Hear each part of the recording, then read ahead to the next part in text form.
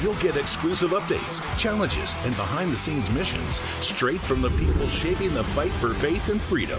Every action you take, every share, post, and mission earns you points, badges, and ranks. Compete with Patriots nationwide. Unlock rewards, exclusive gear, even chances to appear on air or attend live RAV events. But this isn't just about watching, it's about doing. Joining campaigns, volunteering locally, standing for truth. This isn't just a fan platform, it's a movement, one voice at a time. Scan the QR code or go to ravambassadors.com to join now. Because America's voice is your voice. I'm a J6er. I spent 1,143 days in prison. I'm a J6er, and I spent 3 months in jail and about a year in prison. I spent 4 years out of an 18-year sentence in prison. J6ers have been smeared and defamed by the media, persecuted by the government, and treated like terrorists. In reality, J6ers are patriotic men and women, mothers, fathers, sisters, and brothers from all walks of life. Stand in the Gap was founded to stand in the gap for J6ers working to rebuild their lives after being incarcerated. And we need your help. For just $10 or more, you're helping these patriots get mental, physical, and spiritual help. Please scan the QR code or go to j6support.com to donate $10 or more to support these American patriots. Thank you for being a patriot. Thank you for standing in the gap.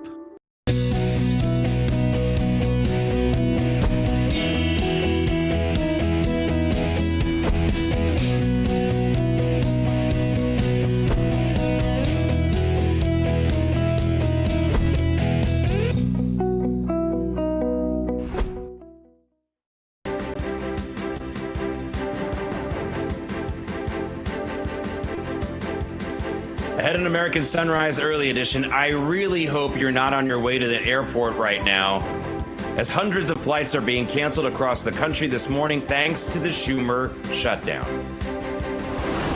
But New York City Mayor-elect Zohran Mamdani isn't letting the shutdown disrupt his travel plans. He's about to jet down to Puerto Rico next week for a very serious conference at a luxury resort. Must be nice. Must be nice. It also must be nice to be a federal worker in D.C. where you go on trial, because you can be sure your Washington neighbors on the jury will always be on your side. Sure, this guy is getting off scot-free, but that sandwich he threw at federal workers, or actually ICE people, will never get justice. That was a wasted sandwich. You're looking at the world's first actual trillionaire. Tesla shareholders overwhelmingly vote to approve Elon Musk's $1 trillion pay package. This just in, that's a lot of money. And now that Musk doesn't have to clip coupons anymore, maybe he and SpaceX can afford to try to rescue some Chinese astronauts who are now stranded aboard their space station because their ride home was hit by space debris. Would China even take the help if we offered it? American Sunrise Early Edition begins now. Welcome to American Sunrise Early Edition. The show where faith, freedom, and the values that built this nation take center stage. Your good deeds and bad deeds. That's how we're going to judge you. Join host Jake Novak as he breaks down the stories that matter. We will be letting the public know regularly what we have found. American Sunrise Early Edition with your host, Jake Novak, starts now.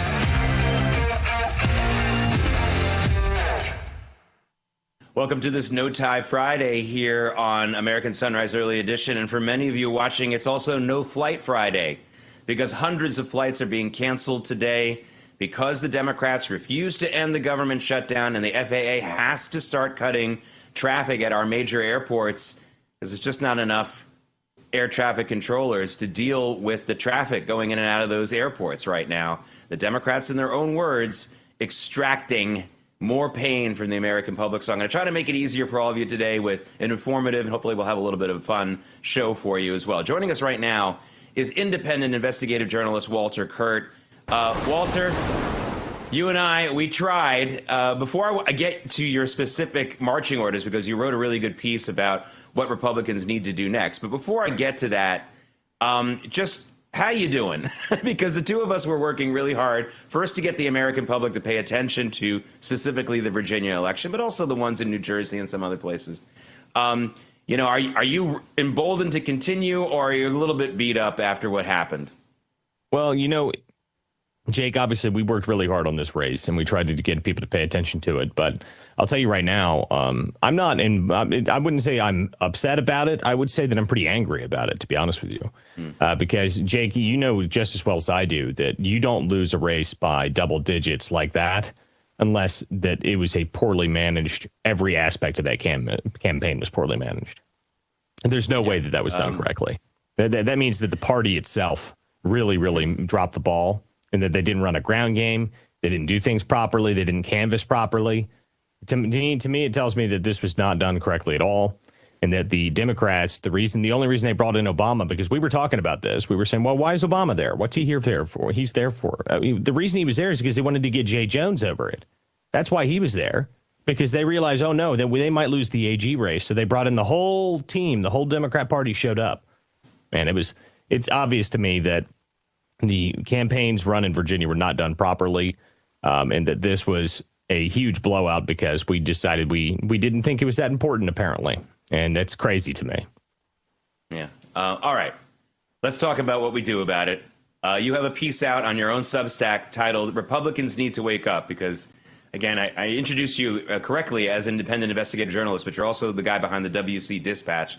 So what do they need to wake up and do right now, Walter, to make sure that things like Tuesday don't happen again, especially next year? Well, the biggest thing that they have to do is that we need to understand that a ground game is necessary. And I've been talking about this past couple of days now, that a ground game, I mean, if we don't wake up and smell the roses and realize that the Democrats, when they actually have these big, giant rallies, that's how they're getting their base riled up. You know, I'm not expecting Republicans to be able to have match the same kind of energy where they've got, you know, a bazillion people out in the streets. I'm not expecting that. I mean, that's not what I'm expecting, but we need to do something. I mean, I've, you know, my entire life I've been around Republican politics. I can't think of, other than Donald Trump, I cannot think of a single person that has actually managed to do large scale rallies like he did, where there was lots of people, where there's community style events, where there's tons of people that show up and they can register voters and they can get people excited about it. Other than Donald Trump, no one does that. And if we can't win without Donald Trump on the ticket, we are screwed. Yeah.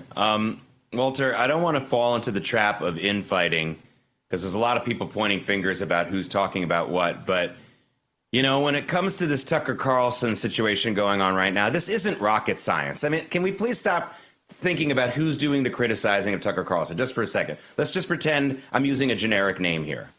Interviewing a guy who says Hitler was a cool guy, interviewing people who think that the United States should have joined in with Hitler in World War II is not helpful. You don't want that person on your team. Can we just stop trying to be too smart for ourselves and tie ourselves into pretzels? We know this isn't right. And as I've said here on the program, and I mean this seriously, and I'm not saying this to demonize mental illness, I've just seen it so many times in my life. The man is going through a mental breakdown. I don't know if he has friends or family members who care about him, but they should. And he absolutely is toxic right now for the Republican Party. And you were talking about how this just doesn't make any sense for us to be wanting to align with somebody like this while we're involved in these important elections. So the big thing that I've been telling everybody, and, you know, Tucker, well, I don't pay any attention to these people anymore, but I'll tell you one thing that pissed me off about this. Why did Tucker Carlson interview Nick Fuentes knowing the reaction that it would get? Of course he knew the reaction. He's not stupid. He knew what the reaction was going to be. Why did he do it 1 week before the biggest election? So all these big elections. I mean, you know, you knew what the reaction would be. You knew what would happen. It was 1 week ago. You know, even if you could want to criticize Tucker, someone explain that to me. Why'd you drop the interview 1 week before the big election, before we had big elections? So the entire right wing started fighting with itself right before we go into this. There was no one talking about the elections. You know, I remember I put a post out when I was talking about this on this is the Monday before the election. I had been out 19 hours trying to get the vote out in Virginia. I was down everywhere, and I come back, and what are people talking about online? Absolutely nothing. You know, they're not talking about anything to do with the elections. They're not talking about anything to do with getting the vote out. They're screaming about Kevin Roberts, Tucker Carlson, and Nick Fuentes. And I was like, my goodness, people, we are hopeless. We are not going to win if this is all we're going to talk about. And, the problem being the reaction, both the reaction and the fact that he released the interview in the first place. We could have waited a week. Couldn't you waited 7 business days to release your interview? You had to do it right then. Amazing to me. I mean, it drives me insane that this is a major talking point for people. We need to get away from this stuff. Yeah, he's not a well man. And for those of you who want to see a prototype for him, look up the name Ezra Pound, who was a very talented poet many, many, many decades ago. He ended up in St. Elizabeth's mental institution. And I honestly think this is not a well man. And if there are people out there who really care about him and love him, they'll get him some help. I don't know who they're going to get him for him, because a lot of the psychiatrists and psychologists out there are pretty sick these days. They all have Trump derangement syndrome, the ones I've met. But someone's got to help this guy because he's not all there. All right, I got to get your take on the House Republicans, Walter. Again, one of the election results on Tuesday night was Zohran Mamdani winning the mayor's election in New York City. And the House Republicans are doing what I think people who are opposed to this madman, another madman, Zohran Mamdani, I don't think that it would be out of bounds. I don't care what the New York Times is going to say about it or NPR. I absolutely think there should be an effort to indict and deport him. Even if it doesn't end up working in the end, I think it's important for everyone to understand the crimes he's committed, the people he's associated with, and I'm all in favor of it. Am I crazy?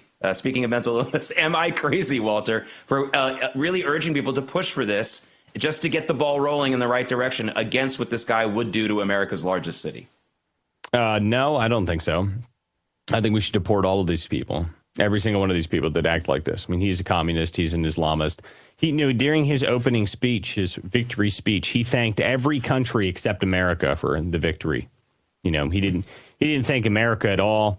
He didn't stand up for and say, for all of the Americans that, that help support me and whatnot. No. He said the Senegalese, the Nepalese cab drivers, the Afghani, falafel stands. That's who he sees his constituency, not Americans. So, I don't think so. I don't care about this guy at all. I think they should find any way they can to deport him. And we need to stop pretending as if we need to be nice about this sort of stuff. This guy, if he came here on legal immigration problems, if he came here illegally, he showed up when his citizenship was given to him on false terms, get him out of here. I don't care what he is. I don't care what position he is. Mayor or not, fire him. Get him out. Hey, and there's a little bit of a precedent for this. Again, another person you can look up, James Traficant, who was an Ohio congressman. He spent some of his time in Congress at the end in jail. I don't know if his toupee was put in another cell. That was another one of his crimes. He had the worst toupee in D.C., which is saying something. But look, folks, all joking aside, we've elected someone who associates with terrorists. They were also at his victory party. We have elected someone who lied on his citizenship application. We've elected someone who accepted foreign donations, which is illegal. I don't know how many times. I don't know how much more simple we need to get with this. Foreign countries and foreign citizens are not allowed to donate directly, or actually in any other way, to American campaign. Do they do it?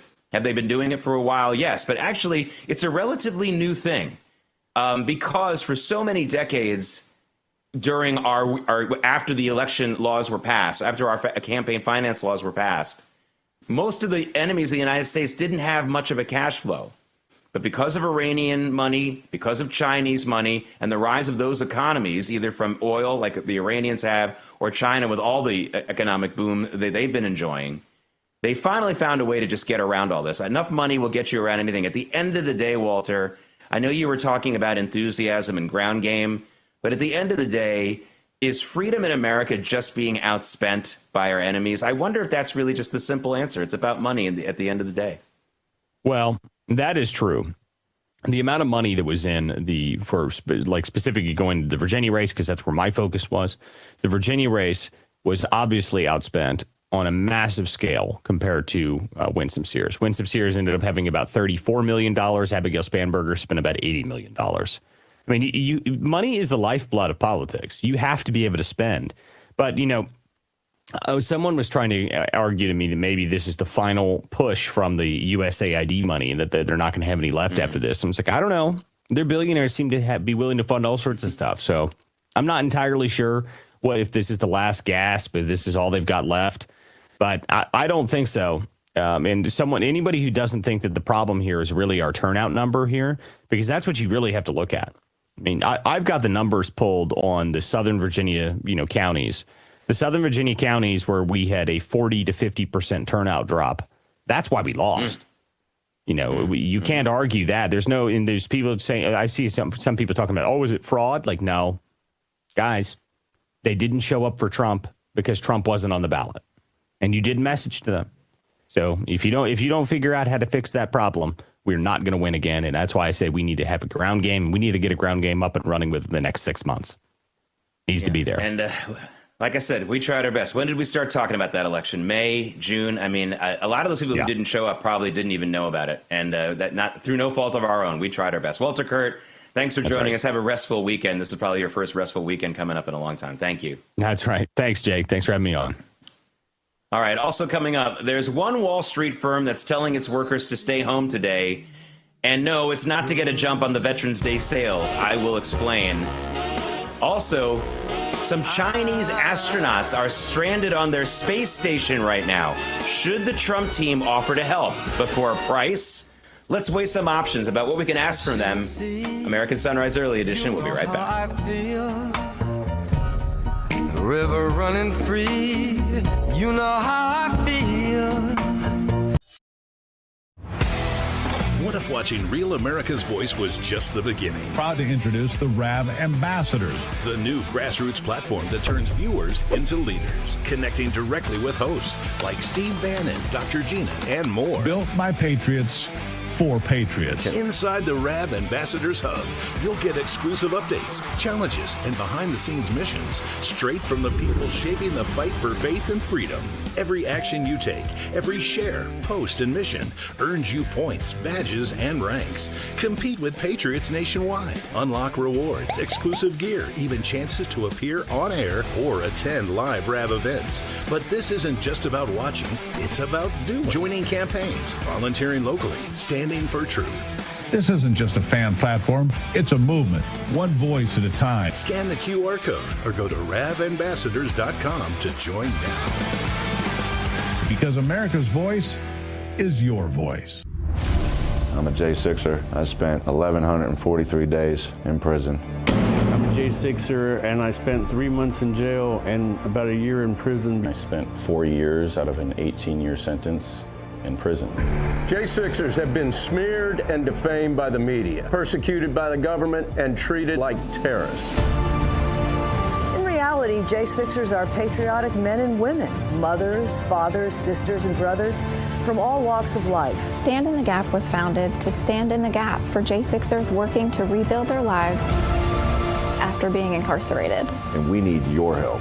For just $10 or more, you're helping these patriots get mental, physical, and spiritual help. Please scan the QR code or go to j6support.com to donate $10 or more to support these American patriots. Thank you for being a patriot. Thank you for standing in the gap.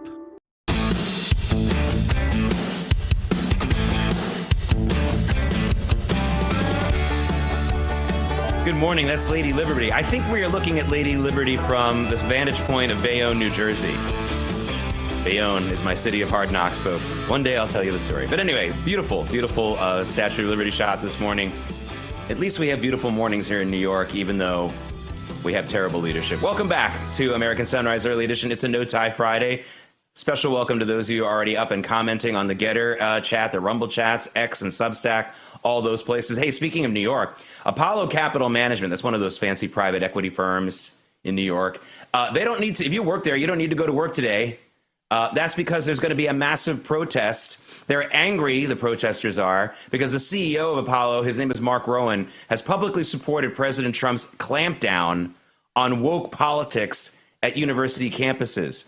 Hey, Emily Finn, this is probably going to be, I think, par for the course in Mamdani's New York. It reminds me of Occupy Wall Street. You better believe he'll probably be joining the protest. I wouldn't be surprised if he shows up. I wouldn't be surprised either. You know, it's really not a good sign that right after you get elected, you're empowering the crazies in your city to rise up and protest. I'm very concerned for New York moving forward. I don't think that this is a good sign. And let's also remember that this is not the people protesting Mamdani, protesting the literal communism that is coming to that city. It's people that are still protesting President Trump. It's absolute insanity, Jake.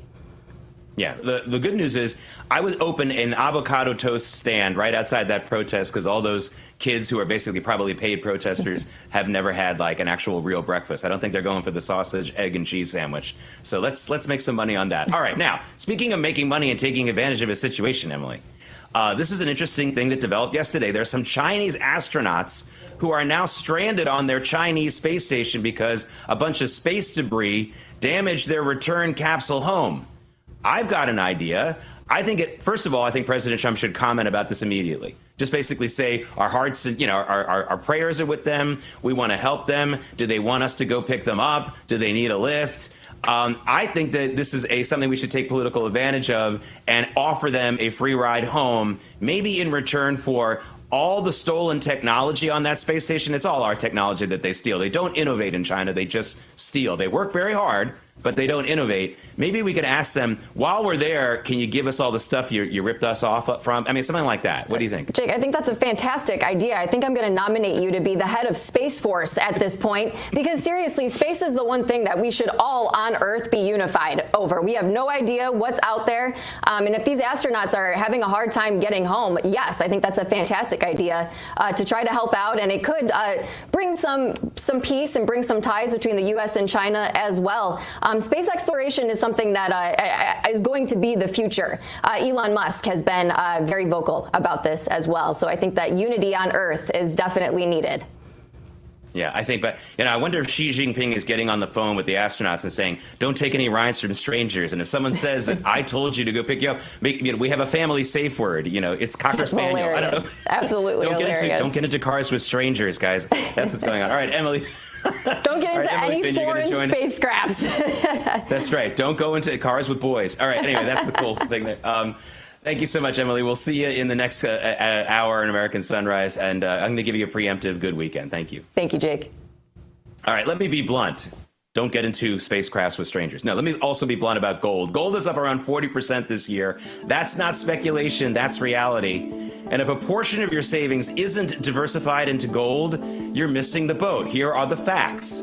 Inflation is still too high, the U.S. dollar is still too weak, and the government debt is insurmountable.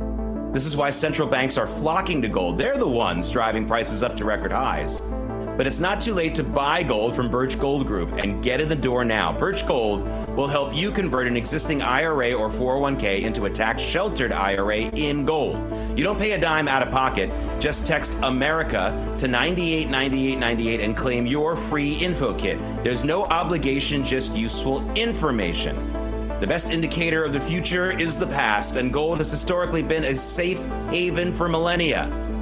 What else can say that? Nothing. Text America to 989898 right now to claim your free info kit on gold. That's America 3 times to 989898. 98 3 times. Protect your future today with Birch Gold. Coming up, Elon Musk can finally buy himself some decent clothes and move out of his mom's basement. That $1 trillion pay package has been approved. I'll have that story and the rest of Moving America when American Sunrise Early Edition comes right back.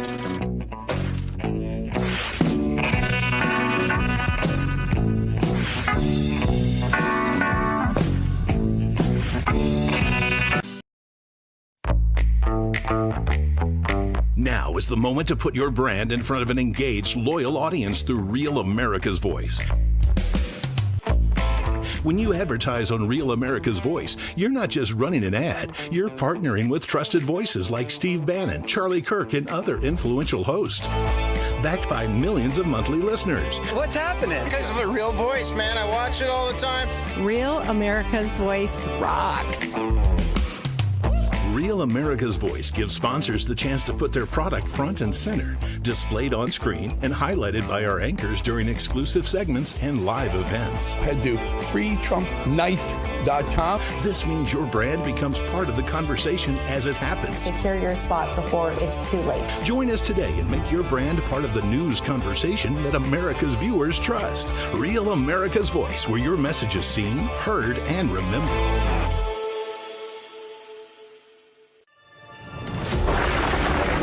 Through every storm, every moment of uncertainty, everybody needs to pray for Charlie Kirk right now. Rev has stood strong. We're not going to tolerate this stuff anymore. Turn that anger into motivation to save this nation. When we move together, there is power. The cries of this widow will echo like a battle cry.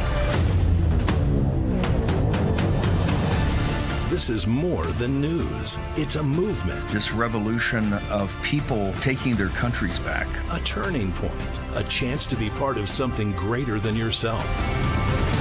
Scan the QR code and stand with RAV. The story isn't over, and neither is your part in it. Step in, be counted, be heard.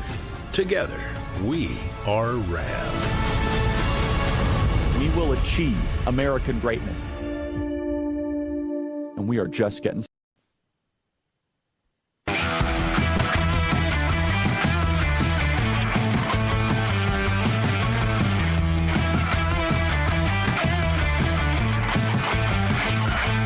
Live look at Bar Harbor, Maine here on American Sunrise Early Edition. I used to live in Maine. It's beautiful there. I lived there in 1994 and 95, and I have to say, it took me about 6 weeks to understand what the heck the people were saying there. When I say Bar Harbor, I should say Bar Harbor. I mean, the New England accent up there is really, really thick. But eventually I was able to understand what they said. I could have used Google Translate back then, but Google didn't exist. All right, let's take a look at the markets right now. Because we've got, there we go. We have a slightly lower open. We had a sell-off yesterday. By the way, there is going to be a very concerted effort, it's already starting, by the mainstream media and their Democrat allies to talk down the economy. And they're going to be pointing to the stock market losses of the last couple days as evidence of that. That's not the case. What's going on in the markets right now is buyer's remorse about all the AI spending. This happened in April. This is the reason why the markets went down in April, and I don't know if it will be another buying opportunity like it was then, but if you bought at those lows in April, you made a ton of cash. This is about AI. It's not about the other economic challenges in our economy. We do have them. I'm not saying the economy is perfect. Anyone who says it's perfect or all terrible is a liar or a dope, but this market sell-off this last couple of days, and it's not really even a sell-off, it's just a couple of days of a downward trend, is because of AI and AI buyers' remorse. Just remember that when you see that all over the news the next few days about how the economy is tanking. It's not true. All right, joining us now is Artillery Tea Company co-founder Mike Britton. He is a frequent guest on this program because he makes a great product and has a great story behind it. For those of you who haven't been paying attention, if you tune out when I talk about Artillery Tea every day, this is your comeuppance. We're going to get you all up to date. Mike, why should someone choose Artillery Tea over any other tea? Get these people who've been watching my show and haven't been listening into the right frame of mind, please. Yeah, thanks, Jake. So our product is different in a few ways. First of all, the stuff you get at the store is made of something called tea dust. It is literally the worst grade of tea you can get. They take the leaves, they process them into black or green tea, and then they put them through kind of more of a conveyor belt system. Literally the stuff that falls through the cracks, the little dust particles that falls through the cracks, is what they sweep up and put into the tea bags in the grocery store. The other thing they do is they use tea bags that are made out of bleached paper, something called ECH, which is a chemical used in insect fumigation as well. And they use glue, lots of plastic, billions of microplastics get into your drink when you drink grocery store tea. Ours is different. Ours is the whole leaf, so we don't do the dust at all. We do the whole leaves that are, freshly picked, freshly processed into green tea or black tea, which is just a process of oxidation. And then our tea bags are also completely chemical free. So they're made out of a cornstarch material, and they're all plant-based and biodegradable. So we don't use any glue or bleach or plastic or any of that nasty stuff. Mike, I have this, there was a sketch on SNL about 35 years ago, maybe longer, where a man dies and St. Peter answers all of his questions. And one of the questions is, what's the most disgusting thing I ever ate or drank? And St. Peter says, I can't, even though you're dead, I can't even tell you. So I think he just gave some of the answers. It's like, oh my God, I don't even want to know. All right. It's grocery store tea. That's what it is. Yeah, that might have been what it was. He also asks, who were some of the people who secretly liked me in my class? And St. Peter mentions a couple of girls, and he's like, oh well. Anyway, what are you hoping to accomplish this year with assisting veterans in your? Because I know that's a big part of your business. Yeah, another thing that sets us apart from regular tea companies, Jake, is that we partner with veteran and first responder nonprofits. This year, we're partnering with a group called Working Dogs for Vets. They provide service animals to disabled veterans. And there's a lot of cost that goes into the training, the sourcing of the dogs, and then the training of the animals. And we're hoping to sponsor a whole animal this year, which would be like from acquiring it all the way through final training and delivery to a veteran. And so we're looking like we're on track to do that by the end of the year. And so we're excited to do that and excited to do more too. Are you going to be following that whole like training process and maybe getting some pictures with? I mean, I think it'll be like great. I hope, because I want to show that video or the pictures you get of that whole process.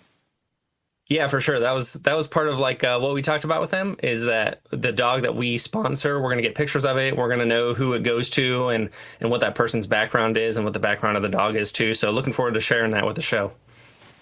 All right. So, I'm always into trying to save my viewers money. Is there anything new and any new promotions coming up for Artillery Tea? Yeah, so gift giving season is coming up. So something that we launched is called the Precision Brewing Starter Kit. Something unique about doing whole leaf tea is that it brews a little bit differently, and that especially differently than coffee. So green tea brews at like a different temperature than black tea, and the steeping times are different and that sort of thing. So we put together this kit that'll give you a thermometer and brewing instructions, and especially how to get 2 cups of tea out of 1 tea bag. So since we use the whole leaves, the leaves will go further than the tea dust will. And so we got a whole kit that'll give you the guide. It's kind of like the whole, everything you need to get started brewing right away. We did put that together for gift giving season as well. And then just last night, Jake, we launched a new subscriptions program called the Patriots Brew Club. And so before we just offered, hey, subscribe and save 10% on your order. And now we're doing the Patriots Brew Club, which will be free shipping on all orders. We're going to have milestone rewards, free rewards as you go. From custom stickers to free mugs to free T-shirts and all sorts of things like that, and then also tiered discounts. If you add more than one item, you get 10% off, 15% off, 20% off. So we're doing the whole. We've revamped our whole subscriptions program. We think it's a much better setup. All right, Mike Britton, that sounds really exciting. It's definitely a great gift idea. Look, you can call it Christmas season. It started. I already heard them. Even my gym is playing Christmas music now, so I think it's totally okay to say that. Mike Britton from artillerytea.co.com/rab is where you can get all the other information. Thank you so much for joining us. Have a great weekend. Thanks, Jake. Okay, ladies and gentlemen, start your engines.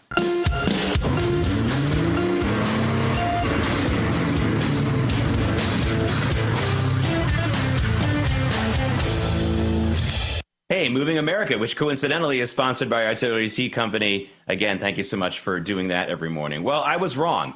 Elon Musk did get his $1 trillion pay package approved, and it wasn't really close. I was getting a little bit worried about it. I didn't completely predict he wouldn't get it, but after that Norwegian sovereign wealth fund said no, I thought to myself, uh-oh, people are going to start piggybacking on this. According to Tesla, 75% of the shareholders voted yes on giving him that $1 trillion pay package. As I've said on this program a number of times before, Elon Musk's made a lot more than $1 trillion for Tesla shareholders over the years, especially over the last 10 years or so. You could make the argument he deserves every single penny. I know that Tesla's board really wanted him to get this because they were worried he would leave. Tesla's making a comeback. They're trying to make a comeback from all that political fire that they took last year and going into this year. Let's see if that happens. But not all CEOs have it made in America, even in the auto industry. CarMax fired its CEO yesterday. Now, that's a used car retailer, as you know, online and in some other places. They announced a weaker outlook for the current Christmas season quarter. They're not looking at good numbers so far for these last few months of the year. So they officially said their CEO, Bill Nash, was stepping down. But he's fired. That's what everyone in the auto industry knows. He's been fired. It's a tough world out there for used cars, and CarMax is not cutting it. Here's a surprise that's not a surprise. It's not a surprise at all, especially even watching this program. Ford is reportedly considering pulling the plug entirely on the all-electric Ford Q50 Lightning truck.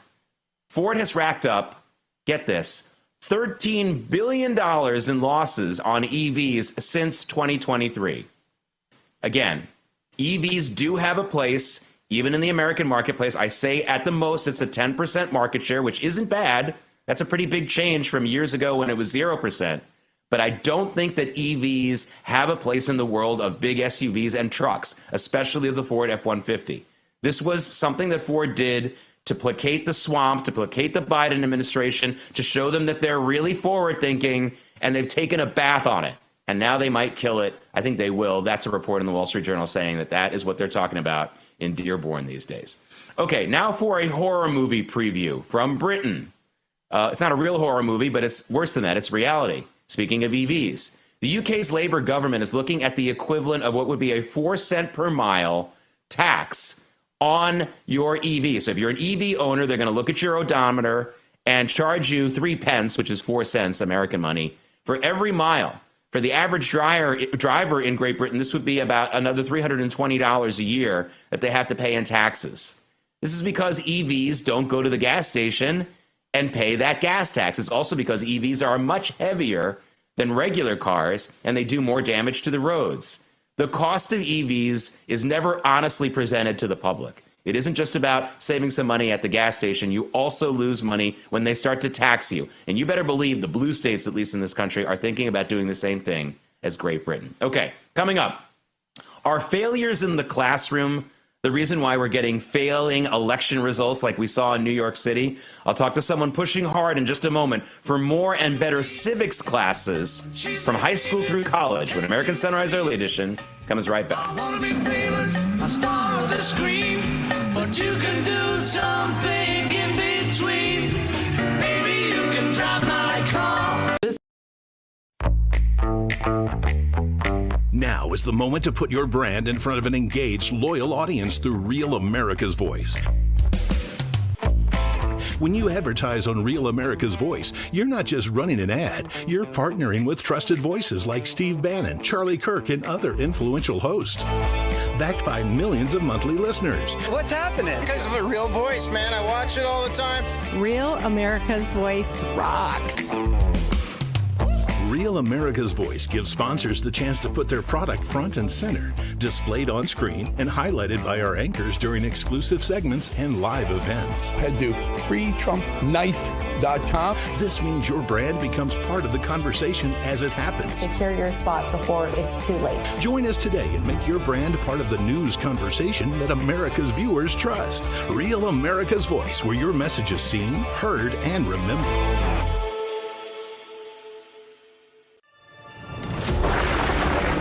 Through every storm, every moment of uncertainty, everybody needs to pray for Charlie Kirk right now. Rev has stood strong. We're not going to tolerate this stuff anymore. Turn that anger into motivation to save this nation. When we move together, there is power. The cries of this widow will echo like a battle cry. This is more than news. It's a movement. This revolution of people taking their countries back. A turning point. A chance to be part of something greater than yourself. Scan the QR code and stand with Rev. The story isn't over, and neither is your part in it. Step in. Be counted. Be heard. Together, we are Rev. We will achieve American greatness. And we are just getting started. It's Friday, November 7th. Here are this morning's top stories. I really hope you're not on your way to an airport or at an airport right now, because hundreds of flights are being canceled across this country thanks to the Schumer shutdown. This is the pain they want to extract from us. Hey, but it must be nice, on the other hand, to be a federal worker in D.C. when you go on trial for attacking ICE agents, because you can be sure your D.C. neighbors on the jury will always be on your side. Sure, this guy is getting off scot-free, but that sandwich he threw away will never get justice. I hate wasted food. All right, you're looking at the world's first actual trillionaire this morning. Tesla shareholders overwhelmingly voting to approve Elon Musk's $1 trillion pay package. This just in. That's a lot of money. And now that Musk doesn't have to clip coupons anymore, maybe he and SpaceX can afford to try to rescue some Chinese astronauts who are now stranded aboard their space station. Their ride home was hit by space debris. Hey, I think China should take our offer to help, but we better extract a big price from them. Let's see if we can shake them down a little bit. They do it to us. American Sunrise Early Edition continues now.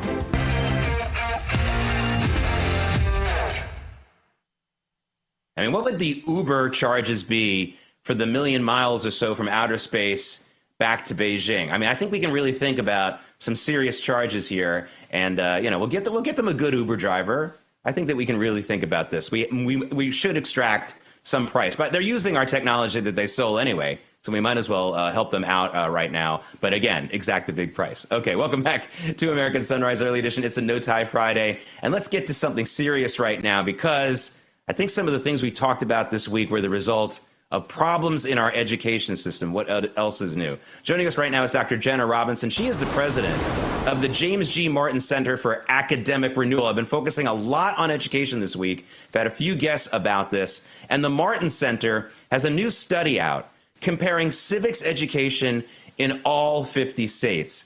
Dr. Robinson, this is something that I think most Americans have known for a long time, that civics education is really weak. I wonder if we talk to people who voted, and I wonder if you guys are ever thinking about doing some exit polling and asking them certain questions like, who was the last person to hold this office? What are the responsibilities of this office? I almost cringe. Remember that old Jay Leno jaywalking thing when he would ask people stuff and they didn't have a clue in the world about what was going on? I have a bad feeling that this would be bad if you guys did exit polls.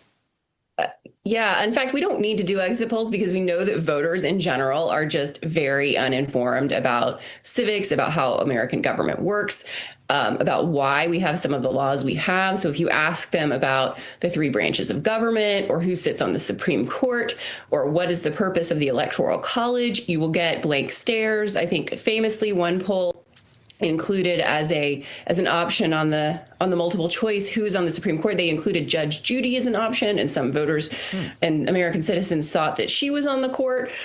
So we know that civic knowledge is much, much lower than it should be in a republic like ours. Now, you're focusing on trying to get it improved in individual states. I think you said something like only 14 states are really kind of doing this right, or maybe at least on the right track. Is that correct? Right. So only 14 states require all undergraduates at public universities to take a civics course. The news is a little bit better for high school that requirements exist, but I'm not convinced that the content in those courses is what it should be. Okay. I think a lot of this has to do also not just about what's going on in the classroom, but the general culture around us. There isn't as much talk about our civics basics in this country. So, Dr. Robinson, I want to play a clip for you of a very famous cartoon. You'll know it when you see it, and then I want to talk to you about it on the other side. Check it out. I'm just a bill. Yes, I'm only a bill. And I'm sitting here on Capitol Hill. Well, it's a long, long journey to the capital city. It's a long, long wait while I'm sitting in committee. But I know I'll be a law someday. At least I hope and pray that I will. But today I am still just a bill. All right, that's the old Schoolhouse Rock thing, teaching kids about how bills become a law. Honestly, I don't think that this is something that most kids know today. I don't care if they learned it from watching Saturday morning cartoons, but I don't think kids even do that anymore. They watch stuff on their phones. It's also the general culture around us, right? It's not just classroom stuff. Mm-hmm. Absolutely. I think, and there's a lack of public trust that probably makes them less interested in learning on how things work in Washington, because their general impression is probably that things don't work in Washington. And so why should they bother figuring it out? And I have some sympathy with that. But I think ultimately we have to get to a place where we have better civic knowledge before we start encouraging civic engagement. Knowledge first, then engagement. And I think right now a lot of our classrooms have it backwards. They tell students to go get engaged, but they don't tell students to actually find out how our system works. Now that, to me, is an incredible pearl of wisdom that you just shared with us. We're talking on this program many times about teachers who are sending kids out. This is especially at the college level, but even at the high school level, sending kids out to protest, encouraging them to protest without really asking them questions. And it reminds me of what a number of people told me who lived during the Vietnam era in this country. And when those protests started to get really pervasive, a number of them told me that they were seniors in high school or they were freshmen in college, and they had a teacher or they had a professor who asked them very Socratic method type questions about why they were protesting, what they thought specifically was wrong. And when he showed them through that process, or these teachers showed them through that process, I know there were female teachers who did it too, that they really didn't know all the things out there, that they maybe couldn't even find Vietnam on a map, that they didn't really understand what the policy was. They thought twice about it, and it may have started, and I don't know if our teachers are doing that right now. We do have something called Action Civics that is being promoted in a lot of our schools, which is focusing on engagement rather than core knowledge. And so students are encouraged to, become part of the process before they understand the process. So it is a problem that we're facing right now. I don't know if it's the same extent that went on during the Vietnam War, but we do need to change the way we teach physics, because I think the most interesting thing we found when we did this 50-state comparison is that almost all our states are teaching civics to high school students, which means that all high school graduates should have a baseline of knowledge, and yet we know that they don't. So something is going wrong in those classrooms. Students are either not learning or not retaining the information they need to be responsible citizens and responsible voters. It might just be a question of creating an advanced placement test, an AP test, that just focuses on the structure of our civics in this country.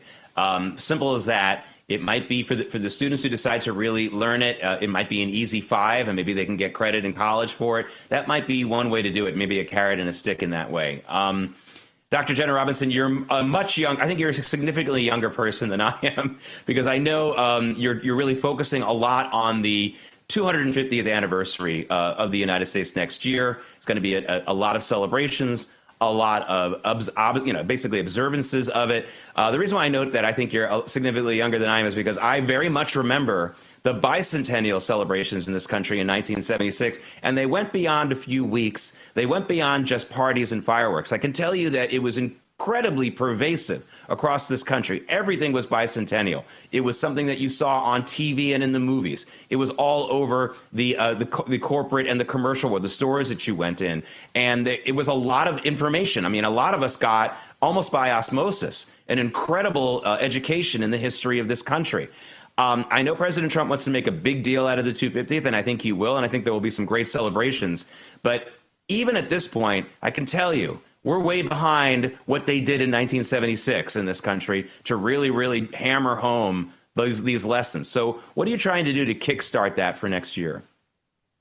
So we're going to do a couple things on the 250th. One thing, of course, is releasing this report and getting into the hands of, state legislatures and encouraging them to have undergraduates take a civics course. I think that would be a great thing to be able to say at the end of next year, is that we move the needle and that more students are taking civics in college and taking high quality civics courses in college. I think that would be an amazing win for our semi-quincentennial. But the Martin Center is also kicking off a contest for the best intellectual contributions that made America what it is. And so we're looking at things like documents, so like the Constitution, the Declaration of Independence, but also works of art and scientific contributions and poetry and literature. And so we're very excited about that. So far, we've already launched the contest, and we've seen speeches and ideas go head to head. I'm betting that the Declaration of Independence is going to win, but we're excited about that opportunity for anybody who comes to our website to vote on what was the most important intellectual contribution to our nation's founding. All right. And I also think there should be essay contests. I have a topic that I'd like to put in for an essay contest. Ask, when did the United States switch from indirect election of senators, from the state legislatures appointing them, to direct election? Why did they do it? And has it been a net positive or net negative? And you have 300 words. That's going to be my assignment. All right, Dr. Jenna Robinson. That's a fantastic assignment. That's a good one, right? That's a good one. I think it was a disaster, by the way. We have senators now who just go on TV and they don't do anything. When they had to answer to the legislature, they did more for the country. But again, that's my opinion. Jenna Robinson, thank you so much for joining us. Dr. Jenna Robinson from the Martin Center. Thank you for the work that you're doing. Good luck with it. And be in touch for if you need any more help on any of the individual projects you're going to do, especially next year. Thank you so much. Thank you. All right, have a great weekend. Coming up, this is an important question to ask. Why has the number of falsehoods, psyops, and just plain BS risen in America at the same time that our ability to find facts at our fingertips has also gone up? Why are the lies going up too? David Brody and I will tackle that when American Sunrise Early Edition comes right back.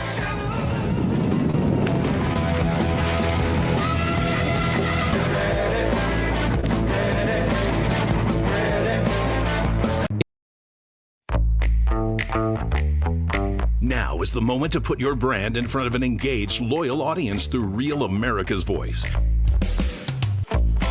When you advertise on Real America's Voice, you're not just running an ad, you're partnering with trusted voices like Steve Bannon, Charlie Kirk, and other influential hosts. Backed by millions of monthly listeners. What's happening? Because of a real voice, man. I watch it all the time. Real America's Voice rocks. Real America's Voice gives sponsors the chance to put their product front and center, displayed on screen and highlighted by our anchors during exclusive segments and live events. Head to freetrumpknife.com. This means your brand becomes part of the conversation as it happens. Secure your spot before it's too late. Join us today and make your brand part of the news conversation that America's viewers trust. Real America's Voice, where your message is seen, heard, and remembered.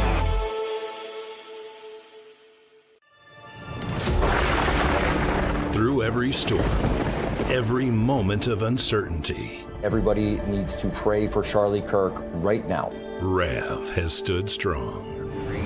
We're not going to tolerate this stuff anymore. Turn that anger into motivation to save this nation. When we move together, there is power. The cries of this widow will echo like a battle cry. This is more than news. It's a movement. This revolution of people taking their countries back. A turning point. A chance to be part of something greater than yourself. Scan the QR code and stand with Rev. The story isn't over, and neither is your part in it. Step in. Be counted. Be heard. Together, we are Rev. We will achieve American greatness. And we are just getting started.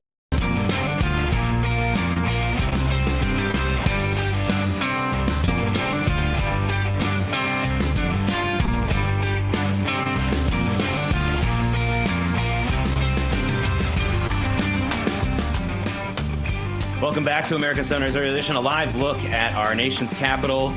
Going to talk a lot about in the next couple of hours the continuing shutdown and the massive pain that the Democrats are now inflicting on America. I hope you're not going to an airport this weekend or had a vacation planned. A lot of flights canceled. It's really bad at the security lines. The Democrats, in their own words, I am quoting them, say they need to extract more pain from Americans. It's just incredible that this continues. The reason for it, a lot of big reason for it, the mainstream media, they did an analysis yesterday. About 90% of the mainstream media coverage of the shutdown blames the Republicans, even though it's the Democrats who voted for it and have voted to continue it 14 times.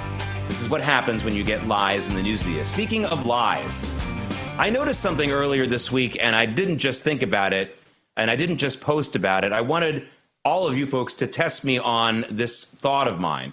I posted this. I said that, the great paradox in the Western world right now is that even as technology makes it possible for us to get all the facts verified in just a moment, just have to go on my phone and I can get facts no problem.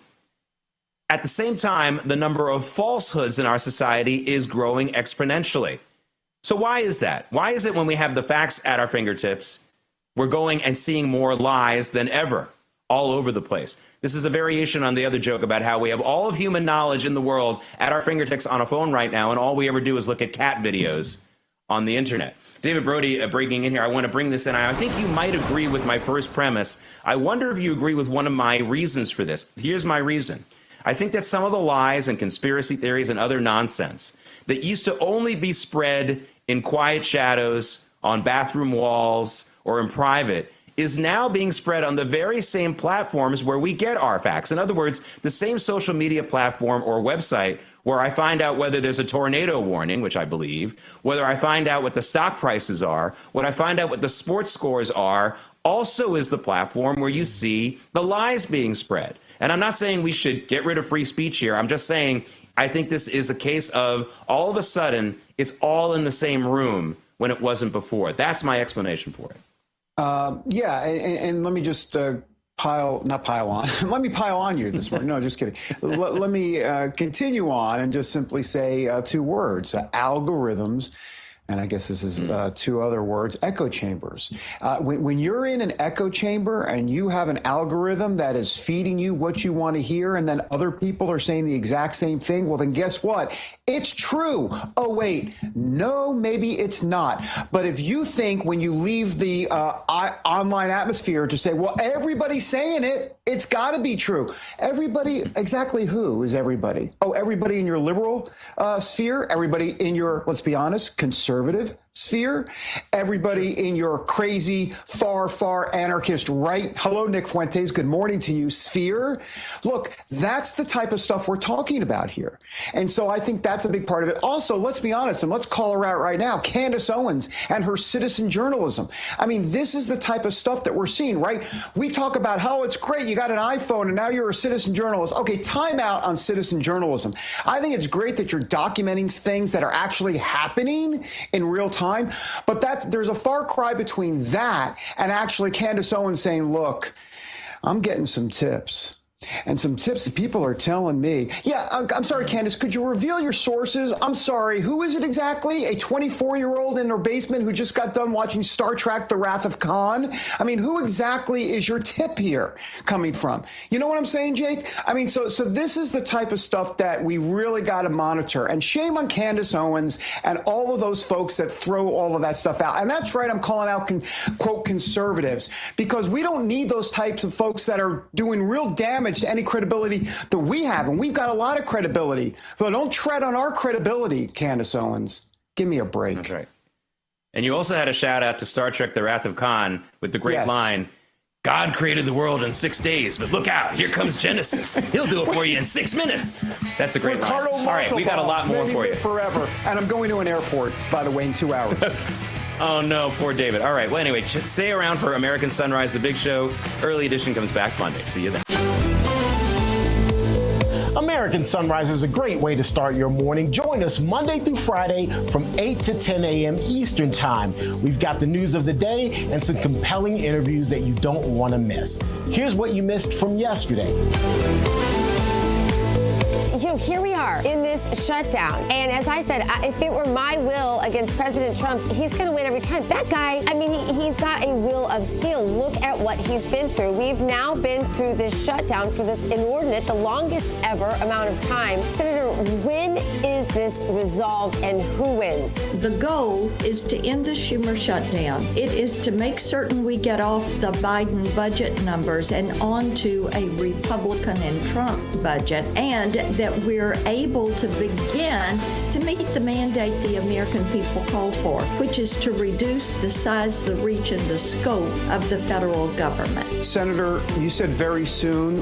What is your, can you give us some sort of sense? What does very soon mean? Is that a couple days, a week, 2 weeks? What do you think? We're talking about hours and days. These numbers that we're talking about, these are numbers that the Democrats have voted for 5 times. And because they have Trump derangement syndrome, they have voted against continuing with the Biden numbers. I'd like to ask you what you believe has changed for Senate Democrats that would encourage them now to vote for a clean CR and move this forward. You know, there's polling that says blame Republicans. There's also polling that is blaming a lot of Democrats, especially when you look at the fact that the AFGE, the largest federal employee union, is siding with Republicans in this. They want the shutdown to end. The Air Traffic Controllers Union, they have sided with Republicans in this shutdown. As I talk to Tennesseans, they want to see the shutdown ended. They want the federal government to be responsible. They think it's time to reduce federal employment and to reduce what the federal government government spends. There's a lot of talk. President Trump has said that he would like to end the Senate filibuster. We've had a lot of people weigh in on this, other lawmakers, and most of them, it sounds like, are opposed. What's your opinion? I don't know exactly what the resolution is going to be on that. I don't know if there is going to be a change of the number that you have to see. There's a lot of discussion around this. Everyone is frustrated with the fact that the Democrats have continued to vote no more than a dozen times. They have voted to keep the government shut down. They have voted to see people suffer and have even admitted they knew people were suffering, but they felt like it gave them political leverage. That should be disgusting to people.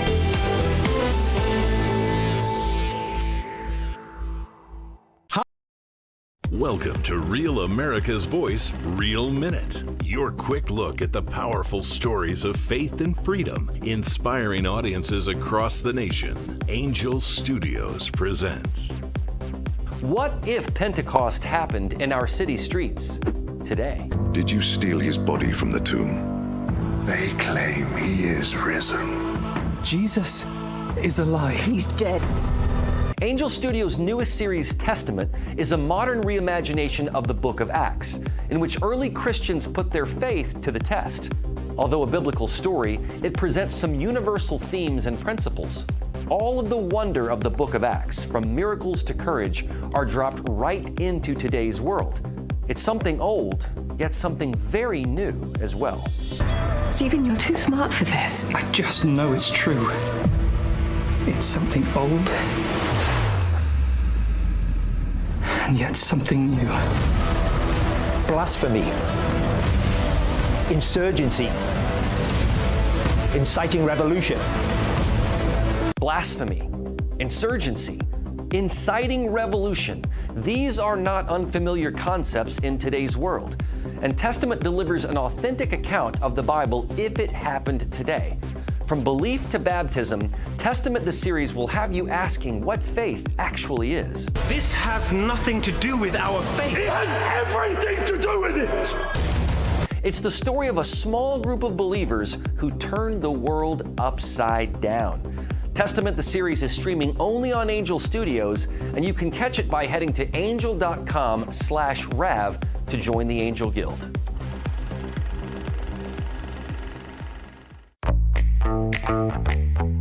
Now is the moment to put your brand in front of an engaged, loyal audience through Real America's Voice. Ahead on American Sunrise, the longest government shutdown in history continues as flight reductions at airports across the country are taking effect today, and the Trump administration is set to answer a judge's order related to food aid for millions of Americans. The question this morning, however, how much longer can this go on? We'll take you to Washington, D.C. for answers.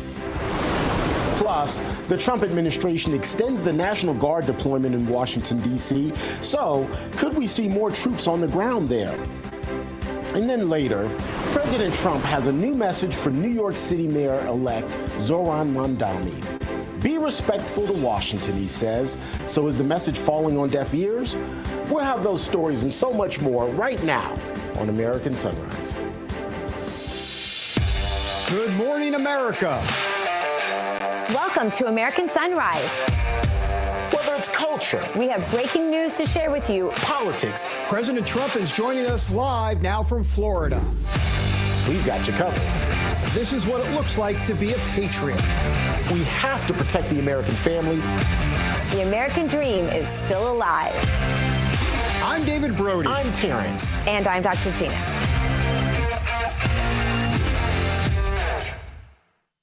Good morning, everyone. Thank you so much for tuning in to American Sunrise. I'm Emily Finn, filling in briefly here for Dr. Gina. She will be with us in just a few minutes. Let's bring in David Brody in Washington, D.C., and Terrence Bates in our Denver newsroom. Good morning to all. Good morning. Good morning, Emily. Good morning, David. Good morning. What a Friday. So if either of you are going to be traveling, well, there are a couple of cautionary things. First of all, flight delays are going into effect and cancellations across the country. That's one thing. Sorry to poke the bear there, David. I know you're going to be traveling today. But the other thing is, particularly for folks who are traveling internationally, check your passport. CBS News has this headline, which reads, Supreme Court lets Trump enforce new policy on passport sex designations, removing X gender marker. Basically, long story short here, this freezes a lower court order keeping the X gender on passports. It also requires documents to reflect a holder's biological gender at birth. The only X that should be on a passport, in my mind, is the X where you're supposed to sign your name, David. Exactly. You know what? A revolution of common sense. Isn't that what Donald Trump talked about? And here we go from the Supreme Court. Hey, so liberals, hold on to your granola this morning. Male and female. That's it, folks. Good night. Have a wonderful evening. That's it. And here's the thing. This whole transgender, non-binary thing. All right, let's play that out, Emily. So let's say you go with the transgender non-binary on the passport, which you can't now, but let's say you did. Okay, so my passport now says what exactly? Transgender, but then one day I'm male, one day I'm female, one day I'm binary, next day I'm non-binary, next day I'm carry the 1 plus the 4. What am I? So you're going to have to do so many different passport changes because, you know, you don't know who you are from day to day, week to week, month to month. The point is the whole thing's ridiculous. Stop. And have some granola while you're at it. This is certainly a win for common sense. I mean, even if you do identify as transgender, you were still assigned a gender at birth, and that needs to go on your passport. I mean, it's as simple as that. That's right. And by the way, this just in, that ain't hate speech, by the way. That ain't hate speech. So don't bring it. Don't bring that. And to me, it really comes down to the bottom line of safety. When you're flying abroad or when you're at an airport or identifying yourself via passport, the idea is that whoever is looking or whoever is controlling the passport be able to identify you with some degree of certainty. And part of that identification process is one's gender. Even if you're a man and you're dressed up like a woman, at least there should be something within that passport that gives a person an idea of who they're trying to identify. It seems just that basic to me when you break it all down. But and by the way, can I just say something? I'm so glad you said that, and that took courage and boldness to say that. But that's right, a man dressed up as a woman. Thank you, Terrence, for saying that, because that's the truth. And some people are actually having body parts removed and replaced. I get that, but what you just said there overall is exactly what's going on. And we had a name for that back in the 1970s. I won't use it today because it might be a little crude, but that is exactly right, T. Bates. That's all I want to say. Emily, please. I'm sorry. Well, I digress. I always digress. I do want to quote the great Shania Twain here. Man, I feel like a woman, and I am thanking God every day for being a woman. So I think that's a good transition to our Bible verse for today. It comes from Psalm 29:2. Give unto the Lord the glory due to his name. Worship the Lord in the beauty of holiness. Beautiful way to start the day. The longest shutdown in history does continue today, and we are now seeing a report that Democrats are feeling more confident in their position. The Hill reports that Democrats are feeling more emboldened after Tuesday's election wins, and they do not expect a deal this week. Senate Majority Leader John Thune is calling on Democrats to do the right thing. Take a look at this. Mr. President, Democrats have a choice to make.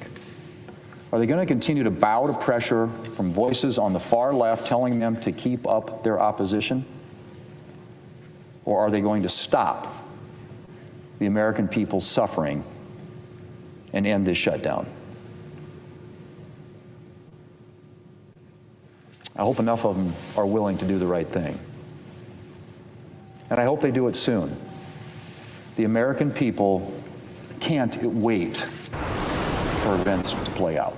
For more, let's bring in Rav Chief White House correspondent Brian Glenn. Brian, what more can you tell us about where things stand on the shutdown?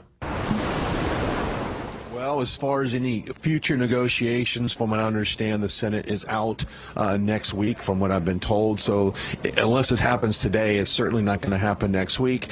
Mike Johnson is not calling the GOP back into session to at least go over some of the appropriations and maybe pass some bills. So none of that's going to take place. But the only wait's going to happen right now, Emily, are people waiting at the airport to find out if their flight is going to take off. I mean, as we've been talking about all morning, in kind of the back chat. There are about 40-plus airports planning to scale back thousands of flights. About 780 flights, to be exact, were canceled proactively yesterday for the weekend. Now, I know, David, you mentioned you're about to get on a plane. I'm about to get on a plane a little bit later this afternoon. We'll see if those planes take off on time. But major ramping down, so far scaling down on air traffic controllers. Midway through this month, November 14th, we'll go down to about, I believe, a 10% reduction there. So great wait times look ahead for those that are traveling. And if you're looking at packages as well, Kentucky and Memphis both are impacted with FedEx and UPS. So perhaps your packages shipping for the holidays may take a little bit longer to get there. Absolutely. And talk about political malpractice. I mean, my goodness, people, a pox on all your houses. Get it done. And get me to my destination on time, by the way, on a narcissistic level. All right. Brian, let's talk about this New York Post headline. Well, it's everywhere. It's a headline everywhere. Trump relishes evil, corrupt Nancy Pelosi's retirement. Great thing for America. He's so classic.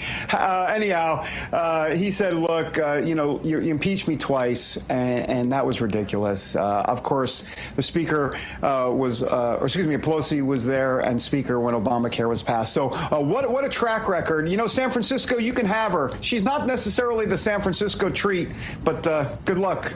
Brian, your take. That's good. That's good. I never liked the San Francisco treat anyway. Hey, remember Nancy Pelosi also ripped up that speech at the State of the Union. That was I think a highlight in her career as well.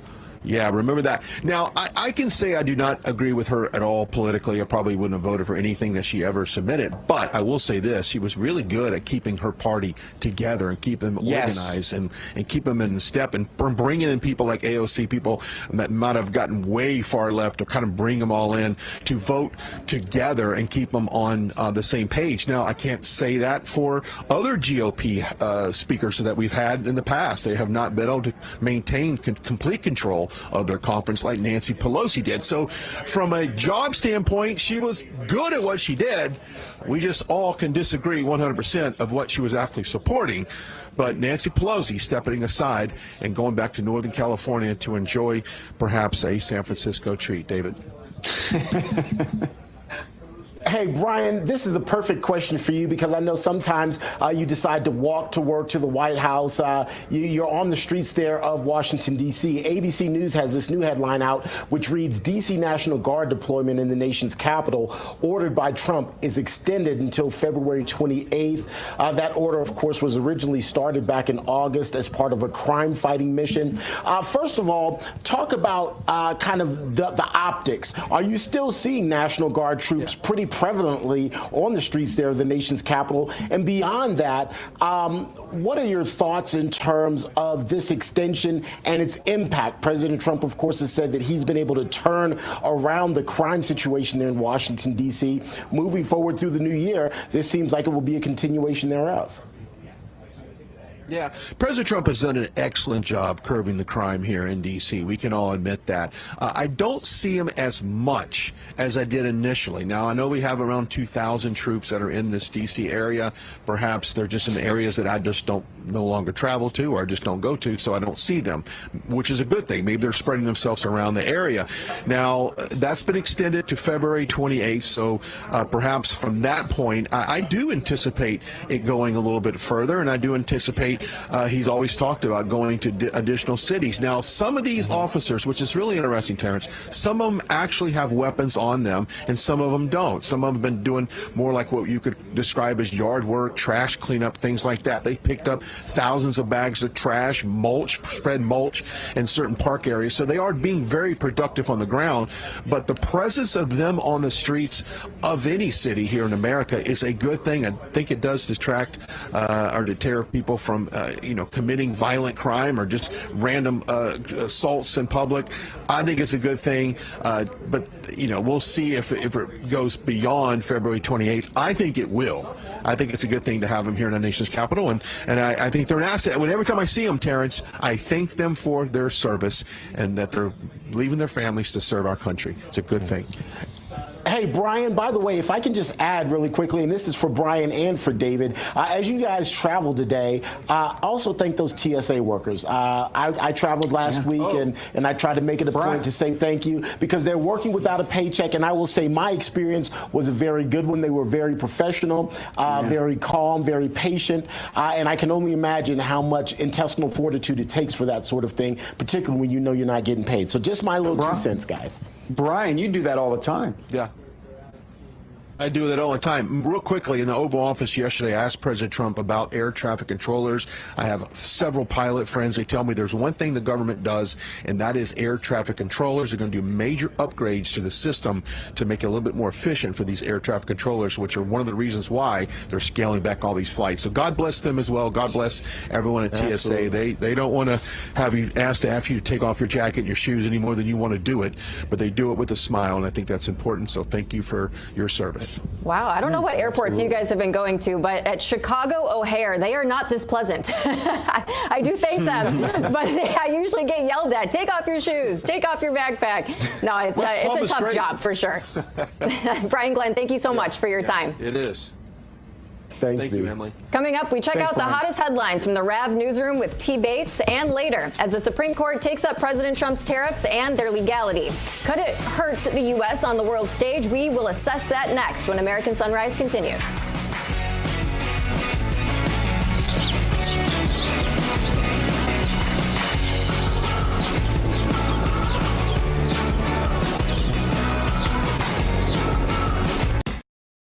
Welcome to Real America's Voice, Real Minute. Your quick look at the powerful stories of faith and freedom, inspiring audiences across the nation. Angel Studios presents.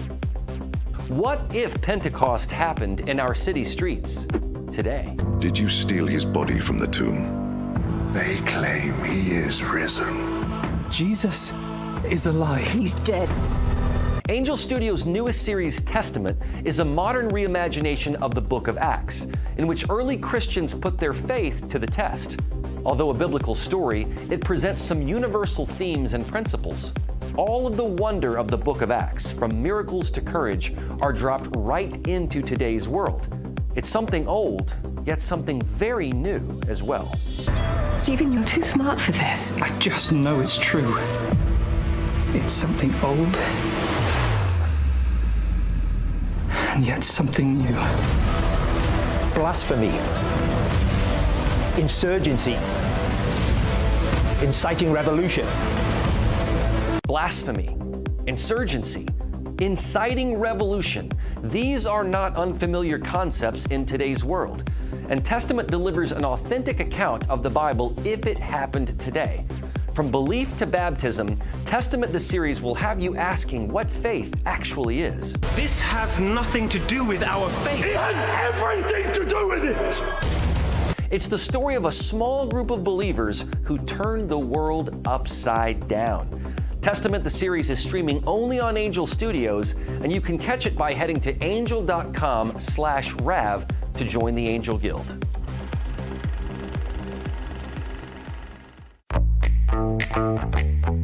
Now is the moment to put your brand in front of an engaged, loyal audience through Real America's Voice.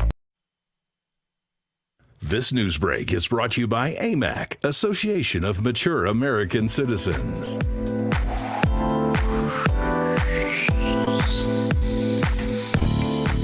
That's the Capitol. The government shut down. Back to you at home. That's it. That's the update. No, we have a lot more details coming up later. Oh, thank you. Of course, on cue, the wonderful control room putting up the Schumer shutdown. By the way, some mini breaking news, if you want to call it. Elise Stefanik will run for governor in New York. She'll take on Kathy Hochul. We knew that was coming. Now it is official. That just came in a few moments ago. All right.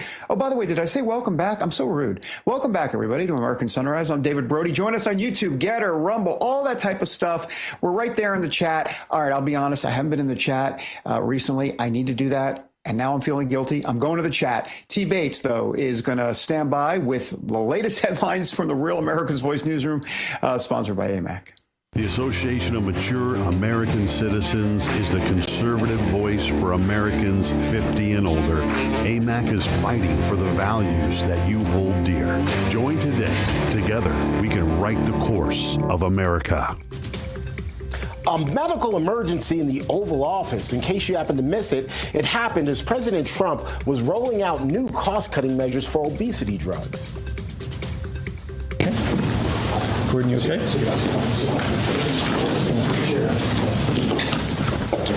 Yeah. The good news is the White House confirming the gentleman you saw pass out is okay. He was there representing a pharmaceutical company. The group was in the Oval Office as President Trump announced significant price cuts to obesity drugs, which he says cost Americans 1,400% more than patients in Europe. And this has to do with other pharmaceutical products also. But we're covering this today because it's such a big seller. I guess it's the number one selling thing there is today. These are two companies that are behind the groundbreaking weight loss drugs that have helped millions of Americans struggling with obesity live better, longer lives, everything else. The medical experts on hand for that announcement agree that obesity is a gateway to other health issues. They say that's why anti-obesity drugs are so important. Well, expect longer than normal lines and angry passengers at the airport today as around 800 flights are already canceled across the country.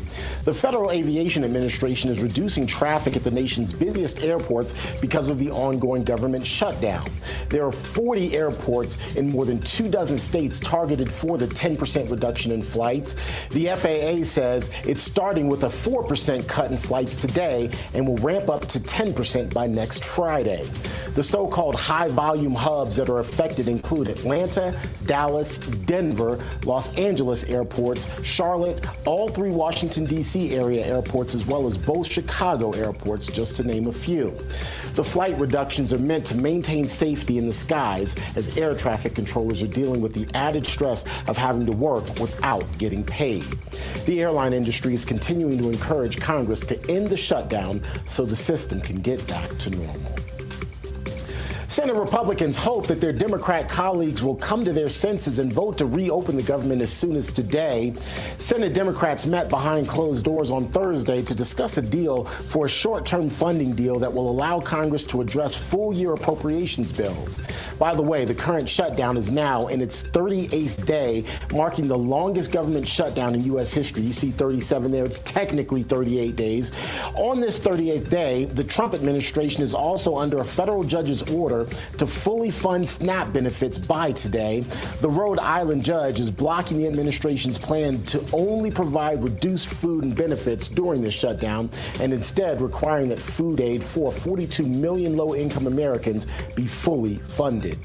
In his ruling, U.S. District Judge John McConnell writes, and this is a quote, "The evidence shows that people will go hungry, food pantries will be overburdened, and needless suffering will occur. That's what irreparable harm here means," he says. That's a quick check of your headlines. Time now to get a quick check of your forecast. Let's bring in Weather Nation meteorologist Brittany. Brittany Lockley joins us this morning. Brittany, good to see you. I'm sorry I'm a little tongue-tied because I hear it's getting ready to get cold, and you know I come from a tropical people. I like it warm. You know, I come from Florida, too, so you like it warm, Terrence, but millions of Americans are going to be experiencing that cold weather. It's going to be diving deep down towards the south. We also have a severe weather threat for the south for today. So you've been talking about those airport delays. So we'll be seeing some, not only with the severe weather threat, but how about with the snowfall as well? We have a Clipper system that will be moving through the northern tier of the country, bringing us some snow, some lake effect snow, too, for the Great Lakes. So we'll be talking about that as well. But the coldest air of this season. We're getting ready for winter time. So we're going to see those temperatures drop all the way down towards the south. We're talking about temperatures in the 40s for Florida. So it's going to be quite chilly, but this is next week. Let's talk about what's happening right now. We have a couple of Clipper systems that will be rolling through, bringing us some showers, some thunderstorms, especially for the northeast, that will be moving down towards the southeast as well with those stormy conditions conditions. And then one back-to-back, but the second one throughout the weekend is going to bring us some snowfall, that much cooler temperature. So we'll be talking about that as we head into your Monday morning. So it's going to be quite chilly across the area, but temperatures right now in Texas, we're sitting in the 60s for Dallas. How about here in Denver? 31 degrees in the northern tier of the country. We're still sitting in the 40s for New York, but rain is on the way. Cooler temperatures are going to be on the way as well. We're warming up down towards the south. Los Angeles, we got to talk about you because this weekend you're going to be getting up into the 90s. So here's a look at the next 3 days when it comes to the snowfall. We're going to see that snow across areas in the northern tier of the country, especially the Midwest, maybe 1 to 3 inches of snowfall across this region. So pretty decent amount of rain down towards the south. But in terms of the temperatures, Houston, 86 for today, Phoenix, 85, Minneapolis,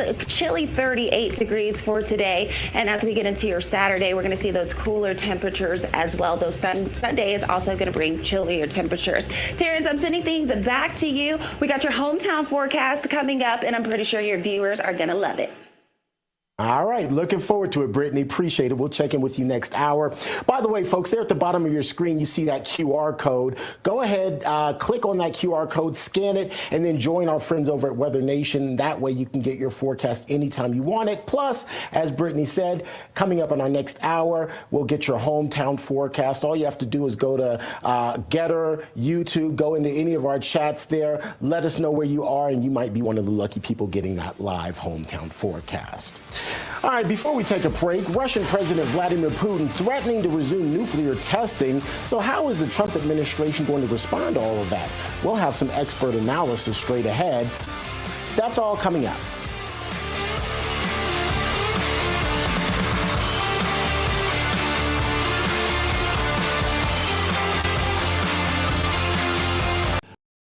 Welcome to Real America's Voice, Real Minute. Your quick look at the powerful stories of faith and freedom, inspiring audiences across the nation. Angel Studios presents. I'm Bo Davidson with this Real America's Voice, Real Minute. It's fall, and that means America's favorite sport, football, is back. And Angel Studios has brought a brilliant and inspiring movie about a 59-year-old man who still wants to play the game. Knock me down, I don't feel pain. Mike, you're right, you always will be, but you can hit. After nearly 4 decades, almost 60-year-old Mike Flint returns to his alma mater because he never finished his senior year due to being thrown out for fighting. Actor Michael Chiklis, whom you'll remember from the TV series The Shield, stars in this true story about a man who has unfinished business. You better get out of my face, little man. Get out of my face. Nothing matters if I can't be out there with my team.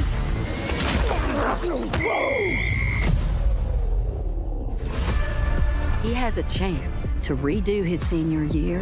Flint believes that we aren't defined by our successes, but by our regrets. And he says he's had a lot of them, as a teammate, as a husband, and as a dad. The senior reminds us that it's never too late to get in the game and turn things around. You can watch The Senior by going to angel.com/Rav and joining the Angel Guild, a community of like-minded viewers who want to see superb quality content. So get back in the game, relive your dreams, and head on over to angel.com/Rav.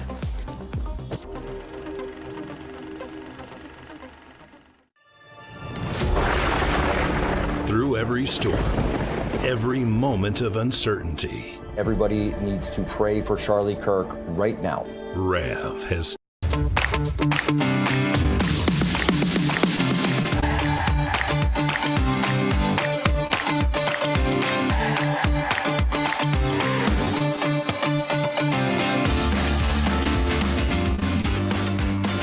I love this music. Thank you, guys. Thank you, Control Room. You guys are amazing. Love this music. Sorry, I'm just going to listen to it. That's West Palm Beach, by the way.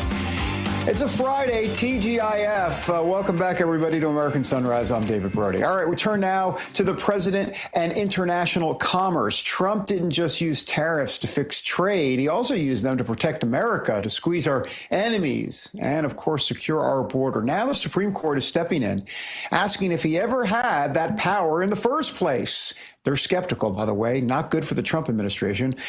They're looking at a 1977 emergency law that Trump used to justify the move on tariffs. Critics say that law was never meant to give a president this much control. Well, join us now to break it all down is retired Navy captain, California State Senate candidate as well, Armen Keteyian. Armen, good to have you here on the West Coast. So, look, if the court takes that power away, you wonder what it means for national security, for the next president. I know they're looking at this as the Supreme Court is saying basically that a tariff is a tax.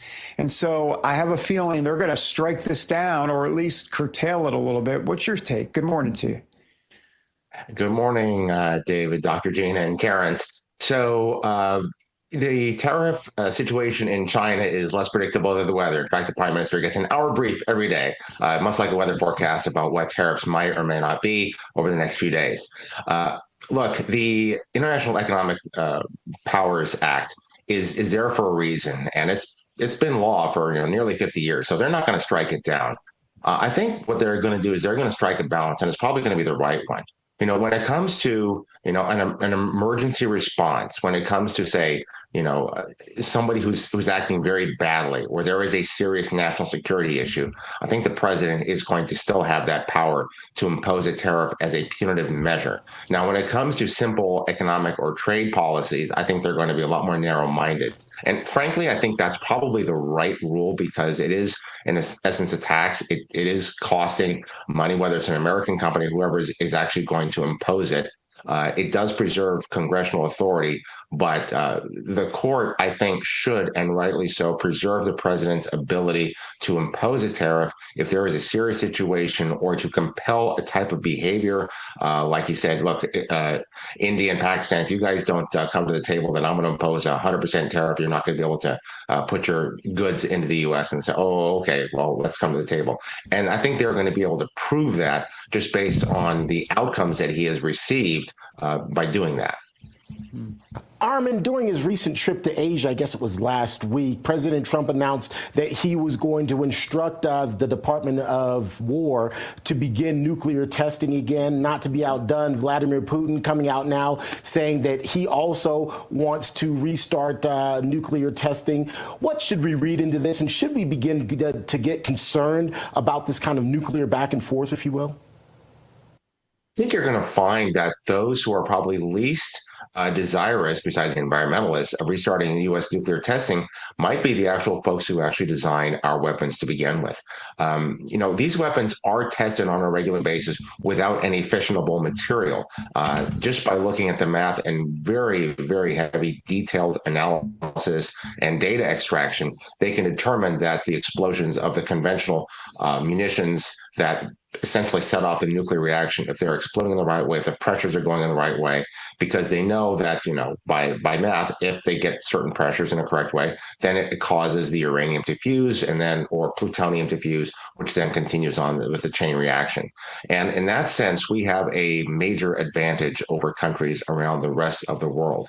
So while I understand the president's position and that, you saw India and Pakistan do a nuclear test in response to each other, about 20 years ago or so, the North Koreans are doing it as well. I would be careful about actually doing this because it's entirely possible that our adversaries may actually benefit more from their nuclear testing than our own. Armen, you're running for state senate in, of all places, California. Not exactly easy territory for a conservative. What made you say I'm in? It's really, really simple. And this is a lesson that should be learned by some of the races that we saw out east where Republicans did very poorly on Tuesday. It's all about the kitchen table. It always comes down to, can I put food on the table? Can I put gas in my car? Do I have a regular job? Now, if I go out and say, California has the highest unemployment rate in the nation and 1.5 million people leaving the state, those are true facts. But how do you relate it to an individual? It says, look, your gas is $1 higher than it needs to be. And that's food that you're not able to buy. And look, we've driven refiners out of the state. You can't fill up your car. Your rent is too high because you got 3 generations of people living there. We don't have enough housing. It's too expensive to build. You've got to bring it down to something that they can understand. And when Trump won in 16 and again in 24, he was very clear about that kind of message. And Republicans all over the country, doesn't matter what level you're running at. If you can't make that kind of connection to folks, that's what needs to happen. And frankly, for me, it matters because I care about helping people. Comes back to my time in the Navy. I love solving the big problems. I love bringing people together and doing something for the common good. That's what gets me up in the morning. And there is a tremendous amount of grassroots support for my campaign. I've been all over the place. I got another event tonight, another one tomorrow night. So a lot of folks are very, very excited about this campaign. And it certainly is not necessarily going to be easy, but it is doable. And you got to show folks that there is a path forward and that we can get Republicans to get out and win with the right message and with the right type of campaign. Because remember, elections are less about issues in this state, a lot of ways, than they are the marketing or how you express those issues and you connect with voters. And that's what we're going to do. No doubt about it. Armen Keteyian, great to have you. Good luck out there, by the way. Say hi to Gavin Newsom for us. Actually, don't do that. But thank you for being here. He'll be gone by the time I get up there, so we'll see what happens. That's right. Yeah. There's a run on hairspray because of him. All right. Thank you, sir. Appreciate it. Thanks, Armen. Have a good one. Coming up, the Trump administration announces a new deal that's actually going to lower prices on those popular GLP-1 drugs for weight loss. I'm sorry, did someone say weight loss? I'm listening. I hope you will too. Details when we come back, everybody.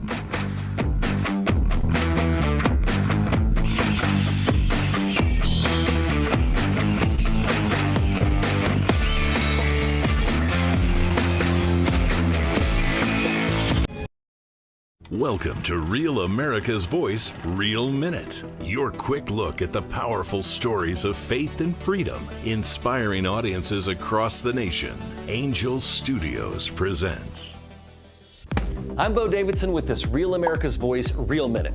It's fall, and that means America's favorite sport, football, is back. And Angel Studios has brought a brilliant and inspiring movie about a 59-year-old man who still wants to play the game.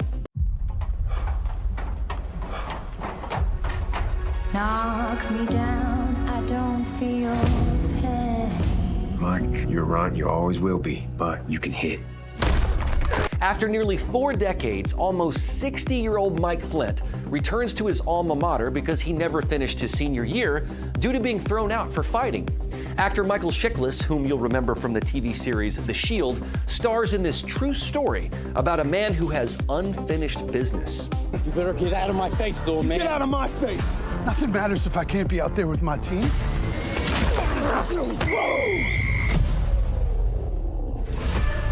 He has a chance to redo his senior year. Flint believes that we aren't defined by our successes, but by our regrets. And he says he's had a lot of them, as a teammate, as a husband, and as a dad. The senior reminds us that it's never too late to get in the game and turn things around. You can watch The Senior by going to angel.com/Rav and joining the Angel Guild, a community of like-minded viewers who want to see superb quality content. So get back in the game, relive your dreams, and head on over to angel.com/Rav.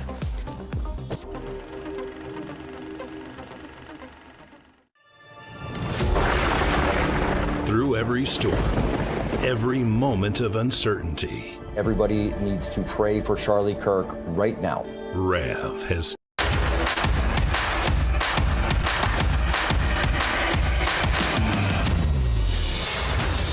Yes, Colin would like you to know this is the best bump shot money can buy. Right there. That is our control room. They do work so hard and do such a good job. Thanks, you guys. Welcome back to American Sunrise. I'm Dr. G. Thanks for joining us. Time now for today's health news, sponsored by The Wellness Company. And under the microscope today, the Trump administration's new deal to cut prices for popular weight loss drugs.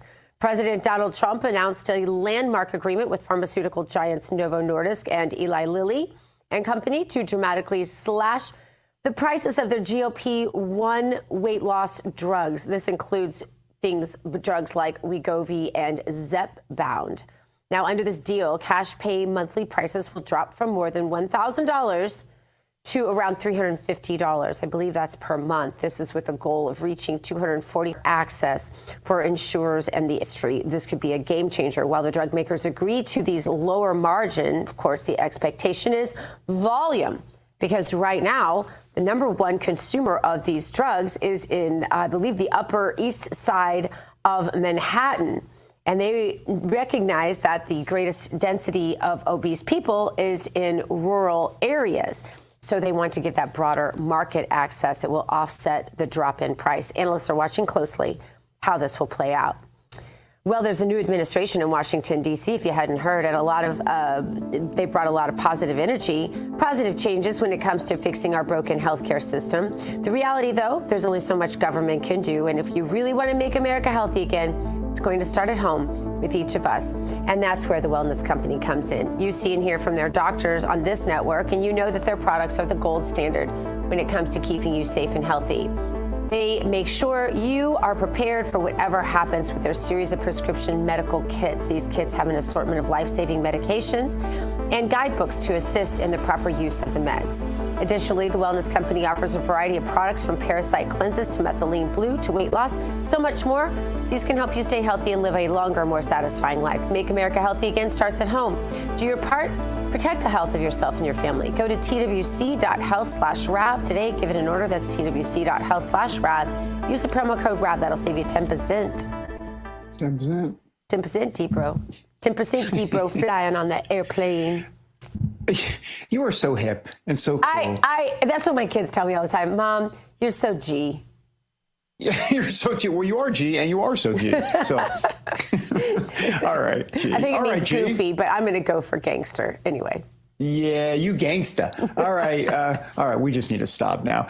Over to New York. Speaking of gangsters, no, I'm just all right. Where the fallout from Tuesday's election of communist Zohran Mamdani is starting to appear. In response to the win, New York City's fire commissioner Robert Tucker announced he's out. He announced his resignation. Tucker, Robert Tucker, that is, who is Jewish, reportedly said his values defending Israel do not align with the new mayor-elect. That's for sure. Tucker has been on the job for roughly 1 year and will now go back to running a private security company. All right, for more, let's bring in retired NYPD detective and the co-host of the Gold Shields podcast. That would be Tom Smith. Tom, curious to get your thoughts about Robert Tucker. I mean, him and a lot of other folks this morning are really concerned, especially if you're Jewish in the city. Yeah, they're not going to compromise their beliefs and their religion and the way they were brought up. You know, no matter what their position is in their government, you know, they have to stand by their morals. And this individual stood by that. And I think this might be the beginning of many more that's going to come down the line, not just on the religious front, but just an ethical front of what he stands for and other people that aren't going to be behind this administration in what he said in the past and what he's going to stand for. No doubt about that. Hey, let me show you this New York Post headline. And sadly, it has to do with swastikas that were found painted on a Brooklyn yeshiva hours after Zohran Mamdani elected New York City mayor. How much should Jews in New York actually be worried about what Mamdani is either going to do, or more importantly, and more probably kind of start to kind of cause, based on some of his supporters maybe getting the A-OK from Mamdani that, hey, you know what, maybe we need to get a little rambunctious here in the city? Yeah, Dave, listen, we've talked about words mattering and people of influence and politicians mattering what they say and having an influence on the like-minded people out there. You know, all these people have an agenda with causing destruction or causing violence, and all they need is a little push from someone in somewhat of a power trip, in egging them on to do this, and they'll be backed up by it. And Mamdani has shown that. He's out there running his mouth about a lot of things that he's done in the past, and it's going to fire these people up. And that's what the dangerous part lies in New York, not just with swastikas, but what's going to go on a violent level once they really get amped up and he gets into office. Hey, Tom, in the past, he's called for defunding the New York City Police Department. He's since walked that back and says, no, never mind. I wasn't serious about that. Yeah, right, whatever.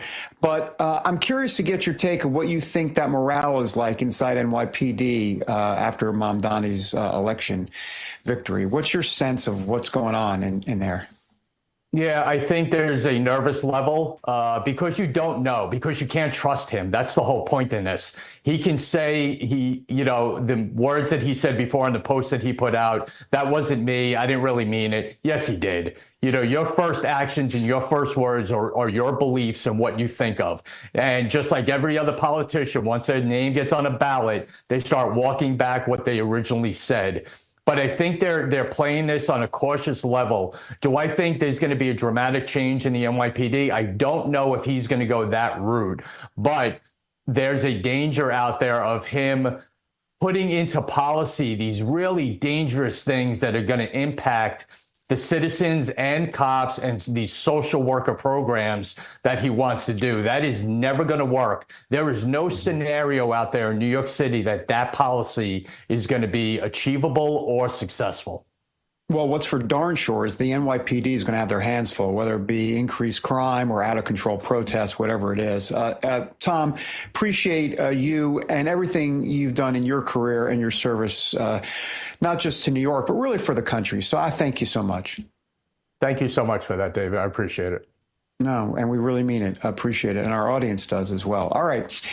Thanks, Tom. Coming up, more election fallout in New York. President Trump has called on Mayor-elect Mamdani to respect Washington. Well, what did Trump say could happen if he doesn't respect Washington? Oh, that answer coming up.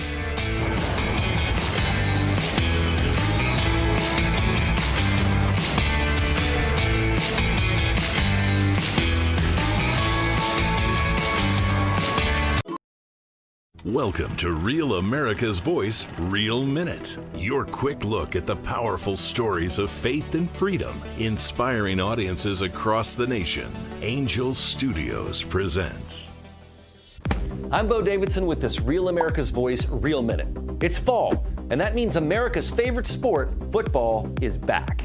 And Angel Studios has brought a brilliant and inspiring movie about a 59-year-old man who still wants to play the game. Knock me down, I don't feel pain. Mike, you're right, you always will be, but you can hit. After nearly 4 decades, almost 60-year-old Mike Flint returns to his alma mater because he never finished his senior year due to being thrown out for fighting. Actor Michael Chiklis, whom you'll remember from the TV series The Shield, stars in this true story about a man who has unfinished business. You better get out of my face, little man. Get out of my face. Nothing matters if I can't be out there with my team.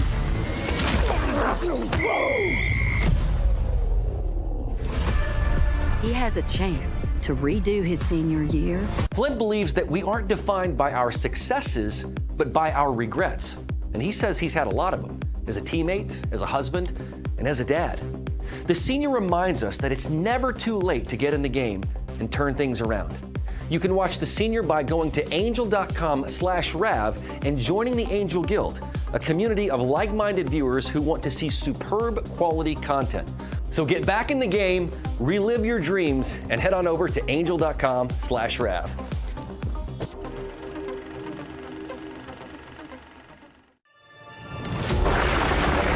Through every storm, every moment of uncertainty, Everybody needs to pray for Charlie Kirk right now. Rav has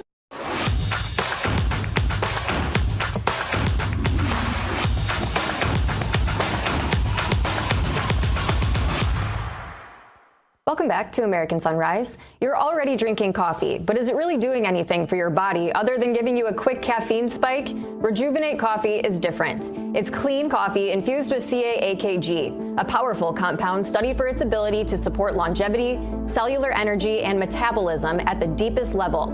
That means sharper mornings, no crash, better focus, and long-term benefits that your body will thank you for. I drink it because I care about my health, my energy, and how I show up for my family, for my work, and the life I want to build. If you're going to drink coffee anyway, make it one that actually works as hard as you do. Head to 1775coffee.com/Rav and try Rejuvenate Coffee now. Don't just wake up, rejuvenate. All right, now that we are caffeinated, it's time to stay awake, not woke. And in focus is woke New York City Mayor-elect Zohran Mamdani. President Trump has a new message for socialists about to take control of the Big Apple. Take a look at this. Going to work this time. Did you see his victory speech? It's literally never worked. Yeah, I thought it was a very angry speech, certainly angry toward me, and I think he should be very nice to me. You know, I'm the one that sort of has to approve a lot of things coming to him, so he's off to a bad start. At one point he says, turn the volume up. So hear me, President Trump, when I say this. To get to any of us, you will have to get through all of us. How do you respond to that? Does that affect anything you're going to do? It's a very dangerous statement for him to make, actually. And, you know, you talk about danger. I think it's a very dangerous statement for him to make. He has to be a little bit respectful of Washington, because if he's not, he doesn't have a chance of succeeding. And I want to make him succeed. I want to make the city succeed. I don't want to make him succeed. I want to make the city succeed, and we'll see what happens. Did you see reaching out to him? I would say he should reach out to us. The election of Mamdani has New Yorkers reaching their breaking point. And joining us now with insight is New York resident and the host of the aptly named show, Breaking Point, here on Real America's Voice, David Zier. David, always great to see you. Your reaction to this week's election. I mean, this is crazy. Well, the Scooby-Doo mask has been ripped off, Emily. Mamdani's fun guy persona throughout the campaign and on social media has been transformed into a radical rhetoric during his victory speech. Mamdani thinks he's Tyler Durden in Fight Club up there, and he's going to burn it all down and dismantle the system. His speech was like Idi Amin and Che Guevara had a love child, and he was speaking to a slave labor camp in a lithium mine in Africa, absolutely exaggerating so-called oppression of immigrants that he supposedly stands for, but they have a better life in any one of the countries of origins that they came from. So it's all a myth. And the young people, over 70% of them in New York City, fell for it hook, line, and sinker with Mamdani's class warfare message. And, you know, just like the commies did in the Soviet Union. And Mamdani's rhetoric is symbolic of Trotsky's permanent revolution, bringing communism to America through the proletariat hipsters of New York City. And they're already ripping down flags, American flags in New York City. Trump should throw an invitation Mamdani's way, meet with the DSA Gen Zers and hear the concerns, as the American dream is fleeting for many. And Trump's warning is a shot across the bow, because New York received about $100 billion in federal funding, which accounted for 38% of the state's total revenue for infrastructure, healthcare, and education, the latter two getting $50 billion alone. And New York is already projected to experience a $16 billion reduction in federal funding, primarily due to regulation and budget cuts. Mamdani should be very careful going forward. And with people already leaving New York City, the New York City budget could be really affected. Yeah, there's going to be some serious consequences for this election, David. And I will say, I am so disappointed in the young people. That was really well said, that they fell for it. They absolutely fell for it. I just want to shake them. You are ruining your future. David, what do you have coming up on Breaking Point this weekend for us? I have retired Navy Lieutenant Commander Thomas Caldwell, his incredible J6 story, being persecuted by the FBI for years and vindicated in the end. Then I got Stefano Forte, the very sharp New York young Republican leader, on why the young vote came out for Mamdani and the exploitation of the youth through class warfare and Marxist ideology. Then I got Greg Wrightstone, the director of the CO2 Coalition, on Bill Gates and other notable scientists reversing their opinion on climate change. Sounds like it's going to be a great show, David. In all seriousness, stay safe there in New York.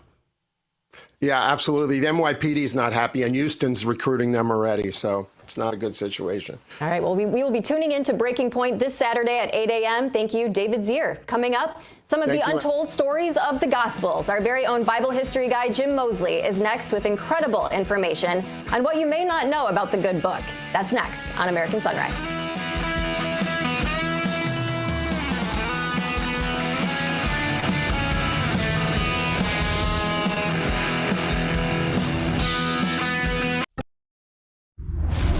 I'm a J6er. I spent 1,143 days in prison.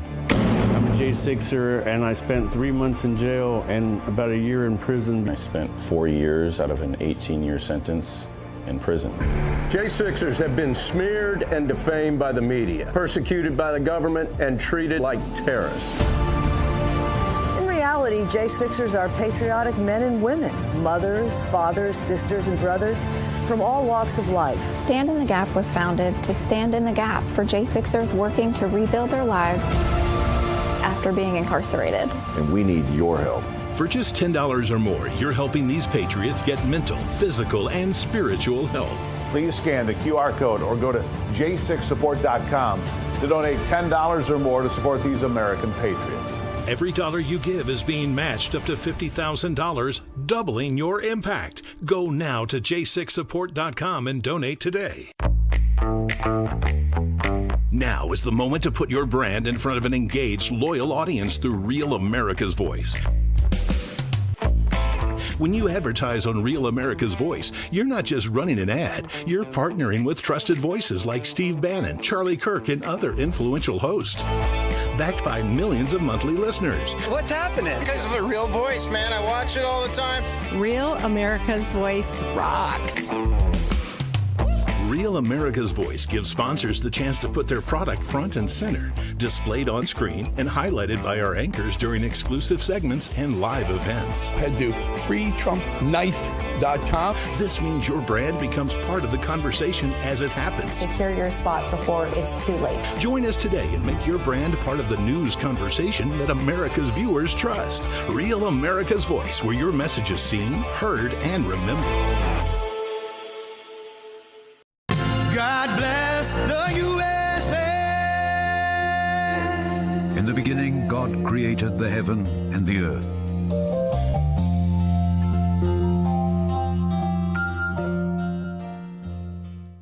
That guy sounds solid, doesn't he? That guy does the heaven and the earth. I like him.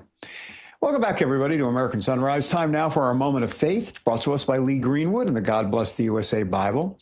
In focus today, one thing that most people have never considered. You know, the Gospels show us many moments from Jesus' ministry, but most of his time with the disciples actually happened out of sight. The cameras were not rolling. Oh, wait, they didn't have cameras, but they were private, unrecorded times where the apostles had basically everything formed for them and prepared by Jesus to carry the message to the world. And for that backstory, let's turn to our friend Jim Moseley.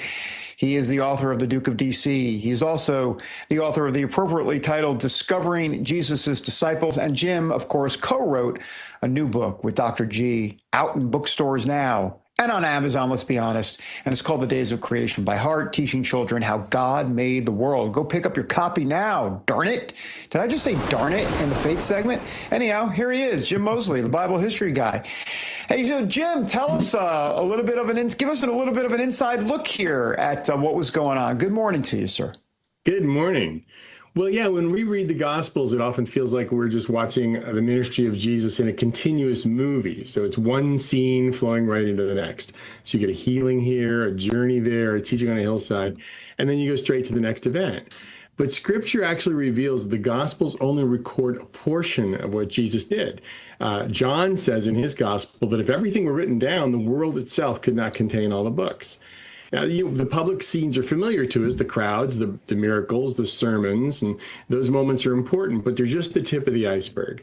Jesus' ministry lasted exactly 1,350 days, and 570 of them, that's 42%, happened off camera. And that hidden time mattered because Jesus was not simply preaching to the masses. He was forming leaders. He was shaping 12 men to become apostles who could teach accurately and travel all over the place and hand on his message to the world. And that kind of formation doesn't happen quickly. It doesn't happen by inspiration alone. It takes time spent closely together. In Matthew 13, Jesus referred to his disciples as scribes trained for the kingdom of heaven. A scribe was someone who learned by disciplined attention, repeated recitation. A scribe was responsible for accuracy, clarity, memory. So when Jesus made his disciples into scribes, he was preparing them to remember exactly what he said, what he did, and what it meant. And that means that the time we do not see in the Gospels is where the deep work took place, around the table, along the road, by the fire at the end of the day. Jesus would teach something to the crowds, and then in the quiet afterward, he would explain it again to his disciples. They'd talk through it, repeat it, write it, correct one another's memory, and make sure the message was strong enough to carry. And that's why they were able to fulfill the Great Commission. They weren't repeating rumors. They were speaking from rehearsed, examined, from verified memory. The Gospels aren't books of fond recollections. They're trained eyewitness testimony. And there's a lesson in this for every believer, especially for anyone who leads. The world pays attention to the visible work, the speeches, the busy days, the public successes, but it's often the hidden time that matters most. Time in study, time in prayer, time spent learning quietly with God when no one else is looking.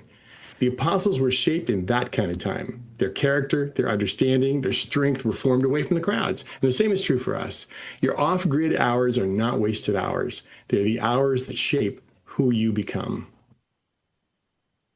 Jim Moseley, wow, that's pretty darn deep. That was great. And by the way, you know, we always talk about change, right? We want to change. Well, you can't change if you don't grow. And you've got to grow in those private times, especially with our faith. So, Jim Moseley, thanks for being here. Appreciate it. My pleasure. Wow, that's deep. I'm going to think about it for 2 minutes. In the meantime, stick around. Back in a moment. Second hour on a Friday. Back in a moment.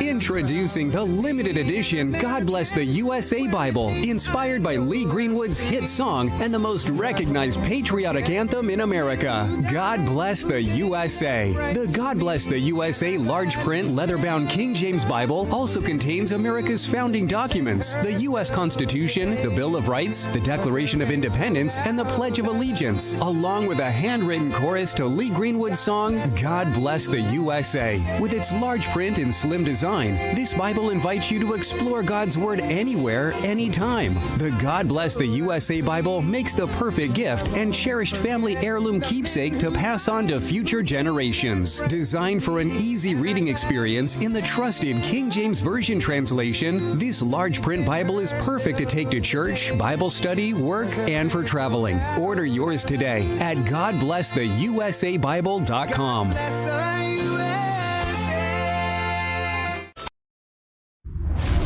I'm a J6er. I spent 1,143 days in prison. I'm a J6er, and I spent 3 months in jail and about a year in prison. I spent 4 years out of an 18-year sentence in prison. J6ers have been smeared and defamed by the media, persecuted by the government, and treated like terrorists. In reality, J6ers are patriotic men and women, mothers, fathers, sisters, and brothers from all walks of life. Stand in the Gap was founded to stand in the gap for J6ers working to rebuild their lives after being incarcerated. And we need your help. For just $10 or more, you're helping these patriots get mental, physical, and spiritual help. Please scan the QR code or go to j6support.com to donate $10 or more to support these American patriots. Every dollar you give is being matched up to $50,000, doubling your impact. Go now to j6support.com and donate today. Now is the moment to put your brand in front of an engaged, loyal audience through Real America's Voice. When you advertise on Real America's Voice, you're not just running an ad, you're partnering with trusted voices like Steve Bannon, Charlie Kirk, and other influential hosts. Backed by millions of monthly listeners. What's happening? Because of a Real Voice, man. I watch it all the time. Real America's Voice rocks. Real America's Voice gives sponsors the chance to put their product front and center, displayed on screen and highlighted by our anchors during exclusive segments and live events. Head to freetrumpknife.com. This means your brand becomes part of the conversation as it happens. Secure your spot before it's too late. Join us today and make your brand part of the news conversation that America's viewers trust. Real America's Voice, where your message is seen, heard, and remembered.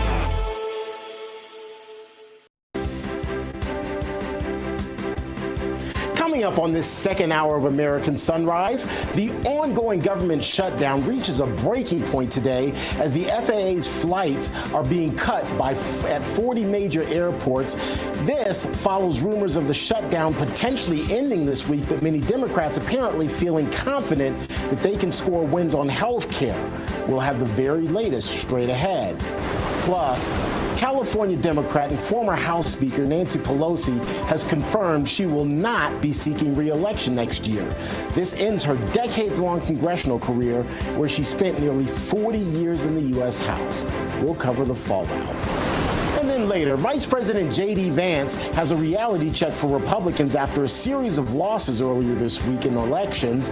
The VP is urging Republicans to refocus on issues like the economy and inflation. All of those stories and so much more right now on this second hour of American Sunrise. Good morning, America.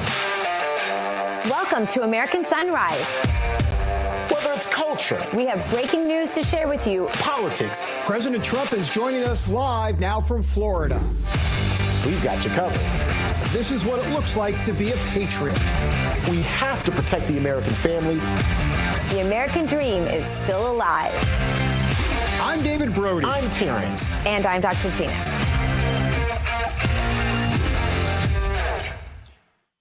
And welcome back, everybody, to the second hour of American Sunrise. I'm David Brody, coming to you from D.C. Let's bring in Dr. G in West Palm on a Friday. T. Bates also on a Friday, I guess, in Denver. Good morning to both of you. Hey, let me just say, because as you guys both know, you've been doing the show long enough with me, it is all about me. And as I checked my flight status at the top of the 8 a.m. hour, it was a 20-minute delay because of the flights are crazy across the country. I'm going on a flight in a few hours here.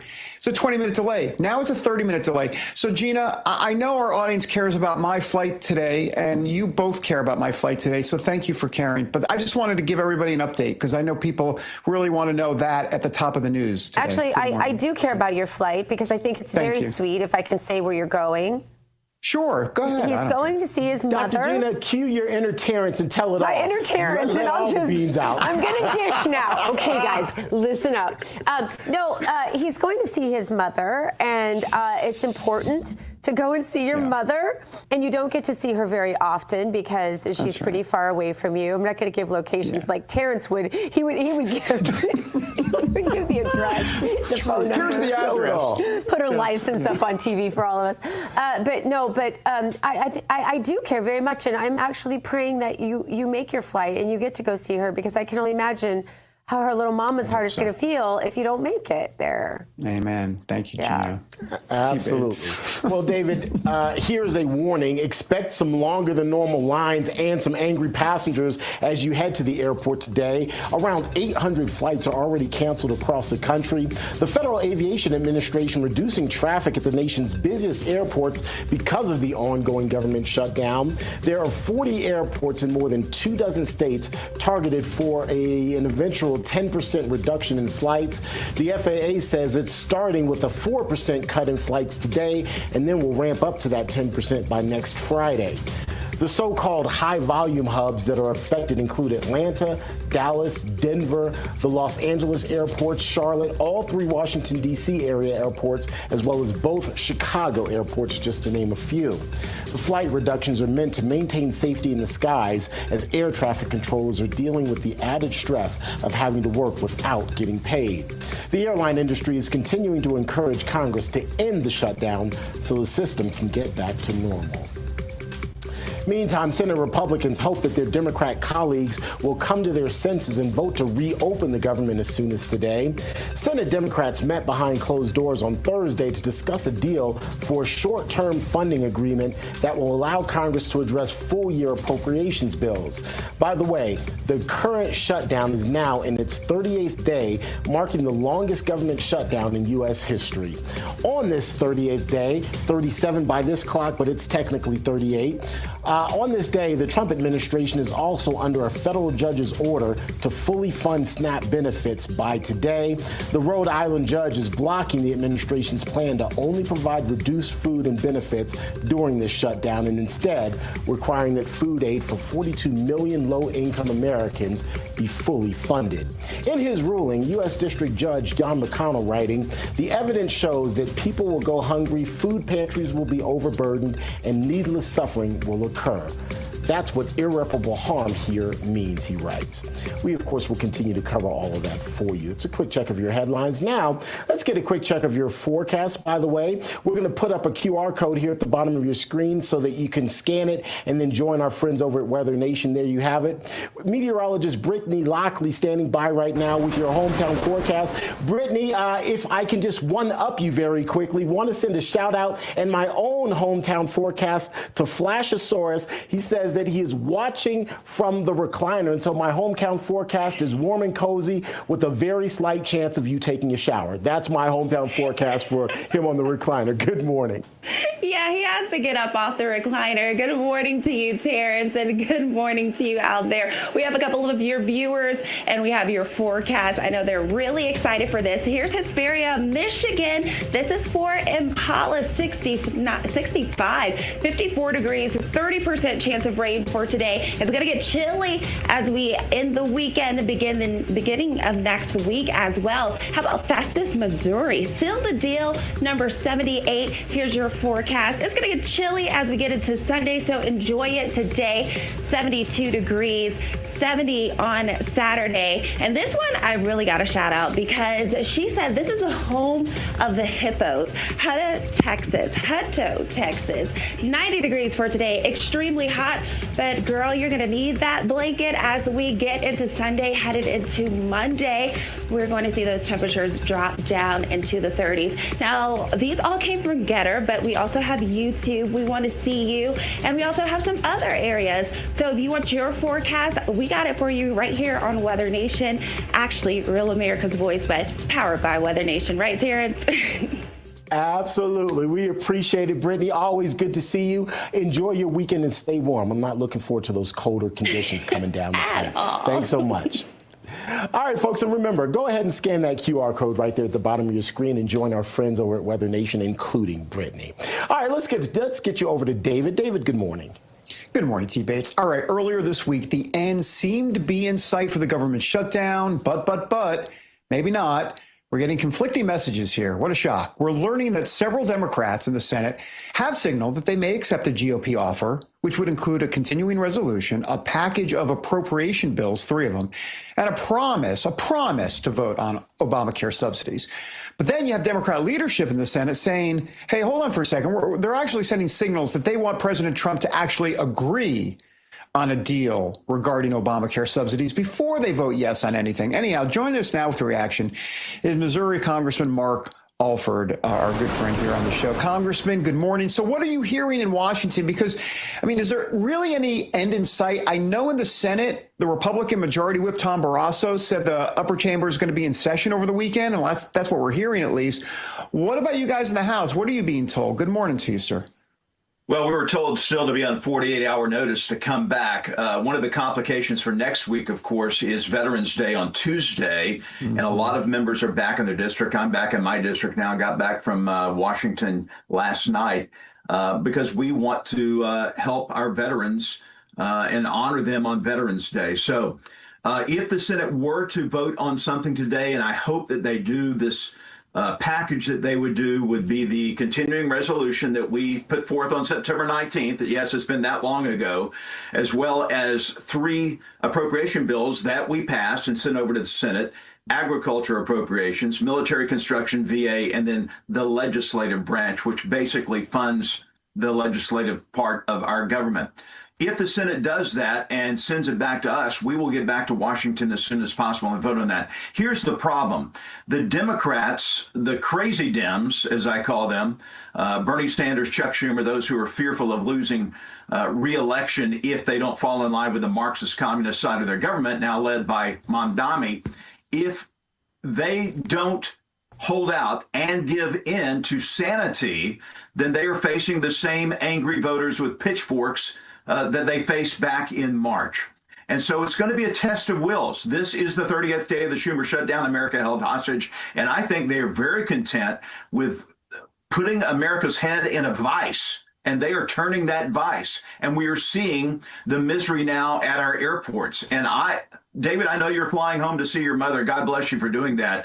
I am not flying anymore unless I absolutely have to. Yeah, I understand. Okay. So are you basically saying you don't trust the system? You don't think it's a safe system? Is that the reason?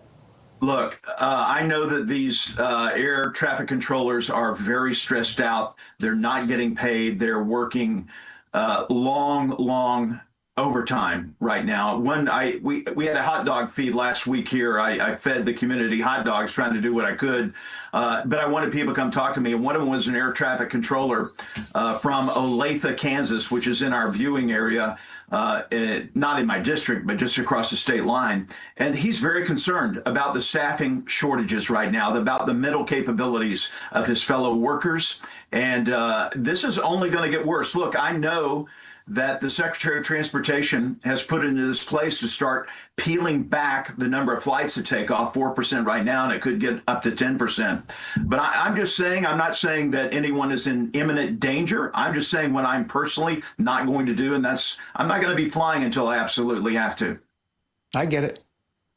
Well, speaking of not doing things until you absolutely have to, it's the end of the Pelosi era, and nearly 40 years of Democrat-controlled politics and insider power now coming to a welcomed close. Many Americans see this, though, as a very long overdue changing of the guard, a chance to restore accountability, transparency, and real representation in the people's house. So, Congressman, here's my question. With Nancy moving on, what do Republicans need to do now to prove this new era will be different? Well, look, I think we are under a new era. We have a speaker who gets it, who listens to people and tries to build consensus. His name is Mike Johnson, a person of integrity. You know, all I could think about are strong women in politics, and me growing up, and I think we all remember Margaret Thatcher of Great Britain, known as the Iron Lady. I think the opposite of that is Nancy Pelosi. I call her the Iron Skillet Lady. That's how she ruled, with an iron skillet. She beat people over the head until they fell in line. And who can forget her ripping up the State of the Union address behind President Trump? She was dressed in white, but I think she put a dark stain on America by doing childish, foolish stunts like that. Yeah. Look, she did lead, and Democrats respect her. I think it'll be an interesting future for the Democrats. I don't think Hakeem Jeffries will have the votes if they regain majority to become speaker. I think, you know, they're leaning towards people like AOC if she doesn't run for president. And I think the party has gone so far off the left that there's no coming back for them. Yeah. Congressman, I want to break this news to you gently, but I don't think you're invited to Nancy Pelosi's farewell party. Yeah. I hope you're okay with that. I hope you're okay with that. Yeah, I'm good. I do want to tell you, though, that, you know, I know she's made a lot of money off the stock market. God bless her for that. We do have the Pelosi Act that we filed in the U.S. House of Representatives. Josh Hawley has a companion bill in the Senate saying that if you're a sitting member of Congress, you cannot trade individual stocks. You cannot use insider information to gain riches while you're in Congress. We should not be doing that. I'm not doing it, and I don't believe any member of Congress should be. Yeah, the rest of them will just cheat, Congressman. Sorry. Go ahead, David. That's Sorry. Right. Congressman Mark Oliver, got to run. Appreciate you. All right, thank you. Thanks, Congressman. All right, we are back in a moment with more American Sunrise. See you in a minute.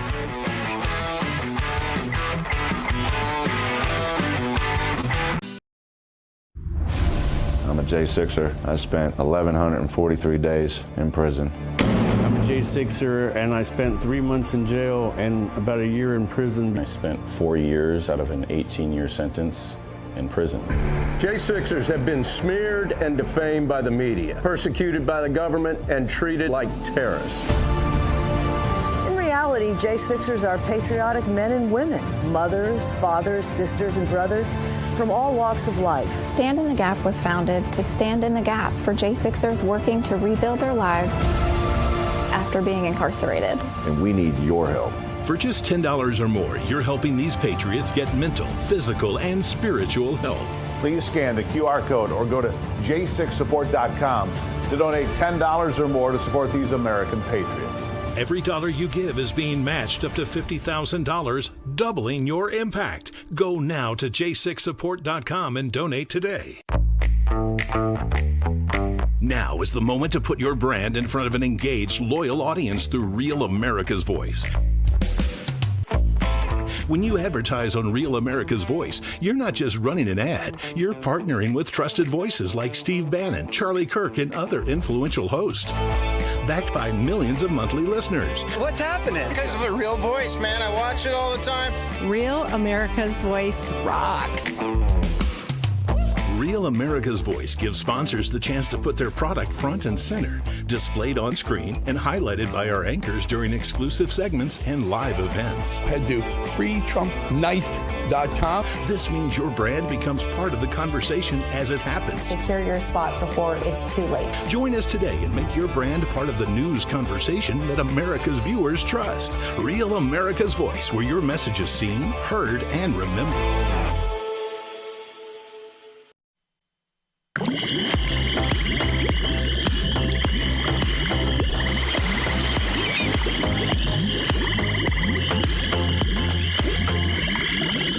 Welcome back to American Sunrise. I'm American Sunrise contributor Emily Finn. It's great to have you with us this morning. Time now to drain the swamp, and this morning we are flushing out Joe Biden's auto pen. A new poll shows a majority of Americans want accountability in the Biden auto pen scandal, and they're calling for prosecutions.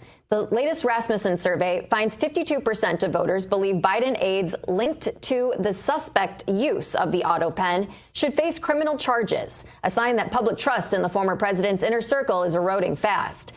This comes after a House oversight report revealed evidence of what it called Biden's shrinking cognitive and physical abilities and a constitutional crisis caused by the cover-up. Joining us now with reaction is the co-host of Cowboy Logic, Donna Fiducia.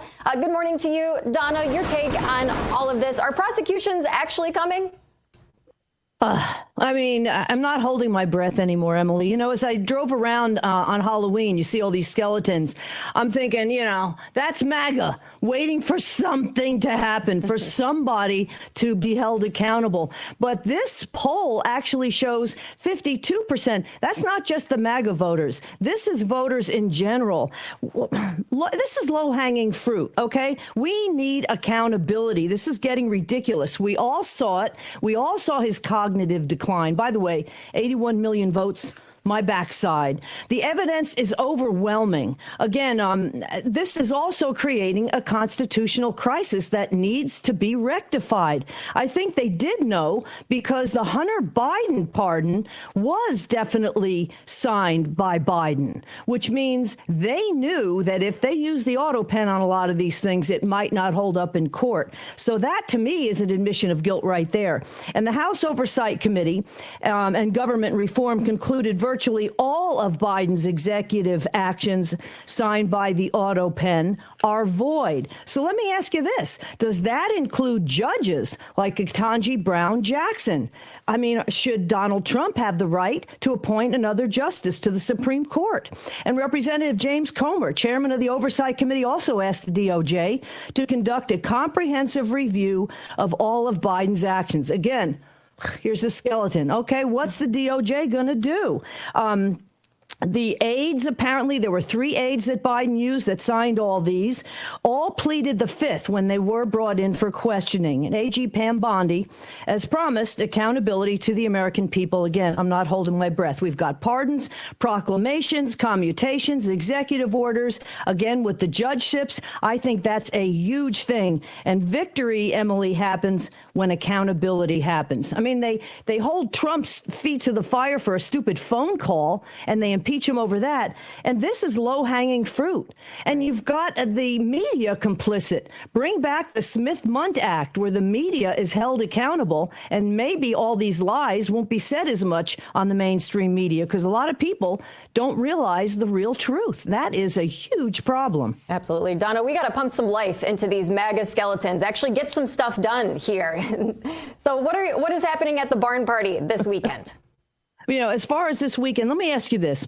Why hasn't the RNC looked into any election irregularities from 2020 all the way through 24 and 25 now?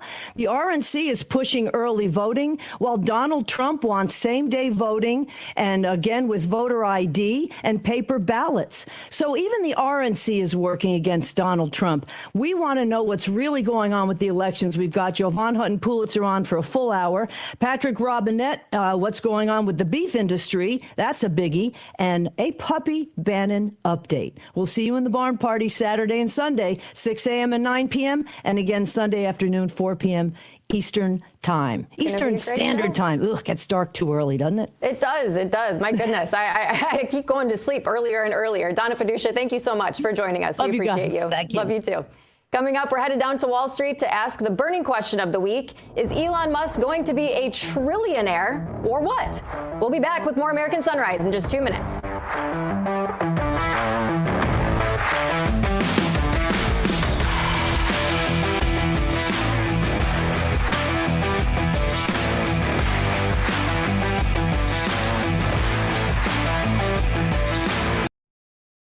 Hey folks, it's your friend John Rich. I co-founded Old Glory Bank because we heard too many stories about people getting canceled by their bank because they didn't agree with their politics. The government wanted to know where you shop. If you bought a Bible or you shopped at a sporting goods store, you're probably on a list. We created Old Glory Bank because America needed a bank that would protect their privacy and security. Exercising your constitutional rights is not a criminal activity, and neither is loving your country. At Old Glory Bank, we stand with you. I'm a J6er. I spent 1,143 days in prison. About a year in prison. We were prosecuted, persecuted. J6ers have been treated like terrorists. And we need your help. Stand in the Gap was founded to stand in the gap for J6ers working to rebuild their lives after being incarcerated. For just $10 or more, you can help these patriots get back on their feet again. Every dollar you give is being matched up to $50,000. Go now to j6support.com and donate today. Hi, my name is Tracy L. from Arizona. I don't stink around in the kitchen when it comes to the news. I watch Real America's Voice, which always serves accurate and reliable updates that are on point with their amazing hosts. So don't find yourself in a pickle by tuning into the fake news. Stick with Real America's Voice.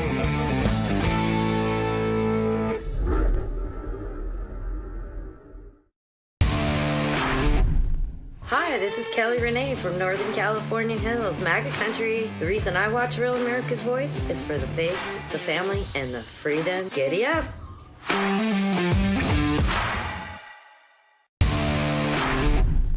When the bacon wants real facts and figures, he goes to RAM. Real America's Voice, baby. That's where you get the real scoop and not the poop.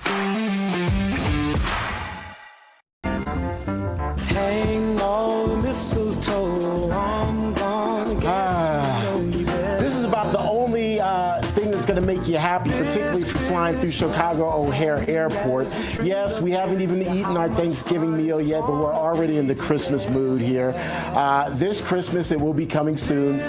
Lots of slowdowns, delays, cancellations around the country as the FAA is cutting up to 10% of flights. Starting today, it's going to be 4%, but eventually it will be up to 10% flights at about 40 airports across the country, including Chicago O'Hare and Chicago Midway.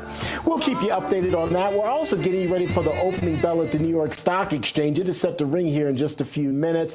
I can tell you that pre-market trading not necessarily looking so hot. The Dow and the S&P 500 are down. Looks like the NASDAQ also down right now. So the top half of our board is in the red. The bottom half is in the green. Hopefully we can get the whole board in the green by the end of the show. All of that will come up here as we take you to the opening bell at the New York Stock Exchange in short order. But now let's get you over to David Brody. David, good morning. Apologies that I'm already in the Christmas mood, but they were playing some music, and so I made a request, and now we're playing Christmas songs, and it's not even halfway through October or halfway through November. That's good. No, we got to get in the season, got to get in the spirit. Christmas songs, also Christmas colors, right? Green and red on the board this morning. So we'll see how that goes. You know, hey, I'm always good for pithy stuff. I'm always good for that stuff. All right.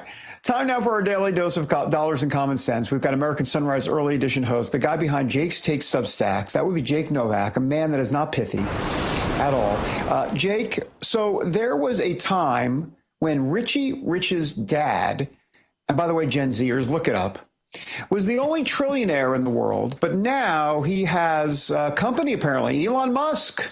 I'm assuming he didn't win the lotto, or at least every lotto game in America. He did it some other way. Good morning to you, sir. Good morning. Listen, I just can't get past the number here. $1 trillion pay package for Elon Musk. But as I've been explaining for the last few months, the first company in America to have $1 trillion valuation was actually Microsoft. It wasn't that long ago. It was about 6 years ago. And as soon as that happened, the idea popped into my head. CEOs of companies, especially if they've been there for a long time, always get the lion's share of that value at some point. So you knew this was going to happen. Now you've got NVIDIA, which is worth $5 trillion almost. So this was going to happen. And look, David, Elon Musk has delivered a heck of a lot more than $1 trillion worth of money into the pockets of Tesla shareholders. By the way, Tesla shares are up 55% from where they were a year ago today. So even with all this political upheaval, he's made money for these people. So this is really just his take. So for people, a lot of people are going to bang the table about this, but I'll tell you one thing. The next time he goes out to dinner, I'm going to make him pick up the check because honestly, I'm not paying any more for it. That's it. That's right. Yeah. And we're not going to see Elon Musk at the drive-thru through Chick-fil-A. I mean, we're not seeing that. No. All right. Well, so here's a shocker. Ford is having second thoughts about its EV version of the F-150 pickup. And I know, Jake, this is breaking your heart because it's EV related. I know. No, Jake, listen, I've got a therapy appointment scheduled for 1 p.m. Eastern for you today. Go ahead. Yeah, I'm very upset. No, I mean, come on. Again, as I've said many times, there is a place for EVs in the American market, about 10% of it at the top end. But I think there is no place for EVs in the rugged pickup division. Ford did this as a way to try to placate the Democrats in Washington, the Biden administration. They came out with the Lightning EV. It was never going to be that popular. It's losing money. Ford has lost $13 billion alone on their EV division just since 2023. This is exactly what they should really teach this in business schools. Don't play politics with your product line. You can do it with other things. Go sponsor something. You do a charity dinner, do all that if you want to, but not with your product line. And Ford's paying for it. They're going to pull this off the market. I think that's going to happen. Wall Street Journal's reporting it. Duh. It doesn't make money, and it's not in the brand of what the F-150 is all about, period. Who does Bud Light? Is that Anheuser-Busch? No, I'm sorry. Who does? Yeah. Who owns? Yeah, but yeah. They just heard you, and they're on line 4. They agree with you, by the way. Yeah. On that. Yeah, my goodness. Yeah, I don't know why I said line 4. All right. Finally. You have 5 lines. Okay. I have 5 guys after the show. All right. Microsoft is restructuring some of its AI division, but it's adopting a slogan that you say is straight out of the Twilight Zone. Na, na, na, na, na, na, na. Oh, nice. We've got the Twilight Zone B-roll even. Please. Yeah, this is the famous episode of the Twilight Zone when the guy figures out that the book that the aliens have brought to the Americans to serve man, it's a cookbook. It's a cookbook. Oh, my God. Well, Microsoft is restructuring its AI division, and they literally adopted the slogan to serve humanity. Oh, no. It's a cookbook. AI will absolutely cook a lot of people. I think it'll make a lot of our lives better as well. But a lot of the folks at Microsoft itself, the people who came up with that slogan, will probably lose their jobs and get eaten up by that alien, by the way. There he is. By the way, that was the guy who ended up playing the supervillain in some of the James Bond movies. It's a cookbook. Anyway, to serve humanity. Really? That's the slogan they chose for AI? Anyway, that's just bad branding. Bad branding. Yeah, by the way, we have 20 seconds. Yes, I'm going to mention the 1-7 Jets. Our team, your team, my team. They play the Browns. It's a home game. Not that it matters. Your prediction in 14 and a half seconds. A lot of no-shows, for one thing, and they should absolutely pay the fans to go to these games. I told you earlier this week, they sent the invoice for season ticket holders for next year, $800 more than last year. I mean, this is a team that's literally given up on its season. Highway robbery. Can we get Pam Bondi to arrest the entire Jets management for grand larceny tomorrow? That's please? right. Yeah. Thank you for your attention to this matter. All right. Thank you, Jake. Great to see you, sir. Appreciate you. Okay. All right. Thank you. I've got a paper bag over my head this Sunday, and it's not for lunch. It's not a lunch. What am I saying? Let's just get to Terrence. Come on. It's sponsored by AMAC. The Association of Mature American Citizens is the conservative voice for Americans 50 and older. AMAC is fighting for the values that you hold dear. Join today. Together, we can write the course of America. We're less than a minute from the opening bell at the New York Stock Exchange. You hear the applause. Now you see the applause, which means the bell is going to ring here in short order, and then we'll get an idea of how the markets are looking on this final day of trading. And right on cue, there you have it. The market's now officially open, which means that some of the runners are running across the floor, getting those first trades in. Unfortunately, not such a great start on the markets. The Dow, S&P 500, and the NASDAQ all in the red, but as you can see, the bottom of our screen, which includes precious metals, VIX, and everything else, are up at the moment. We'll, of course, continue to monitor this for you throughout the day and let you know how things ultimately shake out on this final day of trading. In the meantime, you may want to buy gold, because if you do, you can also get one of these. It is free silver. For every $5,000 purchased from the Birch Gold Group this month in advance of Veterans Day, they're going to send you a free patriotic silver round, like the one right here in my hand, that commemorates the Gadsden and American flags. In fact, this is the side right here with both of those flags. Gold is up 40% since the beginning of this year. Excuse me. And the Birch Gold Group can help you own it by converting an existing IRA or 401k into a tax-sheltered IRA in physical gold. Plus, they'll send you that free silver coin that I just showed you, honoring our veterans on qualifying purchases. If you're current or former military, the Birch Gold Group has a special offer just for you. They're waiving custodial fees for the first year on investments of any amount. With an A+ rating with the Better Business Bureau and tens of thousands of satisfied customers, many of whom are RAV viewers, we really want to encourage you to diversify your savings into gold. Text the word America to the number 989898 for a free information kit and to claim your eligibility for free silver with qualifying purchases before the end of this month. Again, text the word America to the number 989898 today. Still to come here on American Sunrise, Tucker Carlson taking heat after a controversial interview this week with avowed white nationalist Nick Fuentes. Some people are saying that it represents a crack in the America First and MAGA movements. First, though, a quick look at this day in history.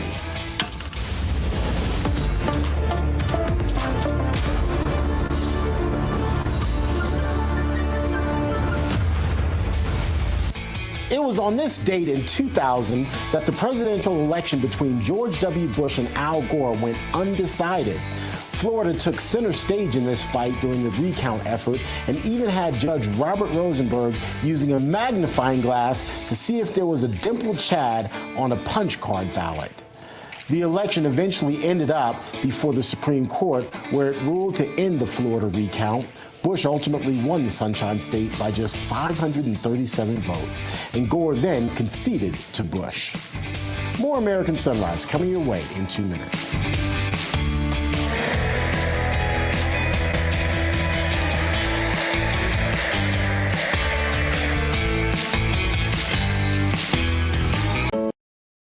Hey folks, it's your friend John Rich. I co-founded Old Glory Bank because we heard too many stories about people getting canceled by their bank because they didn't agree with their politics.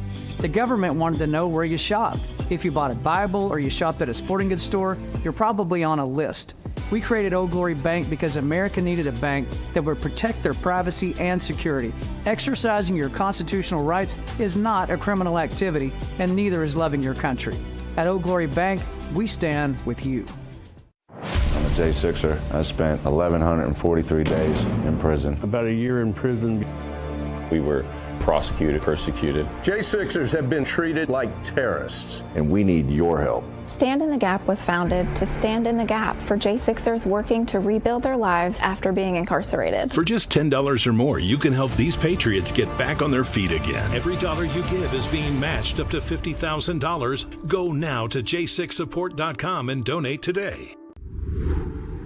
Hi, my name is Tracy L. from Arizona. I don't stink around in the kitchen when it comes to the news. I watch Real America's Voice, which always serves accurate and reliable updates that are on point with their amazing hosts. So don't find yourself in a pickle by tuning into the fake news. Stick with Real America's Voice.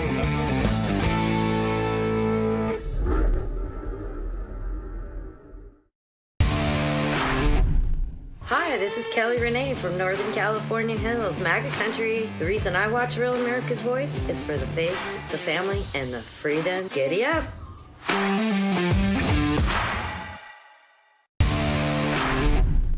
When the bacon wants real facts and figures, he goes to RAB.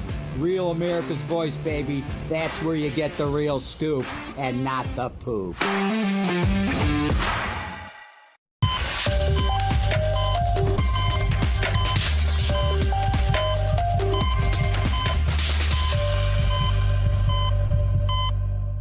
Welcome back, everybody, to American Sunrise. I'm David Brody. Thanks for joining us. This morning, we invite you to join the conversation. Getter, Rumble, YouTube, we're in the chat.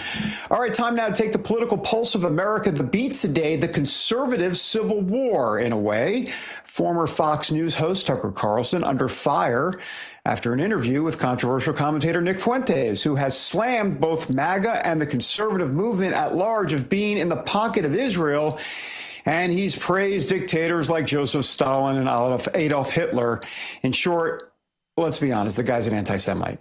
The president of the huge conservative think tank, the Heritage Foundation, that'd be Kevin Roberts, initially defended the interview, but quickly walked it back after internal uproar and resignations. The fallout continued when you had Republican figures like Florida Congressman Randy Fine, you had commentator Ben Shapiro, there were countless others, calling Carlson's interview dangerous and cowardly. Carlson supporters argue that, look, the establishment is using the Israel debate as a weapon to purge dissenting voices from the right, with the former Fox host saying this isn't about one interview, it's really about what happens after Donald Trump. All right, for more, let's welcome to American Sunrise the president and founder of Proactive Strategies. That would be our good friend, Mark Serrano. Mark, good to have you this morning. So, where do you stand on this? And I'm going to be clear. Here's where I stand. Tucker Carlson hardly challenged Fuentes on any of his crazy, hateful, anti-Semitic rhetoric. And that's obviously a huge problem because Tucker is very influential. And his relative silence, Mark, was just despicable. Quite frankly, if any of this anti-Semitism takes root in the GOP, the party is doomed. Curious to get your take. Good morning, David. And that's exactly where I expected you to land on this. And I respect your view on it for sure. Look, there are those who will say that giving a platform to an anti-Semite is against our principles. There are those who will say, well, actually, the First Amendment doesn't come with exceptions. So conservative principles dictate that we should not block anybody. Look, we're only 10 months past the censorship industrial complex from the Biden regime. And that was where it was dictated by bureaucrats in the deep state and the DC elites who gets a platform and who doesn't, including the president of the United States. And here's the other irony in all this is I think something insidious is at play, because every time someone like Tucker Carlson does something like this, the media rush to other Republicans to hold them accountable for the actions of another conservative or Republican. And the Republicans, every time, David, take the bait. Unfortunately, Kevin Roberts took the bait, and then he had to back it up because of pressure, and it's this crossfire of pressure that he's under. The reality is, I would rather focus more on not deplatforming dissenting voices, but action. Donald Trump has done more than anyone in history to fight anti-Semitism in America by holding elitist universities accountable, and he's brought peace to the Middle East, by the way, in support of Israel. That is real action, and I think action is far more powerful than anybody's words and any platform that a hostile anti-Semite might leverage and exploit. Well, I agree with you. I'm sorry, real quick as a follow-up, guys.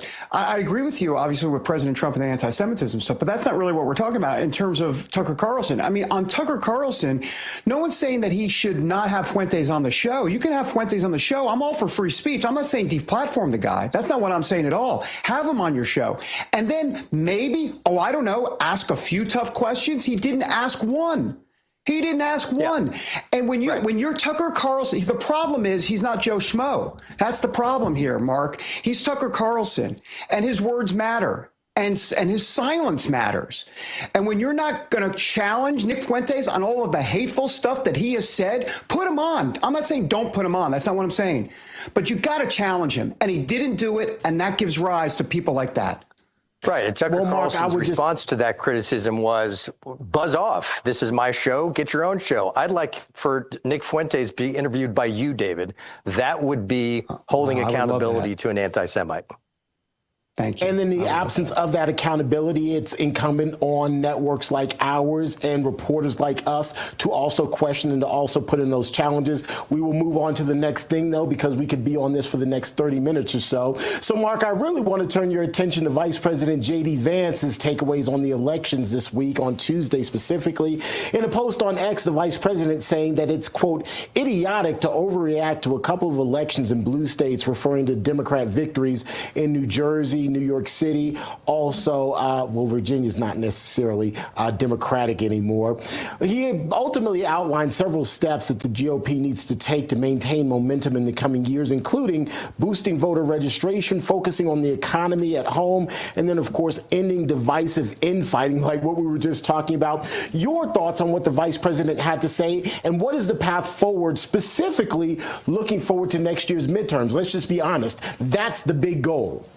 This is a great comment from J.D. Vance, because J.D. Vance understands intrinsically that winning elections is about addition, not subtraction. That the best way for us to focus is, we can win arguments all day long, but winning elections is about appealing to people on what unites us. What unites us as Americans are really two things that we should focus on. One is restoring our individual liberties, and two is economic populism. We need to continue to support the president and his policies that provides economic opportunity across demographics in America. On Election Day, the MAGA did not turn out. Why? Because Donald Trump wasn't on the ballot, but also because we didn't have a message of economic populism to counter socialists like Mamdani or in Virginia and New Jersey. J.D. Vance got it right. We've got to appeal to everyone on what most commonly unites us, which to me is economics. Let's give opportunity across the board. And Donald Trump's tax cuts, by the way, will do that within months. We're going to see GDP at 5%. And the Democrats' biggest problem for us is going to be prosperity, but we've got to make sure it's all the way across the board. All right, Mark, turning our attention now to the Big Apple and the fallout from the election of Zohran Mamdani as mayor. Just hours after that election was called, New York City Fire Department Commissioner Robert Tucker submitted his resignation. The department didn't immediately report his reasoning, but his exit comes as Mamdani critics say he has failed to adequately condemn anti-Semitism. Mark, can we expect more of an exodus from New York City? Well, I'll tell you what, any leader in New York City, such as Robert Tucker, who I believe is Jewish, better get out while the getting's good. I think Robert Tucker is a very smart guy and made a great career move because he got out before he could get fired by the virulent anti-Semite Mamdani.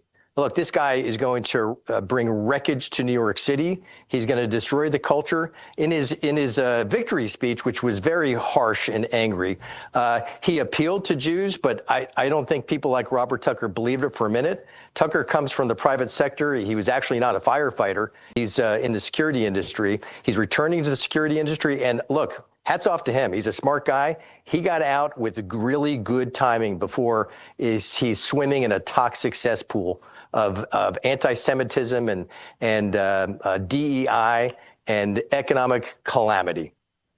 Yeah. Hey, Mark, before we let you go, the shutdown, curious to get your take of how this ends. Do you think it'll end by the time you retire at the age of 94? That's really the question. My prediction is the shutdown will end the day before Thanksgiving, because no one in America will be paying attention heading into Thanksgiving Day. And that way the Democrats just tuck their tail between their legs and hide at what they've done to destroy America over several weeks, because it's all about blocking Trump and the America First agenda. Absolutely. And by the way, Chuck Schumer helped us design that graphic. We thank you, Chuck, for doing that. Chuck Schumer shut down. Thank you, Chuck. Hey, Mark, great to have you. As always, thank you, brother. Thanks, team. Have a great day. You too, Mark. Thank you. All right. The tax extension deadline, it may have passed, but for millions of Americans, the real trouble is just beginning. If you miss the October 15th deadline or you owe back taxes, the IRS is ramping up enforcement. Oh, that's not good. Anytime you hear IRS ramping up enforcement, not good. Excuse me. I'm all choked up emotionally. Every day you waiting. What am I trying to say? Only makes things worse. So here's the harsh reality. The IRS can charge a penalty of 5% per month. That's up to 25% of your total tax bill just for not filing. That's in addition to what you already owe. Here's some good news. There's still time for Tax Network USA to help. Self-employed, are you a business owner? Even if your books are a mess, they've got you covered. Tax Network USA specializes in resolving financial chaos and getting you back on track fast. They've got tools like property seizures, bank levies, and wage garnishments. The IRS is applying pressure at levels that we haven't seen in years, so many great years. It's not too late to regain control. Your consultation, by the way, 100% free. In one short call and a few simple questions, the experts at Tax Network USA can determine how much you can save. So here's what you do. You call 1-800-905-8000 or visit tnusa.com/RAV. Got to remember the /RAV part. Let Tax Network USA help before the IRS makes the next move. Ooh, ominous music. Q. Still to come on American Sunrise. New York City has elected its first anti-Zionist mayor. We've talked about soon-to-be mayor-elect Zamdani.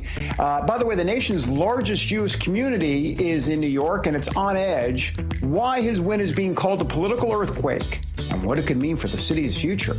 That's next. After the break, everybody.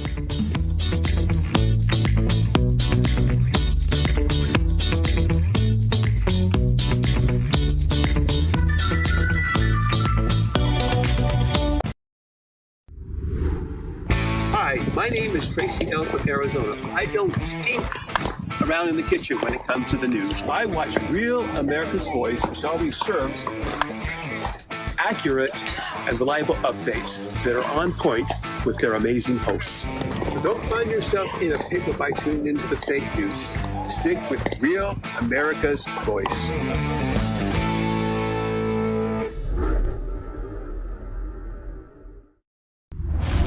I'm a J6er. I spent 1,143 days in prison. I'm a J6er, and I spent 3 months in jail and about a year in prison. I spent 4 years out of an 18-year sentence in prison.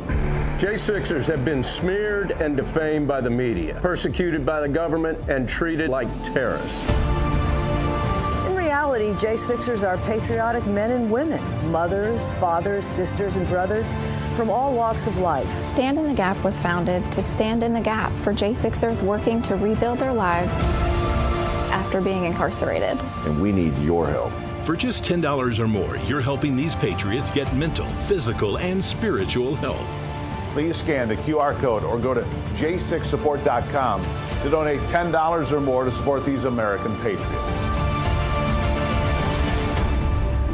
Thank you for being a patriot. Thank you for standing in the gap. Hi, I'm Chris from Illinois, and we like to watch Real America's Voice in the War Room with Stephen K. Bannon for all the great guests. Everyone from Kerry Lake, the great Frank Gaffney, Trump 24, Retribution.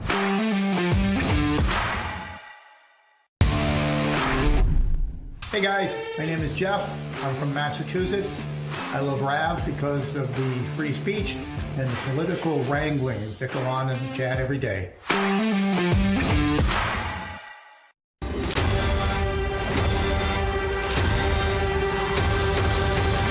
Let's spill some tea.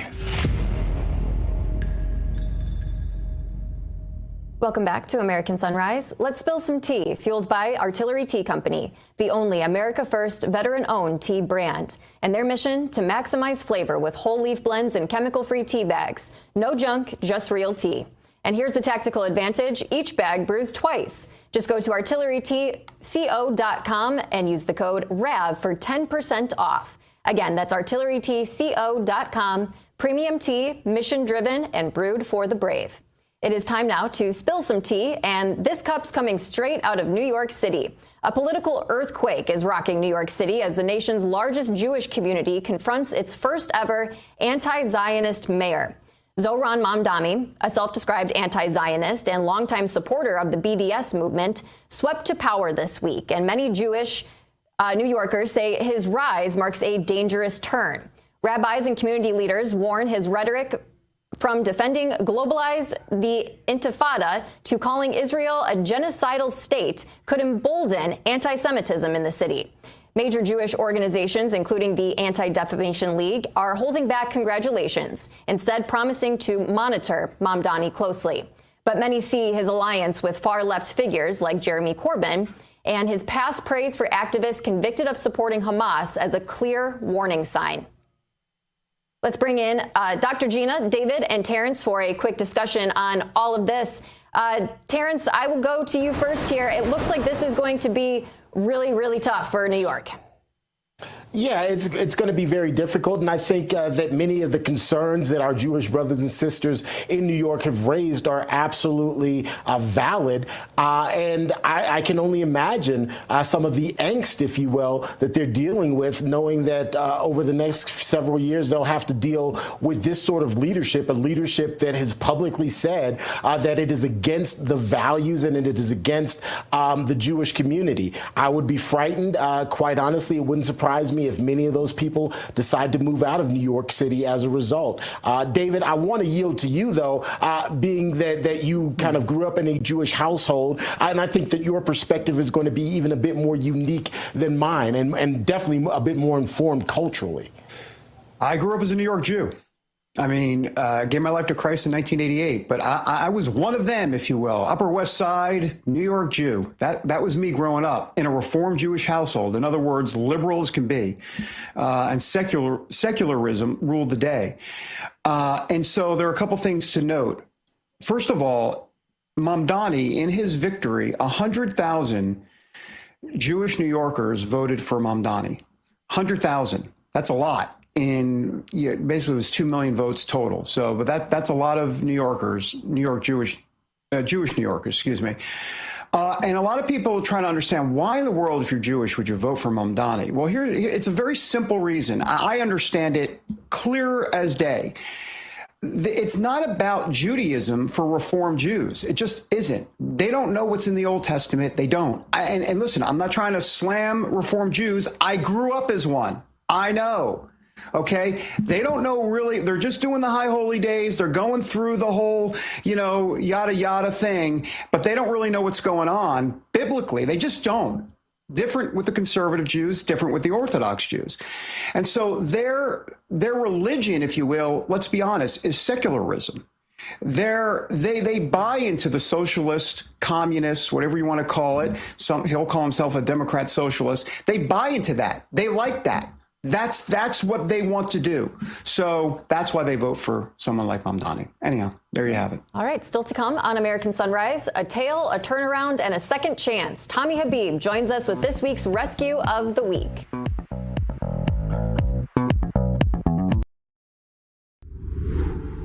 Hi, my name is Tracy L. from Arizona. I don't stink around in the kitchen when it comes to the news. I watch Real America's Voice, which always serves accurate and reliable updates that are on point with their amazing hosts. So don't find yourself in a pickle by tuning into the fake news. Stick with Real America's Voice.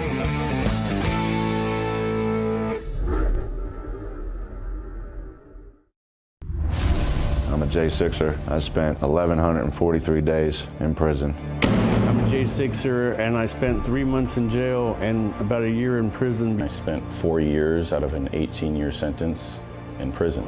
J6ers have been smeared and defamed by the media, persecuted by the government, and treated like terrorists. In reality, J6ers are patriotic men and women, mothers, fathers, sisters, and brothers from all walks of life. Stand in the Gap was founded to stand in the gap for J6ers working to rebuild their lives after being incarcerated. And we need your help. For just $10 or more, you're helping these patriots get mental, physical, and spiritual help. Please scan the QR code or go to j6support.com to donate $10 or more to support these American patriots. Thank you for being a patriot. Thank you for standing in the gap. Hi, I'm Chris from Illinois. We like to watch Real America's Voice in the War Room with Stephen K. Bannon for all the great guests. Everyone from Kerry Lake, the great Frank Gaffney, Trump 24, Retribution.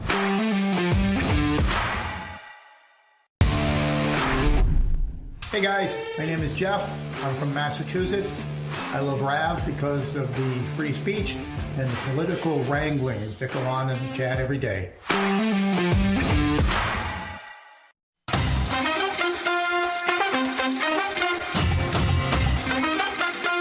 All right, welcome back to American Sunrise. It's Friday. You know what that means? That means it's Puppy Friday. And today we are putting the spotlight on some real heroes aside from you, Colby.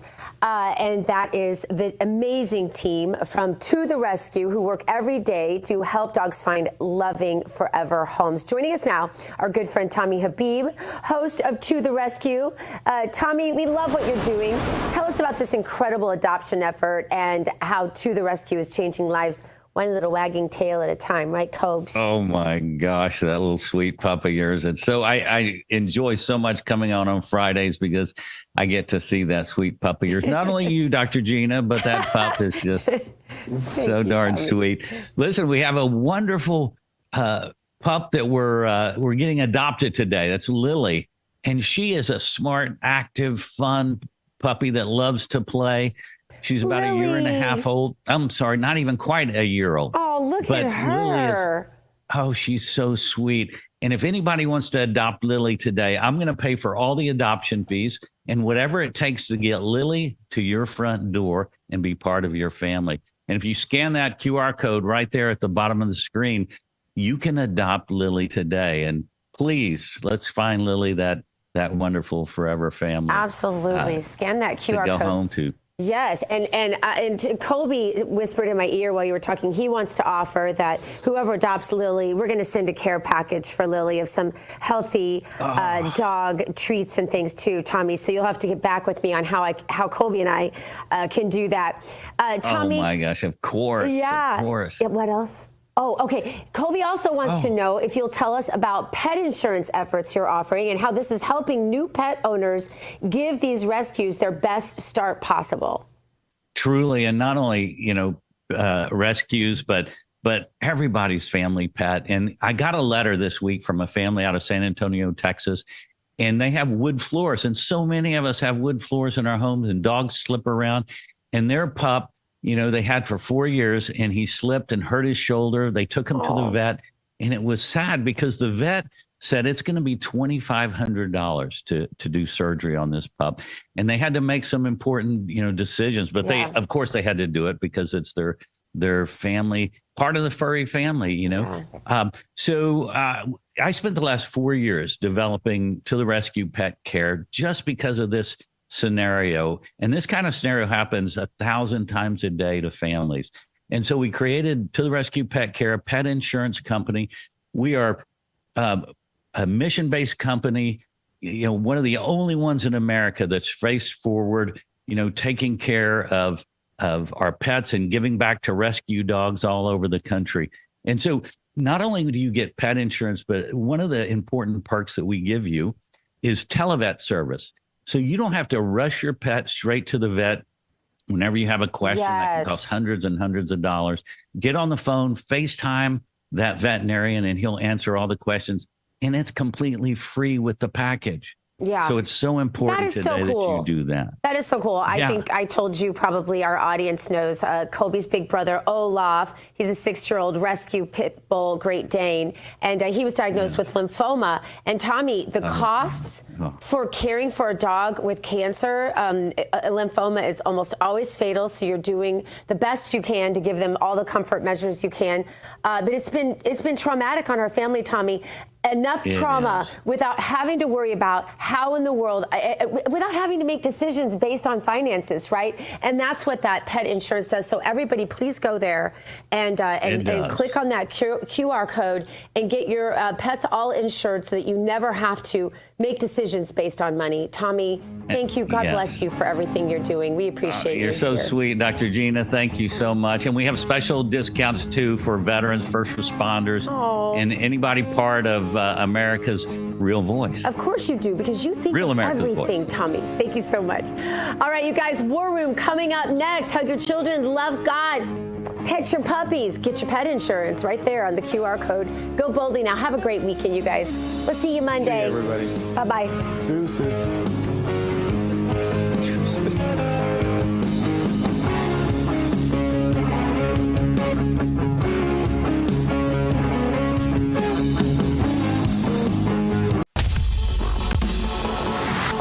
This is the primal scream of a dying regime. Pray for our enemies, because we're going medieval on these people. You're just not got a free shot on all these networks lying about the people. The people have had a belly full of it. I know you don't like hearing that. I know you try to do everything in the world to stop that, but you're not going to stop it. It's going to happen. And where do people like that go to share the big lie? MAGA media. I wish in my soul, I wish that any of these people had a conscience. Ask yourself, what is my task and what is my purpose? If that answer is to save my country, this country will be saved. War Room. Here's your host, Stephen K. Bannon.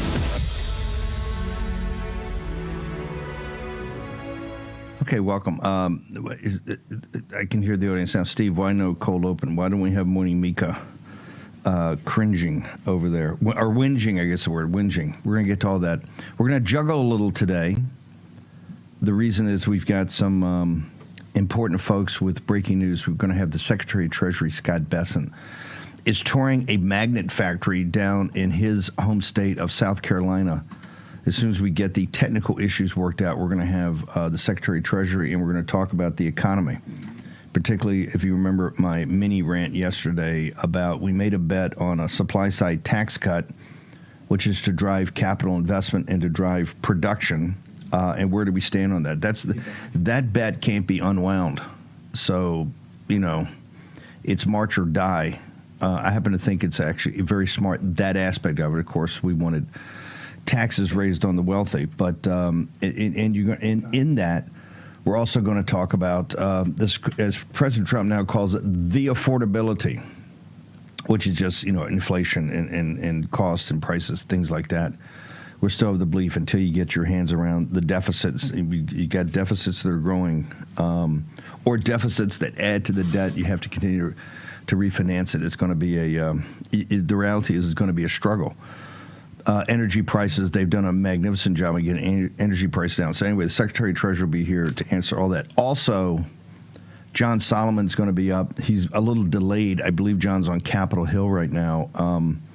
I think we can announce. I think he put the story up. 30 subpoenas went out, criminal subpoenas, on the grand conspiracy case. Kash Patel just doing an incredible job to push this through the system when, we're lacking lawyers. It's just about bodies, and this is not to point blame at anybody, but we got to you got to staff up. These people are working 20 hours a day, and just not staffed up enough. But that whole aspect of it is starting to get revved up. And so John's going to join us. Also, shocking news, Fulton County has basically taken the strongly worded letter about the 400,000 ballots and told Maine Justice to put it where the sun doesn't shine. So I'm waiting for U.S. Marshals to be selected and get a warrant to go down and seize it. We're going to get to all that. Can we go ahead and play? We got a short cold open for our former colleague, still our friend, but former colleague, the Secretary of Treasury Scott Bessent, who's down in South Carolina. Let's go ahead and play the clip. I'm willing to go all the way with it and set people ablaze in this conversation, but we should be at least at the start not insane. This is an off-year election in blue states. There was built-in advantages for the Democrats that were running. As for us missing messaging, I will take this and not put it on the consultant class. I'll put this on the Treasury Secretary, Scott Bessent, who wants to keep telling people that everything is going great. It isn't. It's not true. It's not real. And thank goodness I heard President Trump finally address this yesterday, a subject, at least on radio, we've been addressing for months. Beef prices are out of control. Egg prices are down. Gas prices are down, but you still feel like everything costs too much. Tariffs do increase the cost of things. And the president may love the word tariff, the most beautiful word in the world. It still costs us more, and we feel that it costs us more. So the reality is you have to be addressing those concerns and explaining why you're engaged in tariffs, why these things are happening. That's the stuff that matters. You can't just say everything's fine. That's Janet Yellen saying that inflation's nothing more than transitory, which was crap. It was a lie. It was a fraud. And when you go down that road, you win the stupid prizes. Okay, that's Tony Katz. And remember, Tony is a talk radio host in Indianapolis, Indiana, and a standard stock classic Republican. This is why he doesn't want to blame the consulting class, who is a lot to the whole thing about the campaign the other day was it wasn't that you lost in blue states. We get that. It was the scale of the loss and across the country and these districts and, quite frankly, state assemblies and other things that we had been shifting dramatically. Trump, particularly New Jersey, it's points on the buy. It was consulting class going back with Citrielli, talking about tax cuts and talking about size of government, just issues that are not top of mind right now with residents, and of course the disaster of Glenn Youngkin and the destruction of the Republican Party in the Commonwealth of Virginia, which is 100% on his shoulders with terrible candidates, no message, just a joke, but no effort. But and because Tony being a standard stock Republican, they hate tariffs, right? Because they got this. They're the free trade part of the Republican Party that it was kind of turfed out with President Trump in 2016.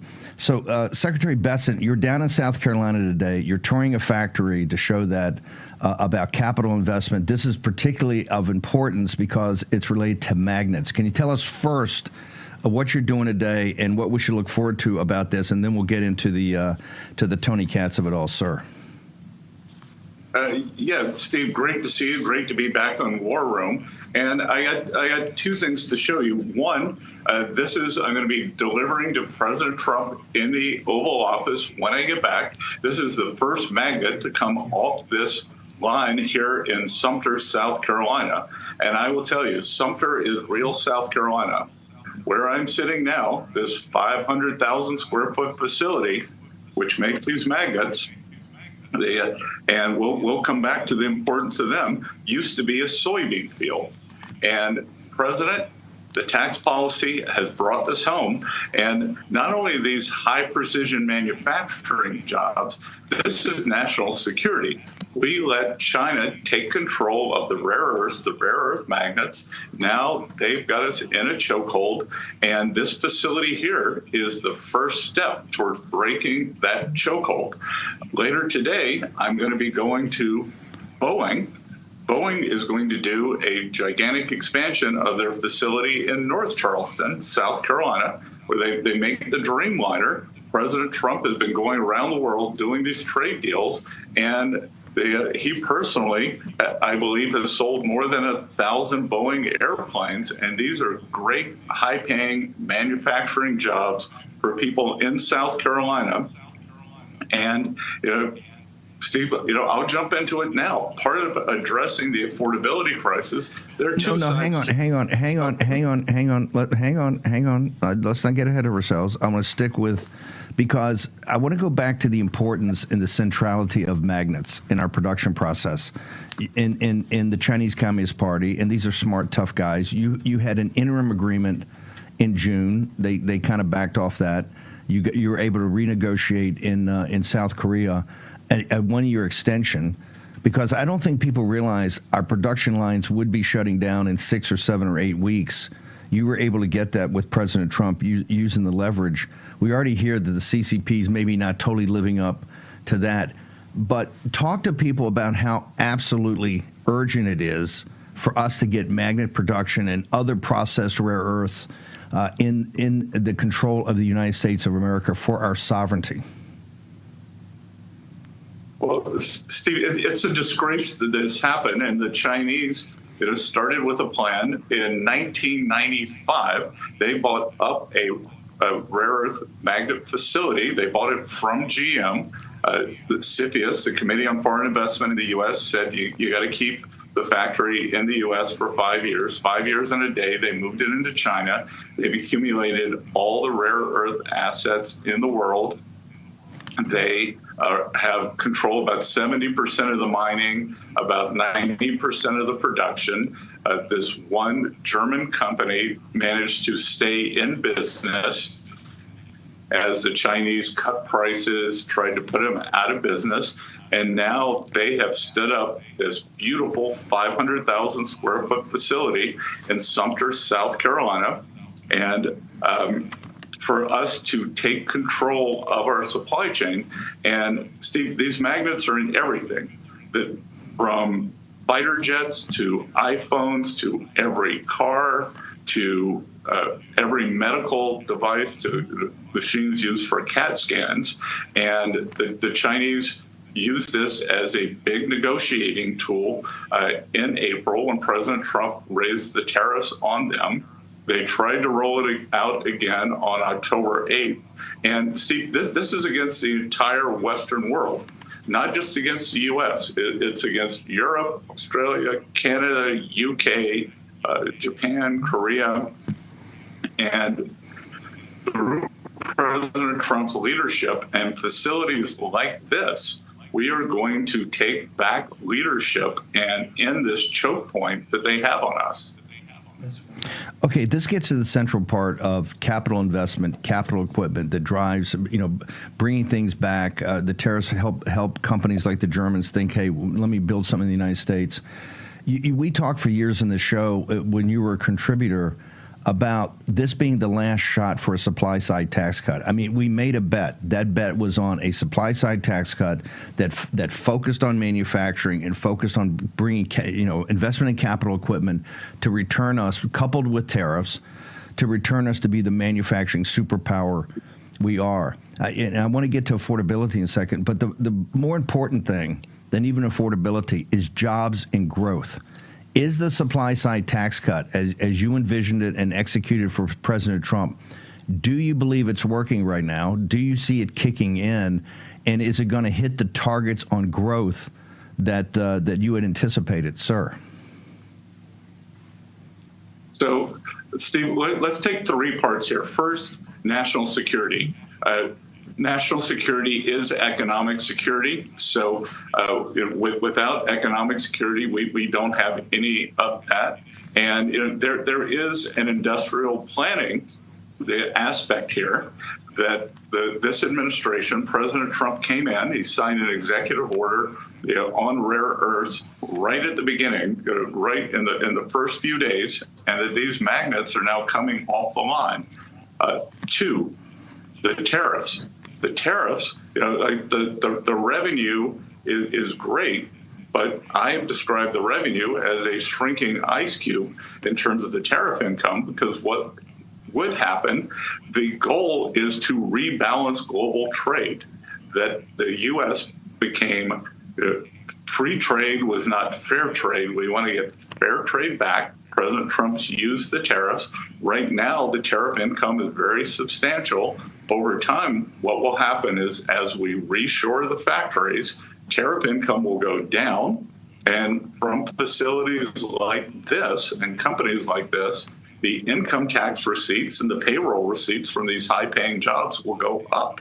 So, a successful tariff regime results in reshoring and better balance. So that is, by definition, lower tariffs. And then the third part of that was, as you talked about, the tax bill which has immediate expensing for factories, immediate expensing for equipment. So we are making the U.S. the best place to build your factory. It is energy dominance. We want to have secure, cheap energy. And then the third part is deregulation, because we had gotten out of the ability to build things in the United States. I had an hour-long meeting with the management here beforehand, and I said, why are we sitting in a former soybean field in Sumter, South Carolina? And they said, Governor Henry McMaster and his team got us all the permits in 8 weeks. In 8 weeks. And Steve, I'm walking through the factory, talking to the workers here. Many of them had been 7 to 15 years at a Caterpillar factory that had closed, probably because the foreign competitors undercut them. And now they're here. There were 800 construction jobs here. There are going to be 300 full-time jobs. But then the owners of this factory think that could go up 6 to 10 times. And I tell you, Sumter is real South Carolina. It is not, it is not fancy Charleston. It is not the mountains. This is God's the Gamecocks. Mr. Secretary, hang on for 1 second. We're going to hold you through a short commercial break. The Secretary of Treasury, Scott Bessent, on the economic plan of the Trump administration. Next. Hi, my name is Tracy L. from Arizona. I don't stink around in the kitchen when it comes to the news. I watch Real America's Voice, which always serves accurate and reliable updates that are on point with their amazing hosts. So don't find yourself in a pickle by tuning into the fake news. Stick with Real America's Voice.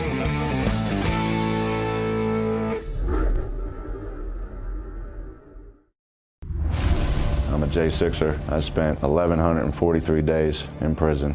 I'm a J6er, and I spent 3 months in jail and about a year in prison. I spent 4 years out of an 18-year sentence in prison. J6ers have been smeared and defamed by the media, persecuted by the government, and treated like terrorists.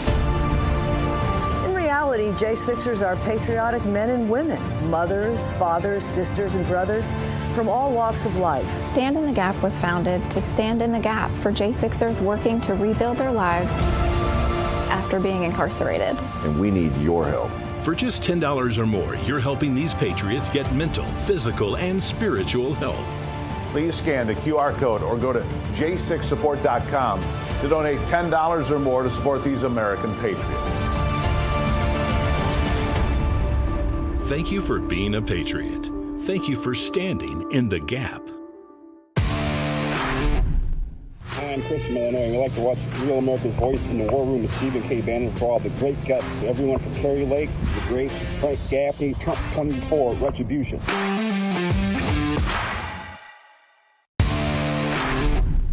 Hey guys, my name is Jeff. I'm from Massachusetts.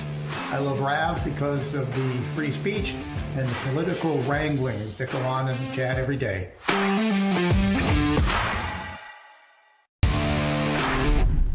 Lazar Garcianovich here from Japan.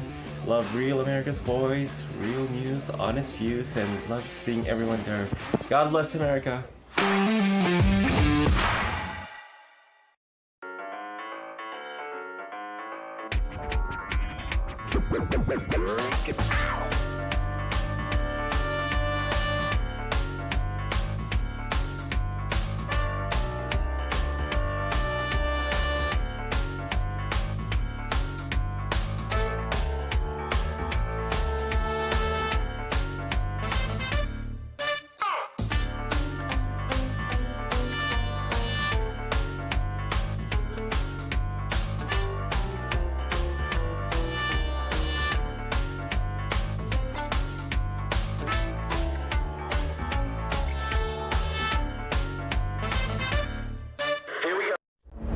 America's Voice family. Are you on Getter yet? No? What are you waiting for? It's free. It's uncensored, and it's where all the biggest voices in conservative media are speaking out.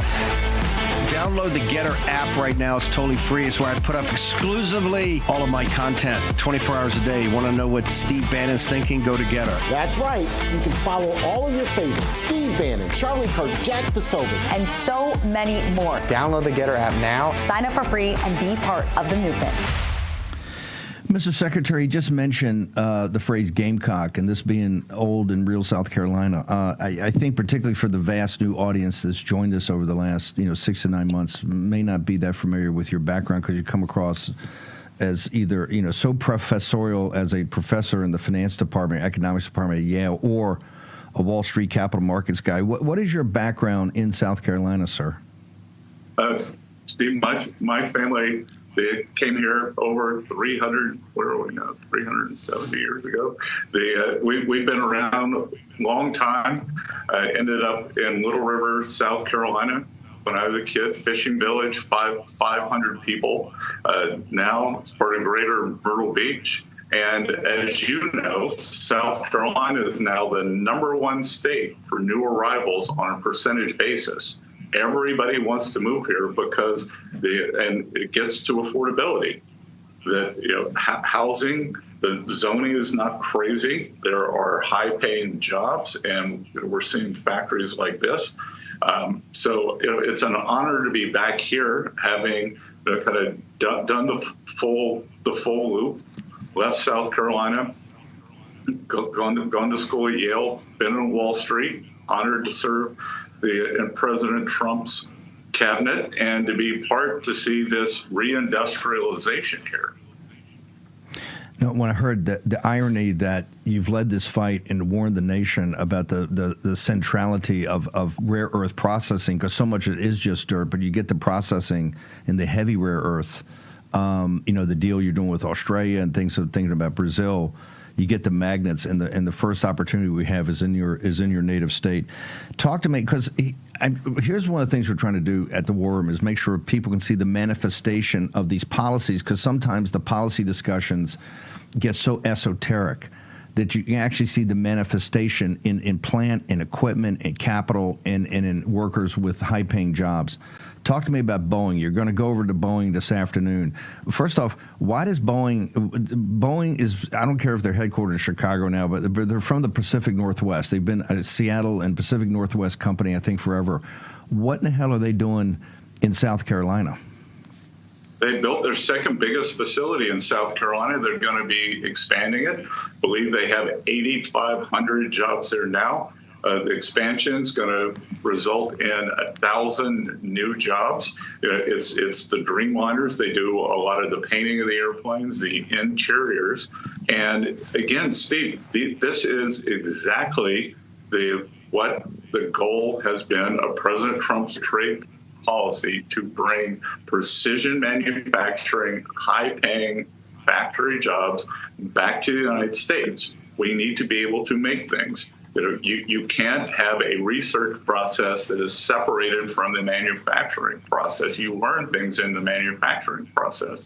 I tell you, walking around this factory today, this is super impressive, and they sent these folks. I was talking to many of the workers. Many of them had never been out of the country before. I think they said 10% of them never been out in an airplane. They were flown over to Germany, did a 12-week apprenticeship program, and now here they are. And these are, like I said, high-paying jobs, and the size of this facility may go up 10x. Tom Peters wrote that amazing book back in the 90s that became really the Bible for so many companies, called In Search of Excellence. And it went back to the beginning of Silicon Valley and why American was a tech superpower. It was called Management by Wandering Around, that you had to have research, you had to have R&D right next to the manufacturing facility, because you had to be managers, and particularly the guys working over the development had to be able to go, and this is the core of America's greatness, you had to be going to the shop, and you had to kind of fool around with things. That's American greatness right there. Talk to me, because people lose the kind of plot here. I want to go back to the supply side tax cut.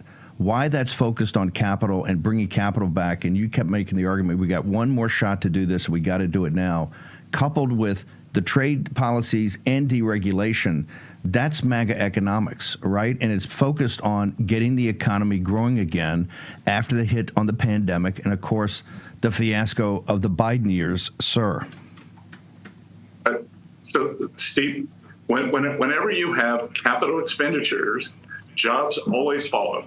Jobs always follow. So we are going to see this CapEx boom. And again, this magnets facility here, there were 800, and it's still continuing. There are 800 construction jobs going on as they're building. Those will keep going as this facility gets 6-8 times bigger, and every line they add is 300 permanent jobs. So, I just think we are at the beginning of this liftoff. That I wish that we could have thrown a switch and the jobs and the manufacturing would have come right back. It is a process. We didn't get here overnight, but I can tell you that your friend there who criticized me, that you can be optimistic about the future. The house got burned down, and it takes a while to rebuild it. And we are rebuilding it from the foundation up. The foundation of this, the concrete that we poured, was this tax deal. So we've got the foundation, and now we are starting to rebuild our economy. And one of the answers to this affordability crisis, there are two parts to it. Part of it is, stopping the price increases, bringing the prices down where you can for things, like gasoline, like certain foods. But then on the other hand, the real home run is real wage increases, which we saw under President Trump's first term. Our hourly workers did better than supervisory workers. The bottom 50% of households, net worth went up faster than the 10%. And look, the Wall Street Journal can take a shot at me when I talk about Main Street prosperity, but I call it parallel prosperity. Wall Street has done well, exceeded everyone's expectations, and it's called the Wall Street Journal for a reason, not the Main Street Journal. And they don't want everyone to have a fair shot. Is like part of the deregulation that we've done in Treasury is to help small banks. We've lost half of our small banks since the GFC. You know what? Small banks finance 70% of agriculture, 40% of small business, 40% of real estate. They're your neighbors. That they work on a handshake. It doesn't have to go back to the head office in New York or Charlotte. So this is a Main Street revival, and I think we are right in the liftoff phase. And I don't blame people for being mad. I don't blame them for being mad after what's happened, and we are moving as fast as we can on this. I wanted to go back to CapEx for a second. Particularly, people don't know, most people don't know, that when you were coming up in being a wunderkind in high school, your competitor kind of statewide for being a big brain was Ben Bernanke. And Ben Bernanke went to Princeton as a scholarship student. You went to Yale as a scholarship student. And then he became head of the Fed. You went to Wall Street and became a capital markets guy, a hedge fund manager. I'll also point out he worked as a waiter wearing a sombrero similar to the one that Hakeem Jeffries and Chuck Schumer wear. He worked at south of the border, and I was a lifeguard on the beach in Myrtle Beach, so we took separate paths. Very. So, by the way, so if you've been on Interstate 95, everybody knows about south of the border, one of the American classic. This issue of CapEx. Particularly, there seems to be, there's this rush to AI. Everything's got to be AI. We had an analysis on yesterday. I think 40,000 times has been mentioned on earning calls. It's like the .com. Everybody's got to say AI. But there was a very disturbing kind of interview with the CFO of OpenAI where she mentioned at the very top of her interview, hey, we're going to set up an ecosystem of private equity, hedge funds, banks, and, oh, by the way, the government will have a role as far as government loan guarantees. Of course, our heads blew up here.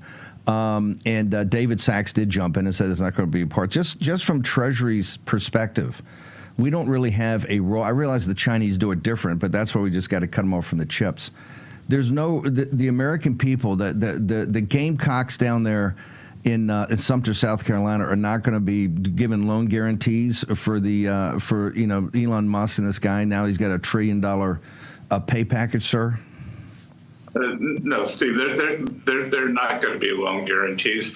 The difference between American AI and Chinese AI is that this is the private sector on its own, unleashed. People will succeed, people will fail. And the great thing here is a lot of this is being led by the hyperscalers, Google, Microsoft, Amazon, Oracle, and those are the richest companies in the world. So they don't need government subsidies. They don't need the loan guarantees, and they're borrowing. Some of them borrowed $25-30 billion in the past couple of weeks in the capital markets. So no one has to worry about that. Mr. Secretary, I know you got to bounce. I just need you for 2 minutes on the other side. I just want to address one more time the affordability. As President Trump refers to it now, the affordability. The Trump administration has been taking a heavy axe to that. We're going to find out the details next with the Secretary of Treasury, Scott Bessent, down at a magnet factory that's now launching in Sumter, South Carolina, Gamecock country. Short commercial break. We'll be back in a moment.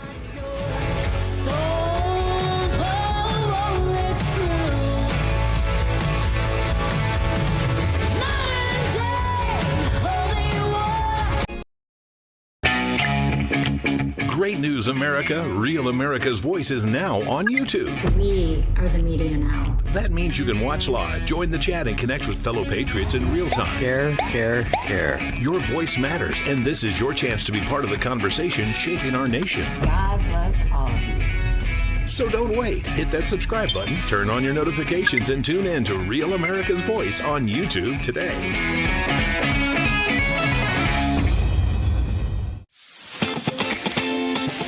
Patriots, it's time to gear up. Real America's Voice has an entire lineup of merch made just for you. We got some Rav fans out here. We watch you every day. From mugs that start your morning strong to hoodies, hats, t-shirts, pants, vests, flags, and so much more. Yeah, I noticed it. I mean, that caught my eye big time. Every piece lets you wear your pride loud and clear. This isn't just merch, it's a movement. When you shop Rav, you're showing the world you're proud to be part of the Real America's Voice family. God bless Real America's Voice. So don't wait. Scan the QR code right now or visit realamericasvoice.launchcart.store to shop today. Thank you, Real America's Voice, for doing true journalism. Stand tall, be bold, be proud. Represent your voice with Real America's Voice. It's good to have a real news network out there, so I'm a big fan. Use code RAVSWAG10 for 10% off. Real America's Voice rocks.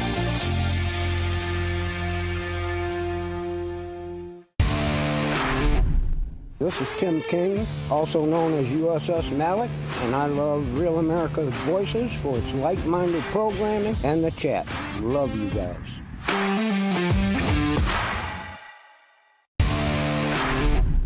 My name is Phoebe, and I live in Florida. I love Real America's Voice. They truly speak for the people, and that's what real patriotism is all about.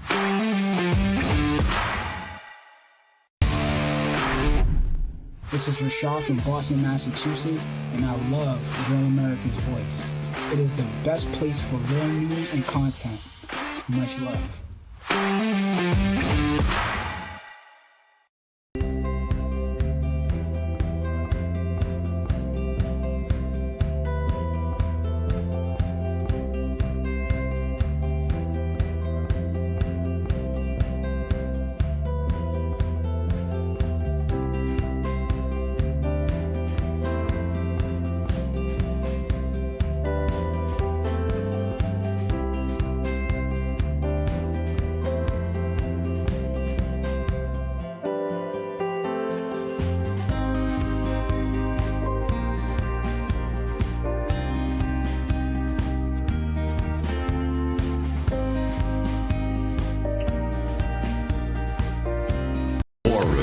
Here's your host, Stephen K. Bannon. Mr. Secretary, in Tony Katz's his shot at you, one of the central parts of his argument, and this is why I wanted to keep you over and just take a couple of minutes, because this is still, as you know, particularly among the Wall Street Journal and the elites in the Republican Party, this is going back. I call it from a time that our land that time forgot. One of the central things about affordability, he's saying that President Trump's redoing of global commerce, as personified by his use of tariffs, right, is central to the affordability issue. Do you see it that way? And can you break it down for us why that's not the case? Yeah, look, it is, never let facts get in the way of a good story. He seems like he's part of the Mike Pence let him eat flat screens crew, where we exported good jobs and cheap baubles got sent in. The real affordability that people care about is owning a home, being able to make car payments, the food. None of that has anything to do with tariffs, Steve. If you look, the increase in prices has been in service inflation, and again, that government jobs or service sector jobs do not result in real long-term wage growth. Real long-term wage growth results from working at factories like I am here right now, moving up the chain, and having the pricing. When your company has pricing room, then they are able to give you the substantial wage growth, and you're able to get a promotion and become a skilled worker. Because, as I said, I couldn't have been more impressed by the folks here from Sumter, South Carolina, who were over in Germany training, and now they're back here, and they're excited. This is a great facility, and again, the one thing that I will agree with him on is that we are approaching, the Trump administration is approaching affordability head on. The Biden administration and the mainstream media, and I said it on your show for a year during the campaign, gaslighted America. They said it was a vibe session, that it wasn't happening. Well, we know it's happened. And as I said, that if I could snap my fingers and fix affordability, we would, but we are laying the groundwork over the next 3, 6, 9, 12 months and before the end of the president's term to get working Americans back with real wage growth. So it's wage growth and stopping the inflation and bringing prices down where we can. And Steve, you mentioned the elections. That a lot of the elections in New Jersey, a lot of it was energy prices that Governor Phil Murphy had put into place. It was this misplaced green energy that caused prices to skyrocket 20%. This administration, Secretary Burgum, Wright, even President Trump has been on the phone with the governor of New York, Kathy Hochul. Let us put 2 pipelines through New York, and we can lower your energy cost. We can lower energy cost in New England, and they won't do it. So at Treasury, we're actually going to go through state by state and see where the inflation is, because there are some things that this administration can control, but we can't control the crazy things that states do in terms of energy pricing or overregulation. Why is South Carolina the leading recipient of inbound immigration, for Americans as a percent of the population? Because Governor McMaster is open for business. Yeah. This plant here was permitted in 8 weeks. So if you want to build things, if you want to create jobs, then you can do it. But there are the blue states out there who are recalcitrant. Yep. And see, to make it even worse, And I want to make two more points. To make it even worse, many parts of the tax bill that were President Trump's signature working class pieces of the tax bill, no tax on tips, no tax on overtime, no tax on Social Security, auto deductibility, if you buy an American car, many of the blue states are not going to include that in their state taxes. They do not, because they have such Trump derangement syndrome. They want to hurt their own people to keep them from doing well, because those were President Trump's signature policies. Steve, as you know, I am also the IRS commissioner, so I can see the data.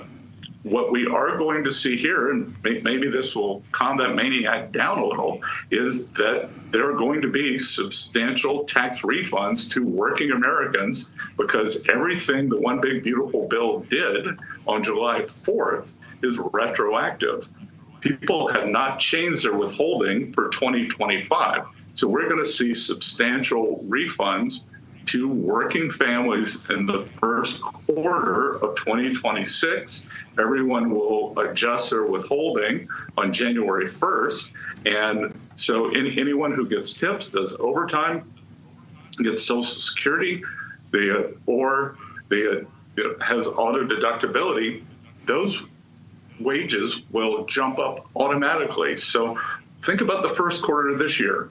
$1,000, $2,000 refunds per household, plus all those working class tax benefits kicking in. That's why I'm optimistic.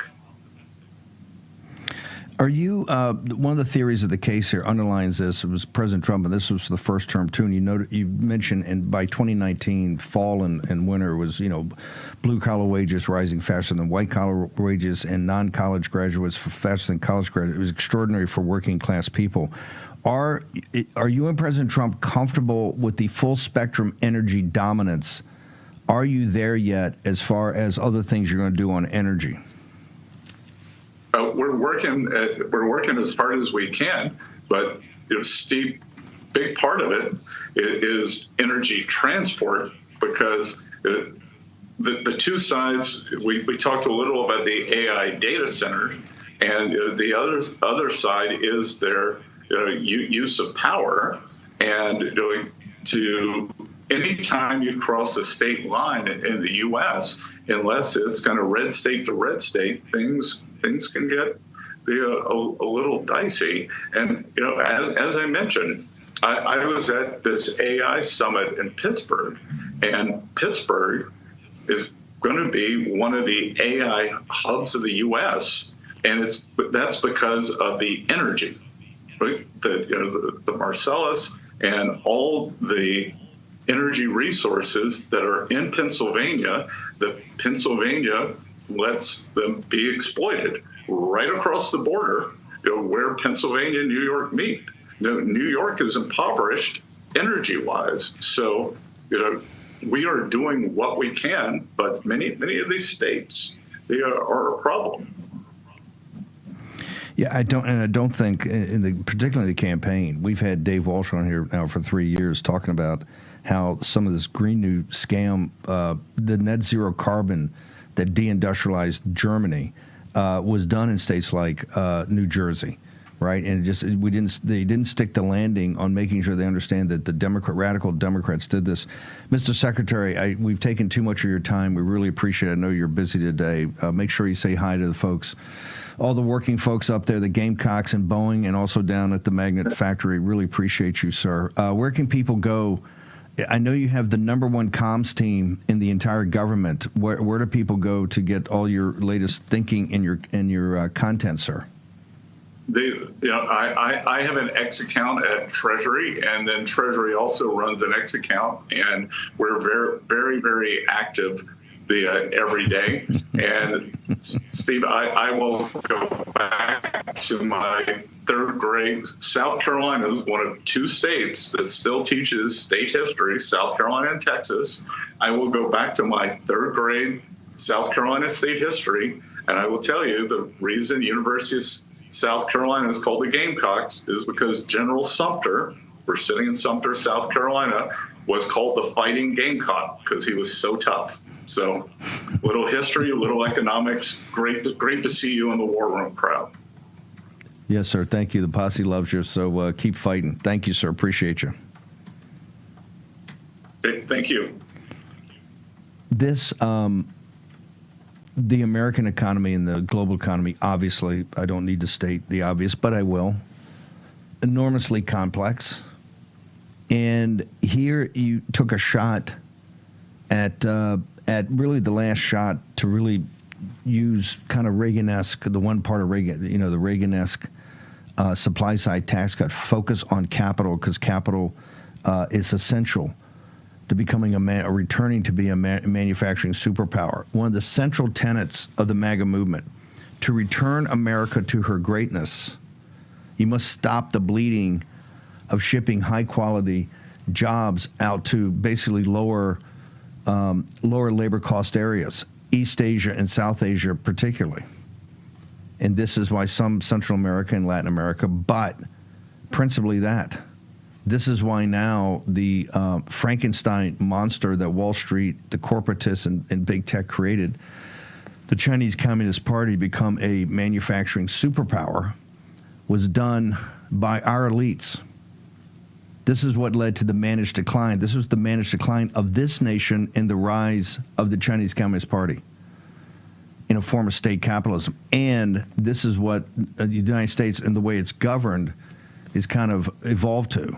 The Chinese Communist Party did not become an open democracy based on freedom, based on liberty, based on free speech, religious, all that, exact opposite. More and more controlled by state capitalism and an authoritarian government. This is what you saw. You saw it manifested in the Biden regime, the illegitimate Biden regime, I might add. Illegitimate? Why is the Biden regime illegitimate? Because they stole the 2020 election. We're never backing off that. And if you don't believe that, then you actually don't believe one of the core tenets of the MAGA movement. I'm sorry. I'm sorry if I'm hurting feelings of people, some of the people watching in. It's just not. This is why the damage done during those 4 years is monumental. President Trump had enough to clean up, given the fiascos of Bush, Clinton, Bush, and Obama. That was to kind of stop the decline, or to try to put a tourniquet on it. Then, after the pandemic that was hit, that delivered by the Chinese Communist Party, coupled with the summer of love and the stolen election of 2020, in the 4 years of an illegitimate regime. How do we know it's illegitimate? Because you couldn't certify all the stolen ballots that they did, and 400,000 of them are sitting down in a warehouse in Georgia, and we're still sending strongly worded letters. And Fulton County came back, and I'm so glad they did it. They said, hey, take your letter and put it where the sun doesn't shine. So, Justice, hey, I got a solution. I'm just tossing it out there. Just get yourself a couple of U.S. Marshals, couple of 3 U.S. Marshals, get a warrant, and go down and seize it. You're the Justice Department. You don't need to send any more strongly worded letters. You don't need to go back into court. You don't need to do any of it. The Trump economic plan is working. I think we have to do a better job of saying, hey, here's what the plan is. Here's what's happening with it. Here's what's working with it. And it's in jeopardy, big time. I'll talk about that after a short commercial break.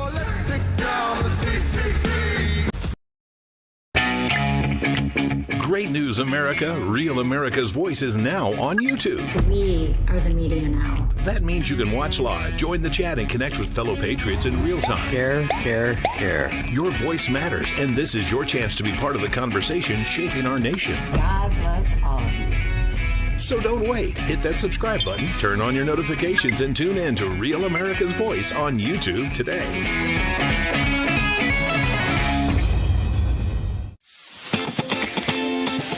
Patriots, it's time to gear up. Real America's Voice has an entire lineup of merch made just for you. We got some Rav fans out here. We watch you every day. From mugs that start your morning strong to hoodies, hats, t-shirts, pants, vests, flags, and so much more. Yeah, I noticed it. I mean, that caught my eye big time. Every piece lets you wear your pride loud and clear. This isn't just merch, it's a movement. When you shop Rav, you're showing the world you're proud to be part of the Real America's Voice family. God bless Real America's Voice. So don't wait. Scan the QR code right now or visit realamericasvoice.launchcart.store to shop today. Thank you, Real America's Voice, for doing true journalism. Stand tall, be bold, be proud. Represent your voice with Real America's Voice. It's good to have a real news network out there, so I'm a big fan. Use code RAVSWAG10 for 10% off. Real America's Voice rocks.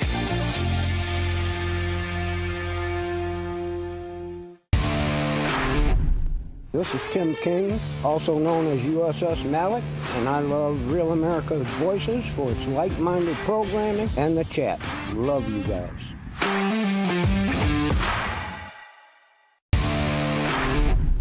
My name is Phoebe, and I live in Florida. I love Real America's Voice. They truly speak for the people, and that's what real patriotism is all about.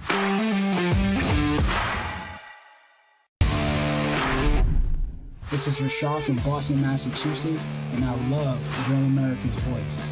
It is the best place for real news and content. Much love.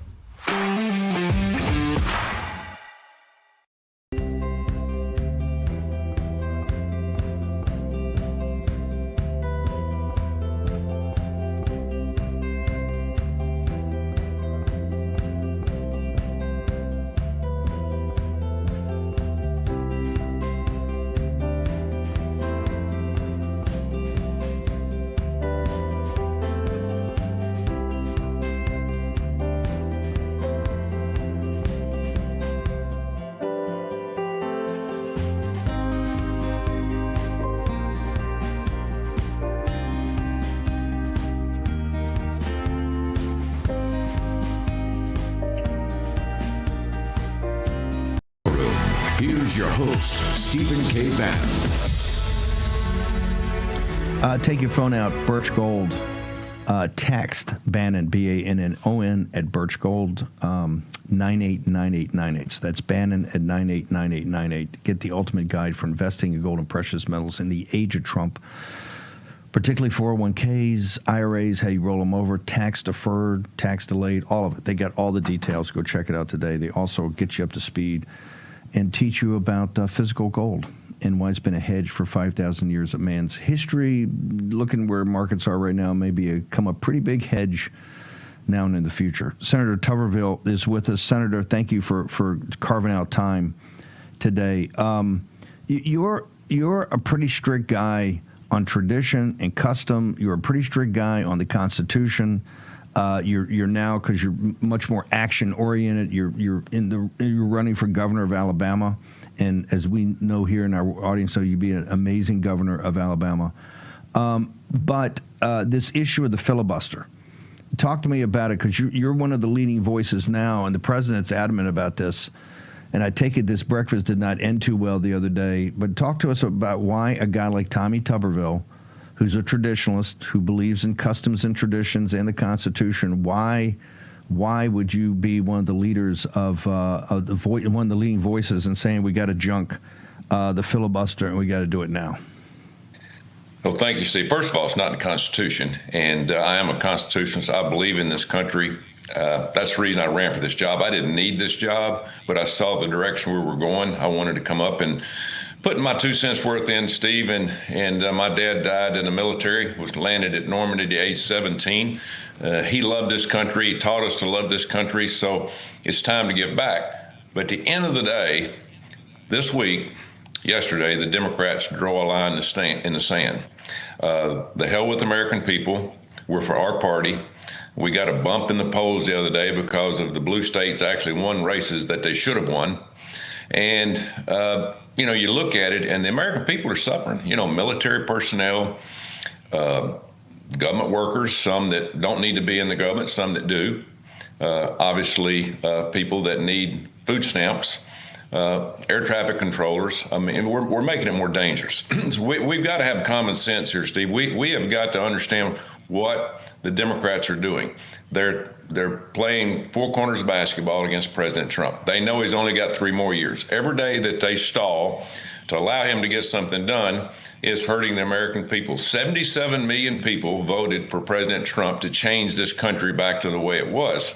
But we're not going to be allowed to do that because it takes 60 votes. We're not going to get 1 vote out of the Democrats. They've drawn a long line in the sand. It's over with. Now we've got to decide. We're boxing in a corner. Are we going to do away with the filibuster and get everything done from MAGA for the next 3 years, or are we going to just sit back and say, okay, nothing's done? We're not going to vote for 51 votes to have no mail-in ballots. You got to have a valid ID to vote. You got to have all those things. We can do that with 51 votes if we bust a filibuster, but we're dead in the water if we don't make a decision. Because who's getting blamed now? We are, the Republicans, because we are in the majority. Let's take advantage of it. Are you? Is a underlying conviction of yours and the president is that the Democrats are going to do this immediately? Because one of the fears is that if you do this, you've opened the path for Washington, D.C. as a state, Puerto Rico as a state, 15, 20 judges on the Supreme Court, all of that. Are you guys convinced that the Democrats are going to do this anyway, and that's why you want to be preemptive? Oh, 100%. I talked to Joe Manchin, and I talked a whole lot when he was here. Christian Sinema, they saved us. They saved us from that happening just a few years ago. They're gone. They've got radicals back on their side. They've got enough to get it done. So what they're going to do is they're just going to wait us out. And when they take over, it looks like for us as Republicans, we just want the majority. We don't want to do anything when we get it, but we want it. And that's the wrong way to look at it. They elected us not as senators, as a Senate to look at power. They looked at the Senate to do something for the American people and President Trump. And again, as President Trump says, folks, they're going to vote it in the first day they take over. And it is coming.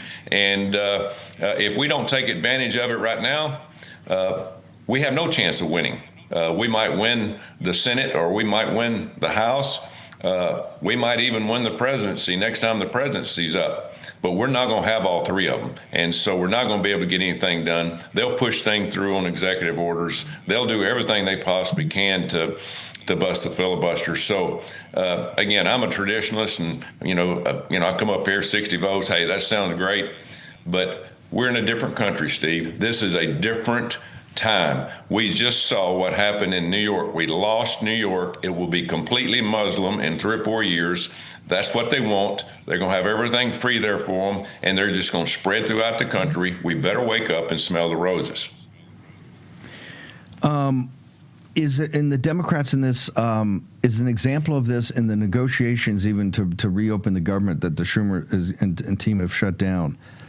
They're not moving at all on this $1 trillion that would need to be spent on illegal alien health care, correct? I just want people to understand this. Everything they've got is about illegal aliens or bringing in foreigners now and turn them into Americans in like 2 weeks and let them vote. So this is what happened in New York. Are they showing any sign that they would ever pull that out of these negotiations? No, I tell you that that's all they're looking for. They're just looking for power. They're looking for votes in every possible way they can get it. And again, it's just we'll be back to globalization as soon as they get power. They'll open up the borders again. President Trump's trying his best and has done a great job with that, and so is Kristi Noem and all the people in Homeland Security. But again, we're fighting with a short stick here because the American people, they want to be taken care of too, and we're not taking care of them right now. And we've ruined our health care, we've ruined our education system. Anything we touch, like the air traffic controllers, the TSA, anything out there, the government has ruined it.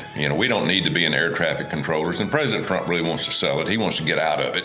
But we've got to redo it, because when you put something under the federal government, you don't fund it completely, and that's what's happened with this antiquated equipment we have in the air traffic controllers. And so who in the hell would want to buy it now? Who would want to privatize that? So we've got to get it back up to speed. Secretary Duffy knows that, and then sell the dang thing, get it out of the federal government. We can't afford to keep it going. We're growing too much. So there's a lot of the things Senator, that government can you doesn't just need hang to on be for in. 1 sec? Just hang on 1 second. We're going to take a very short, like 120-second commercial break. Back with Senator Tuberville in a moment.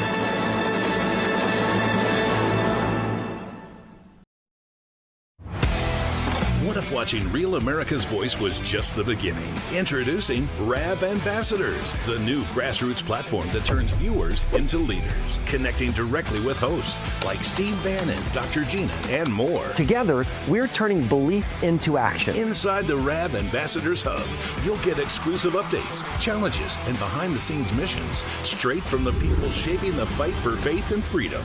Every action you take, every share, post, and mission earns you points, badges, and ranks. Compete with Patriots nationwide. Unlock rewards, exclusive gear, even chances to appear on air or attend live RAV events. But this isn't just about watching, it's about doing. Joining campaigns, volunteering locally, standing for truth. Together, we're not just a network, we're a movement. One voice at a time. Scan the QR code or go to ravambassadors.com to join now. Because America's voice is your voice. I'm a J6er. I spent 1,143 days in prison. I'm a J6er, and I spent 3 months in jail and about a year in prison. I spent 4 years out of an 18-year sentence in prison. J6ers have been smeared and defamed by the media, persecuted by the government, and treated like terrorists. In reality, J6ers are patriotic men and women, mothers, fathers, sisters, and brothers from all walks of life. Stand in the Gap was founded to stand in the gap for J6ers working to rebuild their lives after being incarcerated. And we need your help. For just $10 or more, you're helping these patriots get mental, physical, and spiritual help. Please scan the QR code or go to j6support.com to donate $10 or more to support these American patriots. Thank you for being a patriot. Thank you for standing in the gap. This is the primal scream of a dying regime. Pray for our enemies, because we're going medieval on these people. You're just not got a free shot on all these networks lying about the people. The people have had a belly full of it. I know you don't like hearing that. I know you try to do everything in the world to stop that, but you're not going to stop it. It's going to happen. And where do people like that go to share the big lie? MAGA media. I wish in my soul, I wish that any of these people had a conscience. Ask yourself, what is my task and what is my purpose? If that answer is to save my country, this country will be saved. War Room. Here's your host, Stephen K. Bannon. It's Friday, 7 November, year of our Lord 2025. John Solomon's on deck. Senator Tuberville, your campaign site, your social media, where do people go to keep up with you? Because you're kind of a voice of reason up here in the Imperial Capital. So where do folks go? Well, for my campaign, it's at Coach for Governor, and then the other one is at Senator Tuberville. So I appreciate your help, but it's we got a lot of work to do up here, Steve. I'm still up here for another year, and we're going to keep swinging every day. No, the reason we wanted to have you on is that you're so highly regarded by the MAGA, and particularly the activist MAGA base, that when you come out and say, hey, we got to redo this. We got to redo this thing in the Senate, this filibuster. And I realize it's custom and tradition, but we got to do it because the hour's late and we're burning daylight here. That goes a long way. And so we're going to have other people on to talk, but I wanted to start with you because you're so highly regarded by folks. So really appreciate you coming on and laying out the case for it. Well, thank you. We're in tough times. Our back's against the wall. And now it's time to make a move for the American people and for MAGA. We're not ever going to find out, Steve, if MAGA works unless we do the filibuster. It's not going to work. Because they're not going to give us an opportunity. So 77 million people voted for MAGA. Let's give President Trump a chance. But we all might as well go home if we don't get something done with this filibuster, because they're not going to vote for anything. Senator, thank you so much. Honored to have you on here. Steve. One of the greats. John Solomon. Oh, do we have a cold open for John? Do we complete? Yeah, John, I got a short cold open for you. I want to play it and then bring you in. Department is working on another investigation that includes one of Donald Trump's perceived enemies. MSNBC was the first to report today that the DOJ is preparing to issue a series of subpoenas as part of an investigation led by a recently confirmed Trump pick for U.S. attorney in Florida. The investigation is at least in part looking into former CIA Director John Brennan and the probes by the CIA and FBI into Russian interference in 2016 election. John Brennan, who is an analyst here at MSNBC, denies any wrongdoing. Inquiry comes 2 years after a special counsel appointed by then Attorney General Bill Barr concluded a lengthy and exhaustive investigation that found no criminal wrongdoing by Brennan or any other major figure connected with the Russian election. We can go on and on and on. John Solomon, huge developments overnight, and they're coming in now. Here's their line of attack. This has all been looked at. This is all, first off, they said, Mike Davis and John Solomon are screwballs because they're connecting Crossfire Hurricane with the Mueller investigation, with what happened in when Trump was out of office. It's so convoluted and so bizarre that you have to have a tinfoil hat to have it. And they keep hammering that, people let these guys off. There's nothing to see here. It's past time that you can even charge them. They're throwing up everything. So they're a little nervous. And then you drop, these 25 or 30 subpoenas overnight. It's going to get worse today, sir. So I wanted to give you a shot to use our platform to explain exactly what in the hell's going on. Yeah, listen, I think the Justice Department, as I said a couple of weeks ago, though I also called them out for a tweet that was outdated and raised concerns about what they know and don't know, the Justice Department is creaking to life on this. They're starting to put more resources, and they're starting to get their arms around what this conspiracy is. Mike Davis and John Solomon didn't invent the grand conspiracy. First, the Democrats did. And secondly, the FBI director wrote a memo predicating an investigation. He has access to evidence that no one else has. We're starting to see what that evidence looks like. And that same media machine that said, oh, my God, they're going after John Bolton with no evidence. It's an enemies list. And you get the search warrant returns, you realize the guy had WMD classified information in his possession. They said Comey's a victim, and then you read his emails and you realize he's not a victim. He actually admitted in his own emails he was sanctioning someone talking to the media contrary to what he told Congress. I think when the Democrats see the full Monty of evidence that's put together here, and I think the Justice Department and the FBI have assembled it, now they're starting to act on it. They're going to look at everything from 2014 to 2024 as one ongoing conspiracy. And you say, well, that's crazy, John. There are like 7 different scandals. Well, it's Jack Smith talking to the IRS and Lois Lerner back in 2014 in the middle of the IRS thing. It's Jack Smith handling the prosecutions of 2024. It's the FBI and Russia collusion. It's the FBI clearing Hillary Clinton. It's James Comey saying, I think the FBI, that President-elect Clinton, she's not yet President-elect Clinton, is going to be grateful for the way I handled her case. These players continue all the way through this 10-year continuum. And I think that that's what they're beginning to look at. These are the largest firing of subpoenas out since the investigation began. The cases are now consolidating in Florida, just like we told you it would. We mentioned that about 2 months ago. And I think for the first time, the Attorney General and those who've reviewed the evidence feel there is a connectivity between these cases. Now, a grand jury has to make the dots complete. They have to meet the law. But for the first time, I think they're looking at the last decade not as one series of separate incidents of, more weaponization, but maybe a similar playbook, a similar set of players, and a continuing effort to do anything it takes to stop Donald Trump from being elected, being successful as president, or getting reelected like he did in 2024.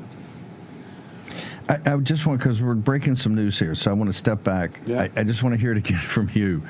So MSNBC, you understand this, fully understand this.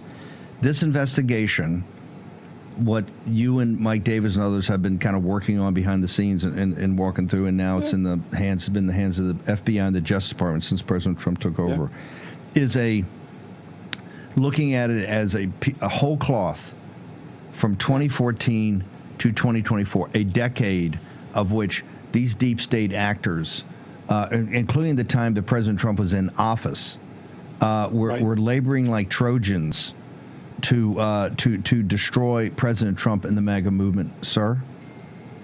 Yeah, they are. And what you do, and the reason there's this connectivity, listen, at first it sounds like a stretch, right? Let's be honest. How are you going to prove all these disparate people were working together? But then all of a sudden, you see Jack Smith in 2014, you see Jack Smith in 2024. There are people that were deeply involved in the Ukraine impeachment scandal that now are being connected back to Russia collusion. There are some extraordinary continuous. So that's how mob cases are put together. That's how drug kingpin cases are being together. And I think for the first time, the Justice Department has enough evidence to start to look at that. Now, doesn't mean they're going to bring a grand conspiracy indictment, but they're looking at this in a much broader context than 5 or 6 separate guys all acting badly and ruining the nation's trust in our institutions. It looks to be something larger than now. The evidence is going to be what does the grand jury decide? What does a jury decide? But let's take a look at something that just happened in January that you and I just learned about on Monday. Just before Donald Trump came into back to the presidency in January, there's a group of FBI agents working under Chris Wray, working under the end of the Biden administration, apparently, if the government's assertions are right, trying to get rid of evidence that would implicate James Comey on false statements and what went on in Russia collusion and what went on all the way through the January 6th investigation.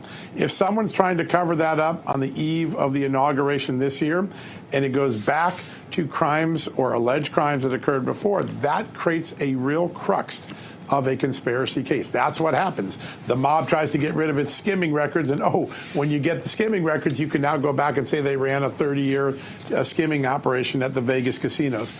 The great cases in the FBI often have this continuity from cover-up all the way back to the original crimes, and I think the burn bags that Kash Patel first revealed a few months ago, and now what Lindsay Halligan put into the cases, that we're now seeing that the cover-up may have been to cover up a series of crimes. If the cover-up people thought those crimes were related enough to get rid of the evidence, you start to create that continuity trail. And so 25, 30 subpoenas, I expect from my reporting, there'll be 150 subpoenas dropped between now and the end of the year. That is a significant cranking up the investigation. And I think... Hold it. Yeah. Hold it. Hang on. There's 30 to 40 now. You expect 150 total between now and the Christmas holidays? My reporting indicates that that's how many have been communicated between the FBI and the Justice Department over the last few weeks. Now, people will look at them and say, that one yes, that one no. Is it going to be exactly 150? No. It's going to be a triple or quadruple or quintuple what we now see, because this is a big, complicated case. That's why the Democrats did it this way. It's hard to unravel it, right? And you got to unravel it. There will be a wave of subpoenas. And I believe now, rather than have a whole bunch of different grand juries look at it, you consolidate it in the place where the alleged last crimes occurred, the Florida stuff, and you work your way backwards into the other conspiracy. And that also opens up charging crimes that are outside the statute of limitations. Now, I don't know if it's going to happen. A grand jury probably doesn't know it's going to happen. But the fact that they're looking at it this way tells you that what Kash Patel drafted up in March and April has got traction inside the Justice Department. The key to this is Pam Bondi has to get the resources that she needs. Between DOJ and all the firings and then all of the protests, the Justice Department is woefully understaffed for the mission that it's got on its hands. It's prosecuting local crimes. It's getting rid of illegal aliens who are great threats to our country. It's breaking big spy cases and smugglers, Chinese smugglers bringing pathogens into our country. It needs a large unit to just focus on this investigation and then give it to one prosecutor and go. And my reporting indicates that Pam is moving that into that position. That's going to make Pam and I think Kash a more substantial team going forward. I think there's been some dysfunction that's getting worked out. I think there's going to be some success ahead. Let's and put it in perspective. Pam and the team at Main Justice, I think, are 21-0 at the Supreme Court, or the close to it. They are. All the all the exertion. A couple, and obviously they get the big, the tariff, but all of the assertions of President Trump's Article 2 powers, which is kind of our theory of the case, about this. She's essentially one with the team. They are obviously understaffed in other areas, and these people are working 20 hours a day. Do you see, are you hearing 7 days a week that they're taking care of that problem? I mean, I don't know how you get these subpoenas right now, the 150. I mean, they only have a handful of people over there. Do you think that is going to rapidly increase? I think so. I'll know more over the next several days. I continue to report day and night to try to find out about this and get this done. What we need is a well-oiled machine, more documents to Congress quicker so the public can learn. And you got to educate the court of public opinion if you're going to do something this big, so the Congress can help the public understand all of the crimes that have occurred. Then the prosecutors have to put it together, and there's just a backlog. I do think they'll get it done, but you need a unit of 30. I think you need 20 or 30 lawyers just to go through this evidence. It's a monstrous amount of evidence. Monstrous. John Solomon, where do people go to get all your great reporting and social media so they can keep up to date moment by moment? Thank you, sir. Yeah, justthenews.com and Jay Solomon Reports on all platforms. Thank you, Steve. Thank you, brother. Appreciate you. Yeah, if what they're doing at the Solicitor General level and what they're doing, and folks, you got to understand, and this is why I wanted everybody to get a chance and to listen at least to some of the arguments the other day in front of the Supreme Court about the President Trump's tariffs and his redoing of the world's commercial relationships, the complexity of that, where those justices just firing, and Gorsuch and these guys just firing these very tough questions, and the Solicitor General. That takes a team. That takes murder boarding. It's complicated. And the record of the Justice Department in defending the president's really the theory of the case of his exertion or assertion of these, the true powers of Article 2 of being CEO of the American government, being commander-in-chief and being chief law enforcement officer and chief magistrate is nothing short of, like Mike Davis said the other day, pretty remarkable. On that, they're clicking. Now you're starting to see, as they're going after the deep state conspiracy, there was really a coup against President Trump and the country. They're clearly staffing up, hiring. Looks like it's working much, much better. And if John Solomon's correct, that would mean over another 100 subpoenas over this holiday season. Pretty extraordinary. Short commercial break. Back in a moment.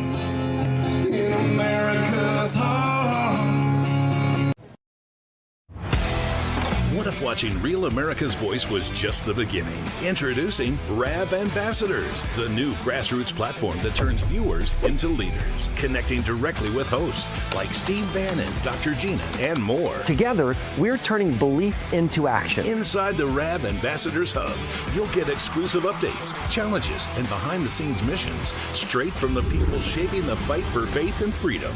Every action you take, every share, post, and mission earns you points, badges, and ranks. Compete with Patriots nationwide. Unlock rewards, exclusive gear, even chances to appear on air or attend live RAV events. But this isn't just about watching, it's about doing. Joining campaigns, volunteering locally, standing for truth. Together, we're not just a network, we're a movement. One voice at a time. Scan the QR code or go to ravambassadors.com to join now. Because America's voice is your voice.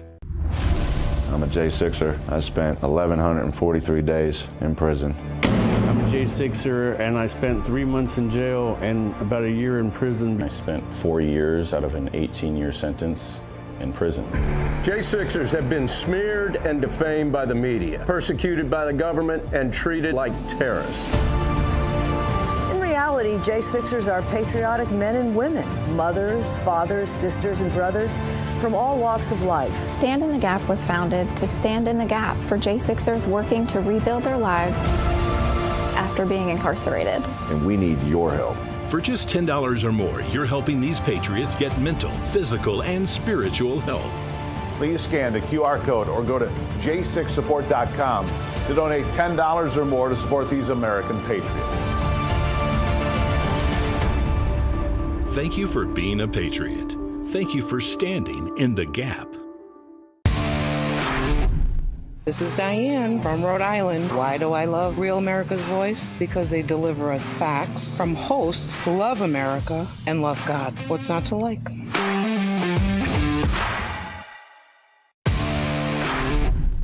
Hi, this is Chris from Wisconsin, and I love Real America's Voice because you have great news and a great chat family. God bless all of you.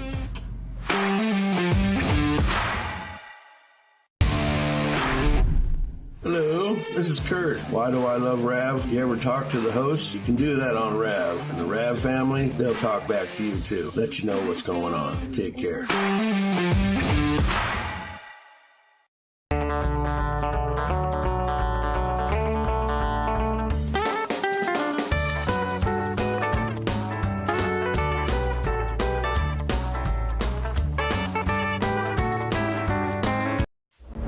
America's Voice family. Are you on Getter yet? No? What are you waiting for? It's free. It's uncensored. And it's where all the biggest voices in conservative media are speaking out.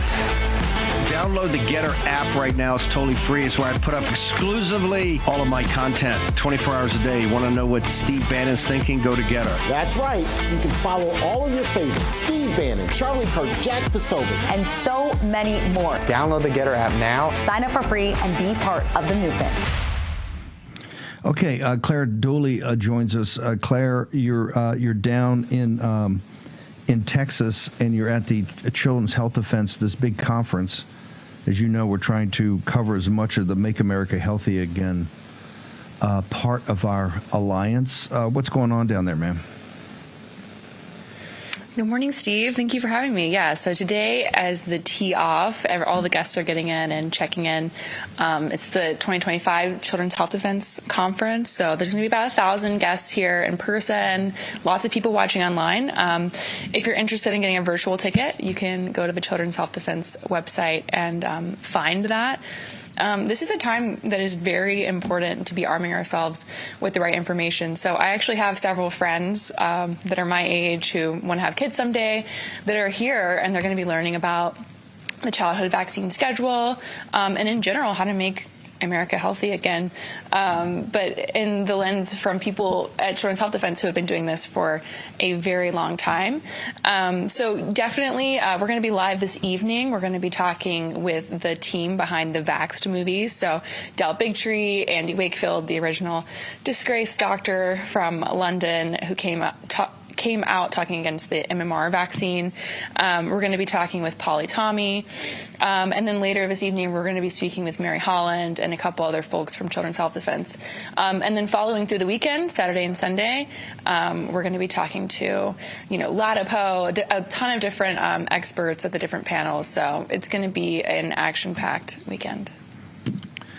No, we're really excited. So we're going to be doing both news coverage, and Claire's going to be down anchoring and getting all these amazing guests that we get once in a shot. Now, Children's Health Defense in this huge meeting, 1,000 people, MSNBC will be telling us that this is just a cult. This is Bobby Kennedy's cult meeting of a bunch of wingnuts with tinfoil hats that are driving this very damaging and destructive anti-vax agenda. Your response, ma'am? There's nothing anti-vax about people who vaccinated their children and saw that they had side effects and then came to their doctor, talked to them about it, and the doctor completely denied that it even happened whenever those particular injuries are on the vaccine insert, the product insert itself.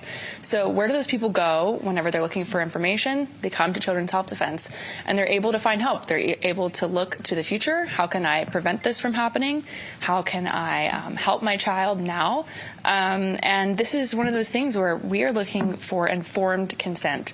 We're not looking to tell anyone what they should be doing with their family, but what we are saying is, here's the benefits, here's the risks, and you can make that decision for yourself.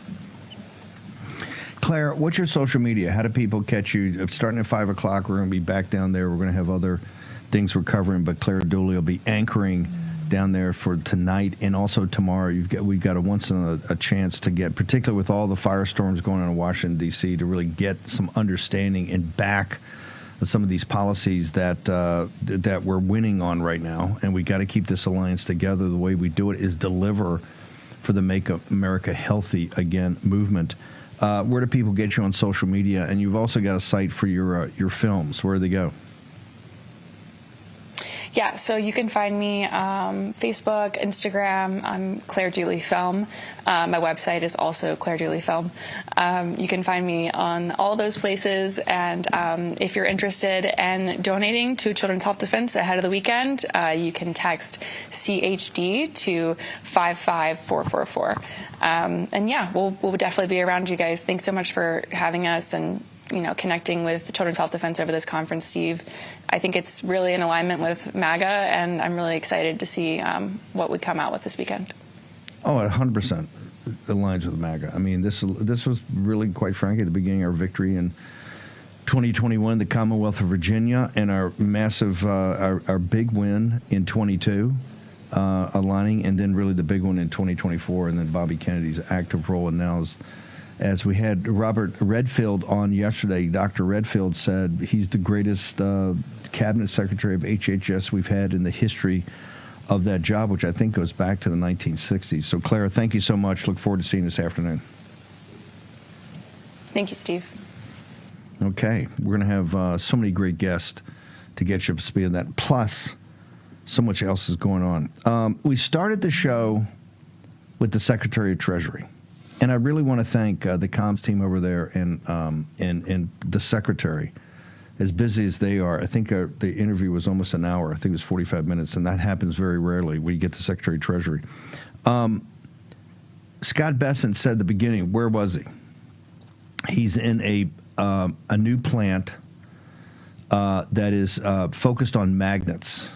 Now, what you say, well, magnets, what big a deal? That is part of that rare earths, the processing of rare earths.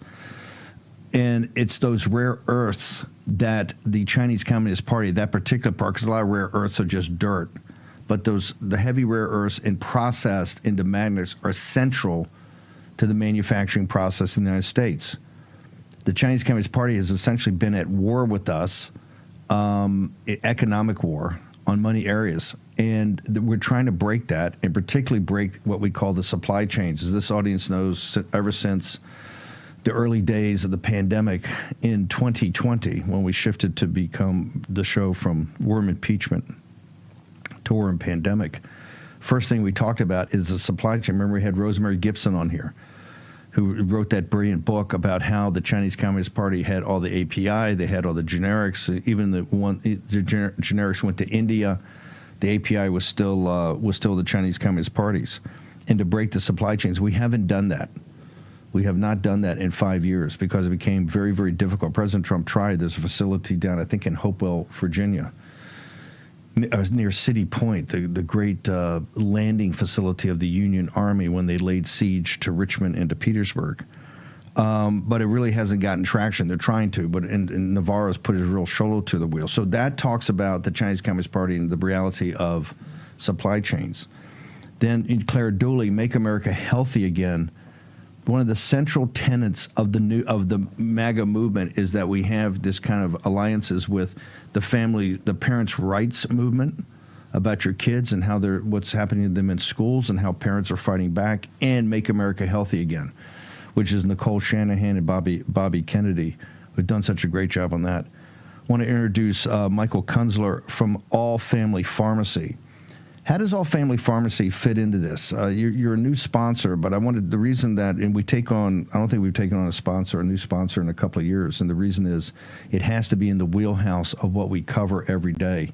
What is this? Why can't I just go to a local pharmacy and get what I need? Why do I need a place like All Family Pharmacy to make sure that I'm ahead of the curve, particularly where we have a situation with the Chinese Communist Party trying to block everything that gets into the United States, sir?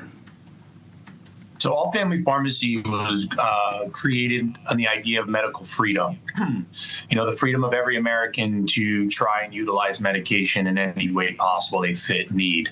Specifically during COVID, we ramped up because doctors didn't want to prescribe certain medications. You went to the physician because you were sick, and the doctor told you to go home and drink water and stay in your room for 7 to 10 days and come out when you're better. We had thousands of Americans calling us from all across the United States trying to access certain medications that they felt were necessary for their condition. and physicians and pharmacists in their specific state refuse to dispense those medications to those patients. So we started off of that basis, medical freedom, and giving the patient the ability and easy access to these medications that would, prove necessary for them. So, but one of the things you provide is you give access to licensed doctors they can actually talk to and can actually, because you should never do this until you consult with a licensed healthcare official. So you're not going around the system. What you're doing is concentrating everything so people have ready and direct access to it, correct? Yes, sir. So we try to make it as easy as possible. Nowadays, the healthcare system is so complex. They make things so difficult. It's how they make so much money. It truly is, an atrocity to watch this happen right in front of our eyes. But we try to make it as simple as possible. You want to speak to a physician? Great. If your state allows a synchronous consultation where you could fill out a bunch of medical forms, submit some medical history to a physician just to get one antibiotic for a flu season, we give you that opportunity. It's based on whatever the state and federal laws are. And we're going to always abide by those laws, but we're going to make it as simple as possible. And we do everything through the internet, e-commerce. We mail it right to your home, a FedEx 2-day package. It's very fast, very quick, and very efficient. And this is where, by the way, I want to hold you through the break, so we got about a minute, but I can get ivermectin and hydroxychloroquine. You can put people in touch with licensed professionals, and we can get that because those are still prescription drugs? Yes, they're still prescription drugs. We get you in touch with like-minded doctors who have been prescribing these medications since 2020, since you saw those doctors on the news talking about how they saw it was effective during the COVID era. We'll get you access to those medications, and we've been doing it since 2020, 2021, and we're going to continue to do it as long as the American people need it. Michael, just hang on for a second, will you? I'm going to go to a short commercial break. I want to make sure people know about this because it is a service that has been long needed, and we want to make sure everybody in the war room gets access to it because the concentration of power in the pharmaceutical industry and in the actual pharmacies themselves, the concentration of power there, and of course Big Pharma, brought to you by Pfizer.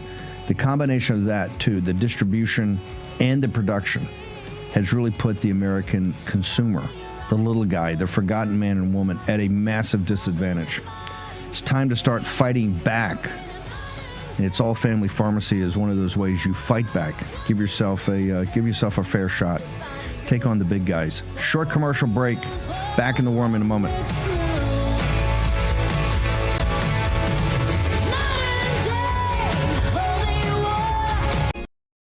Welcome to Real America's Voice, Real Minute. Your quick look at the powerful stories of faith and freedom, inspiring audiences across the nation. Angel Studios presents. I'm Bo Davidson with your Real America's Voice, Real Minute. At Camp Owigaway, a Christian summer camp filled with adventure and camaraderie, kids come together for experiences that challenge and inspire them. Between canoe races, campfires, and heartfelt conversations, they form deep friendships and uncover new layers of their faith and identity. Each day at camp offers opportunities for personal growth, connection, and unforgettable memories. Come on, pick it up. Let's go. I can't be the only one pumped to go read a Bible in the middle of the woods for a week. If you need a hand with packing, we're here to help. Thank God. A troubled teenager takes a leap of faith to attend Camp Owigaway in this series directed by Alan Powell, and a cast that stars Antonio Cipriano, David Koechner, Lee Ellen Baker, and Carlos Penavega. It has music from the same producers who created High School Musical and Camp Rock. 3, 2, 1.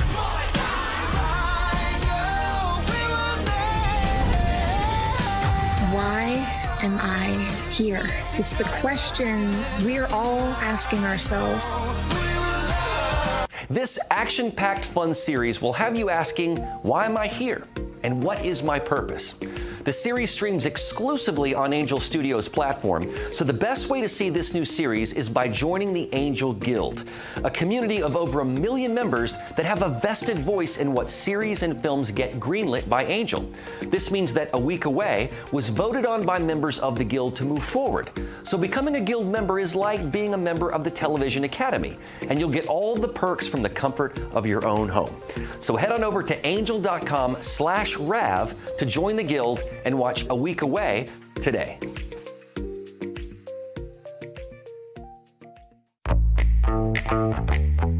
Now is the moment to put your brand in front of an engaged, loyal audience through Real America's Voice.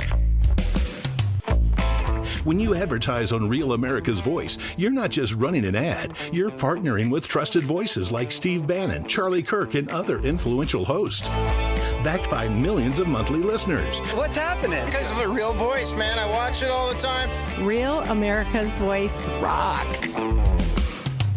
Real America's Voice gives sponsors the chance to put their product front and center, displayed on screen and highlighted by our anchors during exclusive segments and live events. Head to freetrumpknife.com. This means your brand becomes part of the conversation as it happens. Secure your spot before it's too late. Join us today and make your brand part of the news conversation that America's viewers trust. Real America's Voice, where your message is seen, heard. War Room.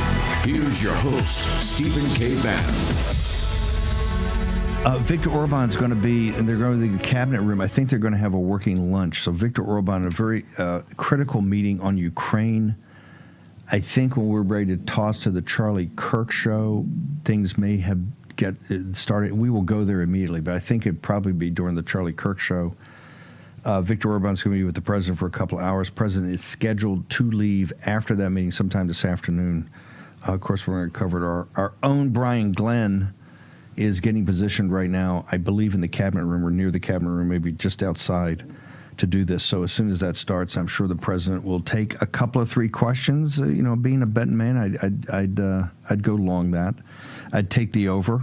So Viktor Orban, and I had the opportunity to meet with some of Viktor Orban's team last night and again this morning. As you know, Viktor Orban is the defender of Christendom, and then what he's done in Hungary is nothing short of extraordinary.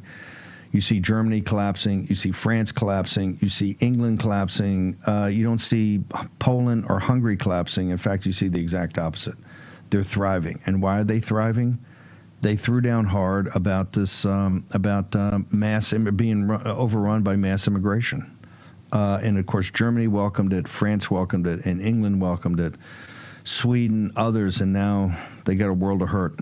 So Viktor Orban, one of the greats, one of the true greats, running again. I think the election's in April, and he's been there 16 years, and it's taken that long to to fight Soros and to straighten things out. So Viktor Orban at the White House with the president. I know Carrie Lake's been meeting with the team, a lot of people. So a lot to report on that later, probably this afternoon or tomorrow morning. Tina Peters. There's been a direction by Maine Justice to transfer Tina Peters to a federal prison. It hasn't been disclosed what for. Been a lot of speculation. Maybe she's a witness, and maybe they're going to use her as a witness case. Who knows? But they've notified the Colorado authorities. I haven't gotten up to speed on this since this morning. I've had the opportunity to talk to Tina a couple of times this week. And we'll follow that closely. We got to free. If we're freeing hostages all over the world, she's a political prisoner in Colorado, so we got to get to that. I want to go back to Michael Kunzler at All Family Pharmacy. Give me, how did you get this idea? How did you think of that? I need to have a pharmacy that can reach everybody. I need to have licensed professionals, particularly in these different states, and people can do this online or on the phone. And how did you think of it? So back during COVID, a lot of our patients, we were working with America's Frontline Doctors. Those were the doctors in white coats on Fox News that MSNBC and all them were bashing over utilizing repurposed generic drugs like ivermectin and hydroxychloroquine for an alternative purpose, being for COVID. So we started working with them, fulfilling prescriptions from licensed physicians. When we started with them, a lot of the patients were calling us and we'd listen to them. Nobody wants to listen nowadays. So we listened to their requests. Why am I calling Florida for ivermectin? Why doesn't my primary care physician prescribe me a Z-Pak when I need it? So we decided, why don't we try to combine the pharmacy with the physician? So we contacted a couple of the doctors that we worked with that were like-minded like us, and we brought them on board, and we decided to do everything under one roof. And the way we do it is a much cheaper process. It's cheaper for the doctor, and then we are the pharmacy. We provide the medications to you, so it's much cheaper for us to dispense it rather than outsource it to another company who would ship you the medications. The concentration, one of the things on the show, we call ourselves Neo-Brandeisians, and that's because of Louis Brandeis and this whole concept of the concentration of corporate power that then gets into the regulatory state, and you have either two things, regulatory capture or regulatory merger. And I tell folks the difference in President Trump's first term and the second term is that during pandemic and Biden's illegitimate regime, you had such a massive concentration of power in these industries. I mean, like nobody's business. It is, big tech, the lords of easy money on Wall Street, the corporatists, the oligarchs in Silicon Valley, big pharma, but also the pharmacy industry. So we have, and we're covering live. We've got a whole studio down there. We're going wall to wall in Children's Health Defense because it speaks to so many of the issues that drive the MAGA, the Make America Healthy Again, and the MAGA movement. And because our audience is adamant about this, that's really the production side on Big Pharma, and they're out to crush Children's Health Defense, and they hate when we cover it because we always get attacked. You're on the distribution side, right? You've actually come up with a concept of how you can get around kind of the where the medical profession has gone, and particularly in coordination with Big Pharma and the pharmacy industry. How did you know at the time you were going to kind of be a rebel in setting this up, that people can go one-stop shop and kind of break away from both Big Pharma and the concentration of power in the pharmacy industry? We had no idea it was going to get this big. We didn't realize the need for medical freedom throughout America until we dove deep into it. We checked out the regulatory bodies to make sure everything we're doing is compliant as it is. You have these massive corporations now who are doing the same thing we're doing.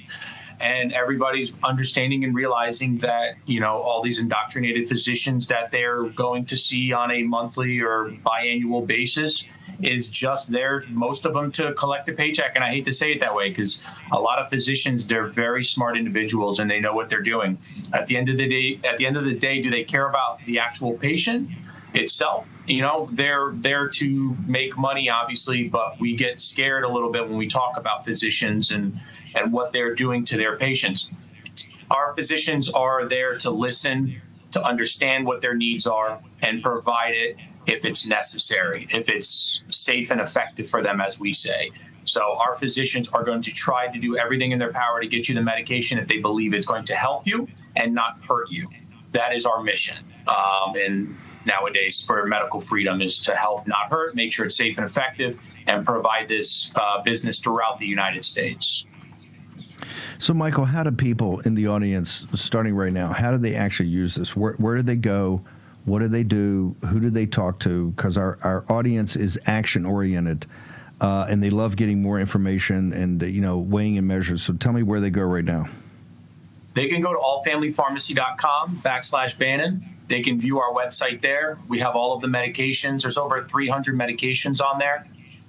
They could also give us a call on the phone if they want to speak to one of our representatives. We have technicians answering the phone. We have pharmacists on staff at all times for medical questions.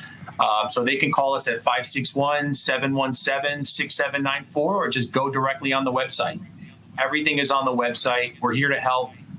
We'll try to answer as many questions as possible. We'll try to help you in every way possible. We're about to step into flu season. It's time to be prepared. For those who don't want the vaccine, that's what we're here for. We can get you all the different types of medications you want that can prepare you for flu season. We have coupon codes to save money. Bannon 10 is one of them. We'll probably have a sale next week for Veterans Day that'll give you even more options.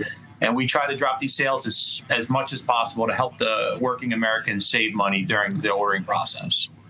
So I just want to make sure when people go, you got antibiotics, you got ivermectin, you got hydroxychloroquine, you got daily maintenance meds, and you have 300 other medications. So it's kind of one-stop shop? One-stop shop for all your needs. Whether you need it or not, it's there. All of our maintenance meds are super cheap. I know we beat corporate pricing. You can get a lot of your thyroid and blood pressure medication.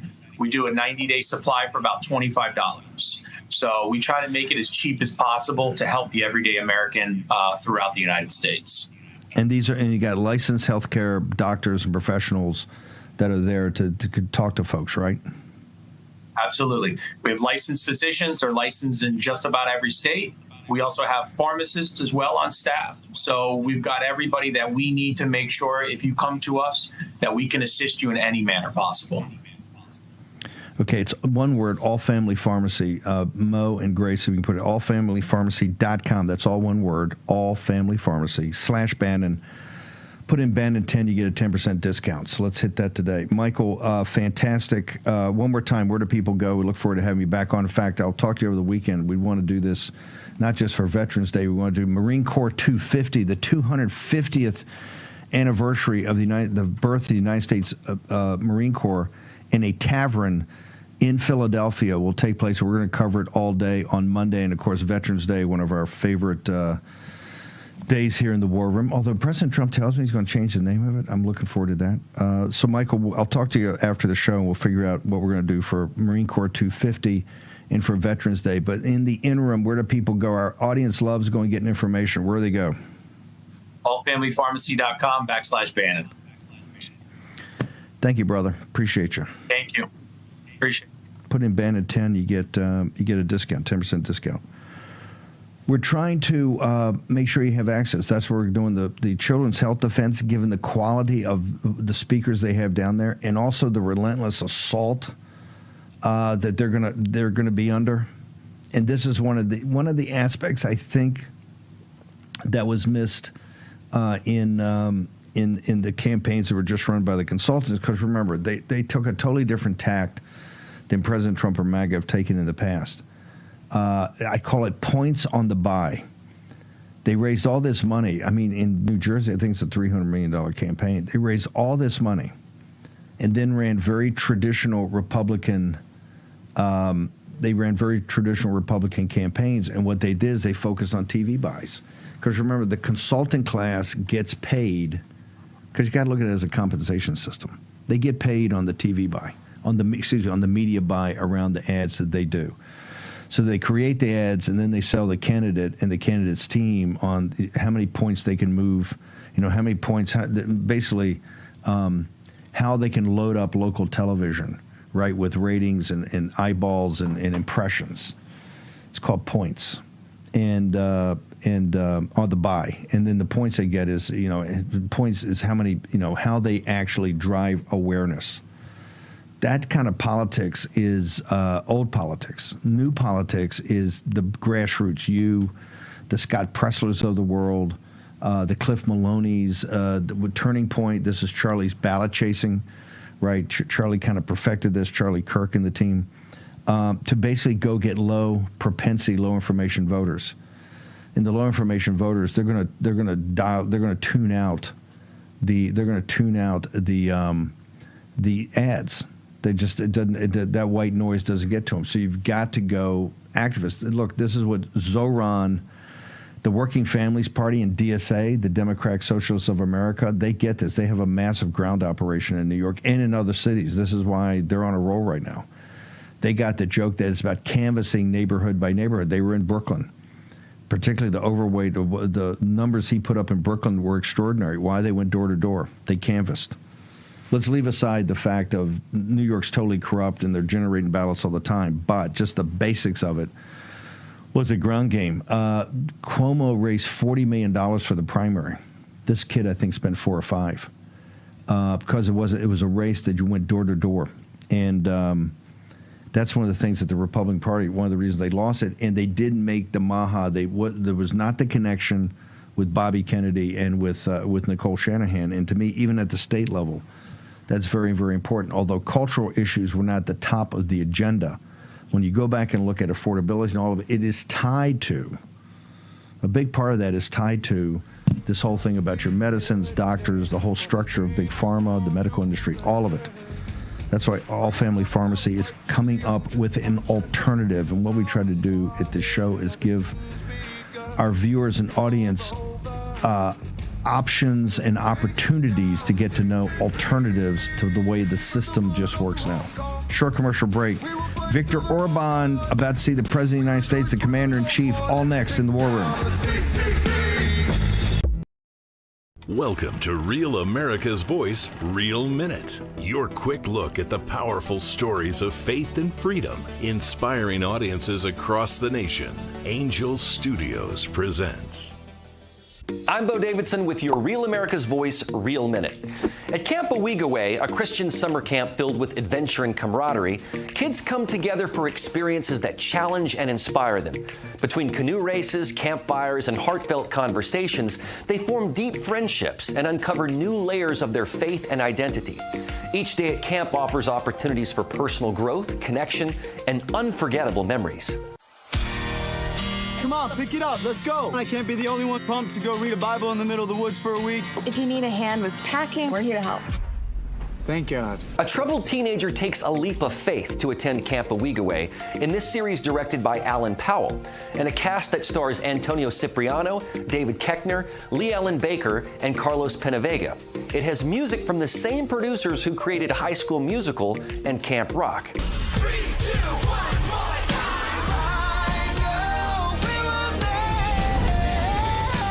Why am I here? It's the question we're all asking ourselves. This action-packed fun series will have you asking, why am I here? And what is my purpose? The series streams exclusively on Angel Studios platform, so the best way to see this new series is by joining the Angel Guild, a community of over 1 million members that have a vested voice in what series and films get greenlit by Angel. This means that Owigaway was voted on by members of the Guild to move forward. So becoming a Guild member is like being a member of the Television Academy, and you'll get all the perks from the comfort of your own home. So head on over to angel.com/RAV to join the Guild and watch Owigaway today.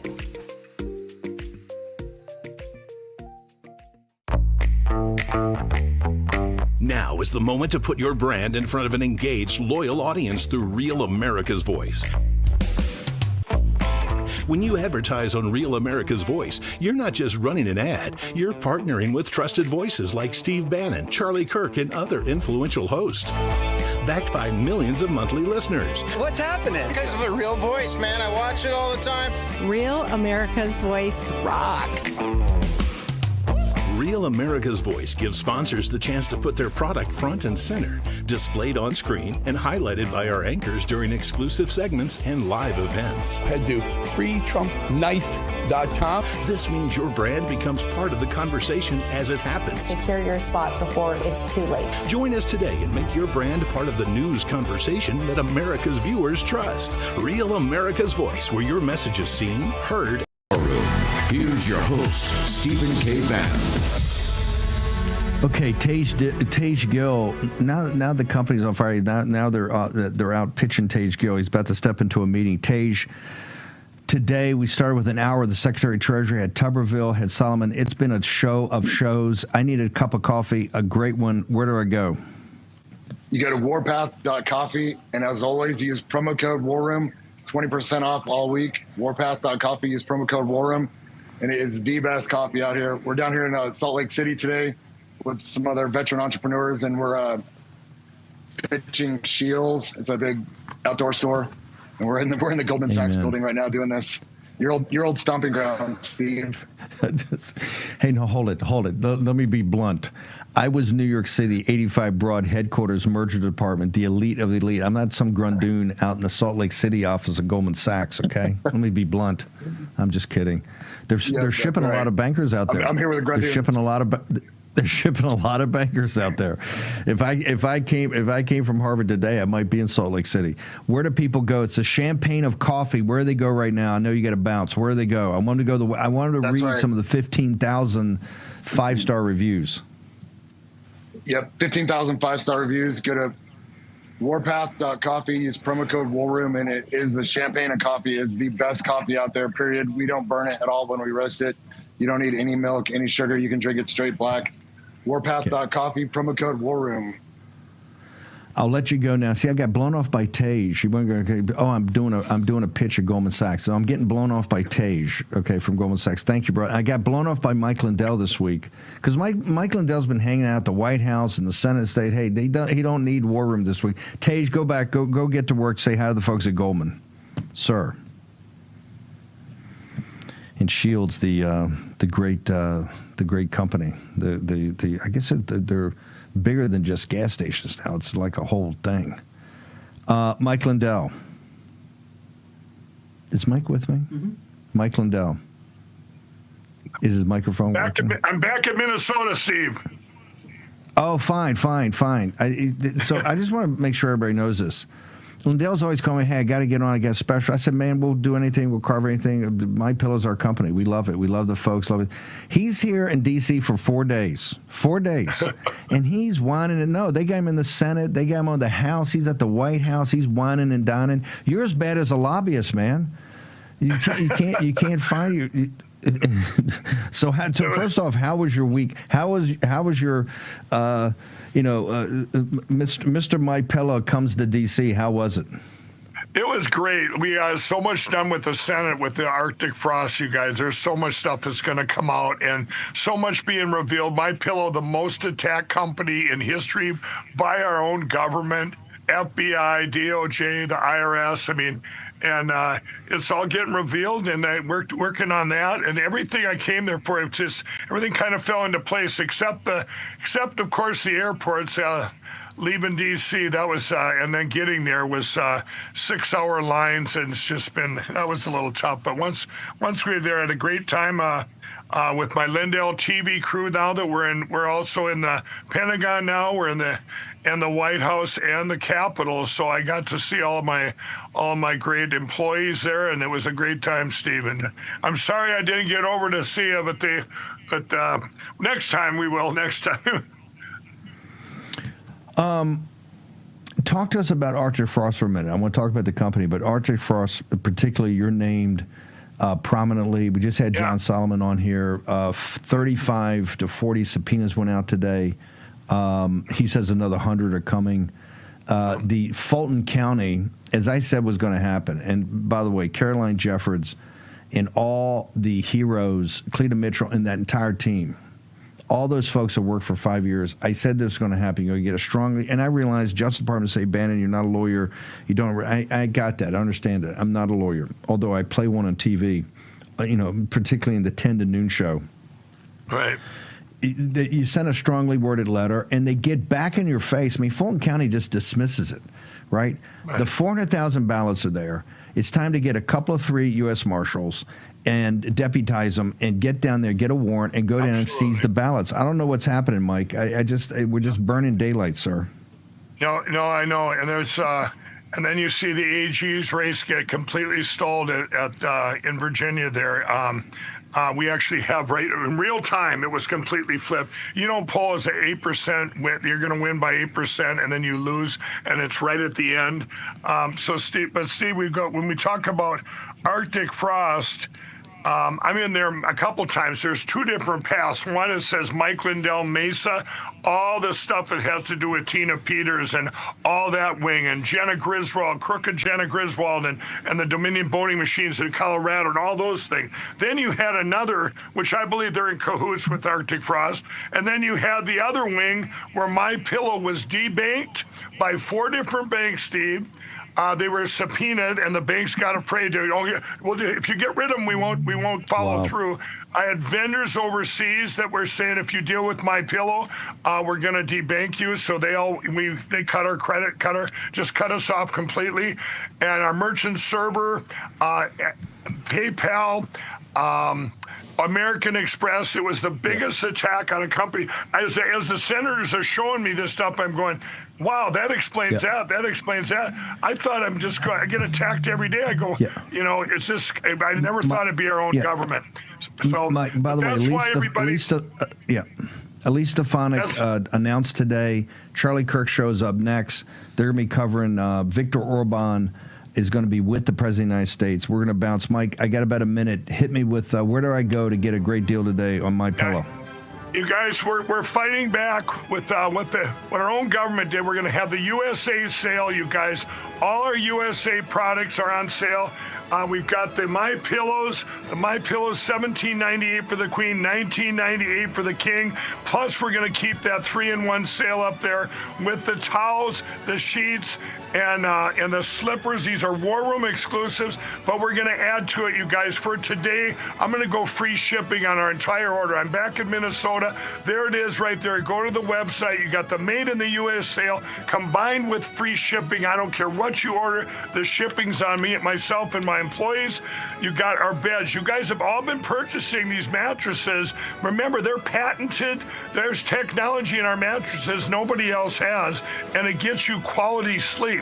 That and the mattress toppers, the pillows. I think people get lost in, it's just a MyPillow. No, it helps you get the best sleep ever. Promo code War Room.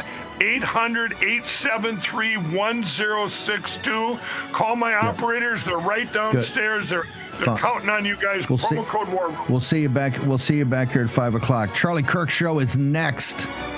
Viktor Orban comes to the White House to meet with the Commander-in-Chief. We are back here live at 5 p.m. Eastern Daylight Time.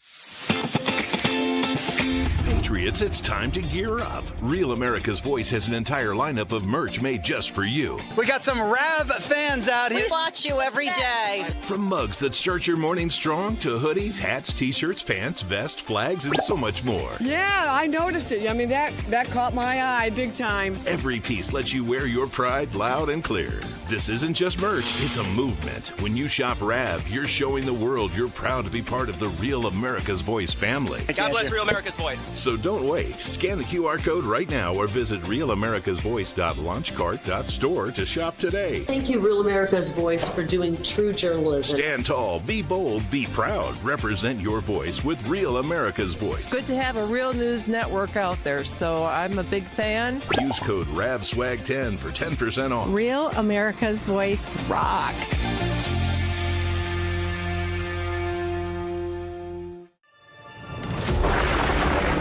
Through every storm, every moment of uncertainty, everybody needs to pray for Charlie Kirk right now. Rav has stood strong. We're not going to tolerate this stuff anymore. Turn that anger into motivation to save this nation. When we move together, there is power. The cries of this widow will echo like a battle cry. This is more than news. It's a movement. This revolution of people taking their countries back. A turning point. A chance to be part of something greater than yourself. Scan the QR code and stand with Rav. The story isn't over, and neither is your part in it. Step in. Be counted. Be heard. Together, we are Rav. We will achieve American greatness. And we are just getting started.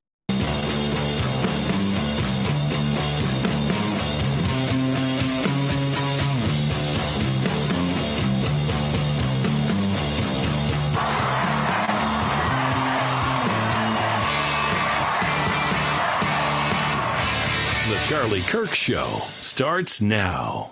If you're up late with us on the West Coast, Donald Trump is on the verge of returning to the White House at this hour. What you are seeing is Donald Trump on the precipice of the greatest comeback in American political history. We've never seen anything like this. Here he is, risen from the ashes yet again. The Fox News Decision Desk can now officially project that Donald Trump will become the 37th president of the United States. The golden age of America begins right now. From this day forward, our country will flourish and be respected again all over the world.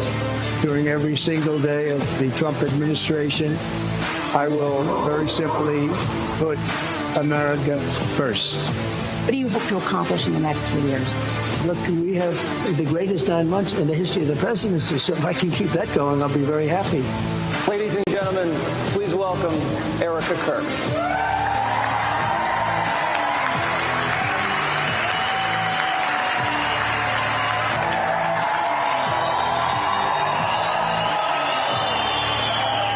I'll never forget the time where someone told him, I appreciate what you're saying. I just don't really like how you're saying it. I don't like your delivery. And with his smirk, he would say, you're missing the point. It's not how I'm saying it that's upsetting people. It's the fact that I'm saying the truth that's upsetting people. And that's what the truth does. It convicts you. It changes you. And that's why he always spoke the way he did. He wasn't afraid to say the truth, to defend the truth, to lean into it, to not follow the crowd. He was a leader of it. You know, the famous quote behind every great man is a great woman. We're now realizing how great Charlie was by seeing how great Erica is. Erica has been able to take hope from grief. She didn't ask for this mission.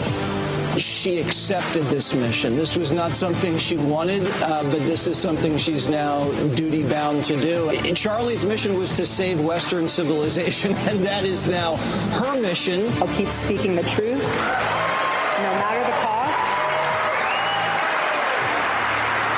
No matter the cost. And I pray that all of you do too. She has done 3 things that defy human understanding, and the third was in your interview. The first is when she said, I forgive him on that stage. Defies human understanding to be able to say, I forgive him. The second is when she said on that stage at the memorial, thy will be done.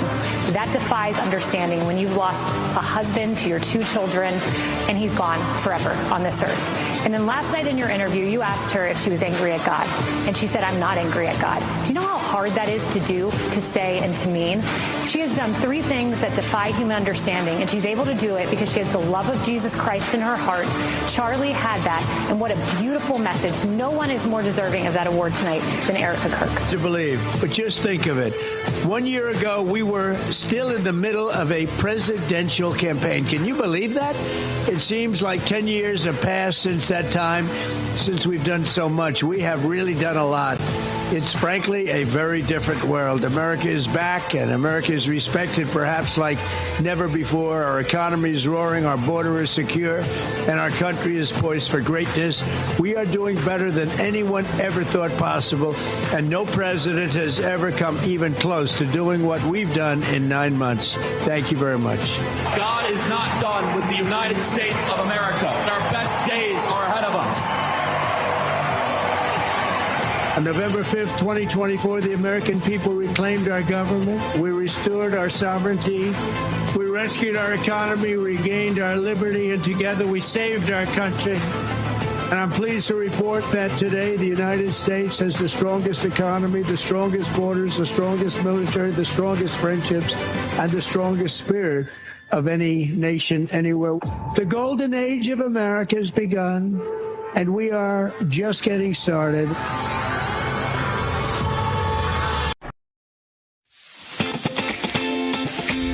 Patriots, it's time to gear up. Real America's Voice has an entire lineup of merch made just for you. We got some Rav fans out here. We watch you every day. From mugs that start your morning strong to hoodies, hats, t-shirts, pants, vests, flags, and so much more. Yeah, I noticed it. I mean, that caught my eye big time. Every piece lets you wear your pride loud and clear. This isn't just merch, it's a movement. When you shop Rav, you're showing the world you're proud to be part of the Real America's Voice family. God bless Real America's Voice. So don't wait. Scan the QR code right now or visit realamericasvoice.launchcart.store to shop today. Thank you, Real America's Voice, for doing true journalism. Stand tall, be bold, be proud. Represent your voice with Real America's Voice. It's good to have a real news network out there, so I'm a big fan. Use code RAVSWAG10 for 10% off. Real America's Voice rocks.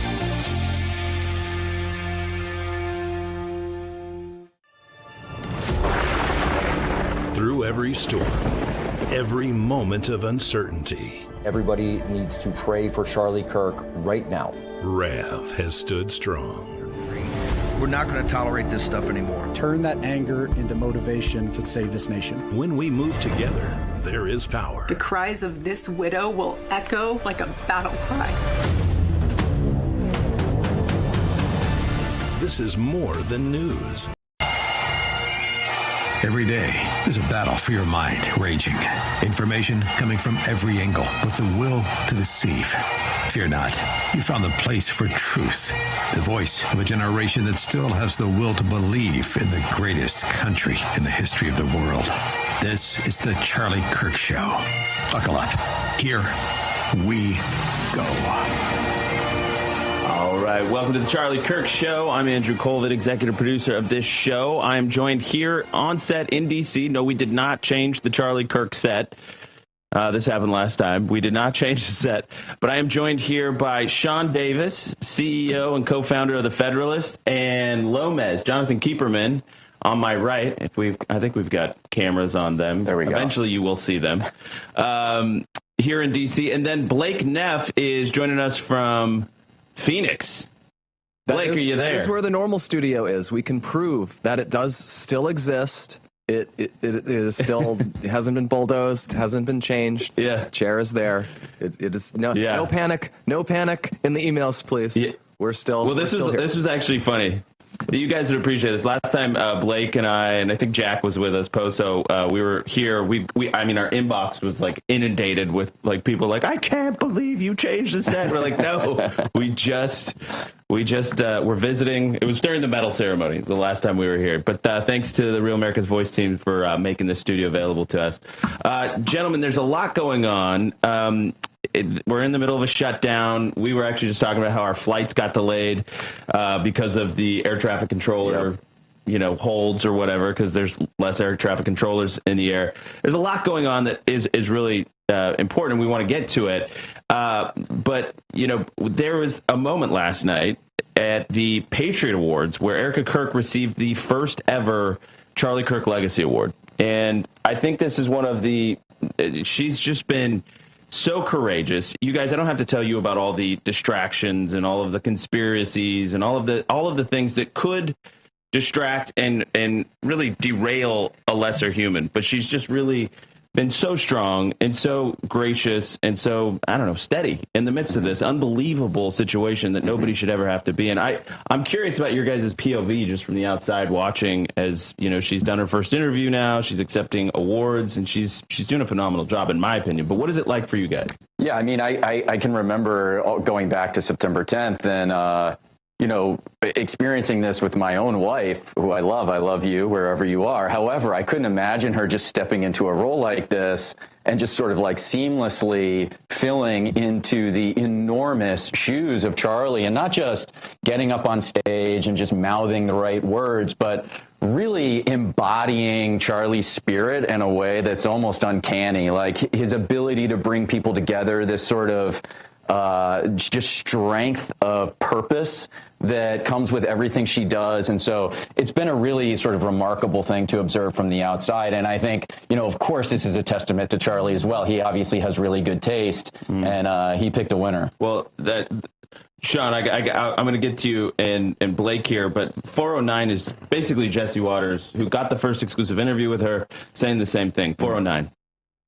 The famous quote behind every great man is a great woman. We're now realizing how great Charlie was by seeing how great Erica is. Erica has been able to take hope from grief. She didn't ask for this mission. She accepted this mission. This was not something she wanted, but this is something she's now duty-bound to do. Charlie's mission was to save Western civilization, and that is now her mission. Sean? Yeah, I've been thinking a lot about this since September 10th, and I've always wondered, watching people be martyred overseas, when you see people, they've got the bags over their head, they're lined up, and you wonder, how do they have the strength to go through what they know they're about to go through? And I'm convinced it's grace from the Holy Spirit in the moment that he knows we need it. I watch Erica, and I think to myself, there's no way she does this without the Holy Spirit. She has been given so much grace and so much courage, not to take anything away from her personally, but there's no way any of us could manage that on our own. There's no way any human on their own power could handle that grief and that burden. And to go out there and see her do it, I think is just absolutely amazing. Yeah, okay. I was messaging with Blake just because we are studios apart, and I was like, Blake, you should chime in here. He's like, no, it's good. I'm going to explain when we get to these two next topics. So in lieu of that, I want to tease the audience for Blake. The Blake rants are becoming legendary. Let's go ahead and play a clip then from Erica at this event. Let's go ahead and say let's play 407. This whole room feels it. This whole nation feels the spiritual warfare. But Charlie would say that's how you know you're over the mark, when you feel it, when the enemy is there. That's how you know you're doing the Lord's work. And that's how you know you're defending truth. And that was his true barometer, was when he would feel that spiritual warfare.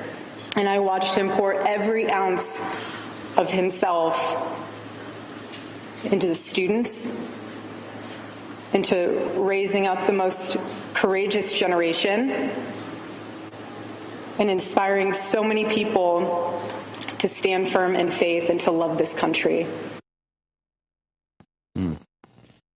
Yeah, I mean, that really is, when you talk about spiritual warfare, I was talking about Lomas, Jonathan Kieferman. We still haven't settled on how we're going to. It can be either one. Maybe J-Lo. Yeah.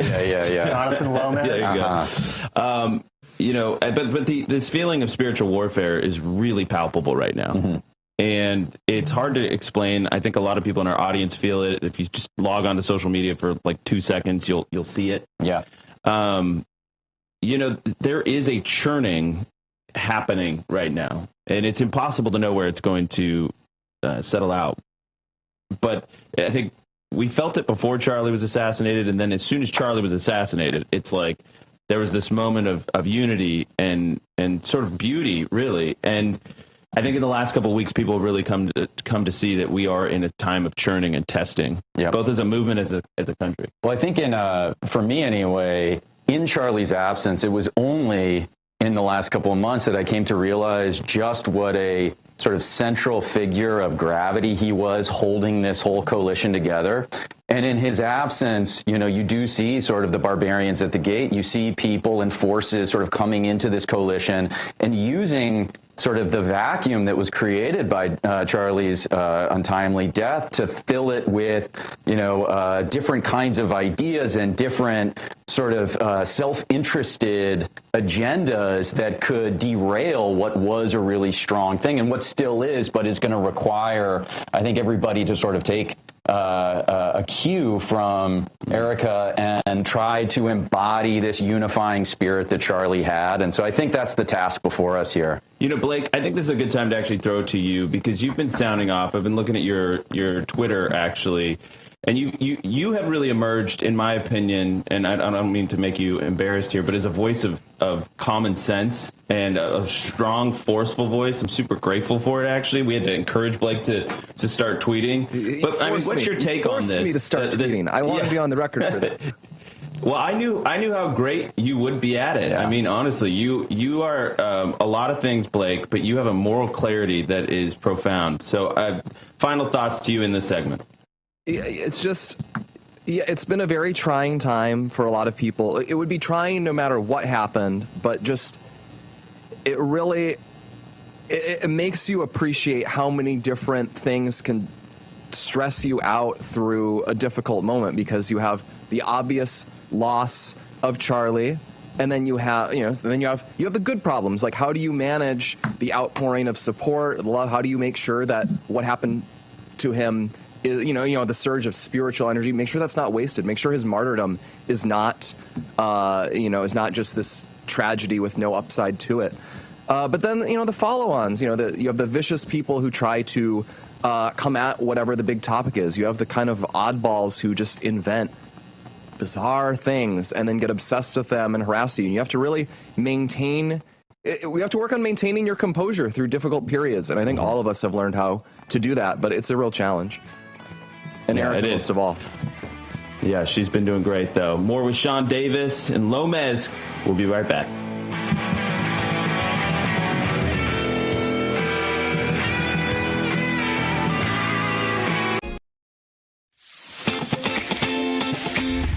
It's time to gear up. Real America's Voice has an entire lineup of merch made just for you. We got some Rav fans out here. We watch you every day. From mugs that start your morning strong to hoodies, hats, t-shirts, pants, vests, flags, and so much more. Yeah, I noticed it. I mean, that caught my eye big time. Every piece lets you wear your pride loud and clear. This isn't just merch, it's a movement. When you shop Rav, you're showing the world you're proud to be part of the Real America's Voice family. God bless Real America's Voice. So don't wait. Scan the QR code right now or visit realamericasvoice.launchcart.store to shop today. Thank you, Real America's Voice, for doing true journalism. Stand tall, be bold, be proud. Represent your voice with Real America's Voice. It's good to have a real news network out there, so I'm a big fan. Use code RAVSWAG10 for 10% off. Real America's Voice rocks.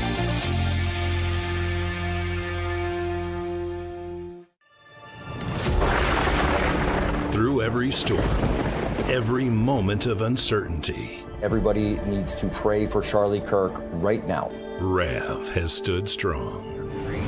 We're not going to tolerate this stuff anymore. Turn that anger into motivation to save this nation. When we move together, there is power. The cries of this widow will echo like a battle cry.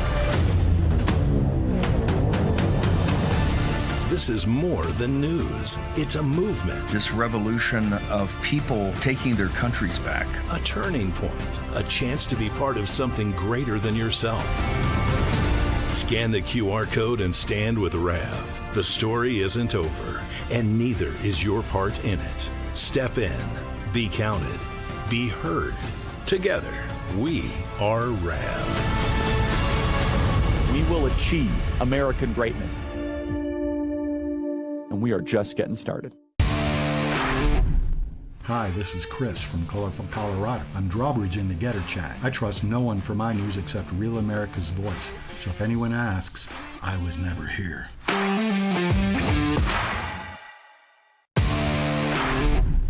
Hi, Pat from Muskegon, Michigan. Why do you love Rav? Because we've become family. All those Rav live chatters and me.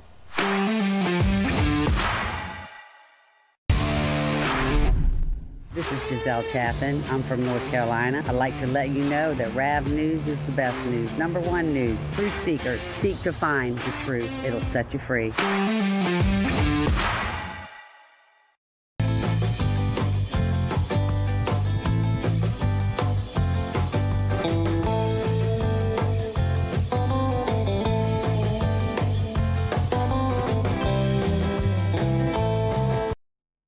Hardest working radio show in the business, The Charlie Kirk Show. All right. I want to tell you about our friends over at YREFI. That's YREFY.com. They are amazing patriots. They've stood by this show. They've stood by Turning Point. They sponsor the National Campus Tour. That's YRefi.com. Did you know that private student loan debt in the U.S. totals over $300 billion, and about $45 billion of that is labeled as distressed? So if that is you, or if you are holding distressed or defaulted private student loans that others will not touch, YRefi will work with you to come up with a custom loan payment based on your ability to pay.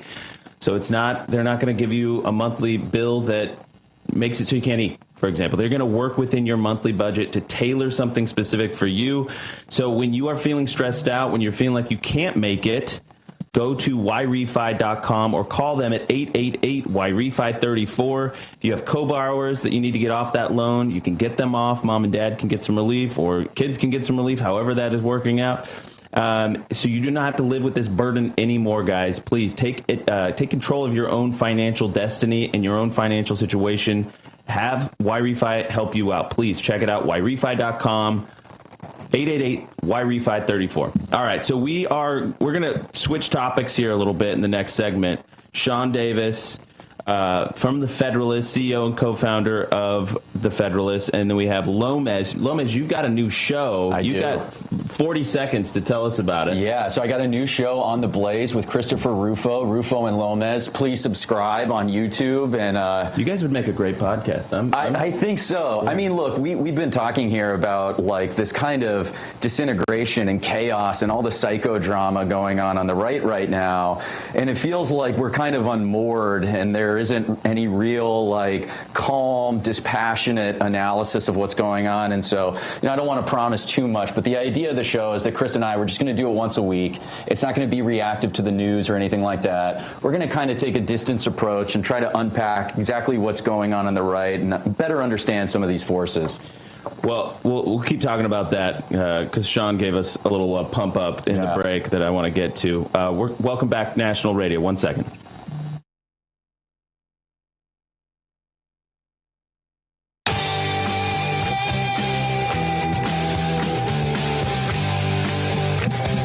Welcome back. Radio stations across the country. I'm Andrew Colvett, joined by Sean Davis and Lomez, a.k.a. Jonathan Keeperman. Passage Press, Passage.press. Passage.press, that's right. Great publishing company.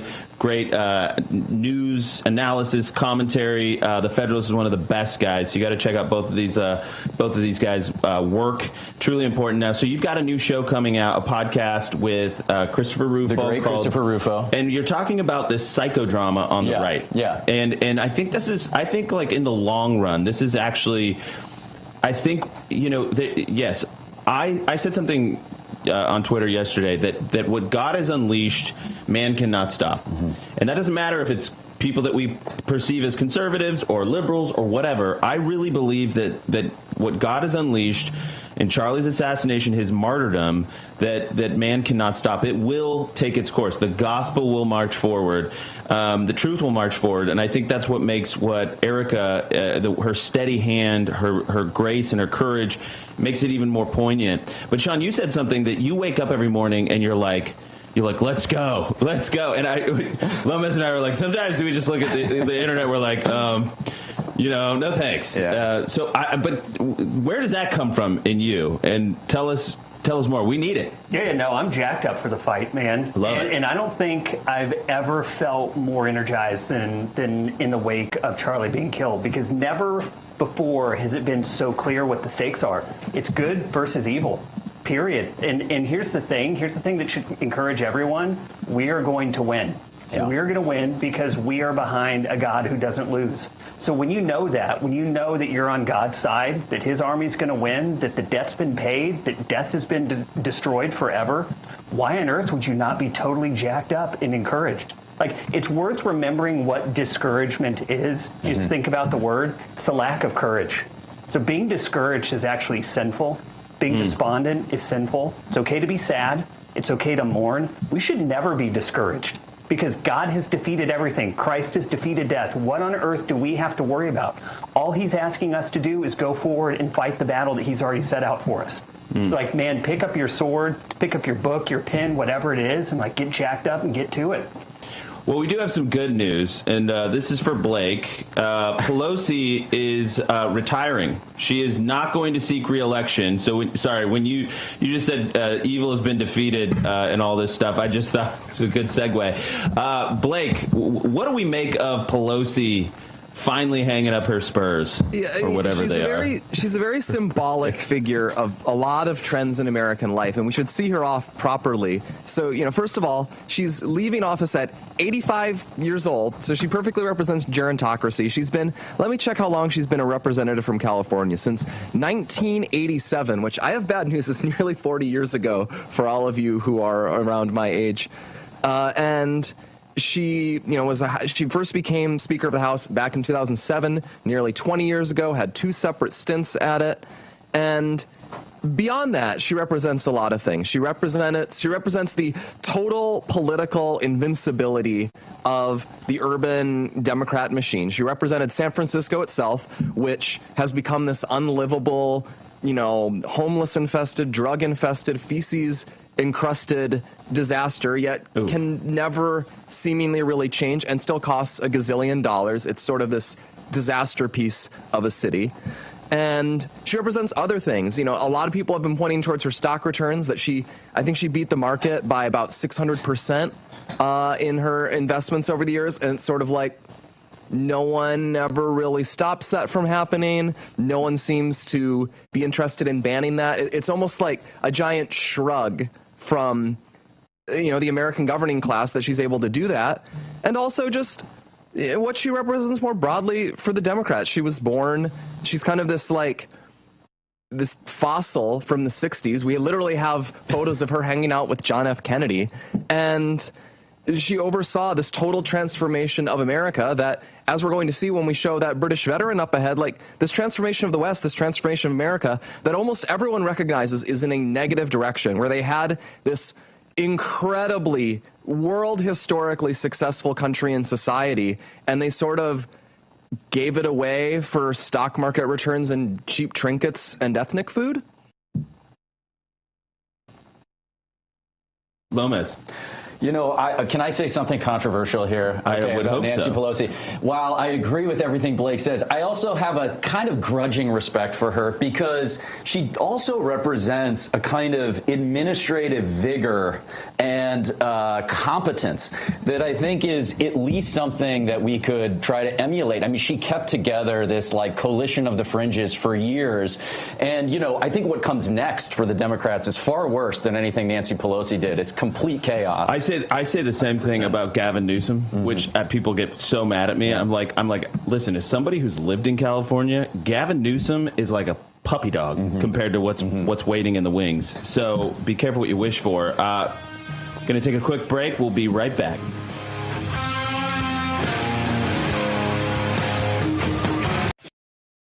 Welcome to Real America's Voice, Real Minute. Your quick look at the powerful stories of faith and freedom, inspiring audiences across the nation. Angel Studios presents. I'm Bo Davidson with your Real America's Voice, Real Minute. What was George Washington like before he became our nation's first president? The brand new film Young Washington tells the untold story of Washington's early life, his failures, and how that shaped his path to become the leader that would spawn America's independence. It's a bold, authentic story that is neither woke nor watered down, and it's directed by John Irwin, who brought the world I Can Only Imagine, American Underdog, and Jesus Revolution. Take a listen to Irwin talk about the project here. First of all, it's an incredible story. It's a story that not many people know. What's interesting about George Washington is it wasn't his greatest victory that defined him as a young man. It was his greatest failure and how he responded to it that made him George Washington. Everyone kind of knows George Washington as our first president, but few know how he actually got there. The defeats, the misfortune, the critical mistakes at Fort Necessity, dashing all of his hopes and dreams. He resigned his position and became an aide to a general, and in an unreal act of bravery, took fate into his own hands. And Washington, in this act of bravery with strength that he didn't have, mounted a horse and charged towards the battlefield when everyone else was running away. He had 3 horses shot out from underneath him. He had 4 bullet holes, 2 in his jacket, 1 in his hat, and he just became George Washington. in this moment on the field of battle. The idea that there was a divine hand in Washington being saved that fateful day is a key theme of young Washington's tale. It's one part Pride and Prejudice and one part The Revenant. It's the story of how a man didn't let defeat define him, but instead took that defeat and turned it not only into his own fate, but the fate of this new nation. And the best part of all, it's a true story. Young Washington's release will be on July 4th of next year, which coincides with America's 250th birthday. You're going to want early access to this film, especially to get tickets for its opening day. And here's how you go do it. Go to angel.com/Rav and become a premium Angel Guild member, which will give you 2 free tickets to the movie. But in addition, that gives you access to every streaming show or movie on Angel's platform. And you'll also get exclusive behind-the-scenes access leading up to the premiere. So go to angel.com/Rav today to get that access, follow the journey of young Washington, and help make this the #1 movie of 2026.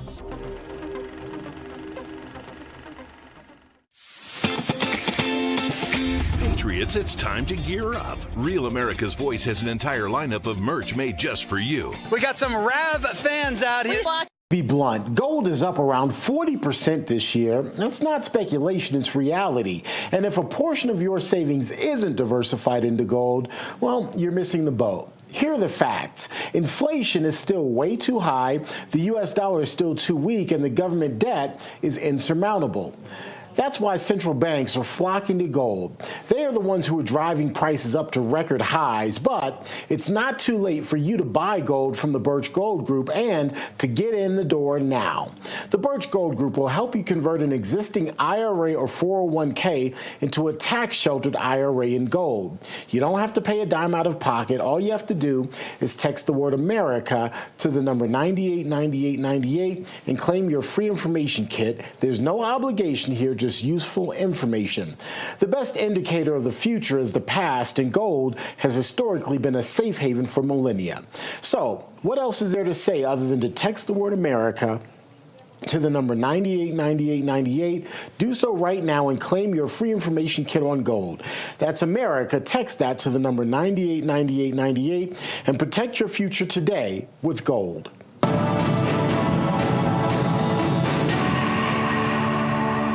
Terrence Bates here with your Real America's Voice news break. We appreciate you being here. President Trump is meeting with Hungary's prime minister as we speak. He greeted the prime minister, Viktor Orban, at the White House just moments ago. You see Orban pulling up here. President Trump is there to greet him. The two are set to have a bilateral lunch this afternoon. Viktor Orban, of course, is one of President Trump's biggest supporters in Europe. The two have had a very good relationship and seem to have a mutual respect. We, of course, will have more on this meeting between Viktor Orban, the Prime Minister of Hungary, and President Trump for you throughout the day. In the meantime, you may want to expect longer than normal lines and angry passengers at the airport today, as around 800 flights are already canceled across the country. The Federal Aviation Administration is reducing traffic at the nation's busiest airports because of the ongoing government shutdown. There are 40 airports in more than 24 states targeted for a 10% reduction in flights. The FAA says it's starting with the 4% cut in flights today and will ramp up to 10% by next Friday. That's a quick check of your headlines.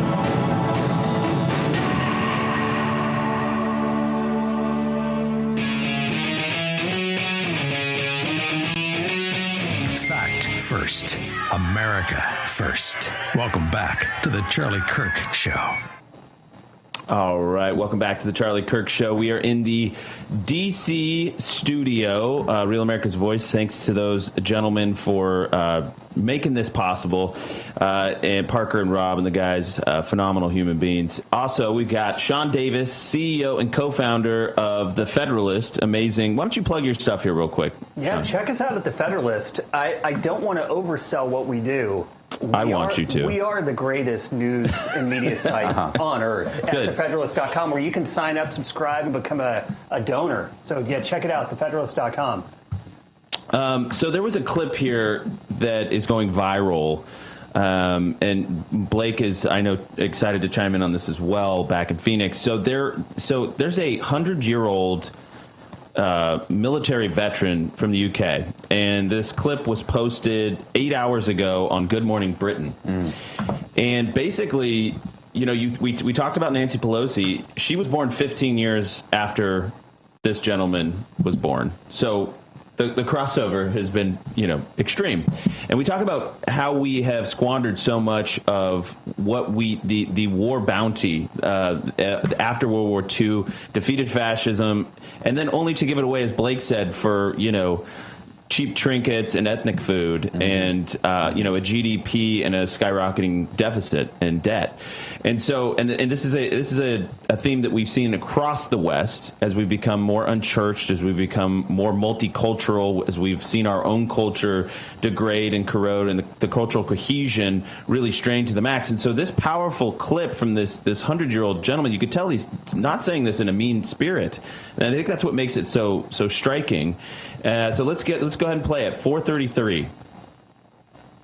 Oh, Alec, I'm sorry you feel like that, because I want you to know that all the generations that have come since, including me and my children, are so grateful for your bravery and all that for service personnel. And it's our job now, isn't it, to make it the country that you fought for. You absolutely fought for. Is it. And we will do. We want to... I'm so wonderful to know there are people like you that can spread the word around. We will do. Younger generation. Whoops, we got the after there, before the before. Yeah, the after. Let's go ahead and play the before. Yeah, 410, please. 410. The country of today. No, I'm sorry. The sacrifice wasn't worth the result that it is now. What we fought for, was our freedom. We find that even now it's darn sight worse than what it was when I fought for it.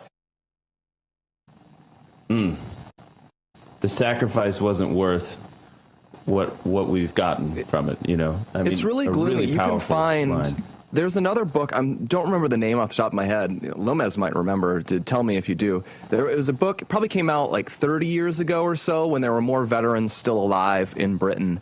And it was a similar thing, asking them how they felt about British society. And it came out over and over again that they said it felt like the sacrifices weren't worth it, because when they thought of the country they'd fought for, they fought for... You know, they thought they were fighting for Christian civilization, for the English people, for Britain as this free society of, you know, that gave us all those constitutional liberties we care about as a British descended country: freedom of speech, freedom of religion, you know, the nature of Parliament and all of that. And then they just saw it get thrown away. They saw their country, you know, get rid of free enterprise and become one of the sort of most socialist, most overregulated, and as a result, most inefficient and like low growth countries. They massively rolled back freedom of speech. You're now far more likely to get arrested for saying something offensive on the internet in Britain than you are in the People's Republic of China. You're far more likely to get in trouble for, you know, some perceived like racist offense or homophobic offense there than you are in a bunch of supposedly more authoritarian countries. And on top of that, they see their leaders just openly saying British people deserve to be replaced, that there's no such thing as an English people or a British people, and they don't have a right to have a country that is presumptively their own. And it's so depressing, frankly, that this guy had to live long enough to see it become as bad as it did. I think he's realizing, you know, he would have been luckier if he died a lot younger than he's living to be now. I think also for me, this puts into perspective what we're doing here, okay? Like we've been talking about a lot of this like petty squabbling going on the right, and you hear someone like this and you got to take a step back and like realize these are like civilizational stakes here, and we got to remember who the enemy is and where the real forces of sort of decay and degradation are coming from. And I hope like the lesson for me would be, okay, we owe it to people like this, the memories of people like this, to preserve preserve this civilization they fought for, and we got to refocus on what's really important here. We have like a situation in Minnesota with like this, negotiating kind of like Somalian ethnic squabbling, okay, over who's going to be the mayor of Minneapolis, and you have, people trying to castrate children and stuff, and you go, okay, that's where the fight is. Can we refocus on the things that matters and get away from a lot of these trivialities that frankly are just distracting us from that? I want to flag that in case people don't know what you're talking about, because it's so great. It's very quick. You mentioned the Somali ethnic squabbles. So this is getting reported on X that allegedly a significant number of Somalis in Minneapolis did not vote for Omar Fateh, the Somali candidate for mayor, because he is apparently part of the Dawood clan rather than the Hawiye clan in Somali culture, and they are hostile to each other. They don't like each other. Allegedly, the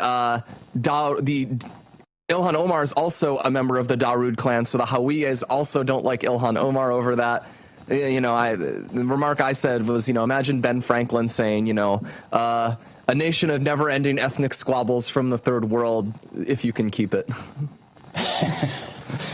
Well, yeah, it's true. When you import the third world, you import every third world tribal, clan-based war, grievousness. You're bringing in all their battles and all their ancient hatred, and they're fighting it out in your streets.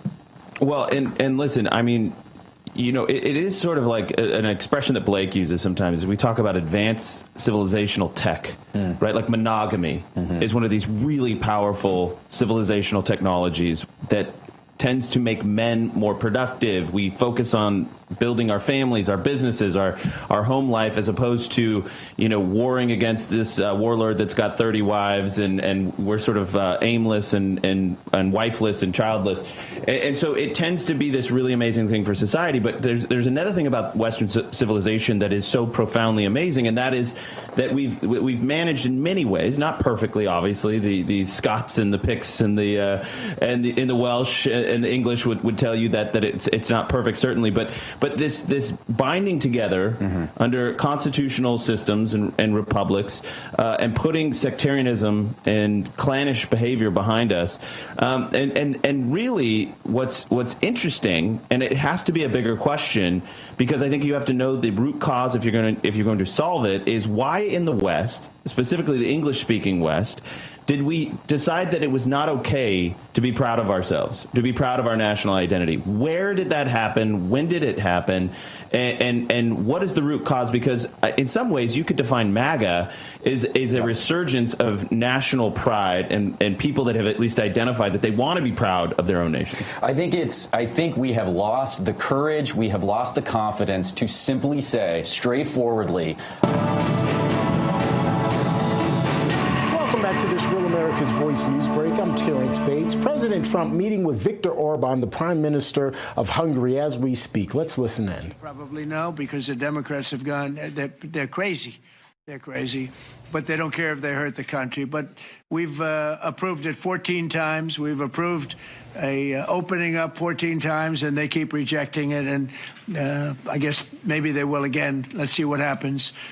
They want to have a lot of bad things happen, bad things for our country. We're not going to give $1.5 trillion to people that came into our country illegally. We're not going to do it. To people came from prisons. They came from mental institutions. They're drug dealers. They want to give them medical care. $1.5 trillion. And we're not going to do other things that they're requesting also. So I just want to welcome this really good person. I know him very well. He's a good person, and he's a great leader, and he's loved in his country. And Victor, would you like to say a few words? Thank you very much, President. Thank you. First of all, may I say that thank you very much for the invitation. It's good to see you, President, back to the White House. And good to be back after 6 years, anyway, again, to see you here. Yeah. As we have met last time. The reason why we are here to open a new chapter between the bilateral relation of the United States and Hungary, basically because during the Democrat administration, everything was ruined. So after your leaving president, everything was basically blocked, ruined, cancelled, a lot of harm done by the previous administration. In the last 10 months, President, what you have done, we are very much grateful for that. You restored the old level of the relationship. You improved the bilateral relation. You repair what was done badly by the previous administration. So now we are in quite a good position to open up a new chapter, let's say a golden age between United States and Hungary. And we have plenty of suggestions for today: economic cooperation, military cooperation, and political cooperation. And the main issue, probably, President, we are neighboring Ukraine, which is in war. It's the most important issue for us, and we would like to discuss with you how we can contribute to help you in your peace efforts. That's why we are here. And you've taken a lot of Ukrainians that needed your help, and you've taken a lot of them in your country, and everybody appreciates that. Thank you very much. We do our best. Thank you very much. Any questions, please? Go ahead. Thank you, Mr. President. Mr. Orban has requested an exemption as it relates to oil that is coming from Russia. Is that something that you are prepared to do? And may I ask Mr. Orban a question in regards to that very issue? Sure. We're looking at it because it's very difficult for him to get the oil and gas from other areas. As you know, they don't have the advantage of having sea. It's a great country. It's a big country, but they don't have sea. They don't have the ports. And so they have a difficult problem. There's another country that has that same problem, by the way. But when you look at what's happened with Europe, many of those countries, they don't have those problems, and they buy a lot of oil and gas from Russia. And as they know, I'm very disturbed by that because we're helping them, and they're going and buying oil and gas from Russia. So that question could be really asked maybe more accurately if you talked about many European countries, not Hungary necessarily, because Hungary is in a different position. But many European countries are buying oil and gas from Russia, and they have been for years. And I say, what's that all about, right? Thank you.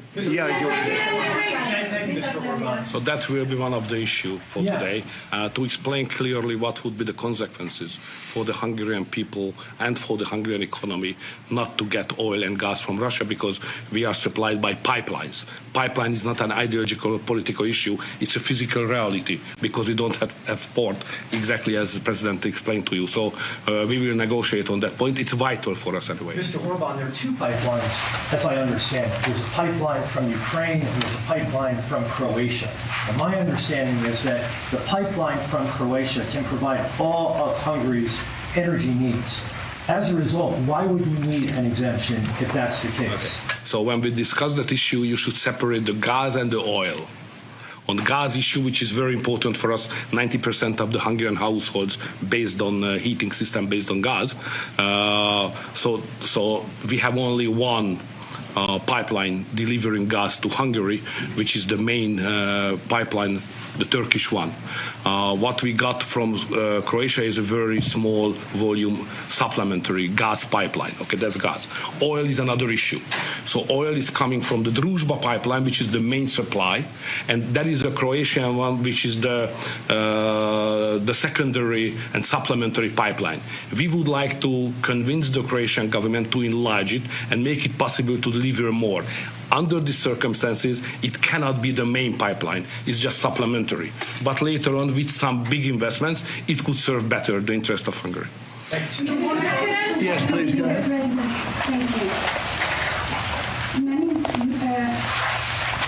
Many people see this meeting not just as an encounter between two countries, but as the symbol of the strengthening of a new conservative world alliance.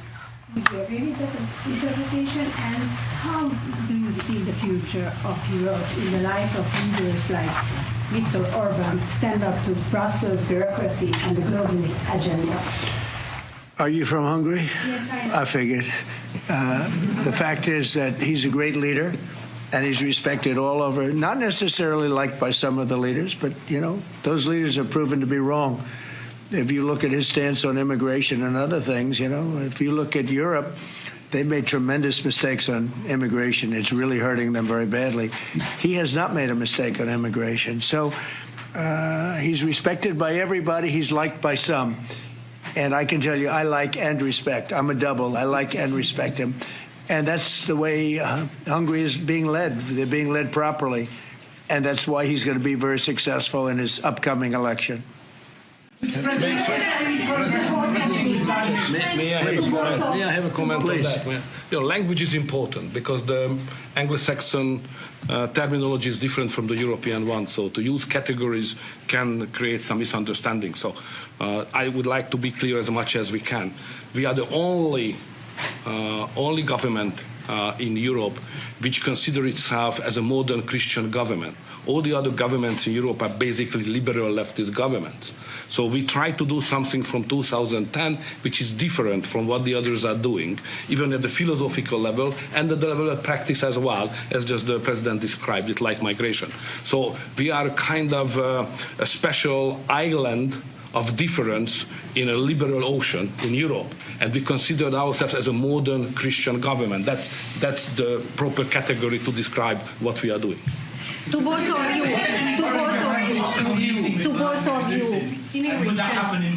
We're talking, but we'll report on that later.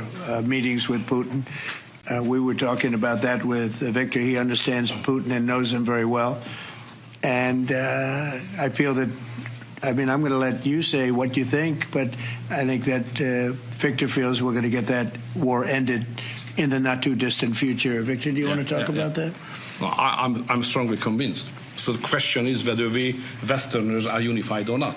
The problem is that the president has huge peace efforts, which are just splendid and very positive for the European continent and all the peoples of Europe. But at the same time, we are not unified because Brussels and the Europeans have a different approach to the war.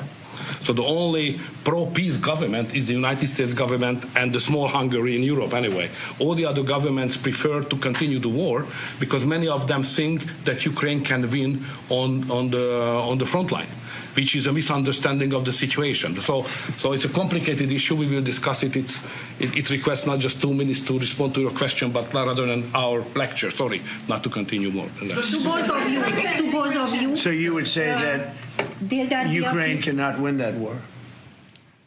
Miracle can happen. Yeah, that's right. Mr. President, Thank you, Mr. President. What is your message to the EU, because from Hungary and the EU want to impose their woke policies on Hungary? What is your message? Well, I think they should respect Hungary and respect this leader very, very strongly because he's been right on immigration. Look what's happened to Europe with the immigration. They have people flooding Europe all over the place, and it's hurting it. It's the crime rates are way up. A lot of bad things are happening. His crime rates are very low. They're the same as they always were, which is very little crime because he's kept it the way it should be. Europe, I don't want to go into individual countries. They're all friends of mine, everyone. As you know, in NATO, they voted to go from 2% to 5%, and, that nobody thought that was possible. And we had just about almost, other than Spain, a unanimous vote. No, I think that I think they respect him a lot. They don't agree with him, but actually, inwardly, I think they probably do agree. He was right on immigration. They were wrong. They are flooding Europe with people from all over the world, and Europe is becoming a different place. And I tell the leaders all the time, you better stop or you're not going to have Europe anymore. It's a very dangerous thing they're doing. May I have a reflection on that? So on migration issue, just for clarification, in Hungary, the number of illegal migration is like that, zero, because we have a crystal clear system. If somebody would like to come to Hungary, first he should ask for that. If he gives the permission, they can step in. Nobody can step on the territory of Hungary without having a permission from the Hungarian authorities. This is the regulation, simple, while working. What is the consequence of that? We are under sanctions, financial sanctions of European Union, because we don't let the illegal migrations to come to Hungary and to the European Union as well. So we have to pay, just to inform you, we have to pay every day €1 million as a punishment to the Brazilian budget because they stopped the migrants. This is the absurd world we are living now in Europe. Mr. President, to both of you. Go ahead, please. Dear, yes, thank go you ahead. so much. Thank you. I'd like to ask what do you think, what do you believe after this meeting? Can you have maybe, or the European Union will have another opinion about, just because of this penalty, another opinion about Hungary because of the immigration and because of this kind of politics, which is not that strictly as the European Union directs. What do you believe? Yeah, where are you from? I'm from Hungary. Okay. I do have that conversation with them, and I respect and like them. They're all friends of mine. I think pretty much every single leader in Europe is a friend of mine. We get along really well. They've done everything I've asked them to do with NATO, et cetera. The only thing they continue to do is buy oil from Russia. That's not too good. But I told them they should respect this man. They can also learn from Victor. Victor has had a very hard stance on, more than anything else, immigration or even illegal immigration. He literally has accepted no one over the years.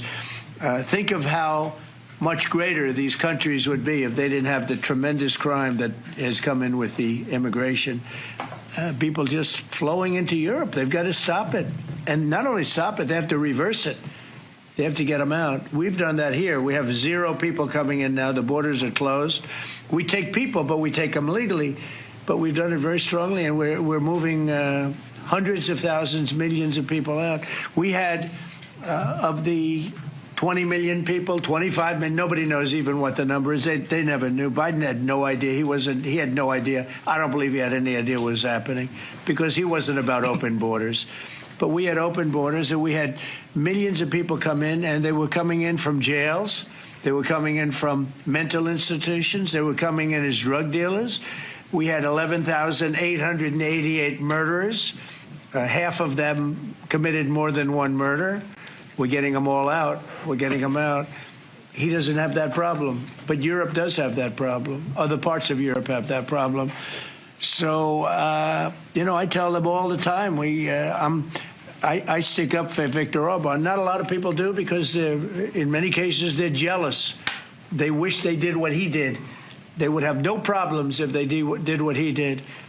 And I have a bigger heart than anybody, but, they've destroyed some of those countries. Some of those countries had no crime 10 years ago, and now they have quite a bit of crime. And I would say that I don't know anything about your crime levels, but I would imagine they're very low. Down. Huh? Not too high, right? No, it's very down. One of the best in Europe. I had a feeling. Sorry, may I have one remark? Sure, please. No. Just a clarification as well. I'm not here to ask how President Trump to manage my conflicts or our conflicts with the European Union. This is our matter, so we will do it. What we need is a golden age, to open a golden age of the United States-Hungary relationship. That's the biggest help we can get from the United States. And maybe Europe, too. We can include Europe, but it's going to get more difficult. So inside the European Union, we will manage all of our affairs. To be the most possible humble guy, yeah? But I'm the longest-serving Prime Minister of Europe. I survived all the Prime Ministers who attacked us. And I'm sure we will survive next years as well. So we will manage our conflicts successfully. Mr. President, one question for you, Mr. President. One question for the Prime Minister. Speaking of Europe, last month you said that you would not withdraw U.S. troops from Europe, yet 2 weeks later, the Pentagon decided to withdraw significant number of troops from Romania. So have you changed your mind, or the Pentagon ignored your assurance? No, they don't ignore anything that I say. What they do is we make changes. We move. It's the same number, total number, but we move people around. I happen to like the Romanian people. I think they're great people. And Pete, you may want to suggest something right there, please.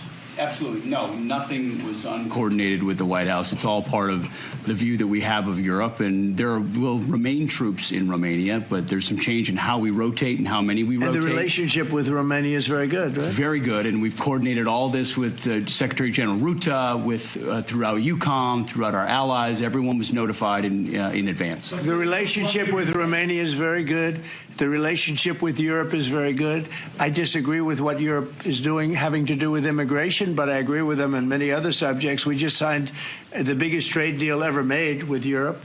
$950 billion. We were able to do it because of tariffs. It was a deal that was good, very good, but we had a very unfair deal. We were treated very badly before I came into office, but we just signed. It's the single biggest trade deal ever signed. So we have a very good relationship with Europe. Yeah. What is the main dispute with the Russians which prevent the Budapest summit with Putin from the basic dispute is they just don't want to stop yet. And I think they will. I think it's taken a big toll on Russia, big toll on both countries, obviously, but it's taken a big toll. They're losing 7,000 soldiers a week. That's a big toll. And between the two of them, divided, you know, with Russia losing more soldiers, actually, but they're both losing a lot of people. And that's the primary thing that with me, it's not economic, it's not money. In fact, we don't spend any money. We send it to NATO. They pay us for our missiles and for our military and everything else. We don't. It's not a question of money. It was with Biden. He spent $350 billion. He got nothing for it. The war would have never happened. If I were president, the war would have never happened. I think you would agree with that. This war would never have happened if I were president. It's stupid that it happened. But it did happen. I inherited the war, and I think we're going to get it ended not too distant future. Mr. President. Yes, please. So no question that if that time the name of the United States president would have been Donald Trump, there would be no war between Ukraine and Russia. That's clear. But what we are speaking about here is more than that, because without the pressure coming from the United States government, I'm speaking 2022, the Europeans would not take that hard line what they have today on the war.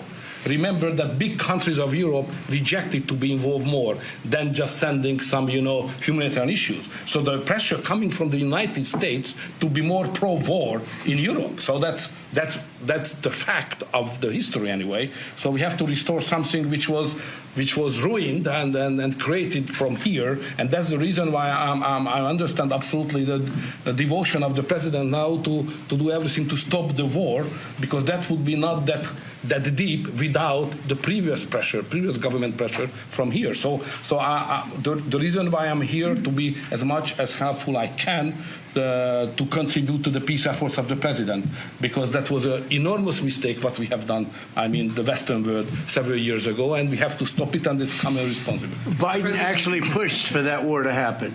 Okay, if you can believe it. Nobody can believe it, but it's one of those things. And now look what happened. Look what's happened to Ukraine. It's a much smaller country. A lot of people are dead. You take a look at it's a whole different world over there, and Russia has not been helped very much by that war either. They lost a tremendous number of soldiers and people. And, look, that war should have been a one-week war. I don't know why it's taken. This is 4 years. Should have been 1 week. Should have been over with, but it would have never started. Should have never started. And I would have solved the problem without giving up anything. Ukraine would have remained as is. So there were tremendous mistakes long before I got there. I inherited that mess, and we're getting it solved, along with the 8 wars that we've already ended. Mr. President, what is our interest cultivating better relations with the EU leader or not? I think I can do both. There's no reason why I can't. I get along well with the European nations. We are still a member of the European Union, so it's easy. Yeah, and by the way, he's a member in good standing, I guess, although they penalize him every once in a while. But he's a member in good standing with the European Union, so he's a member. He's a part of it. But I get along great with him. I get along very well with them. I agree with him on immigration much more than I agree with them. But I agree with, a lot of the things in Europe he also agrees with. But he had a difference, I would say, primarily on immigration more than anything else. And I happen to think he was right, because their whole fabric has changed. You go to some of the countries, they're unrecognizable now because of what they've done. And Hungary is very recognizable. Yes, ma'am. Mr. President. Yes, Mr. President. Will there be a peaceful meeting in Budapest still this year? What do you think? You mean a meeting with President Putin? Yes. You mean in Hungary? Well, I'd like to keep it in Hungary, in Budapest. that meeting, it turned out I didn't want to do that meeting because I didn't think anything was going to be happening of significance. But if we have it, I'd like to do it in Budapest. Yeah, it'd be good. Mr. President, you said many times to support Viktor Orban. Why is it important to win the next election, for example, for the United States, Hungary, and also Europe? Why is it important? Well, I don't know his opponent. I don't know if he has an opponent yet. At some point he will, I guess. You know, we always have opponents, always. right? Not much of an opponent. But I'll be supportive of him. He's done a fantastic job. We've had a great relationship. The United States, look, we had a country that had no leader. It had an auto pen, illegal auto pen, totally illegal. And that's coming out stronger and stronger. But we had no leader in the United States. I mean, Hungary, as an example, had no relationship with the United States, even though we do, billions of dollars in trade with Hungary. Hungary's a big country economically. We do, billions of dollars in trade with Hungary. Why would they give that up? And they gave up so much else. Look, they gave up everything. This country was poorly run. I think if I didn't win the election, we might not have a country, if you want to know the truth, not a recognizable country. But our relationship was immediately good as soon as I won the election, because Viktor's one of the people that's highly respected, and we had a great relationship with Hungary. We do again. That was an easy one. Yeah. Do you and Prime Minister Orban agree on ways to put pressure on President Putin to come to the negotiating table to end the war in Ukraine? I think we agree that the war is going to end. Sometimes people have to fight it out a little bit longer, but I think we agree that the war is going to end in the not-too-distant future. Do you want to talk about that, Viktor? I have some ideas, and I will present it to the President, how to stop it. Mr. Prime Minister. Mr. President, since you brought up the Walmart Thanksgiving meal, and it is cheaper, but it also contains less, as a board of Well, I haven't heard that. You're telling me. Who are you with? Who are you with? I'm with NBC News, sir. Fake news. NBC. You're fake news. What a NBC's gone down the tubes along with most of the rest of them. If I ask, why do you think there's such a disconnect that you're describing day to day and the way many Americans say they're feeling and they're concerned about? Well, they feel better about our country right now, other than the shutdown, obviously, which is caused by the Democrats, could be ended by the Democrats in 2 minutes. They feel much better. We have more jobs. We just set a record on jobs. You do know that. We have more investment in our country than any country in history. We're over $18 trillion as of this moment, and we're going to be maybe at 20 or 21 trillion by the time I finish up my first year. And there's been no country, China, no country in the world that's done anywhere even close to that number. Your friend Biden, as an example, in 4 years was less than $1 trillion. We'll be at 21 trillion in 1 year. So there's no country that was even close to that, and our country was a laughing stock all over the world. We have more jobs, we have more potential than any other country, and frankly, we're the hottest country right now. Viktor said to me before, we're the hottest country anywhere in the world. Think of it. We'll have $21 trillion invested. We have auto plants pouring back in. We have AI pouring back in. We're leading China in AI by a lot. We're leading everybody in every category. There's no category that we're in second place. So I just heard this yesterday that Walmart said that the Thanksgiving was 25% more expensive under Biden. That's a big, to me, that's a big number, because Walmart's respected. I mean, Walmart is Walmart, and, they're giving you prices. So that would mean that the whole series of pricing and costs, the groceries and everything else, it was a con job. It was a con job. Affordability, they call it, was a con job by the Democrats. The Democrats are good at a few things: cheating on elections and conning people with facts that aren't true. It was 25%. Walmart just announced it 2 days ago. 25% cheaper this year will be cheaper to have Thanksgiving than it was a year ago under Sleepy Joe Biden. You say that affordability is a con job, as you put it. Say it. You said affordability was a home job, and you didn't want. You said last night you didn't want to talk about affordability. I talked about it. When did I not want to talk about it? I talk about it all the time. We are much better than Biden and all of them. Now, just so you understand, do you remember that the Biden administration had the highest inflation in 48 years, but most people say ever recorded? Do you remember that? Right? Do you remember it? Did they have the highest inflation in 48 years? Did they? Just answer me the question. You know the answer. The answer is yes. They had the worst inflation in 48 years. We have almost no inflation. We're down now to 2%, and we'll be at maybe 1%. You want to always stay above 1%, actually. You want a little tiny bit of inflation. We're at a perfect number. They were at the highest level in recorded history, okay? And when you talk about affordability, that one fact. Now, let's talk about the second biggest subject after inflation, energy. We're going to be at $2 gasoline. We're going to be approximately $2 very soon. We're a little bit above $2 right now for gasoline. Now, under Biden, it was $4.50. It even hit $5, but it was $4, $3.50. We're going to be at $2 a gallon. So gasoline's much less. Energy costs are less. When you have energy and when you have gasoline less, everything else follows. It's such a big category.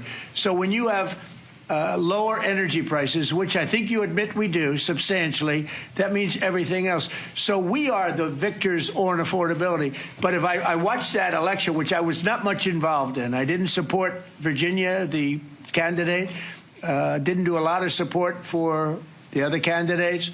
They asked me about Cuomo, and I said, well, it's a question, do you want a thug or do you want a communist? I mean, that was my response. So I wasn't involved in that stuff too much. But I will say this.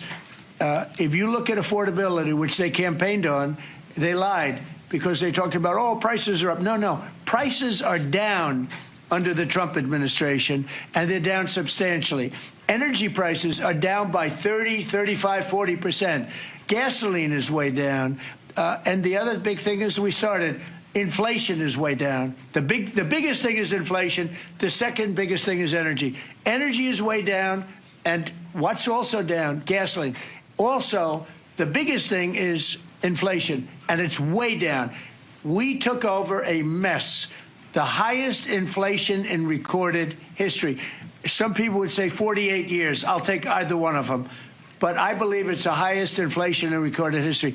That alone makes it impossible for them to have done a good job affordability-wise. So one other thing. When I came into office, Victor, 2 days into office, they were screaming at me about the cost of eggs. I was there for 2 days. Eggs had quadrupled. And I said, listen, I just got here. Let me check it out. And they were right. Eggs had gone up by 3-4 times.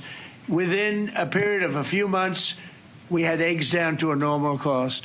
We did a great job on groceries and affordability. The only problem is the fake news. You people don't want to report it. And, in fact, I'd like to ask Caroline. Where's Caroline? I'd like to ask Caroline a question. Where is she? Did she? Uh-oh. She deserted us. She deserted me. Our great Caroline superstar deserted me. Anyway, she's right outside. She was going to talk about, because the fake news yesterday, they talked about that. They said, oh, I don't want to talk about affordability.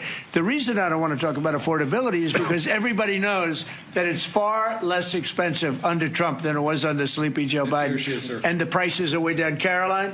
Yes, sir. Could you discuss that question that was asked and how it was asked in such a fake, disgusting manner by the fake news? Yeah, and I just saw it asked again here, and it's very unfortunate that the reporters in this room refused to address, sir, what you just said, which is that you inherited the worst inflation crisis in modern American history, and you are fixing it in 10 short months. And your entire administration has been tasked with this effort, from Treasury Department to Agriculture Department to the National Economic Council right here at the White House. They are slashing regulation.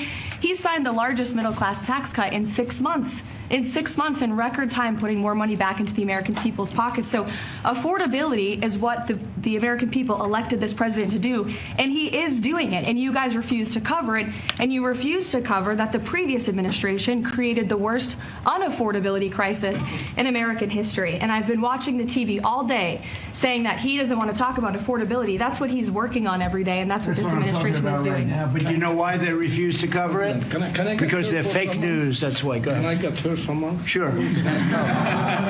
Caroline, the Prime Minister would like you to work for him in Hungary. Please consider. You know what? That's a very good decision you just made. Please don't leave us, Caroline. Yeah, please. You spoke to Republican senators. They do not seem interested right now in getting rid of the filibuster. That's too bad. They're making a big mistake. That's right. No, but they're coming my way. You're right. Wait a minute. The way to do it for the Republicans is to terminate the filibuster. They call it the nuclear option. This is the second form of nuclear. Very good. Very good. This is a good form. This is not a bad form. I would have been in favor of that a long time ago. But you know the Democrats are going to do that. And most of you will admit the Democrats are going to do that. So why aren't we doing it? And I think only a foolish person would be against that, especially when you realize that these are crazed people. These people are absolutely crazed, Trump derangement syndrome, whatever it may be. And I am totally in favor of terminating the filibuster. And we would be back to work within 10 minutes after that vote took place. And lots of other good things would happen. And it doesn't make any sense that a Republican would not want to do that. If they're not going to do that, then it seems like you'd have to make a deal with Democrats to end the shutdown. Here's some of the things that we'd pass if we terminated the filibuster. Voter ID, no mail-in voting, no cash bail, no men and women's sports, no welfare for illegals. You could go on and on. This is 2 pages of things we'd do if you did that. Without it, I don't know that you pass anything because you can't deal with them. They're really irrational. They really are. But I was happy to see that a tremendous liability to this country, a woman that made herself rich in this country, Nancy Pelosi, has quit. And she'll be out of here pretty soon. And I consider that to be a great asset for America, getting her out. Yeah, please go ahead. Are you really going to deal with Democrats? You're not interested in it? I don't know. We'll see what they have. I mean, we'll see.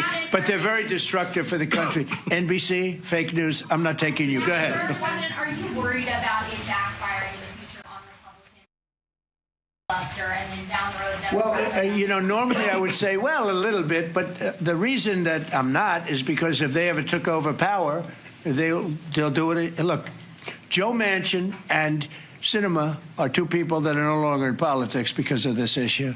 They were opposed to what the Democrats wanted to do. They wanted to terminate the filibuster. They were opposed to it. They're no longer in politics. Again, the Democrats will do this. So if the Democrats are going to do it, I'm saying Republicans should do it before they get a chance. It's very simple. And if we do it, we will never lose the midterms and we will never lose the general election because we will have produced so many different things for our people, for the country, that it would be impossible to lose an election. No,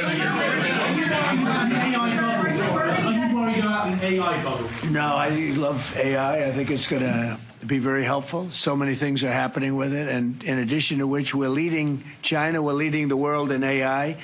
We're building massive electric plants that the companies themselves are building for their plant. I've given them the right because we need so much electricity for that. Just the word is electricity, believe it or not. Double the electricity that we currently have in the country for just the AI plants. And I've allowed those companies to rebuild and build electric plants along with their facility.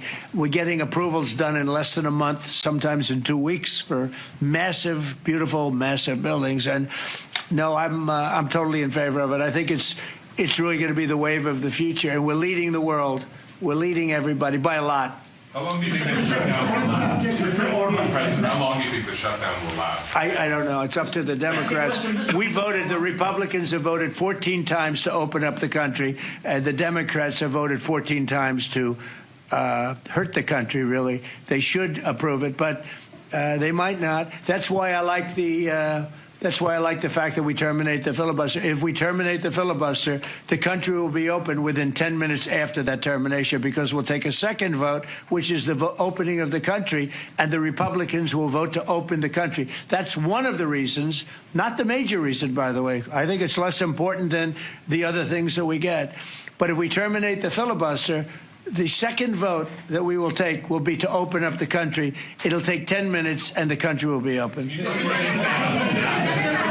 any room for bipartisanship? Because it seems like that's the main purpose of the filibuster, is to create some sort of compromise. So Well, it didn't work, obviously. So how You're do you right. That encourage was the purpose of the filibuster, bipartisanship, but that didn't work. So are you saying the next 3 years in Washington there shouldn't be? Well, no. If the filibuster is terminated, we will have the most productive 3 years in the history of our country. If the filibuster is not terminated, then we will be in a slog with the Democrats, and very little for either party will be done. So it's a good thing. Thank you very much, everybody. Thank you very much.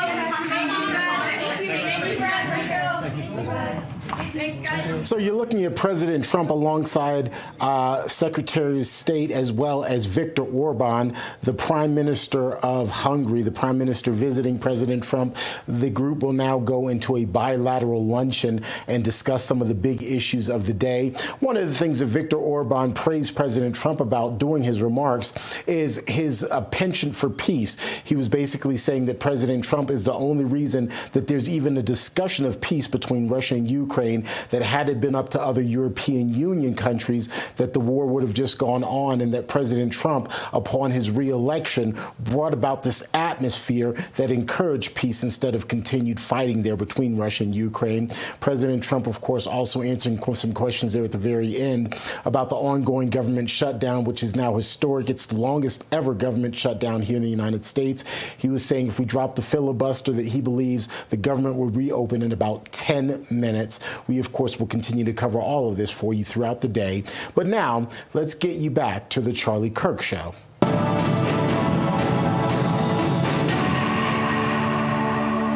will not comply. You're listening to the sound of freedom. It's the Charlie Kirk Show. Welcome back to the Charlie Kirk Show. I want to tell you about a really excellent friend of this show. I think we know. It's YRefi. Based right here in the Phoenix area. Private student loan debt in the U.S. totals about $300 billion, and about $45 billion of that is labeled as distressed. YRefi refinances those distressed or defaulted student loans that others won't touch. They can provide you with a custom loan payment based on your ability to pay. They are not a debt settlement company, and they work with each borrower individually, tailoring each loan to each borrower's specific situation. You will not be calling a faceless call center. I know, I've been to where they take the calls. It is not a faceless call center. YRefi can reduce your monthly payment, and it guarantees interest rates under 6%, ensuring affordability and financial relief. Can you imagine being debt-free and not living under this burden anymore? The first step is contacting YRefi. YRefi offers a 3-minute rate check without any credit impact, and bad credit is accepted. If you have a co-borrower, YRefi can get them released from the loan, and you can give mom and dad a break. Just call 888-YRefi-34 or log into YRefi.com. That's YREFY.com. May not be available in all states.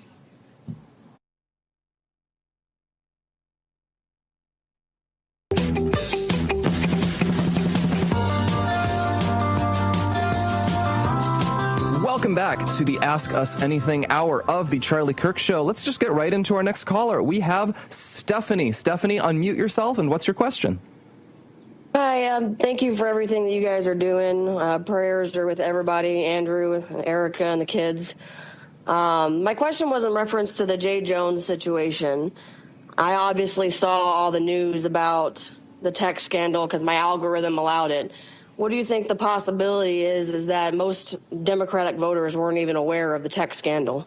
I saw a poll on X that said that 83%, they think around 80 to 85, came around 83% of all voters were aware of the text. Yeah, I think the truth is, I think a similar poll. It might have been the same one, but the truth is when you ask them, it's that I think only about 45% of people overall said that they thought the texts were disqualifying for him. Presumably, most of them are just Republican Because voters anyway. To the local Democrat Party, 47% of them think that threatening to kill your opponent's children is not disqualifying. Yeah, so a lot some said it was concerning but not disqualifying. Some said it had no impact at all, and like a few were unaware of it. But if you're bothering to turn out, these are lower turnout races. It's off year entirely, so lower turnout.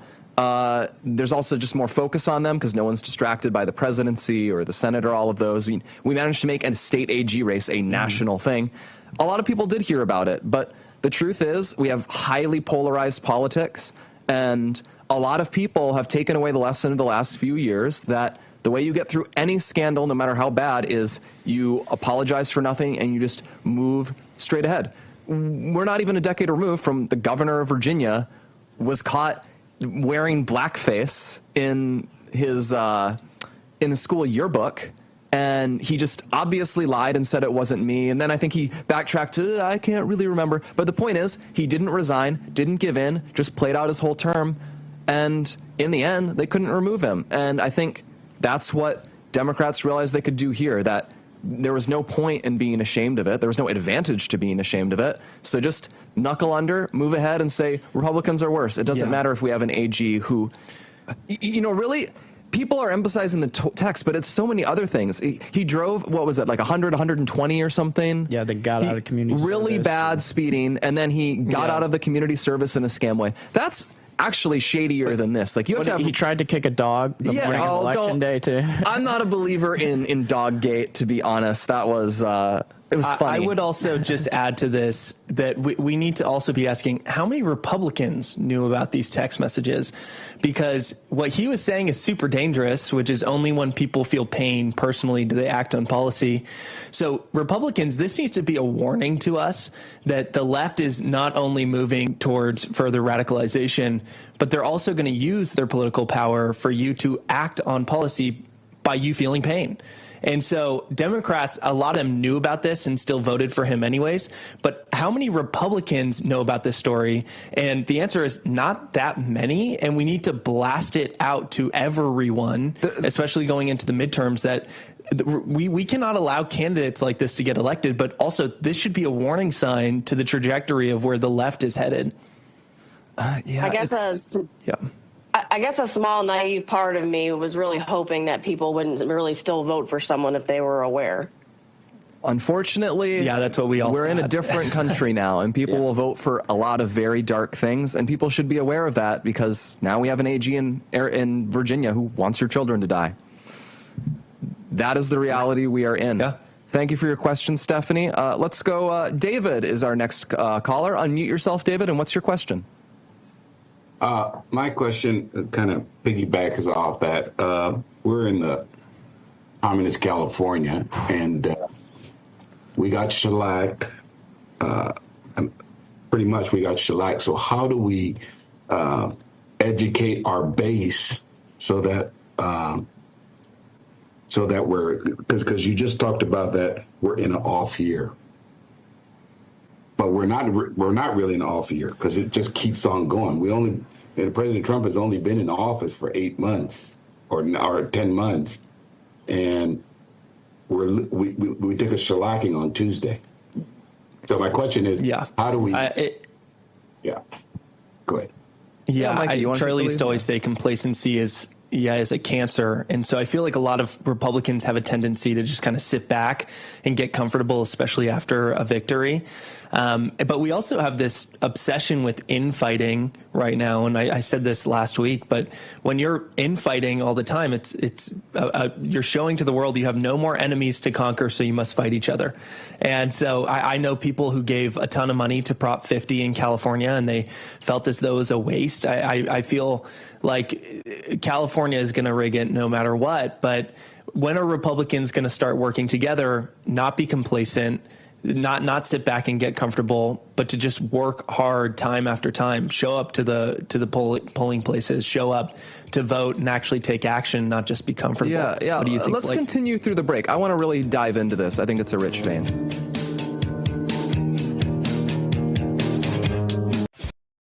Welcome to Real America's Voice, Real Minute. Your quick look at the powerful stories of faith and freedom, inspiring audiences across the nation.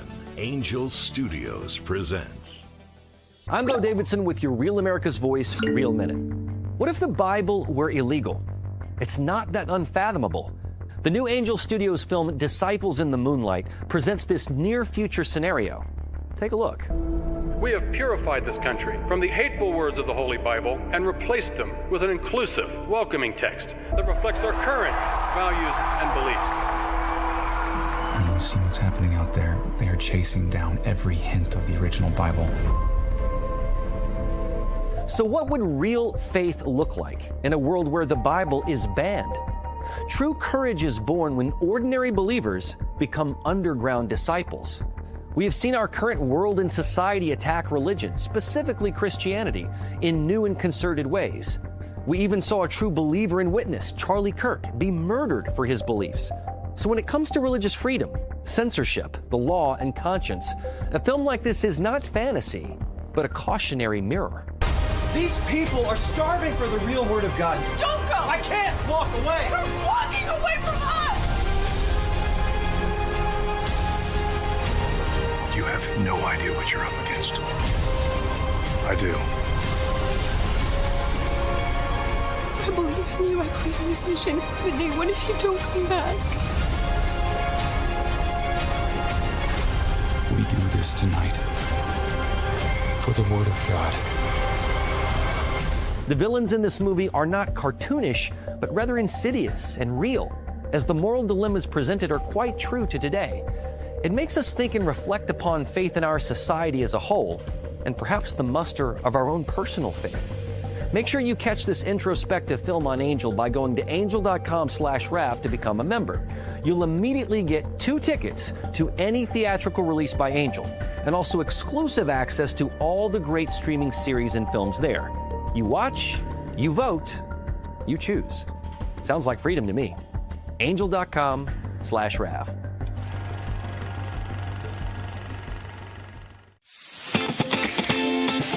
Patriots, it's time to gear up. Real America's Voice has an entire lineup of merch made just for you. We got some RAV fans out here. We watch you every day. From mugs that start your morning strong to hoodies, hats, t-shirts, pants, vests, flags, and so much more. Yeah, I noticed it. I mean, that caught my eye big time. Every piece lets you wear your pride loud and clear. This isn't just merch, it's a movement. When you shop RAV, you're showing the world you're proud to be part of the Real America's Voice family. God bless Real America's Voice. So don't wait. Blunt. Gold is up around 40% this year. That's not speculation, it's reality. And if a portion of your savings isn't diversified into gold, well, you're missing the boat. Here are the facts. Inflation is still way too high, the U.S. dollar is still too weak, and the government debt is insurmountable. That's why central banks are flocking to gold.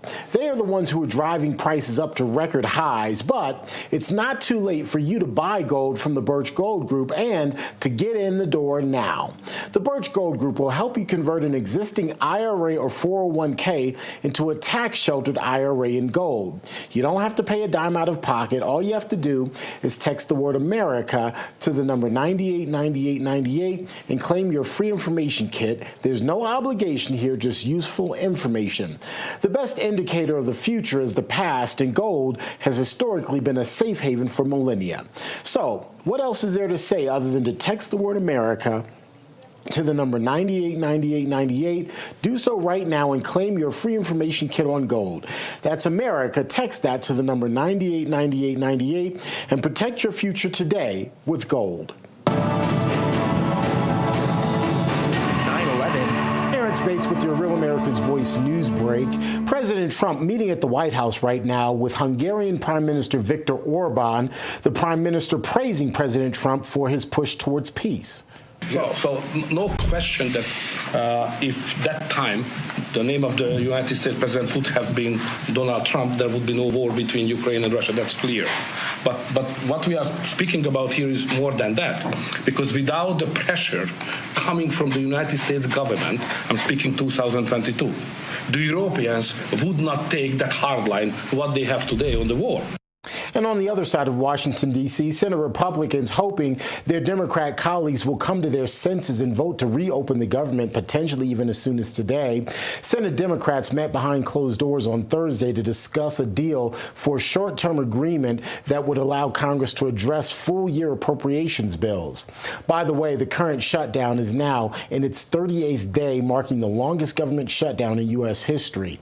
On this day, the Trump administration is also under a federal judge's order to fully fund SNAP benefits by today. That's a quick check of your headlines.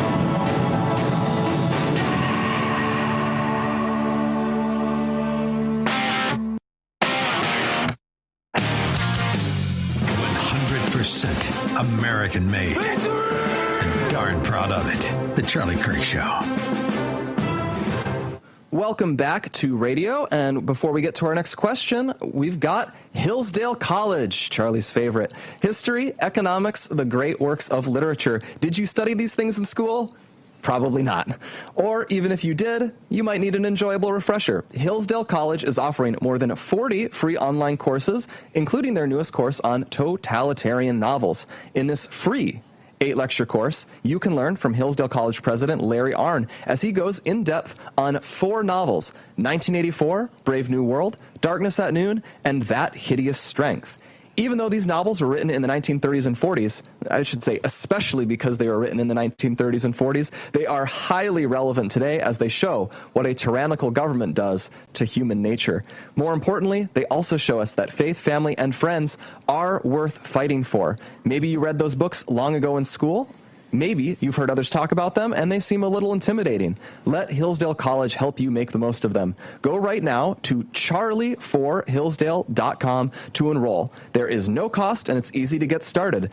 That's charlieforhillsdale.com to register. CHARLIE for Hillsdale.com. Give it a look. All right, so our next question is, let's go to Brandon. Yep. Brandon, unmute yourself and what's your question?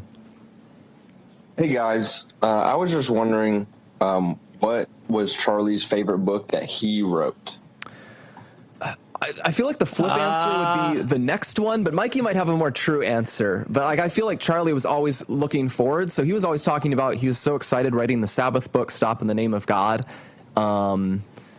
I feel like the one we'd end up referencing the most probably was the college scam, just in the sense that was a very timeless topic, whereas right-wing revolution and MAGA doctrine were more embedded in a specific moment. But college scam comes up again and again. College is only more of a scam by the day, other than Hillsdale, of course. And so those are the two answers I'd think of. But Mikey, what would you say? Yeah, he loved all the books that he wrote, and he spent a lot of time on each one of them. And so each one of them are very special in their own unique way. Also, you just kind of get to see every aspect of his life as you get to read these books. When he was in his era of really pushing the college scam, he always pushed it, but that was when he was just obsessed with it, and then you can kind of see where his mind was at, where his headspace was at. Then right-wing revolution, America's Turning Point. There's all these books that he wrote. But I personally, I feel as though one of his absolute favorites was his newest one that's coming out, which is Stop in the Name of God. And he was just so spiritually invested in that book. He was so obsessed with the book, the amount of time that he spent on it, talking with people that could give him knowledge and wisdom. And he wanted to just understand, he wanted to get it right, because he used to always say that the Shabbat is a gift, and you just need to receive the gift, and your punishment for missing the Sabbath, Shabbat, is that you missed the Sabbath. It turns out that the punishment was, in fact, missing the Sabbath, because it was such a gift in his life, and he wanted to just share that with the world, that he would just stop one day a week and be with his kids and his wife, and that time was dedicated to them.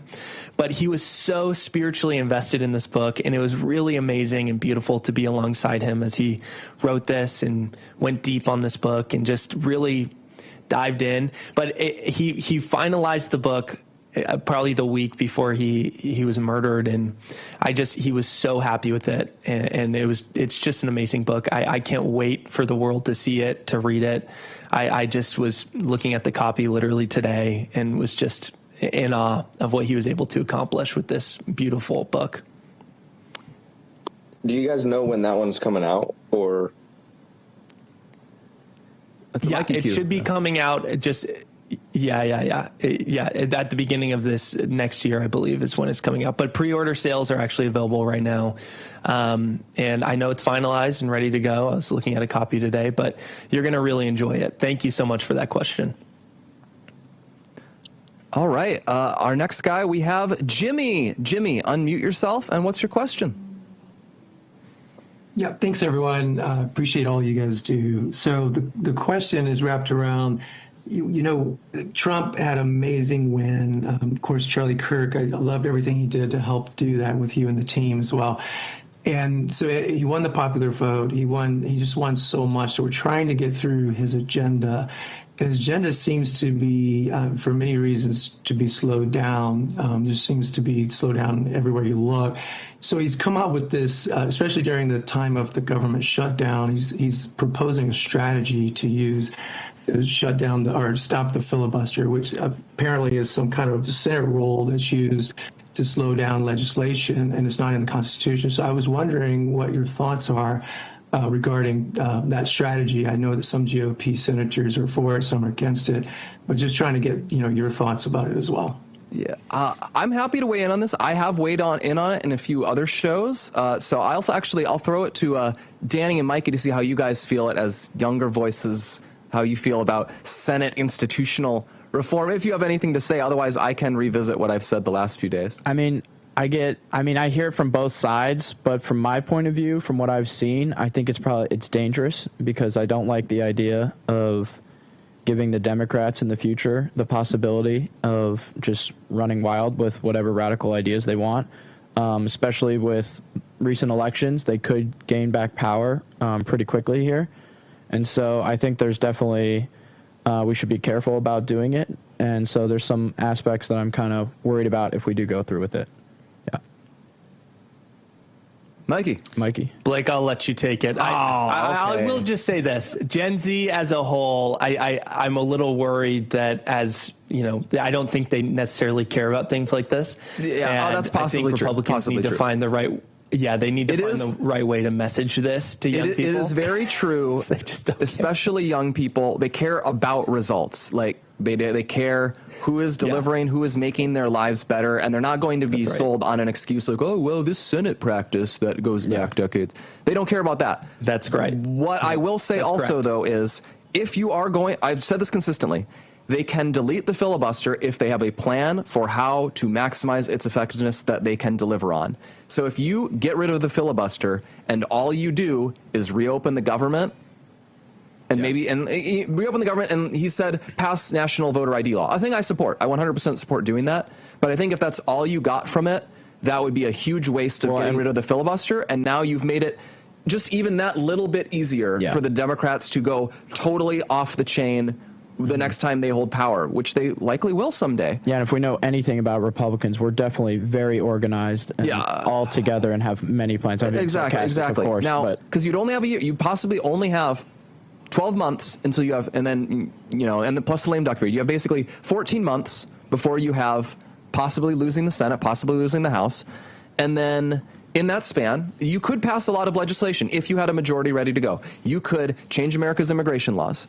So no more asylum seeker nonsense, cut back on legal immigration, get rid of the diversity lottery. You make deportations way easier. You roll back all these weird legal exploits they've developed over the decades. You could reform regulatory laws, reform environmental laws so we can build those houses that we wanted. You could blow up the student loan system, say we're not giving endless money to universities anymore, and you could pair it like we're not funneling endless money to universities. Also, we're going to forgive a lot of outstanding student loan debt. That's the way to do it, not just the way Biden did where he just snaps his fingers and makes it go away and turns the money spigot on forever.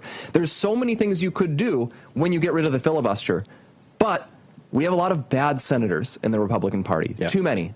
It's unfortunately the case. We're trying to make it better. They've gotten a lot better. This is a much better Senate now than we had in 2017. But it's not a perfect Senate. It's not an entirely on-message Senate. And so I've just tried to warn people, if we get rid of the filibuster, we could get very disappointing results with the current Senate we have. And yes, are the Democrats likely to get rid of it the next time they have power? Yes. But even if they have to spend a few weeks getting their ducks in a row to do it, that is a few weeks fewer before they're actually able to do it. And it makes it feel more transgressive when they do it. If we get rid of the filibuster, we own getting rid of the filibuster. And Democrats can claim with far less shame than they would otherwise, oh, well, we're just doing what Republicans let us do. You always have to think, what is the next order of business when you take an action in politics? And I try to make sure people remember that on the filibuster question. But if we're ready to take it, if we have the agenda in place, then by all means, full steam ahead. Tom is our next question. Tom, unmute yourself. And what's your question? Hey guys, so you're doing such a great job. I miss Charlie greatly, but you really are stepping into the role. Thank you. So listen, I'm a senior member of Generation X, and by 2 days. So don't get me started on the boomers, not my favorite, but I'll just leave that there and ask this question. How do I and other Generation Xers help the courageous generation step into their role right now? Like, what could we do? How could we encourage? How could we connect? Yeah, that's an amazing question. And Gen X and boomers too. Here's the thing. The suspicious people that are suspicious of you are the ones you want to win over because they're guarding their loyalty to you. Once you win someone who's suspicious of you over, they're beyond loyal to you. And boomers, they love their generation. They want to make sure that their generation is good. And I just think that's very honorable of them. And Gen X and boomers, the best way you guys can help us is just know we need help. And you guys, you've been through life. You've experienced the ups and the downs and the tragedies and the hardships, and we need your help. And Gen Z and young people in general, we need your help. And so 2-3 weeks ago, I spoke at Liberty. Erica was supposed to speak there, and she couldn't travel. She asked me to go fill in for her. So I traveled and went and spoke at Liberty, and that was my speech. Is they are the courageous generation. That is what Erica labeled them as, is the courageous generation. They have a lot of courage, but they feel a little bit hopeless. And courage without hope leads to recklessness. And so they're a little reckless. They don't know where to turn. They need help. That's why you see young people turning to radical ideas as the solution to their problems with Mamdani and other radical candidates. And we just need help. Be there for us. Oftentimes people will just kind of tell the younger generation, pull yourself up by the bootstraps, figure it out. But we are courageous. Help us find our way. And there's nothing that will stop this courageous generation of young people, as Erica called us, to change America. Our hero was Charlie Kirk. We are fired up. We love Charlie, and our hero is gone, and we want to put our courage in something. So thank you. What an incredible question. Thank you so much. Thank you. Thank you. What a great answer. That gives me encouragement and hope, because I know this generation is going to fulfill what God has for them. But I just want to be that cheerleader, the catalyst, the people that come alongside, really. All right. And say, thank you very much. We're going to the break here, but thank you a lot.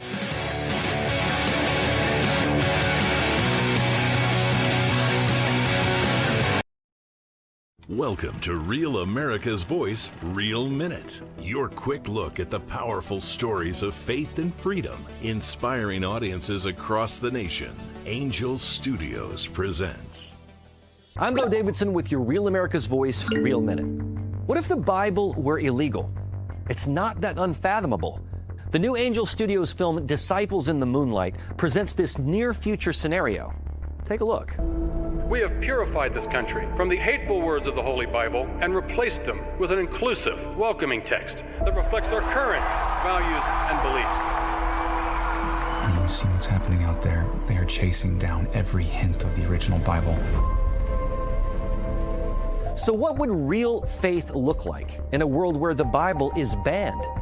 True courage is born when ordinary believers become underground disciples. We have seen our current world and society attack religion, specifically Christianity, in new and concerted ways. We even saw a true believer and witness, Charlie Kirk, be murdered for his beliefs. So when it comes to religious freedom, censorship, the law, and conscience, a film like this is not fantasy, but a cautionary mirror. These people are starving for the real word of God. Don't go! I can't walk away! You're walking away from us! You have no idea what you're up against. I do. I believe in you. I believe in this mission. But Nate, what if you don't come back? We do this tonight for the Word of God. The villains in this movie are not cartoonish, but rather insidious and real, as the moral dilemmas presented are quite true to today. It makes us think and reflect upon faith in our society as a whole, and perhaps the muster of our own person. Make yourself a better person, which Charlie tried to do. So yeah, well, let's rattle off the list of books that we had. This is just, he said, none of us is perfect, and this is just a starting off point, and you don't need to read all of this. This is sort of just this is some quick hits. Let's start actually with the philosophy, politics, economics list he had. He had The Republic by Plato. He had the Meditations of Marcus Aurelius. I know that was a big favorite of his. The City of God by St. Augustine. The Imitation of Christ by Thomas à Kempis. I definitely recommended that one. That's a very medieval one. The Federalist Papers by Founding Fathers, Madison, Hamilton, and Jay. Orthodoxy by G.K. Chesterton. Man's Search for Meaning by Viktor Frankl, a big favorite of Charlie's. Abolition of Man, C.S. Lewis. The Fatal Conceit, The Errors of Socialism by F.A. Hayek, as well as The Road to Serfdom. He would like that too. The True Believer by Eric Hoffer. Collected Essays by George Orwell. Capitalism and Freedom by Milton Friedman. And Genius, A Mosaic of 100 Exemplary Creative Minds by Harold Bloom. That might have been another one that I recommended he include. We also have some good history works. We had The Civil War, a narrative by Shelby Foote. A History of the English-Speaking Peoples by Winston Churchill. From Dawn to Decadence by Jacques Barzun. Charlie definitely would have only read a summary of that one. That is a very, very long book. The Russian Revolution by Richard Pipes. Citizens, A Chronicle of the French Revolution by Simon Schama. I've read that. That is one of my favorites. And we have some great literature here, too. The Iliad and the Odyssey by Homer. The Divine Comedy by Dante. The Complete Works of William Shakespeare. Crime and Punishment by Fyodor Dostoevsky. Wuthering Heights by Emily Bronte. We need books for women here, too. That's an all-time classic. 1984 by George Orwell. The Power and the Glory by Graham Greene. That's a great Christian novel. Scoop by Evelyn Waugh. That is one of my favorites. It has the important lesson that journalists have always been pretty awful, but it's a good lesson to have, and it's very funny. The Bonfire of the Vanities by Tom Wolfe. That is an incredible one, and it teaches you that everything we worry about today was happening decades ago as well. We're running out of time before the radio rejoin here, but you can, I had to skip over a few of them, but you can see the full list if you check out Right Wing Revolution. There's a lot in that book, and we'll be back in just a few seconds with our next question.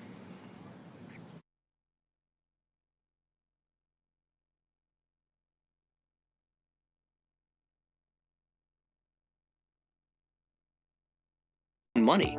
The fact is that should your bank be in trouble for holding bad loans, the burden could.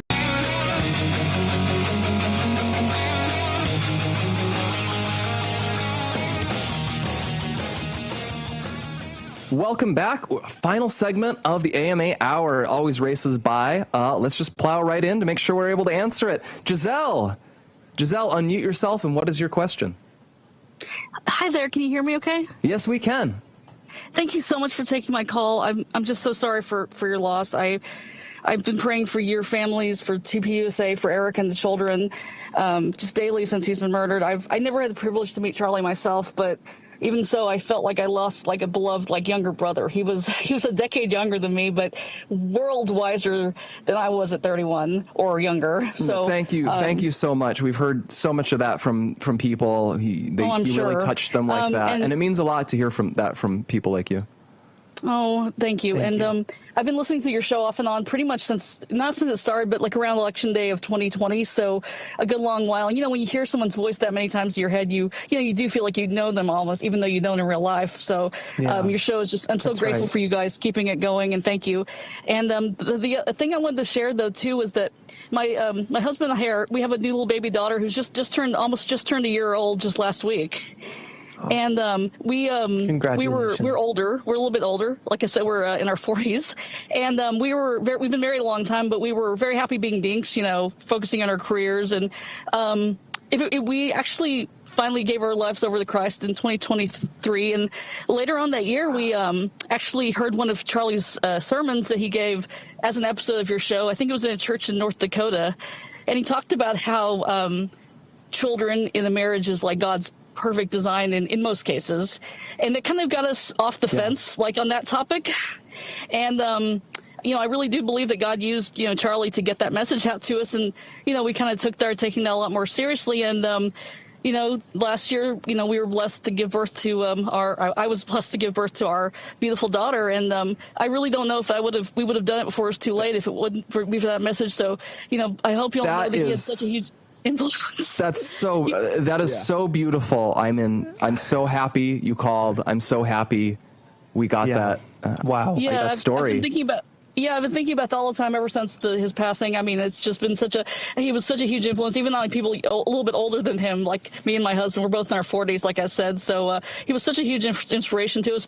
And I was also just wanted to ask if, I was wondering if either the Charlie Kirk Show or the Turning Point store might ever consider selling like onesies or baby clothes, because we would love to support that. I know they're knockoffs, but I'd love to support the actual one. If you ever consider selling those, maybe.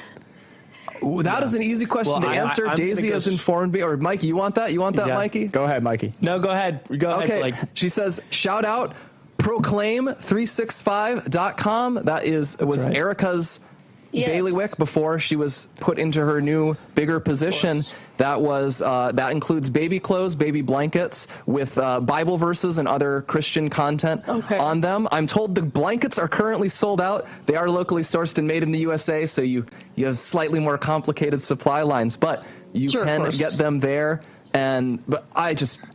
That is such a beautiful story. I'm so glad you called, Giselle. I'm so happy to hear about your baby. Thank you all so much. Charlie, they say sell baby clothes on the Turning Point USA store as well, by the way. Okay, excellent. I believe we do. Excellent. Okay. And thank you all so much. And thank you for all you're doing to keep this everything going, and we'll always keep you in your prayers, and we definitely have your back. Thank you so much. Thank you. I think of that line, he who saves one world saves the entire world. I think it's a Jewish proverb, but it's kind of, a life exists because of Charlie's witness. Yeah. Definitely. And that's a life of infinite importance to God, of infinite importance to their family. And it's a life that, were it not for Charlie, would not be here.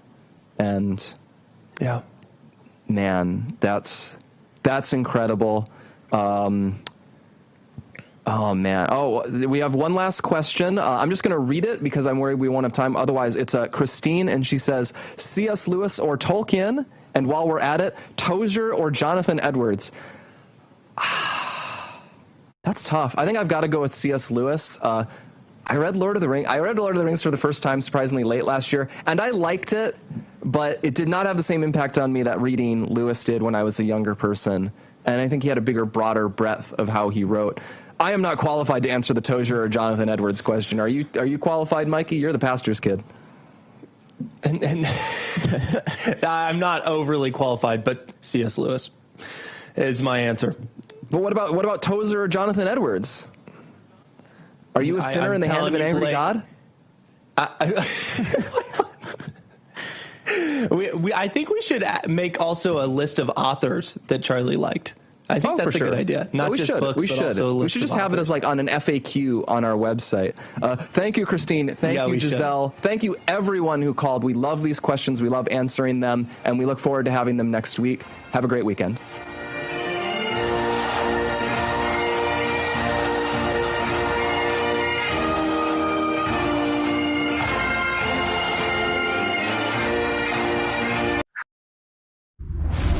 I'm a J6er. I spent 1,143 days in prison. I'm a J6er, and I spent 3 months in jail and about a year in prison. I spent 4 years out of an 18-year sentence in prison. J6ers have been smeared and defamed by the media, persecuted by the government, and treated like terrorists.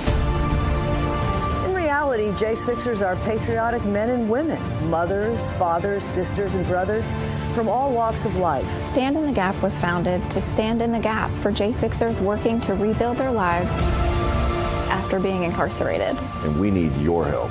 For just $10 or more, you're helping these patriots get mental, physical, and spiritual help. Please scan the QR code or go to j6support.com to donate $10 or more to support these American patriots. Every dollar you give is being matched up to $50,000, doubling your impact. Go now to j6support.com and donate today. Now is the moment to put your brand in front of an engaged, loyal audience through Real America's Voice. When you advertise on Real America's Voice, you're not just running an ad, you're partnering with trusted voices like Steve Bannon, Charlie Kirk, and other influential hosts. Backed by millions of monthly listeners. What's happening? Because of a Real Voice, man. I watch it all the time. Real America's Voice rocks. Real America's Voice gives sponsors the chance to put their product front and center, displayed on screen and highlighted by our anchors during exclusive segments and live events. Head to freetrumpknife.com. This means your brand becomes part of the conversation as it happens. Secure your spot before it's too late. Join us today and make your brand part of the news conversation that America's viewers trust. Real America's Voice, where your message is seen, heard, and remembered. What if watching Real America's Voice was just the beginning? Proud to introduce the RAV Ambassadors, the new grassroots platform that turns viewers into leaders, connecting directly with hosts like Steve Bannon, Dr. Gina, and more. Built by patriots for patriots. Inside the RAV Ambassadors Hub, you'll get exclusive updates, challenges, and behind-the-scenes missions straight from the people shaping the fight for faith and freedom. Every action you take, every share, post, and mission earns you points, badges, and ranks. Compete with patriots nationwide. Unlock rewards, exclusive gear, even chances to appear on air or attend live RAV events. But this isn't just about watching, it's about doing. Joining campaigns, volunteering locally, standing for truth. This isn't just a fan platform, it's a movement, one voice at a time. Scan the QR code or go to ravambassadors.com to join now. Because America's voice is your voice.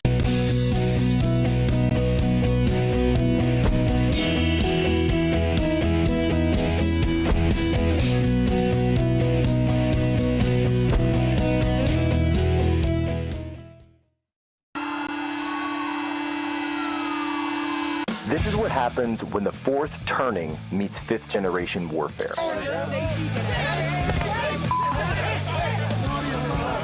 A commentator, international social media sensation, and former Navy intelligence veteran. This is Human Events with your host, Jack Posobiec. Christ is King. Ladies and gentlemen, welcome aboard. Today we have a very special edition of Human Events Daily for you. We're here live in Washington, D.C. Look, we are here at General Flynn's New Media Summit. Today is all about independent media. It's all about disrupting the narrative. It's about getting the truth out. And we're so glad that Real America's Voice, Human Events Daily are able to be here and to be a part of this great summit, because we're meeting with people from all across the spectrum and, in fact, all across the world in ways that the mainstream media just will not do. This is the force multiplier. This is how you can be a truth aggregator, how you can actually get the facts, spread it out through using social media, using independent networks like Real America's Voice over the top, and then going and telling that story. Thank you very much, General Flynn. So I just came from a summit on the ending the persecution of Christians worldwide. I think that's emblematic of where we stand today, is that it's a real indictment on us as journalists that most of the world has no idea that for the past 20 plus years since the day of 9/11, there has been a systematic organized campaign to massacre Christians across the isolated rural villages of northern Nigeria. And when it finally comes to light, what does Al Jazeera do and all these other journalists? They put out always denying that it's true. And you're just like, I'm just like, so the last 5-6 years I spent documenting one massacre after another. I mean, I was walking at dinner on a Friday night. I got a picture of a 17-year-old 16, 17-year-old girl who was pregnant, having her head hacked off while they had the baby out of her stomach. And you're going to sit there and tell me that this is something made up by the right wing? I cannot come to you strongly enough and say that we are in an absolute crisis of information. General Flynn articulated this with the amazing and wonderful and much missed Spoon Cutler in his book, Set Generation Warfare. That is the battle for our mind, but we are in battle for our minds and our souls. And when you deny that people are being murdered, you lose your soul. And, you know, I see Angela Standing King. She's going to be on the panel later today. But Angela is one of the people that brought me to a basic truth, because she saves babies in abortion, and she talks about saving children from murder. And I never thought about abortion like that. And so what is so important about that is we as journalists have been derelict in our duty to the truth and into pursuing the truth regardless of who's in power. We've become instruments of propaganda, and God bless independent media and the rise of independent media. But there's a price for everything. There's a price for everything. So if it's when we dance on the graves of, you know, CNN and the New York Times, and shows how they deserve it, we ask what fills the void? Because what is filling the void now, you know what you don't have when you lose your advertising revenue from Big Pharma and you lose the corporations, you lose first-hand journalism. I spent 5 years in Iraq, was the chief foreign correspondent for CBS News. That cost how many millions of dollars? How many over the years? We're independent media or out there can afford that. Now, it's no use if you're going to put people on the ground and they're not going to tell the truth. So your bureaus mean nothing. I'm not standing in defense of mainstream media. I'm standing in defense of the principles of real journalism and the reality that it takes money. It costs money to do real journalism. It costs money to travel. It costs money to invest in time and in people. And that investment is not happening. And, you know, unless you're the one in a million, I don't know, James does pretty well at it. He's relentless. He does 19,000 different jobs at the same time and somehow manages to run his own organization, fight off all those lawsuits that you can. Imelda Marcos had shoes, quite frankly. And I still manage his teams of independent journalists. And yet he's still got to battle the right to even be called a journalist because the very lady deems him to be a far-right activist. Please, you people belong in the trash bin of history, right? But they don't. And I would see this amazing woman, Ava, here, who I look at, you know, I see her as a vision of what I would like to remember myself has been 20 years ago.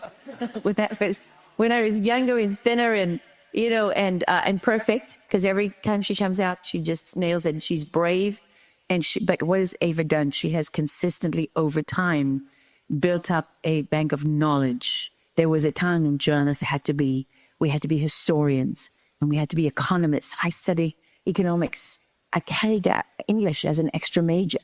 I did a Bachelor of Commerce degree, not because I wanted to know anything about Karl Marx. God guides me. He's like, no, don't go there. You know, because I have a shield of protection around me.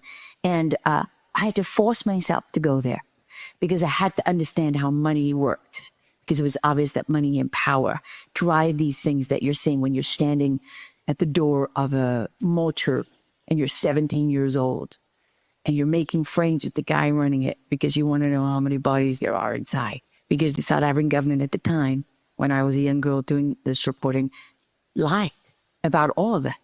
So I learned the value of first-hand reporting.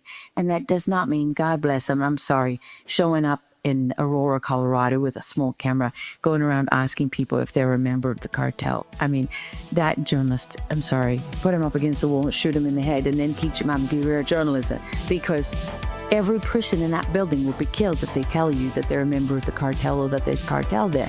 So that's not what I mean by first-hand journalism.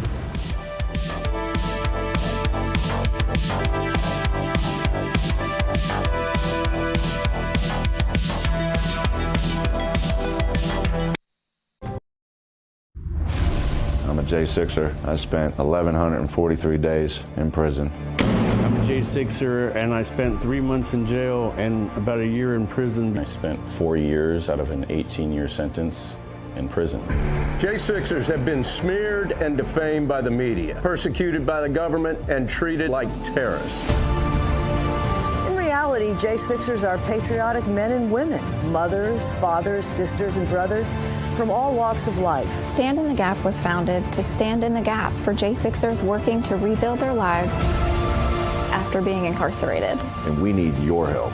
For just $10 or more, you're helping these patriots get mental, physical, and spiritual help. Please scan the QR code or go to j6support.com to donate $10 or more to support these American patriots. Every dollar you give is being matched up to $50,000, doubling your impact. Go now to j6support.com and donate today.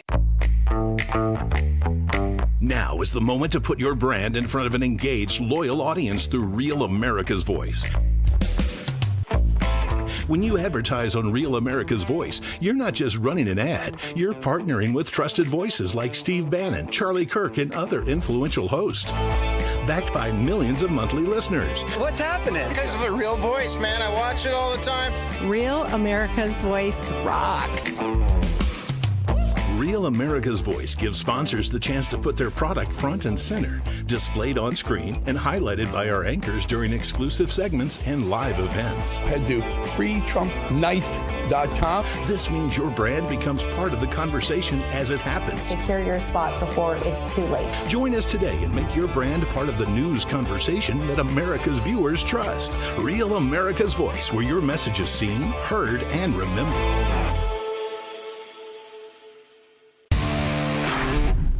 Howdy, Rad fam. This is Warbringer here. Love you all. Rad is the only place to get the truth, and this is the only way we're going to be able to restore our republic. Love you all.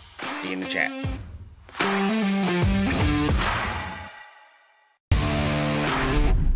Flashosaurus in the chat. I love Real America's Voice because I can watch news being delivered to me live while I chat with the family I love. And our golden age has just begun. This is Human Events with Jack Posobiec. Now it's time for everyone to understand what America First truly means. Welcome to the Second American Revolution. All right, folks, Jack Posobiec, we're back here, Human Events Daily. Folks, everybody that knows me and the work that Human Events does every single day, day in, day out, knows that the conservative movement never stops. And the fuel that keeps me going, keeps the show going, keeps the work going is Blackout Coffee.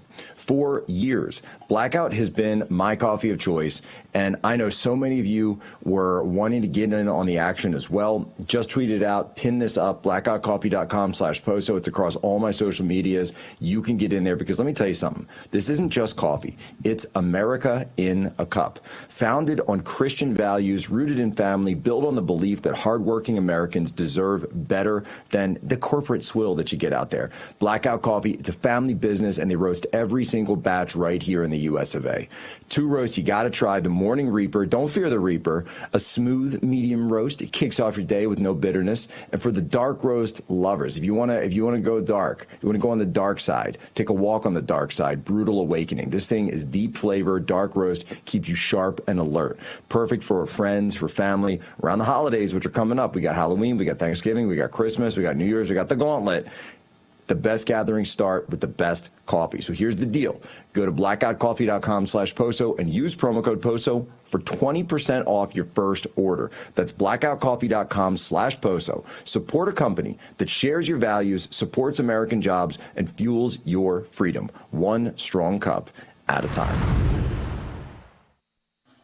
I mean, we have a dearth. We have forgotten how to mentor.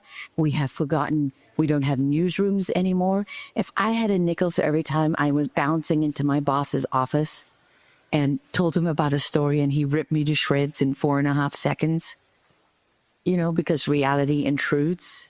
We have a saying in journalism that never let the facts get in the way of a good story. Whenever you hear, oh, that's a good story, I'm going to do that, you start to investigate, and what do you find? It crumbles. And what did I learn? Never be afraid to walk away. Don't stick with it because of belief or ideology or anything else. Journalists are not lawyers. We don't go into court and cherry pick evidence to make a case. We're not advocates. We don't campaign on behalf of people. That's not our job. Our job is to do everything we can to find not just part of the truth, but the whole truth. Because something can be true, but if you distort it and you focus on it and you put that out above everything else, you can still be as deceptive and misleading as the people who lie blatantly. And it's not hard. It's not easy to find the whole truth. These things take time. Beat reporting is valued because you know why? Because when a person truly understands the subject, it's of value to all of us. If I never understood, I'm living in Iraq. I know Shiite militias. I know Iraqi terrorists. I know the government. I know soldiers. I know people all across the country. And yet somehow every U.S. ambassador or State Department official or military official or, White House official, he came to the country, they wanted to bring that anchor from New York, but never spent 4.5 seconds in the country. And they opened the doors, the reg politics. And you think, but why? And it's because they don't want to sit down with someone who knows enough to challenge them. They don't. Superficial is the death of real journalism. And they use a superficial. It's good in a crisis, the rest of the time, worthless. And when journalists don't have resources behind them, what they do is superficial. What I do half the time, commenting on things online, superficial. Unfortunately, I don't want to do that, but we have created a monster. Independent media is both our salvation and also a monster. And if we don't guard it and protect it and fight for it, and if we don't recognize that there are real principles to real journalism and separate that from opinion, which is completely valid, opinion journalism, there's always been opinion pages in newspapers. There's always room for analysis when you take someone. But and I hear people who are not lawyers, and I see judges and lawyers on TV talking about nobody's going to prison for treason and sedition, and by the way, there's a statute of limitations. I'm like, are you serious? I'm not even a lawyer, and I know that's a lie. Allowing people to get away with this nonsense is, to me, it's the equivalent of being a co-conspirator in treason and sedition. And we have to hold people accountable for that.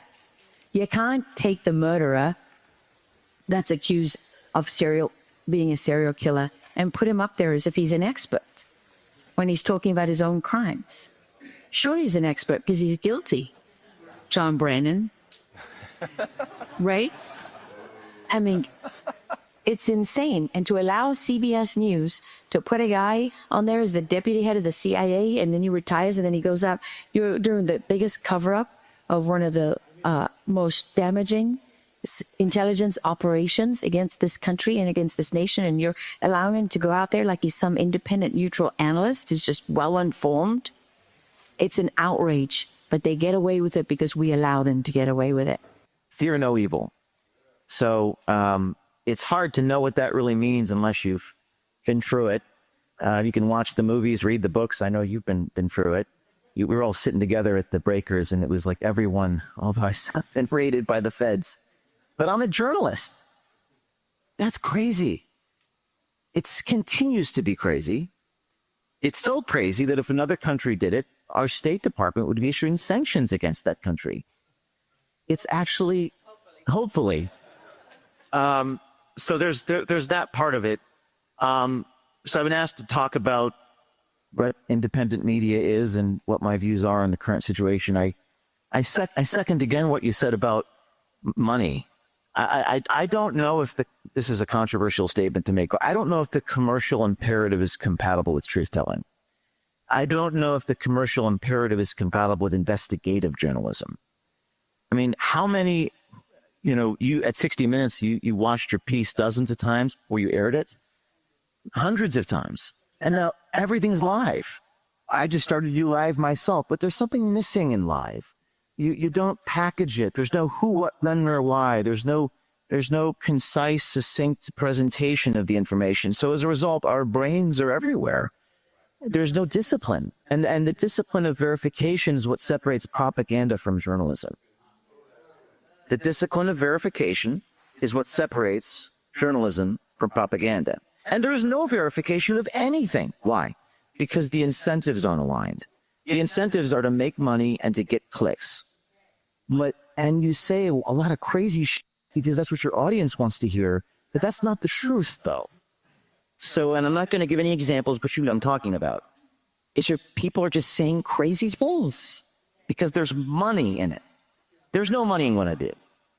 And when you look at the world, which everyone does, because we all run organizations, whether they're NGOs or corporations or LLCs or 501c, even 501c3s, which are non-for-profit enterprises, you have a statement of net assets. You have assets, and you have something called liabilities. And guess what? My liabilities are always going to exceed my assets. So that's a very difficult challenge. I will second another thing you said, which is that you have to be. You look at someone like Charlie Kirk, who Jack was extremely close to. I didn't know as deeply, but I knew, especially Echo Spark from Project Veritas, Charlie and I became very close. Charlie was there for me when that happened and lifted me up. And I mean, you have to be if he wasn't an investigative reporter, but he was an organizational entrepreneur, you have to be a good speaker. You have to be a good fundraiser. You have to be a good chief executive officer. You have to be a good entrepreneur. You have to be not a hypocrite. You have to be a good Christian. You have to be a good father. You have to be a good husband. You have to inspire people. You have to give good public presentation. I mean, no one can do all these things. But that's what you have to do to be an independent journalist. If you lack any one of those things, you will fail, in my opinion. And, can they find someone else to do what he does? I don't think so. I suppose they can have a contest for, a couple of young guys to go on campuses. The problem is you will not find the ethics. You will find the talent, but you won't find the integrity. And the hardest thing about what I do is to find people with the integrity. It's such a cliche, isn't it? Ethics. And what does it even mean? It means that you have no price. You have no price. It's such a hard thing to find. And then to also find someone with the talent, forget about it. 1 in 100 million. Not 1 in 100 million. So I think it's a problem that we have all this opinion. I agree that you need opinion, but when there's only opinion, it's toxic. It's radioactive. People. So that's the bad news. Here's the good news. Because I am an optimist for reasons I will tell you right now. I just did this story last week about Saw, but I went undercover and I wore this ridiculous wig, which was from Amazon. And you might say, why would how would they not recognize you, Oki? You guys, you literally said this walking in here. It's like, you don't understand. These people, they're not held accountable for anything. And I did that intentionally. Number one, I did it because they're so incompetent and corrupt. I wanted to demonstrate that. And number two, I wanted to show you that you can do it too. What's your excuse? Because I get from everyone, well, I'm so famous in Tennessee that everyone always reckon. Well, I'm James O'Keefe.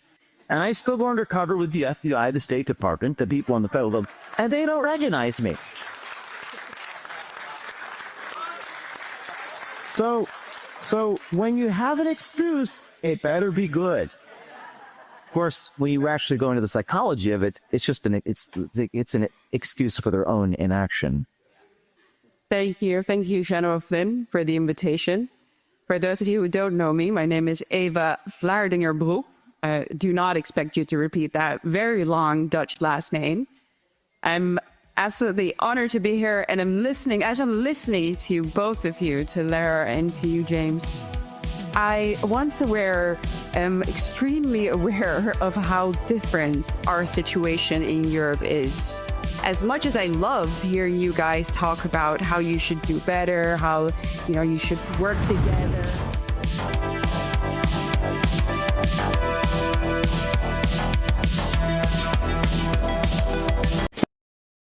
Welcome to Real America's Voice, Real Minute. Your quick look at the powerful stories of faith and freedom, inspiring audiences across the nation. Angel Studios presents A Kennedy Curse. That is the theme of Angel Studios' newest documentary, RFK Legacy. It comes from acclaimed filmmaker Oliver Stone, director of the hit movie JFK, and his son Sean Stone, in a profile of the Kennedy legacy that you've never seen before. I want to ask you about your father's assassination. Anybody who reads that report will understand that Sirhan could not have killed my father. It's a dirty story. It explores the Kennedy legacy as told through the eyes of Bobby Kennedy Jr., who reflects upon his life and memories, his time on Cape Cod, his uncle's assassination, his own father's assassination, and his early interest in nature and the environment. This time you have a drug addiction. How does that play out? I wanted to be working with nature. He was appalled at what he saw. This is how he became the leading environmental lawyer in the United States. There's no right to pollute. The polluter pays. My views are constantly misrepresented.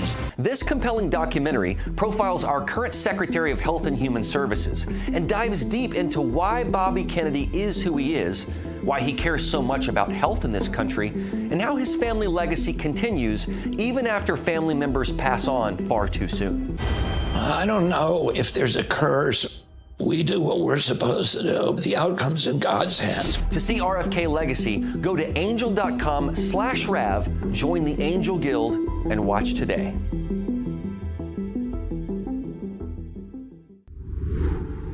Hi, my name is Tracy L. from Arizona. I don't stink around in the kitchen when it comes to the news. I watch Real America's Voice, which always serves accurate and reliable updates that are on point with their amazing hosts. So don't find yourself in a pickle by tuning into the fake news. Stick with Real America's Voice.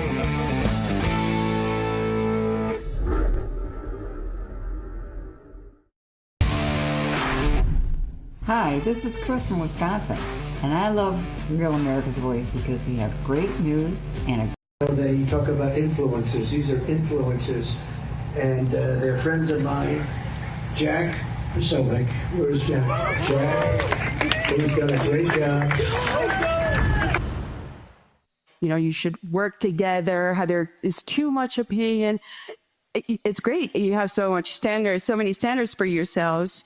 But we in Europe, man, we have a lot of work to do to even get to that point still. I'm from the Netherlands, so I'm from a very small country in Europe. And I'm sorry if I get a bit technical here, but I'll just sketch out our media landscape for you for a second so you understand our situation. We don't have not even one media outlet that pretends to be right-wing. Not one. So there's no Fox News, right?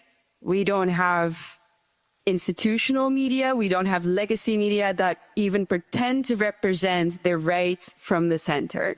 It doesn't exist. So go figure what our legacy media landscape looks like. And then think about how important the rise of independent media voices in our countries really is. And that process is also going way too slow because we don't have a Laura, we don't have a James O'Keefe, and we don't have a Jack Posobiec. If we did, the situation wouldn't be as dire as the one that we are in today. And now I'm on X and I'm on Instagram, and it's funny because listening to you guys, I realized that I have never called myself a journalist. I haven't ever called myself a journalist because I never have called a journalist by the people who call themselves journalists, even though I hope I have more objective reporting and I do more objective reporting than they ever will. I also think that at this point, I might have more reach and influence than they combined do, especially online. Yet, again, I call myself a political commentator because I do openly voice my opinions. Instead, I actually do, and I acknowledge that. I say, look, this is my analysis of the situation. And my analysis of the situation in Europe is that we are heading for utter and total destruction. Europe as we know it, and Europe as we have known it for centuries on end, is coming to a rapid end. We look at mass migration. That's one of the subjects that I focus most on in my reporting because it is underreported. The statistics are skewed. The consequences of mass migration, impoverishment, cultural decay, they're lied about, they're hidden, even though we can all tell with our own eyes. Those are the things that I try to bring to the forefront. And of course, that requires opinion. That requires saying, this is not good, even though you think that it's obvious for everyone, but it's not. And the problem that we face in Europe, of course, is that we have many different cultural identities. We have many different languages, many different countries. That's something that we cherish. That's something that we're proud of. But it makes working together and it makes pointing out the similar issues that we are dealing with difficult when it comes to these types of cases. The rapes, the assaults, the murders that you are hearing about in Europe as a result of mass immigration. They're happening on a daily basis, but they're not collected by the legacy media. They're not even written about. And so what I try to do is highlight as often as I can what is happening. And I truly feel like a broken record talking about these cases day in, day out. Rape of a 16-year-old girl there, murder of a 17-year-old boy there, even just bad assaults, right? They usually don't even get published. So I try to focus on that. I try to give these people names. I try to let people know, look, this is a systemic issue. This is not incidental. And this is all by design. Because we are still at that point. We are still at the point where I have to tell people that over and over again.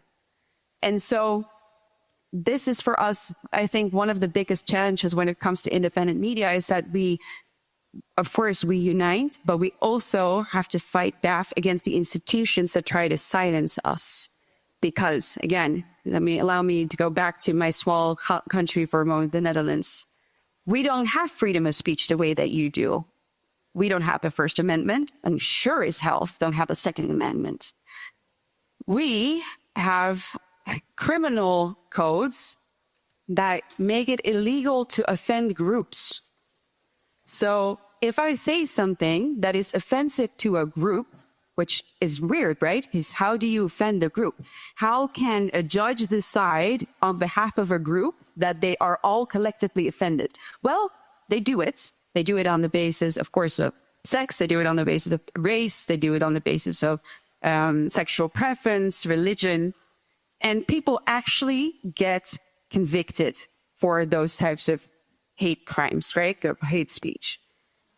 And so speaking about the cases that I just mentioned to you, the rapes, the assaults, the connection between mass immigration and crime, the sacrificing of our children on the altar of mass migration, that is and can be qualified as illegal hate speech, and you can get sent to jail for it. That's our situation. So to tie this all back to independent media, without X, which is the platform that I use most, we wouldn't even hear about half of these stories. Half this, even an optimistic estimate, I would say. So that's where we are. The independent journalists of Europe are on X. That's the only place where we can voice our opinions somewhat safely, but even X is being targeted by the European Union with the Digital Services Act. I don't want to bore you with all of the details of that, but it's a censorship act. And it's a censorship act that is now official law in all European countries, designed by unelected bureaucrats. We don't have sovereignty. Our democracy is an illusion. It does not function. A supranational organization decides for us what our laws are and what we are allowed and not allowed to say. So once again, want to instill in you the urgency of the situation in Europe and how much we look to you in America and how much we need your help to get this message out there, because we're fighting many monsters at the same time. And that's why I'm very thankful to be here. Thank you so much.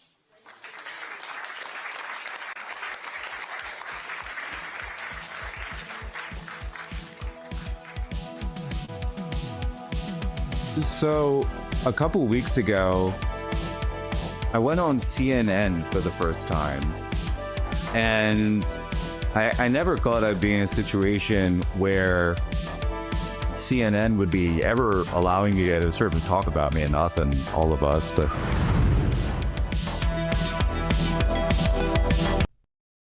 Welcome to Real America's Voice, Real Minute. Your quick look at the powerful stories of faith and freedom, inspiring audiences across the nation. Angel Studios presents A Kennedy Curse.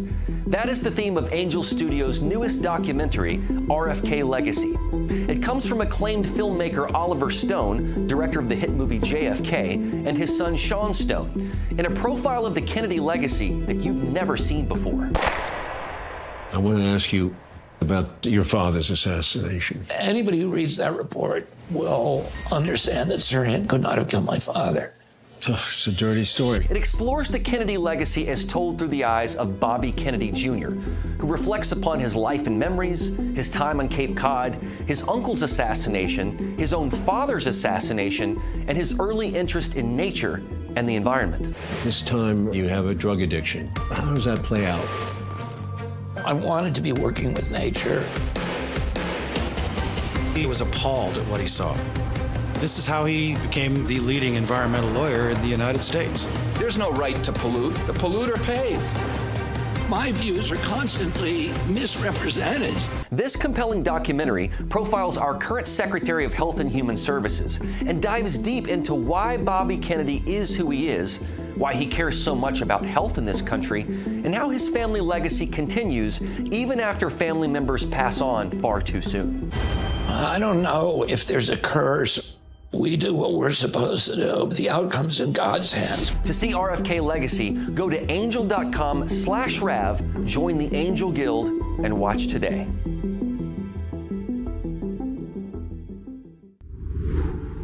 Hi, my name is Tracy L. from Arizona. I don't stink around in the kitchen when it comes to the news. I watch Real America's Voice, which always serves accurate and reliable updates that are on point with their amazing hosts. So don't find yourself in a pickle by tuning into the fake news. Stick with Real America's Voice.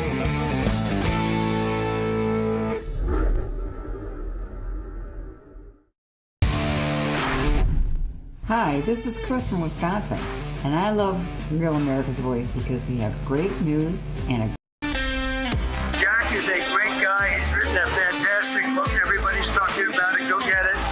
And he's been my friend right from the beginning of this whole beautiful event. And we're going to turn it around and make our country great again. Amen. And I think in so many ways, this is the negative side, right, of independent media and social media, because when we do things through the virtual space, when we do things on these little pieces of flash that we carry around in our hands and in our pockets every day, we lose sight of the fact that there's a real person on the other side, right? Before AI takes over, of course. And the person who shot Charlie Kirk didn't think of Charlie Kirk as a real person. This was someone, and you know, assuming that the evidence is correct and this is the suspect, this is someone who, when you look at how disassociated this young man was, Berger forgave in an incredible act of Christian charity. But you look at how disassociated he was from reality. He was someone who was involved, yes, in a transsexual relationship with a man. He is someone who was involved with extreme pornography, which included, by the way, transhumanist pornography, where he was watching simulators that allowed him to pretend he was a furry. And so he would participate as a sort of half animal, half human hybrid, performing extreme sexual acts on other furries. And this was a game that he played in his early time. So total disassociation with reality and throwing himself into this internet-based personality. This is a real threat. This is one of the biggest threats of our time, is that if we forget about the real world, if we forget about reality, if we forget about truth, if we forget about meeting one another as an individual and totally throw ourselves into these internet-based identities, which are false identities, which are not godly ordained identities, which are not identities that are provided to us by our Creator, then that is where the devil will seep in. That is where the demonic will seep in. And that is the trap. And that is the biggest trap of all. And that's why I realized that Charlie focused so much on bringing people back to the physical space and bringing people together. And I'll end with this, that I realized too that because of what Libby wrote, the fact that Charlie was murdered on live stream, think about that. It wasn't just an attack on Charlie. It wasn't just an attack on Western culture and Western civilization. It was even an attack on independent media, the fact and everyone who consumes it. Because if you were watching that live stream, and I don't even have to ask for people to raise their hands. I know you've all seen the video. I know you've all seen it. And I know that Charlie's kids will see it one day. This little girl and this little boy who are so young, they have no idea what's going on. It's an attack on us, and it was designed to be an attack on us through social media. So we need to become wary as well when we are consuming this, that these are new attack vectors on all of us that we need to build not just physical defenses of, but psychological and spiritual defenses of as well. And that's why everything that Charlie did and what we're trying to do even more and more is to put God at the center of every single thing that we do, because nothing that comes from God can be bad, and everything that comes from Satan is. Wow. Unbelievable. Earlier, you guys weren't here, I listed off a group of character traits of what I felt from these people that I have gotten to know over many years, and one of them has to do with courage and passion, and you saw that up here, and I know that we have a couple other people, but those that have already spoken today. But this idea of unifying, under some umbrella, right? And really the umbrella is our ability to be able to speak freely about what we want, what we believe in, right? Our country, our faith, right? The freedoms that we cherish, that many, many have sacrificed for. But one of the things Lara is actually, there's a reason why I'm up here today, and we're here today, because her and I, a couple of years ago, she probably didn't remember the conversation, but I do. We talk about figuring out how do we grasp what has happened in the world of the media. And we had a long conversation about the Washington, D.C. Correspondents Bureau and, the failure of that organization, frankly, and because they'd given up the truth. And so the main points, and they just talked about it, it's to be truthful, be accurate, and be responsible. I mean, if you think about that, be yourself, right? Use good common sense. And so, I know everybody got busy lives here. I particularly appreciate you guys being here and being part of this and doing what you're doing, because what you're seeing is this is a tectonic shift in the world of information, okay? And that's a world that I am very familiar with. And we are going through this very, very historic move that is causing the world to go in a different direction. And Jack, we're not really going to talk too much about it today. That'll be something down the road, is artificial intelligence. And he highlighted it a little bit, the world of artificial intelligence, right? I mean, and so that's another aspect of being able to discern. You used the word, we heard the word discernment, and Larry used it as well. This idea about discernment, which is I just take it as, take a deep breath, take a step back, understand what it is that you're hearing and seeing. What is it that are, what values you have that kind of will synthesize all that information together and then respond, right? Instead of, like you were talking about, we're very we're fluid online. Sometimes we repost things, we do things that are, they're just to make us feel good. But actually, we are going to face trials here, right? We're going to face trials here. I know in our country, we're going to face trials here in the coming weeks, coming months, and we don't know. And but when we do, it's this body, because the other side of what we're facing is what Eva talked about, and what we heard earlier, from Ukraine. I mean, the other side of what we're talking about, it doesn't exist. Freedom doesn't exist, right? And I've been all over the world, and I'm telling you, that's why I tell pastors, look, you ought to be talking about politics in our country from the pulpit, because the only reason you can talk from the pulpit about your religion is because of something called the Constitution. So you can't, let's get with it. So I know there's little things, and Trump actually did us all a favor with the, kind of minimizing the Johnson Act. So that's helpful. But, Evans talked about it, and Don talked about it with what we're already seeing in the United Kingdom, in the Netherlands, Italy. I mean, across the world, Ukraine, and trying to figure out, because things happen, and then all of a sudden, they begin to happen here. I don't know where we're going to end up. But without fighters, without courageous fighters, and that's kind of, all of you that are in this space, right? There's courage, it's passion, it's entrepreneurial spirit, it's having that, right? It's doing the right thing. And I forget which one of you talked about, James did. Very, very powerful if we didn't catch it, He basically said Psalm 23, right? Yea, that I walk through the valley of the shadow of death, I will fear no evil, for thou art with me, right? I mean, I've said this before, and I'm stealing a little bit of time here. This country, I used to talk, and I'm doing it for the last number of years, so I've lived it. We're not on the precipice. We are in the valley of the shadow of death. And the way I describe it is I say we have two choices. That's it. Not 50 choices. You have two. One, you can sell your soul. Okay, you can go for the bright light, shiny thing, right? Or you can take the very difficult path, which is a very dim light, and it's a long journey out of that valley. Okay? And I'm getting chills because I have been there. And when you think about just these four, and of course, others that we've had here represented already, and some of you, but these are people who have been in that valley, and it's like, like my mother would say, get off your knees and get out there. Go do something, right?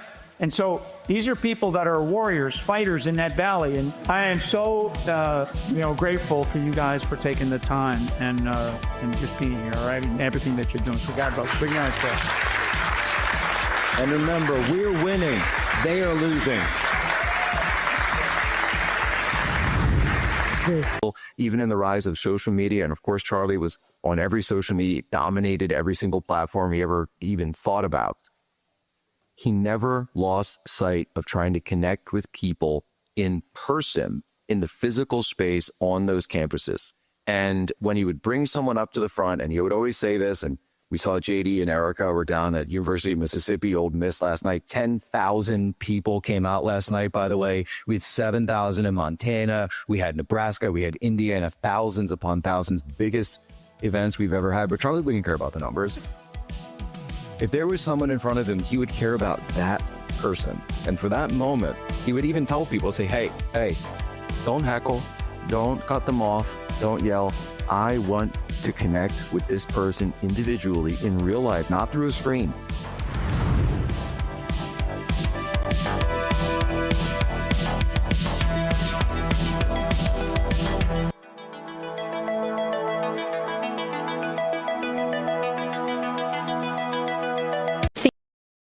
Welcome to Real America's Voice, Real Minute. Your quick look at the powerful stories of faith and freedom, inspiring audiences across the nation. Angel Studios presents A Kennedy Curse. That is the theme of Angel Studios' newest documentary, RFK Legacy. It comes from acclaimed filmmaker Oliver Stone, director of the hit movie JFK, and his son Sean Stone, in a profile of the Kennedy legacy that you've never seen before.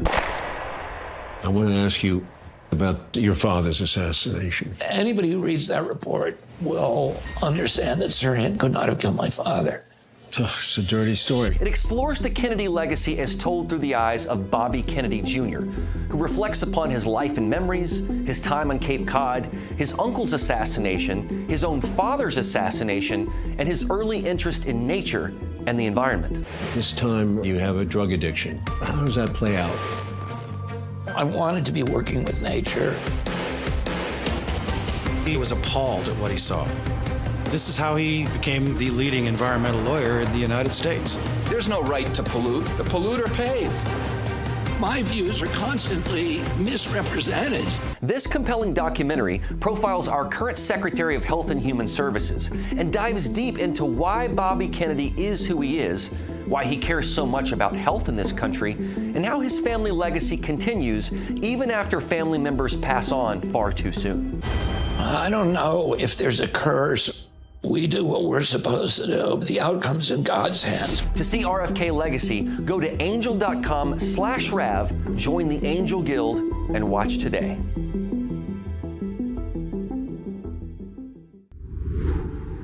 Hi, my name is Tracy L. from Arizona. I don't stink around in the kitchen when it comes to the news. I watch Real America's Voice, which always serves accurate and reliable updates that are on point with their amazing hosts. So don't find yourself in a pickle by tuning into the fake news. Stick with Real America's Voice.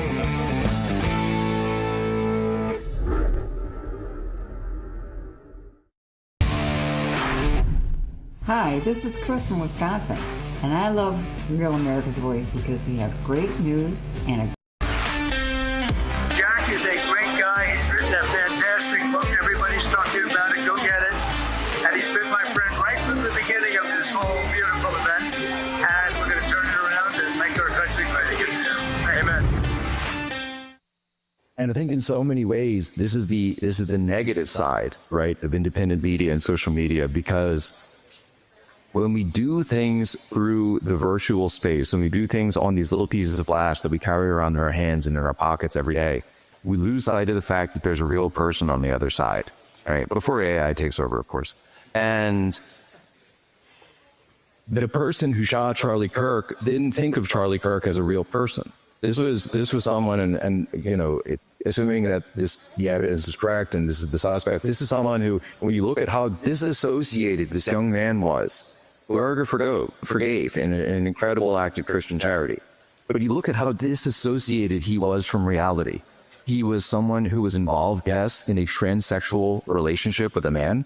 He is someone who was involved with extreme pornography, which included, by the way, transhumanist pornography, where he was watching simulators that allowed him to pretend he was a furry. And so he would participate as a sort of half animal, half human hybrid, performing extreme sexual acts on other furries. And this was a game that he played in his spare time. So total disassociation with reality and throwing himself into this internet-based personality. This is a real threat. This is one of the biggest threats of our time, is that if we forget about the real world, if we forget about reality, if we forget about truth, if we forget about meeting one another as an individual and totally throw ourselves into these internet-based identities, which are false identities, which are not godly ordained identities, which are not identities that are provided to us by our Creator, then that is where the devil will seep in. That is where the demonic will seep in. And that is the trap. And that is the biggest trap of all. And that's why I realized that Charlie focused so much on bringing people back to the physical space and bringing people together. And I'll end with this, that I realized too that because of what Libby wrote, the fact that Charlie was murdered on live stream, think about that. It wasn't just an attack on Charlie. It wasn't just an attack on Western culture and Western civilization. It was even an attack on independent media, the fact and everyone who consumes it. Because if you were watching that live stream, and I don't even have to ask for people to raise their hands. I know you've all seen the video. I know you've all seen it. And I know that Charlie's kids will see it one day. This little girl and this little boy who are so young, they have no idea what's going on. It's an attack on us, and it was designed to be an attack on us through social media. So we need to become wary as well when we are consuming this, that these are new attack vectors on all of us that we need to build not just physical defenses of, but psychological and spiritual defenses of as well. And that's why everything that Charlie did And what we're trying to do even more and more is to put God at the center of every single thing that we do, because nothing that comes from God can be bad, and everything that comes from Satan is. Wow. Unbelievable. Earlier, and you guys weren't here, I listed off a group of character traits of what I felt from these people that I have gotten to know over the many years. And one of them has to do with courage and passion. And you saw that up here, and I know that there'll be a couple other people, but those that have already spoken today. But this idea of unifying, under some umbrella, right? And really the umbrella is our ability to be able to speak freely about what we want, what we believe in, right? Our country, our faith, right? The freedoms that we cherish, that many, many have sacrificed for. But one of the things in Lara is actually, there's a reason why I'm up here today, and we're here today, because her and I, a couple of years ago, she probably didn't remember the conversation, but I do. We talk about figuring out how do we grasp what has happened in the world of the media. And we had a long conversation about the Washington, D.C. Correspondents Bureau and, the failure of that organization, frankly, and because they'd given up the truth. And so the main points, and they just talked about it, it's to be truthful, be accurate, and be responsible. I mean, if you think about that, be yourself, right? Use good common sense. And so, I know everybody got busy lives here. I particularly appreciate you guys being here and being part of this and doing what you're doing, because what you're seeing is this is a tectonic shift in the world of information, okay? And that's a world that I am very familiar with. And we are going through this very, very historic move that is causing the world to go in a different direction.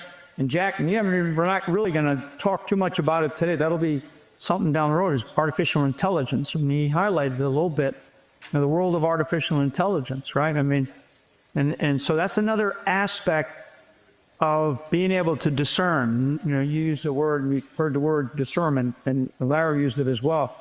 This idea about discernment, which is, I just take it as, take a deep breath, take a step back, understand what it is that you're hearing and seeing.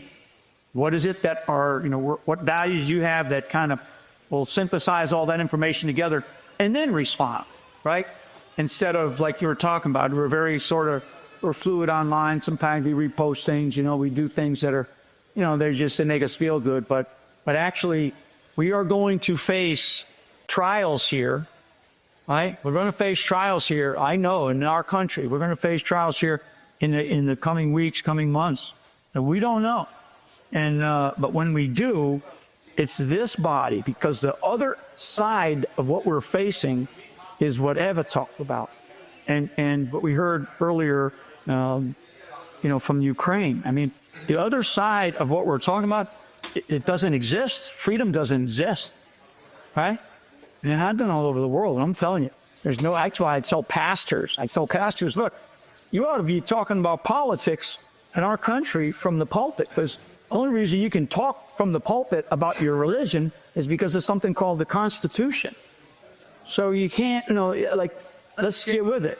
So I know there's little things, and Trump actually did us all a favor with the, minimizing the Johnson Act. So that's helpful.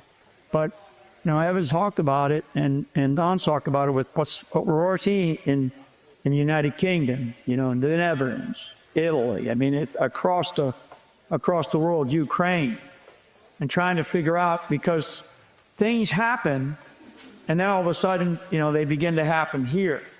I don't know where we're going to end up. But without fighters, without courageous fighters, and that's kind of, all of you that are in this space, right? It's courage, it's passion, it's entrepreneurial spirit, it's having that, right? It's doing the right thing. And I forget which one of you talked about, James did. Very, very powerful. If we didn't catch it, He basically said Psalm 23, right? Yea, that I walk through the valley of the shadow of death, I will fear no evil, for thou art with me, right? I mean, I've said this before, and I'm stealing a little bit of time here. This country, I used to talk, and I'm doing it for the last number of years. So I've lived it. We're not on the precipice.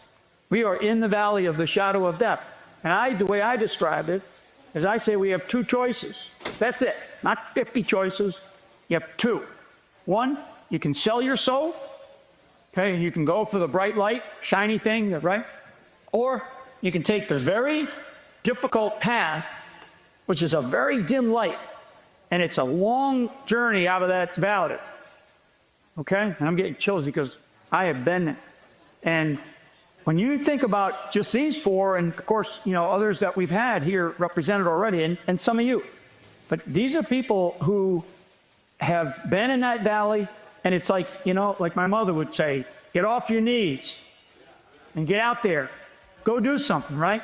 And so these are people that are warriors, fighters in that valley, and I am so grateful for you guys for taking the time and just being here, right? And everything that you're doing. So God bless. Big night, And remember, we're winning. They are losing.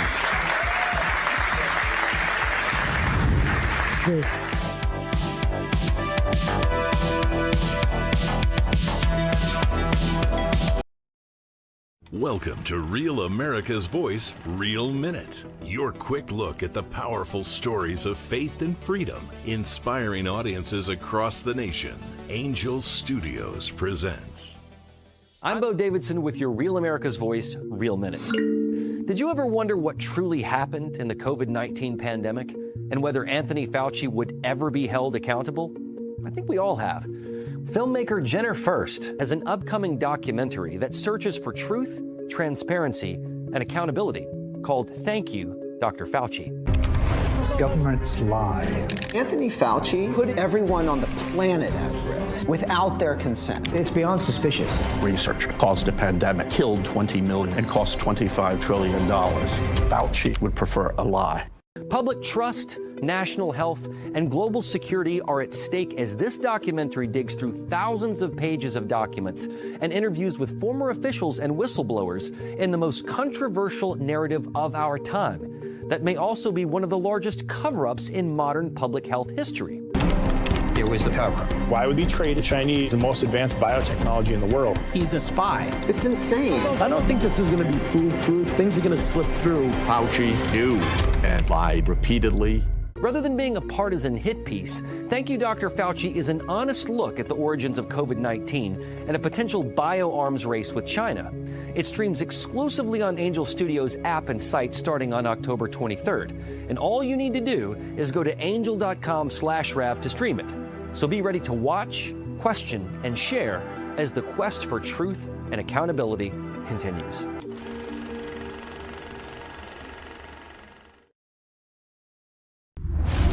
I'm a J6er. I spent 1,143 days in prison. I'm a J6er, and I spent 3 months in jail. And this is America's Voice Live. And welcome to America's Voice Live. I'm Steve Gruber. The pulse of the people. We need somebody that's going to hear the people's voice. The truth the mainstream won't touch. This guy is by definition a globalist. And the stories that matter. Rav's own Ben Bergquam. Right up over this hill, we got Armed Cartel. I see him. Live. Breaking news right now here on Real America's Voice. Unfiltered. These people are domestic terrorists. And unapologetic. We're here to take a stand for God and country. Let's feel good, doesn't it? America's Voice Live starts now.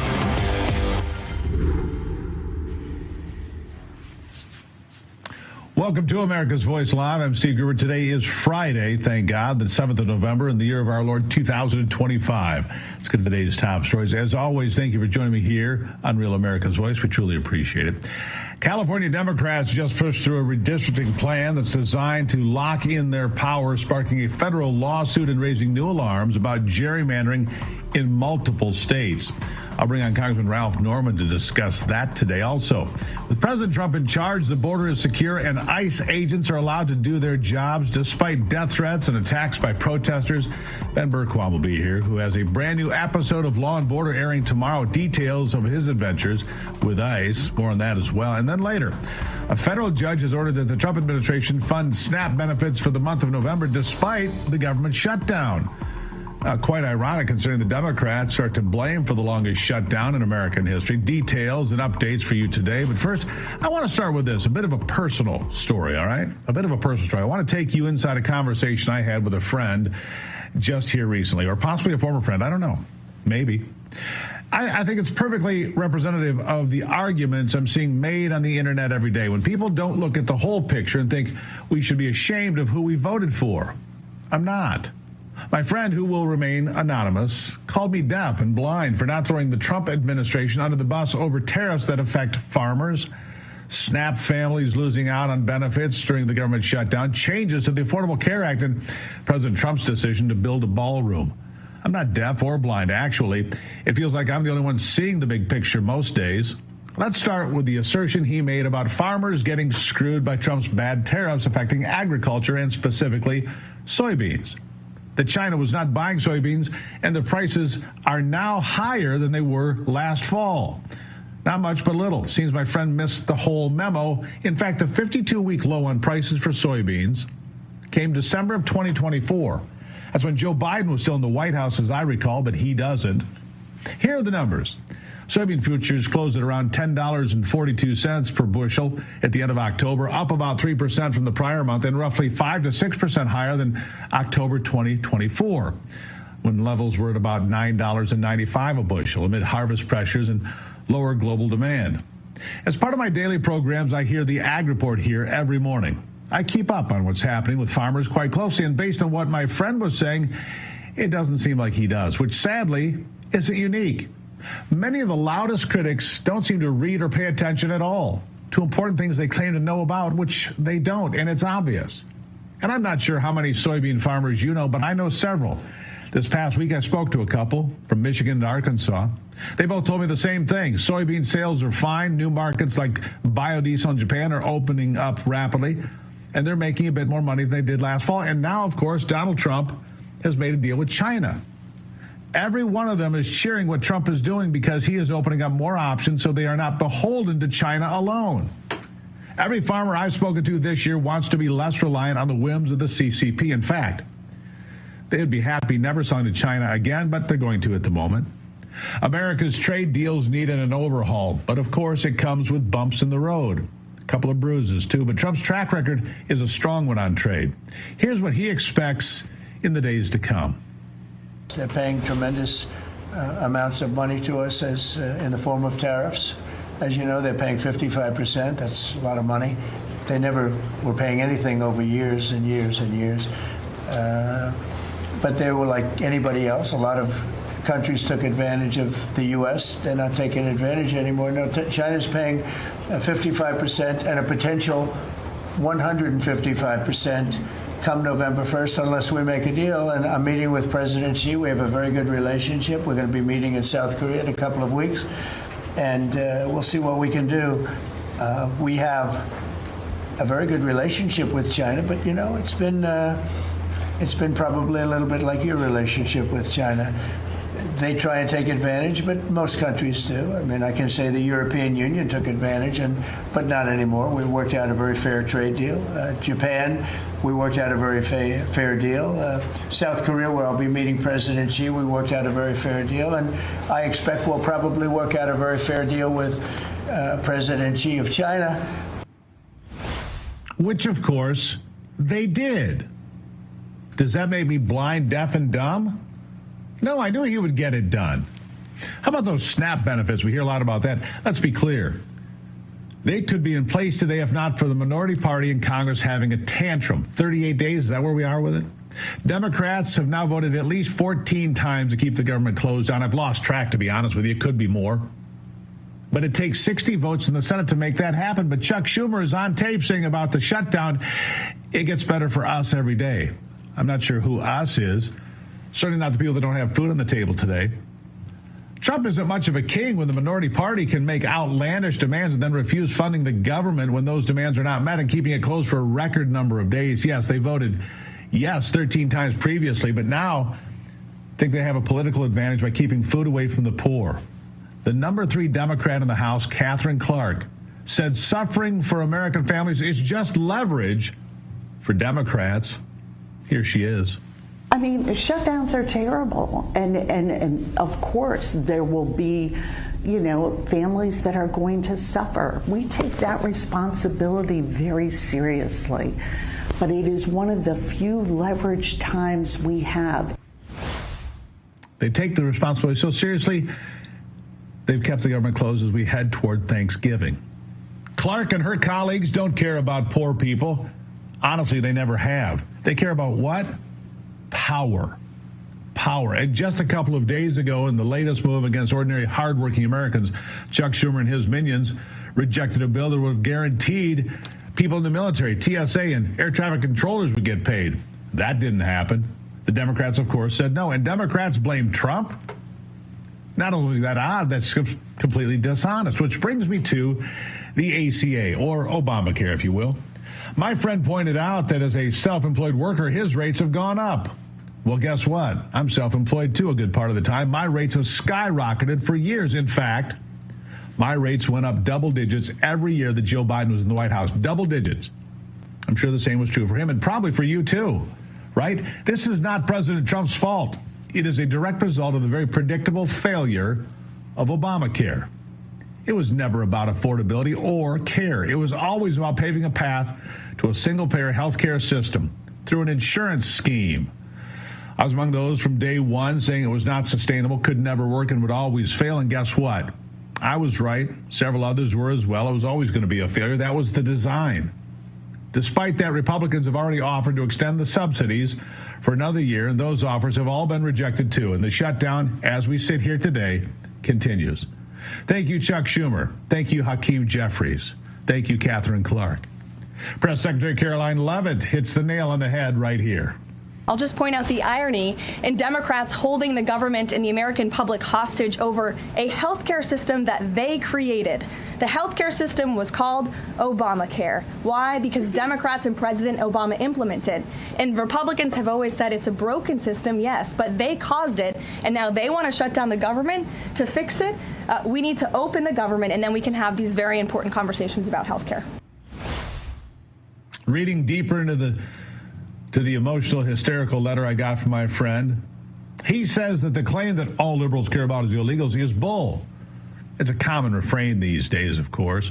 Recently, I saw this headline on several outlets. Illinois spent more on health care for illegal immigrants than roads, foster kids, elderly, and the arts combined. Combined, folks.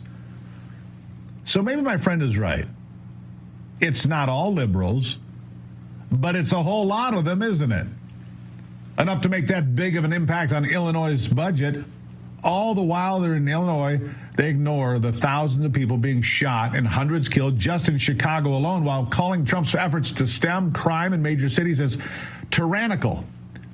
Weird, huh? Mamdani will soon have the police off the streets in New York. That should help. As for President Trump's renovations on the White House, the complaint was that Trump lied about his plan for the East Wing. And okay, look, I'll admit, he did say one time, without much clarity, something to that effect that he wasn't going to change the whole thing. Okay, a politician lied. It's like being shocked if you saw people drinking beer in a bar.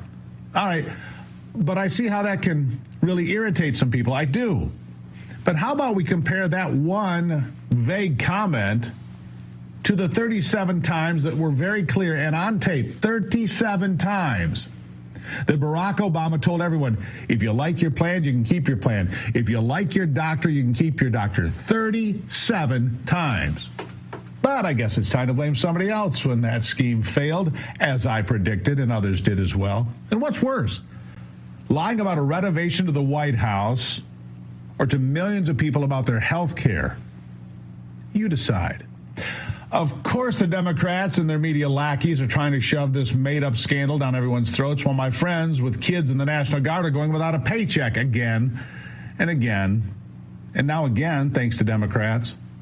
But back to healthcare for a moment. What President Trump has done in healthcare this year is generate deals with Big Pharma to lower prescription drug prices. In fact, such a monumental deal that Mark Cuban, billionaire, open Trump hater, came to the table with his own drug company to get on board and partner with this administration to the tune of billions of dollars. Listen to this. We'll work with Trump RX. I mean, it's incredible. It's stupendous. It's like the most incredible program ever. And so we're excited to offer them our API so that they'll be able to download our daily prices. So when they go down, everybody benefits. Plus, I like what they're doing with the MFNs because, as I mentioned in my comments, our brand drugs are more expensive because PBMs are involved. And with Trump RX and the MFN program, that allows manufacturers to work around the PBMs and work directly to patients. So I think it'll save seniors, it'll save everybody a lot of money. Now there's a guy right there who hates Trump so much he talked about running for president himself. Gee, is his tune changed or what? Look, this will save Americans billions of dollars starting right now. You see, sometimes good ideas transcend politics and political parties. I give him credit for stepping up to the table. Now let me address the personal attacks that were leveled at me by my friend. I'm apparently deaf and blind because I have a different opinion about politics than he does, or his enlightened circle of friends. Really? I also am apparently no longer an honest and good reporter because I have a different take on critical issues facing this nation. Nice. And my personal favorite, I think, was a line that went something like this. So you can take that and Trump that in your a-hole. He missed a couple of words there. I think he was in a frenzy because I think he meant to tell me, stick it in my, I don't want to jump to conclusions, but because I don't think a friend would say that to a friend, but that's what I got out of it. Look, I'm not going to lower myself to such personal attacks, but I will tell you what I do agree with in President Trump's accomplishments. Closing the border, cleaning up crime in our cities, waging war on drugs and fighting the cartels, ending multiple wars around the world, the approach to dealing with China with strength, not weakness, keeping men out of women's sports, and yes, even the new White House ballroom he's building for the future presidents to enjoy. Now, I certainly don't agree with him on everything. I don't. And I find some of his comments to be petty and beneath the office. But on balance, he is so much better than the previous occupant, or the occupant before that, or the occupant before that. And that's why 77 million Americans voted for him and would again. People ask me, did you vote for this? You see it on social media all the time. Yes. Yes, I did. And I would again. I guess that makes me stupid in my friend's estimation, which is sad, but I'm fine with it. I know where I stand. I know why. And yes, I would certainly vote again for President Trump. That is the takeaway today. There it is. Coming up after the break, I'll bring on Congressman Ralph Norman to discuss the Democrats' gerrymandering tactics using ballot measures and courts to override voters and reshape representation. Details straight ahead.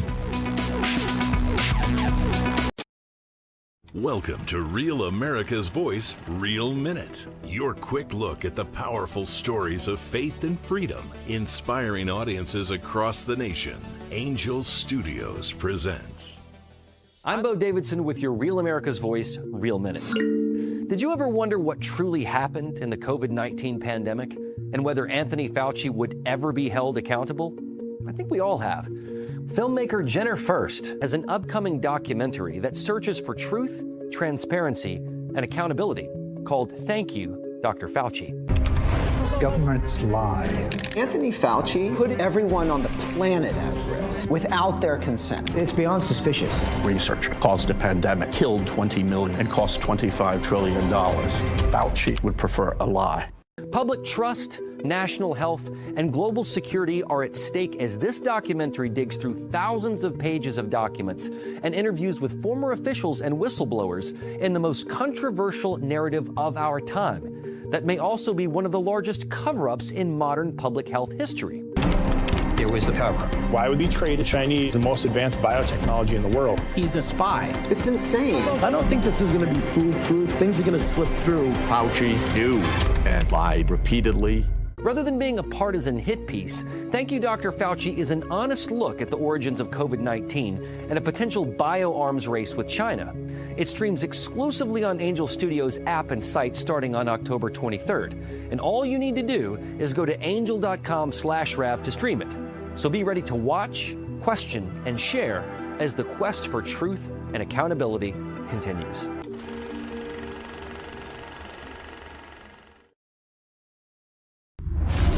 I'm a J6er. I spent 1,143 days in prison. I'm a J6er, and I spent 3 months in jail and about a year in prison. I spent 4 years out of an 18-year sentence in prison. J6ers have been smeared and defamed by the media, persecuted by the government, and treated like terrorists. In reality, J6ers are patriotic men and women, mothers, fathers, sisters, and brothers from all walks of life. Stand in the Gap was founded to stand in the gap for J6ers working to rebuild their lives after being incarcerated. And we need your help.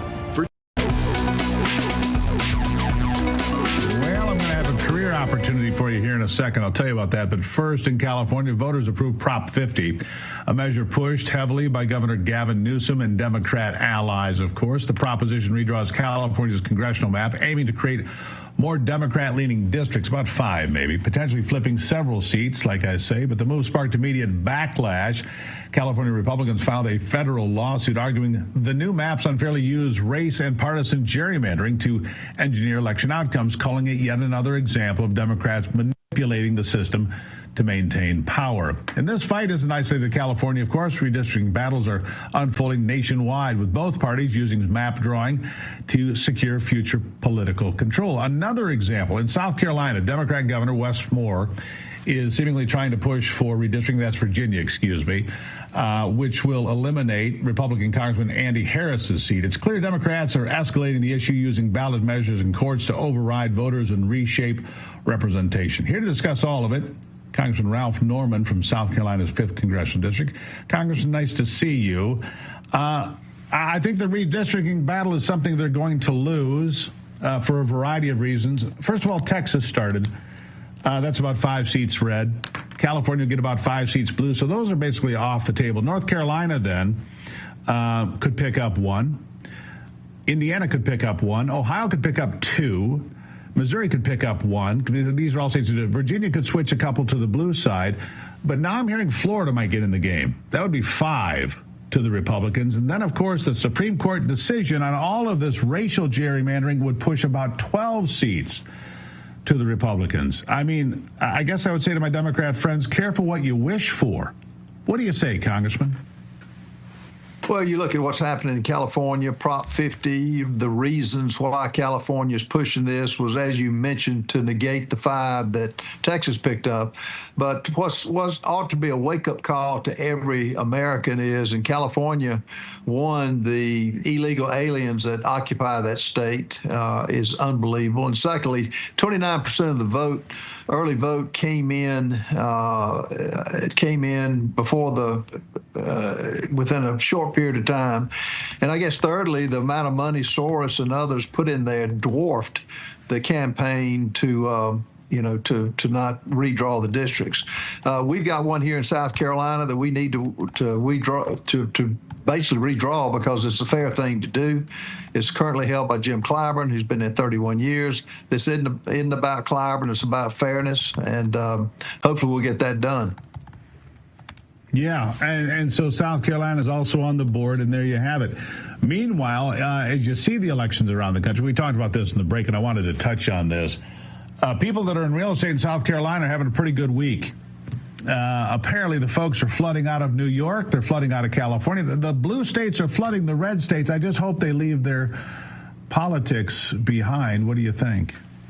Well, that's the problem we're having. Plus, the other problem South Carolina's having is the fact that our infrastructure is unbelievably terrible.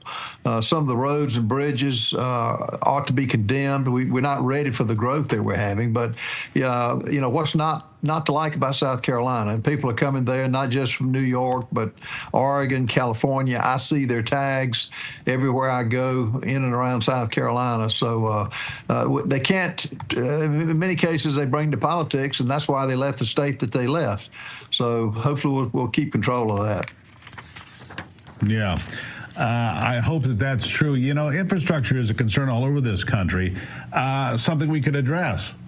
If the government were open, of course, but it's not. What are we on, day 38? I've lost track here. It gets so ridiculous. In fact, the Democrats were talking about, all right, coming to the table and opening government. But then they had a pep rally yesterday, apparently, the Democrat senators. They're going to keep it closed longer. You've got SNAP recipients that they claim to care about. No food for those folks. You've got the TSA, the air traffic controllers, the military, and a host of others that haven't been paid in a month. Democrats claim to care about them. Look, it's a clean CR. It's a clean CR. Now, it's basically too late to make this CR work. It's a total mess now, day 38. What do you see from your perch? Well, it shows you how unhinged they are. They don't care. Catherine Clark's comment about they care about those who are doing without food, women, children, but they don't care enough to stop this insanity. And I think the American people see through it. I think they'll keep doing it. And we're not giving in on borrowing $1.5 trillion to fund illegals to get on the government payrolls. It's just not going to happen. And Mike Johnson has done a good job of bringing us up to speed every week, and the Republicans are sticking tight. And, I know they're celebrating, Steve. New York never has been a mecca for conservatism anyway. New Jersey has never been a mecca for conservatism. Virginia, other than Glenn Youngkin being elected, which was a good thing. But I tell you, it's a wake-up call with the type candidates that are taking office, the pure Marxist socialists. The president calls them communists. That's what they are. And the sad part about it, like in New York, New Yorkers are going to have to put up with this for 4 long years. We've seen what 4 long years. I would say this, though. I agree with you, but I would say this. There's a similarity between what Mamdani tied into and what Trump tied into, and that is people that felt disconnected, forgotten, unheard, unseen. Different kind of candidate, but when he talked about affordability for the entire race, did Mamdani, he connected with young people who feel like they can't afford an apartment, who can't get ahead, who work hard. Even people that do have good jobs feel like they're just on a treadmill. It's important for Republicans, I believe, to make sure they focus on economic issues going into 2026. I know that Donald Trump is doing that. I know those are some of the things you want to do. It's important. So the last question I have for you is this. On day 38 of the shutdown, what about the filibuster? I know it's not your side of the house, but what about the filibuster? Is it time for it to go? At first I said no. The fact that, it's not been used. If it wasn't for Joe Manchin and Kristen Sinema, it would have been broken before. The Democrats will use it once they come into power, and hopefully that's not for a long time. But I don't know. We'll see how it goes for another week and see what happens. And it just shows you, though, the only thing that, and you mentioned this earlier, power. Power is the only thing they recognize. And the problem, the fact that affordability, they're saying let's have total government control of our supermarkets, our gas stations. How does that work for the post office? It hasn't. Government-run health care at every level. So, Republicans can get together and hopefully get a health care bill that makes sense. But look at Donald Trump has done so many great things, and they bring up affordability, which it is a problem all over, but he's done so many great things. The Democrats are the reason we've got unaffordable housing and so many other affordable things. Yeah, bad policies that lead to bad outcomes. Before I let you go, though, you are running for governor in the state of South Carolina, and just give us an update. How's that going for you? We're going to win the race. People are coming our way. There's a conservative movement. We had over 1,100 people at our announcement, which is unheard of, and people want true conservatism. I bring that to the table, and I'm the only businessman with a solid conservative voting record, which no one else can say in this race. Congressman Ralph Norman, always great to talk to you, sir. I hope you have a fine weekend, and I hope we can get this government open again someday soon, sir. Thank you for being here. Thank you, Steve. Always appreciate it. Yeah, he's running for governor. Coming up after the break, I'll bring on Ben Bergquam. He's sometimes running for his life. A brand new episode of Law and Border to be unleashed, airing tomorrow right here on Real America's Voice. He'll give us a preview. Up next.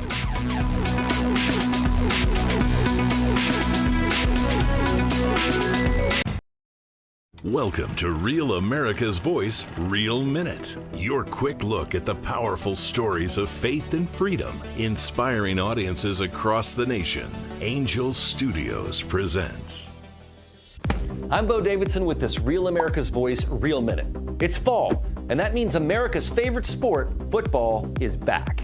And Angel Studios has brought a brilliant and inspiring movie about a 59-year-old man who still wants to play the game.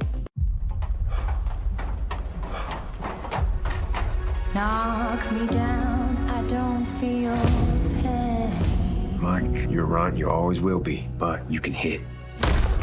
After nearly 4 decades, almost 60-year-old Mike Flint returns to his alma mater because he never finished his senior year due to being thrown out for fighting. Actor Michael Chiklis, whom you'll remember from the TV series The Shield, stars in this true story about a man who has unfinished business. You better get out of my face, little man. Get out of my face! Nothing matters if I can't be out there with my team.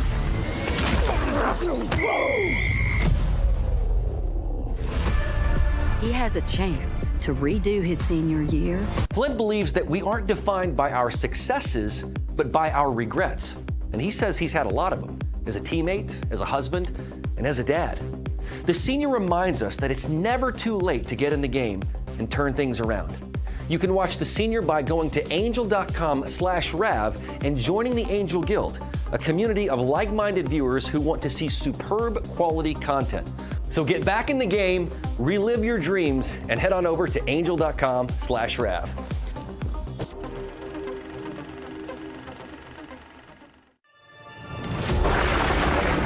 Through every storm, every moment of uncertainty, everybody needs to pray for Charlie Kirk right now. Rav has stood strong.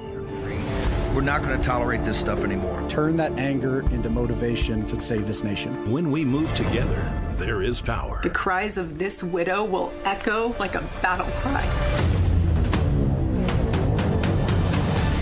This is more than news. It's a movement. This revolution of people taking their countries back. A turning point. A chance to be part of something greater than yourself. Scan the QR code and stay.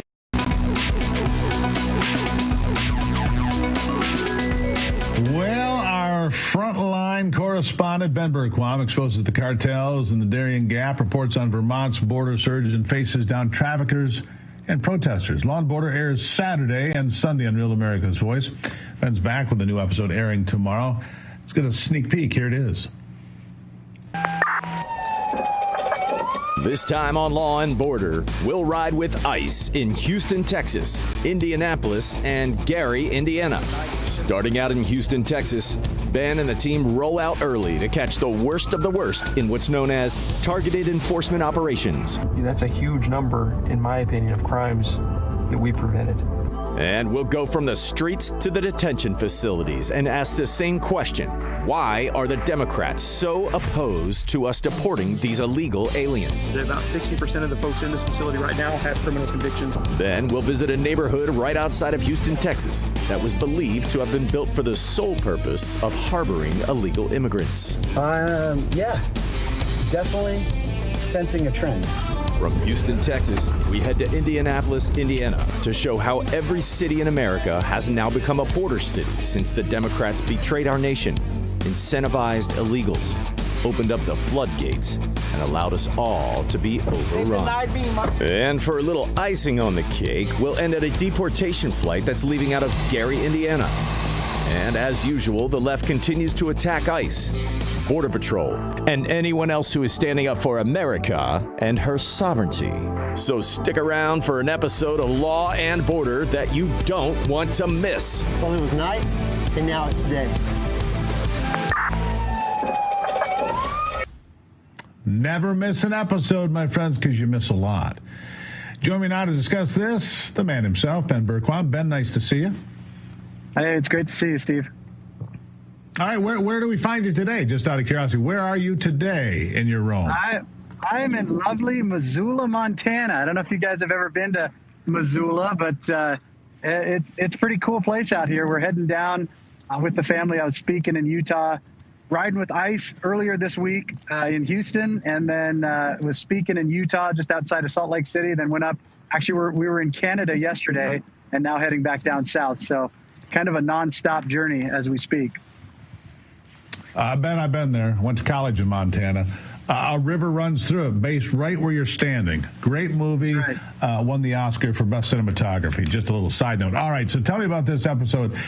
Look, we've caught up with you in California, in Chicago. You've been riding along with ICE. What is your takeaway from what you're seeing out there being on the front lines? Well, look, I was just in California covering you were just talking about Prop 50 and the redistricting and Democrats trying to steal the elections in California. Now we have a state that will be at 40% of the state is conservative, but it'll have only 8% representation. We have a divide in our country. We're no longer the United States of America. We are the divided states of America. And we have enemies within this country that are trying to destroy us. And you've got agencies like ICE and Border Patrol who are working to save this nation. And you have traitors in our own government that are working to aid and abet the illegal. So our focus in riding with ICE is exposing what Joe Biden did, the Democrats did, on unleashing the largest invasion in American history, and now what President Trump is doing to fix that. But the most important thing is what happens in 2026. We have to codify what President Trump is doing into law, and the only way that we do that is if we get more seats in the House, get rid of the rhinos that are in the House, replace them with MAGA Republicans, get more seats in the Senate to where we can make these things permanent. Otherwise, in 3 years, it very easily could go back. And I don't think we can sustain another 4 years of what we saw under Joe Biden. We've got millions of illegals to go. And the biggest problem right now, Steve, are the enemies within these cities. They call them rapid response networks. They're the same organizations that invited the invasion into our country. Oftentimes, they're led by illegal aliens themselves that are actively obstructing ICE. And so what we're doing on Law and Border is showing the truth about the heroes of ICE and Border Patrol and showing the truth about the traitors in our own government that are trying to destroy us. Sure. I want to touch on the redistricting for a moment. You were there in California. I was surprised at how easily Prop 51 to violate state law and violate the state constitution. Of course, lawsuits have already been filed. But I want Democrats to hear what I'm about to say. Here are the states. California and Texas will say they neutralize each other. But what other states? 18 and all. Missouri, North Carolina, Ohio, Indiana, Kansas, Florida, Alabama, Louisiana, Georgia, Tennessee, all doing redistricting now as a result. Democrats do not win that argument. In fact, they lose a lot more seats than they've just had left it alone. Careful what you wish for, Democrats, because there's something coming that they did not expect. What do you say? Yeah, absolutely. Look, Democrats have gerrymandered for years. Republicans, it's always this game where Democrats always fight to win. Republicans, when they take power, often just fight to stay the same. They get in there and they don't do anything about it. Now we actually have leadership under President Trump that says, no, you want to play that game, we're going to play it too. And as you said, careful what you wish for. It's just like we saw under cancel culture in President Trump's first term. Now we're seeing that cancel culture destroy the left and take jobs away from the left, rightfully so. And I think hopefully we have Republicans that have the stones to do what's necessary to say, you guys want to play this game, we'll play it, and we're going to take more seats, because that's the only way we save this nation. We can't be playing patty cakes with these guys. We got to be fighting to win. No more compromise. No more compromise. Ben, always appreciate seeing you there. Enjoy Missoula. It's a little chilly there this time. You're going to enjoy Montana. It's always great. Yes, sir. Ben, thank you. Thank you, Steve. All right.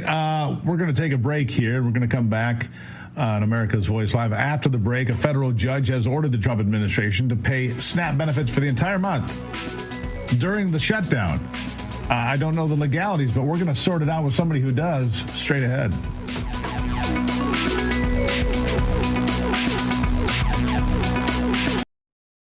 Welcome to Real America's Voice, Real Minute. Your quick look at the powerful stories of faith and freedom, inspiring audiences across the nation. Angel Studios presents. I'm Bo Davidson with this Real America's Voice, Real Minute. It's fall, And that means America's favorite sport, football, is back. And Angel Studios has brought a brilliant and inspiring movie about a 59-year-old man who still wants to play the game. Knock me down, I don't feel pain. Mike, you're right, you always will be, but you can hit. After nearly 4 decades, almost 60-year-old Mike Flint returns to his alma mater because he never finished his senior year due to being thrown out for fighting. Actor Michael Chiklis, whom you'll remember from the TV series The Shield, stars in this true story about a man who has unfinished business. You better get out of my face, little man. Get out of my face! Nothing matters if I can't be out there with my team.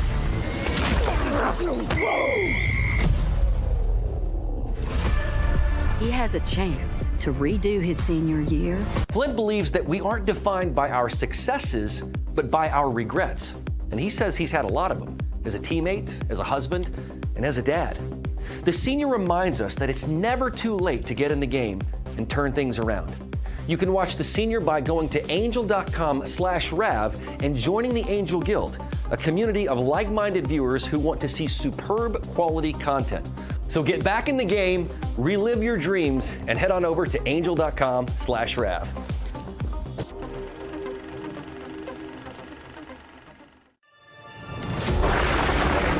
Through every storm, every moment of uncertainty, Everybody needs to pray for Charlie Kirk right now. Rav has stood strong.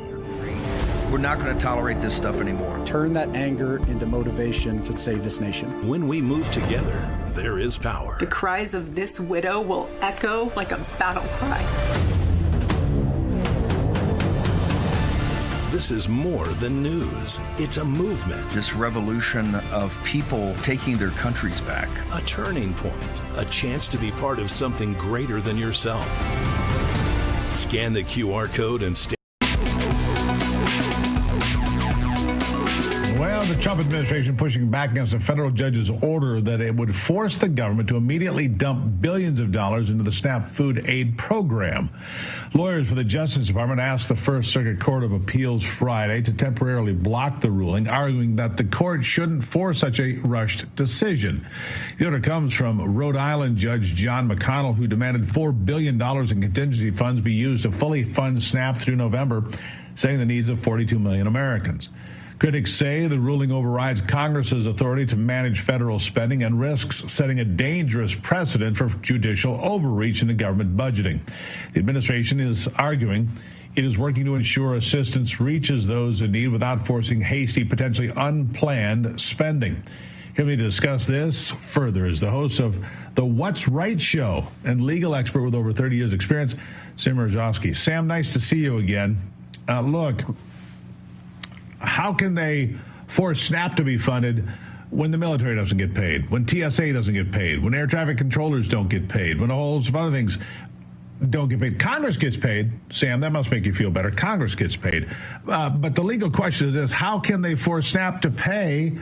It is a dangerous overreach, isn't it? And I'm not saying those 42 million people don't need the help. They do. And all the Democrats have to do is to vote to open the government. Your thoughts?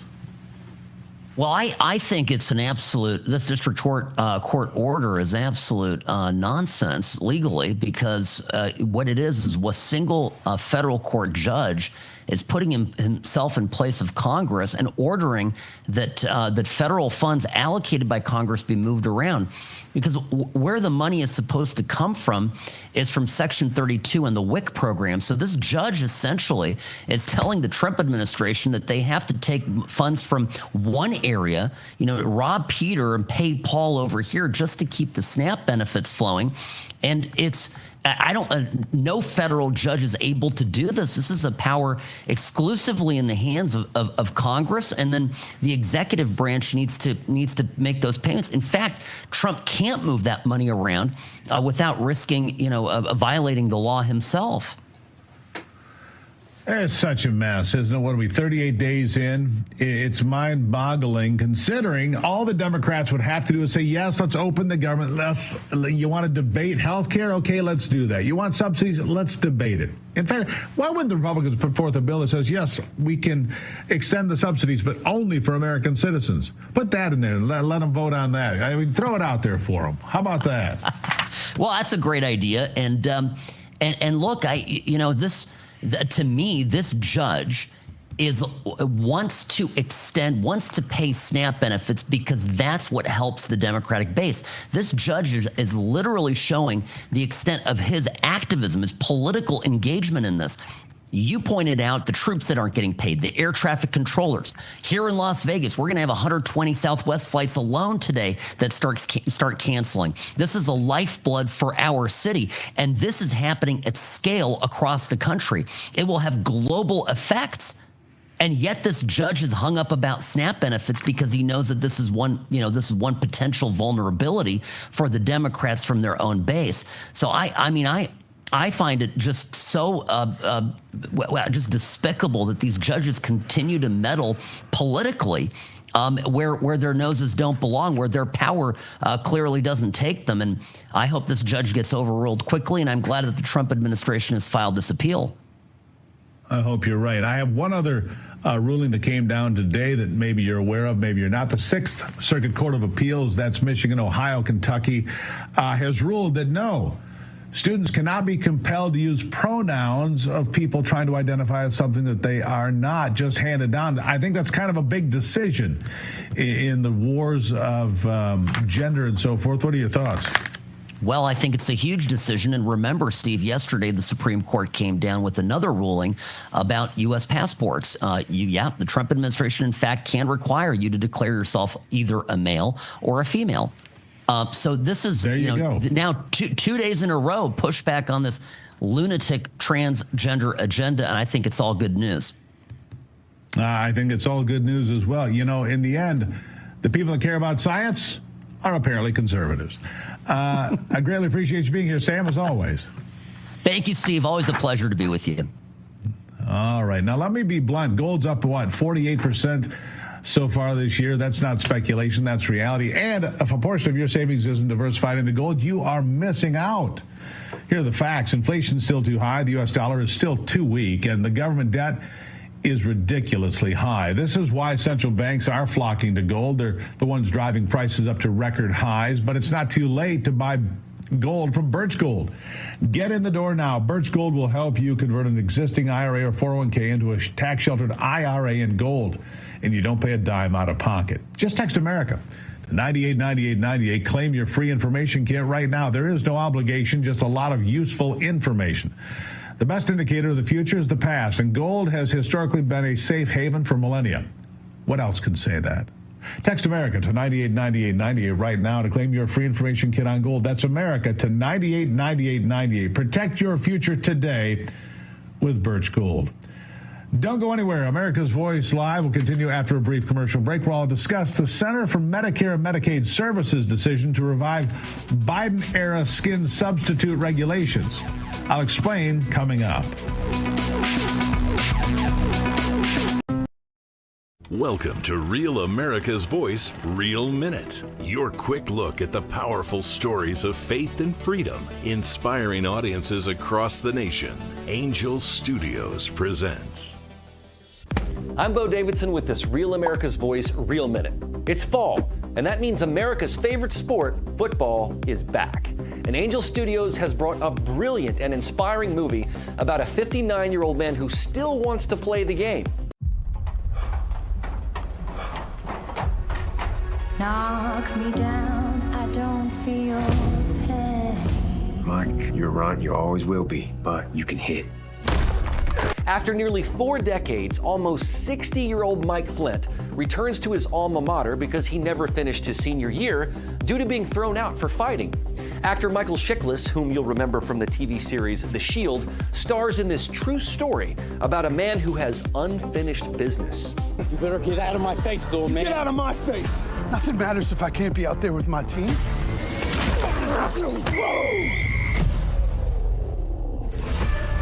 He has a chance to redo his senior year.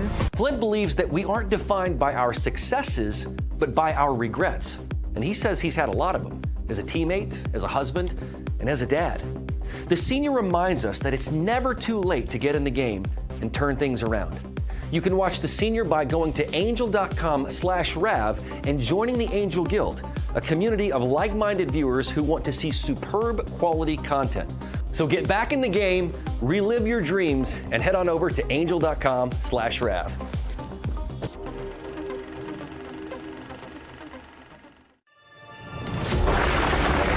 Through every storm, every moment of uncertainty, everybody needs to pray for Charlie Kirk right now. Rav has stood strong.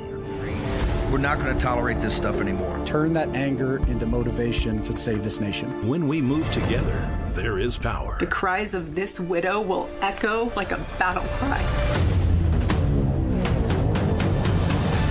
This is more than news. It's a movement. This revolution of people taking their countries back. A turning point. A chance to be part of something greater than yourself. Scan the QR code and stay. And welcome back to America's Voice Live. I'd like to inform you of something that I feel needs to be addressed today. On Halloween night, while most Americans were turning out the lights, the Center for Medicare and Medicaid Services, better known as CMS, revived a long-dead medical regulation that could devastate access to care. Billed as a way to cut rising costs, the rule would impose new regulations on wound treatments while slashing reimbursement rates. Yet, these changes misinterpret the cause of price hikes and threaten an industry patients rely on. At issue are allografts, placenta-based skin substitutes that cover chronic wounds and promote healing. For years, the Food and Drug Administration has allowed these products without clinical trials because they are widely recognized as safe and effective. During COVID, their use exploded as regulators allowed them to be applied with minimal oversight in nursing homes and mobile wound clinics using the telehealth exemption. While beneficial for many patients, these changes came at a very high cost. After already rising year after year, Medicare spending on allografts is expected to jump another 50% from $10 billion in 24 to $15 billion this year. This growth rate is unsustainable. Unfortunately, in 2024, Biden-era regulators responded with draconian price caps that could bankrupt the skin substitute industry and leave patients stranded. This is important for people that have diabetes, for example. The Biden rule was set to take effect this year until President Donald Trump personally intervened, declaring concern for saving the lives and limbs of Americans. In a graphic he published on True Social back in March, he blamed Crooked Joe for ramming through a policy that would create more suffering and death for diabetic patients on Medicare while increasing unnecessary amputations and deaths.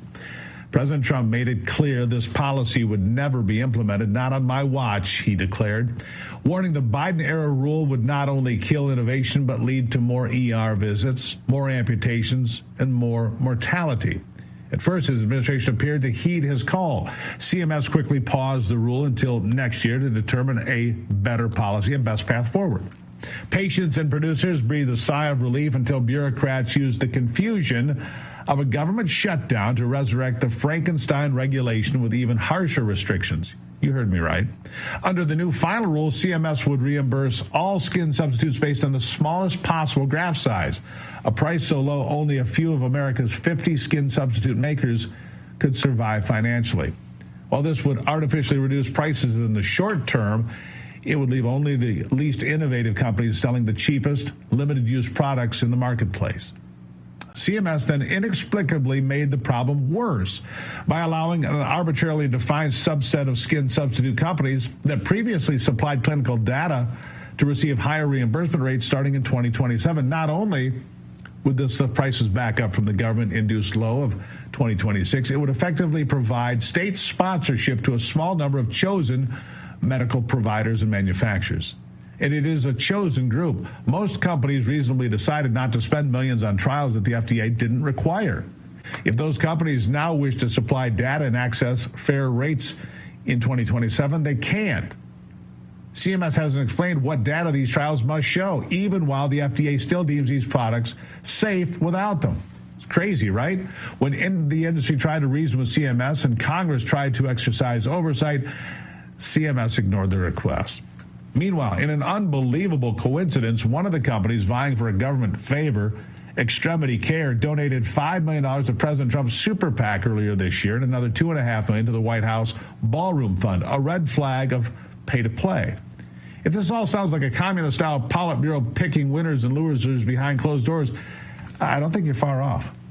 Alec Armanda, Kimberly Brandt, and John Brooks, the top leaders at CMS pushing these policy changes, have deep financial ties to the healthcare industry as former lobbyists for the likes of Eli Lilly, Pfizer, Blue Cross, Blue Shield, and more. Now, these corrupt actors have gone behind President Trump, Health and Human Services Secretary RFK Jr., and CMS Administrator Mehmet Oz to line pockets and hand out favors to politically connected companies like their future vacation homes depend on it. Worst of all, none of these solutions, and I use that term lightly, will work because the spike in spending isn't due to high reimbursement rates, but to weak oversight. During COVID, regulators allowed providers to bill Medicare and Medicaid for skin substitutes with almost no safeguards against fraud. Price caps won't stop that. They'll just make care harder to access. If CMS truly wants to control costs, it should target fraud, not deceitfully take the job of the FDA and punish the patients and innovators who have made modern wound care possible. At the same time, the government should create a level playing field. All skin substitute products certified by the FDA should be approved for reimbursement. CMS should rescind the destructive pricing mechanism that would and will bankrupt producers, and the administration should work with the industry to establish a realistic pricing scheme. President Trump made it clear he wants the Biden-era rule buried for good. The question is, will CMS finally comply? We'll keep you posted. The tax extension deadline may have passed, but for millions of Americans, the real trouble, it's just beginning. If you missed the October 15th deadline or owe back taxes, the IRS is ramping up enforcement. Every day you wait only makes things worse. And here's the harsh reality. The IRS can charge a penalty of 5% per month up to 25% of your total tax bill just for not filing.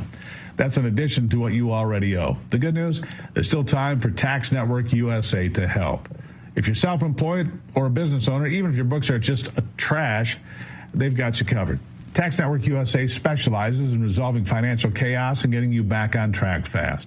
With tools like property seizures, bank levies, and wage garnishments, the IRS is applying pressure at levels we haven't seen in years. It's not too late to regain control. Your consultation is 100% free. In one short call and a few simple questions, the experts at Tax Network USA can determine how much you can save.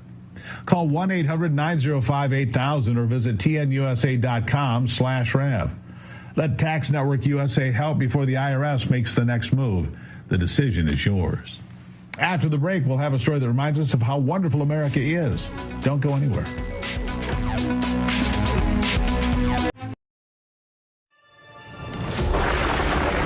Through every storm, every moment of uncertainty, everybody needs to pray for Charlie Kirk right now. Rav has stood strong. We're not going to tolerate this stuff anymore. Turn that anger into motivation to save this nation. When we move together, there is power. The cries of this widow will echo like a battle cry. This is more than news. It's a movement. This revolution of people taking their countries back. A turning point. A chance to be part of something greater than yourself. Scan the QR code and stand with Rav. The story isn't over, and neither is your part in it. Step in, be counted, be heard. Together, we are Rav. We will achieve American greatness. And we are just getting started. Hi, my name is Tracy L. from Arizona. I don't stink around in the kitchen when it comes to the news. I watch Real America's Voice, which always serves accurate and reliable updates that are on point with their amazing hosts. So don't find yourself in a pickle by tuning into the fake news. Stick with Real America's Voice.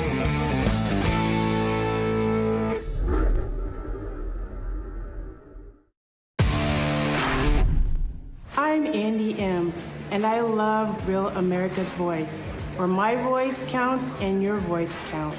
That is America's Voice.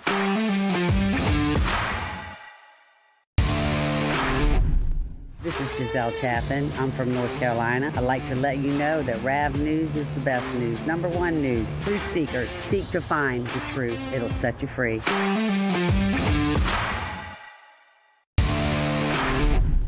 Hi, Pat, from Muskegon, Michigan. Why do you love RAV? Because we've become family. All those RAV live chatters and me.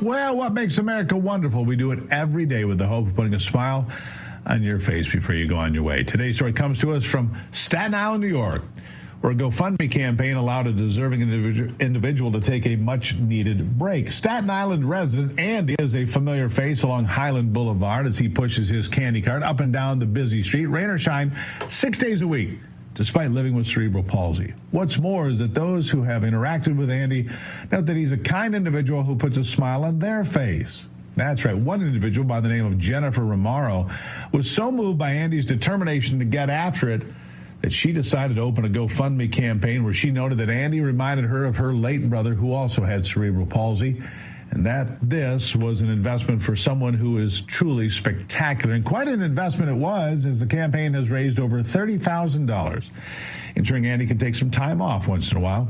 Helping someone for the heck of it, always a treat to see. And the efforts by all those donors to Andy's GoFundMe reminds me of what makes America wonderful on a Friday. Good to see you here. Didn't get to the question of the day. If you'd like to be involved with that in the future, follow me on all the social media platforms. You know the usual suspects. Do that. If you want to send me an email, please do. Go to SteveGruber.com. Send me an email. And make sure you start your day Monday through Friday right here on Real America's Voice with me on the Steve Gruber Show. It's a lot of Gruber to go around, but you can handle it. It's Friday. Have a great weekend.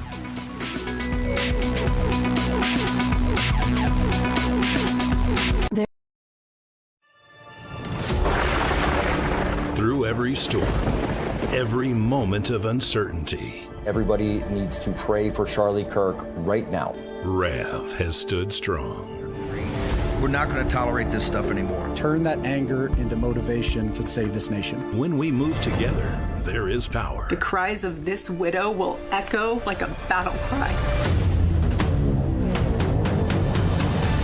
This is more than news. It's a movement. This revolution of people taking their countries back. A turning point. A chance to be part of something greater than yourself.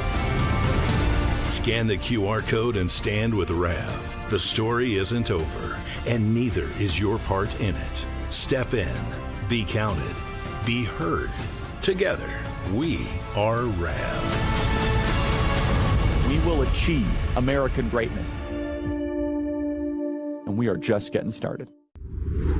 Hi, my name is Tracy L. from Arizona. I don't stink around in the kitchen when it comes to the news. I watch Real America's Voice, which always serves accurate and reliable updates that are on point with their amazing hosts. So don't find yourself in a pickle by tuning into the fake news. Stick with Real America's Voice.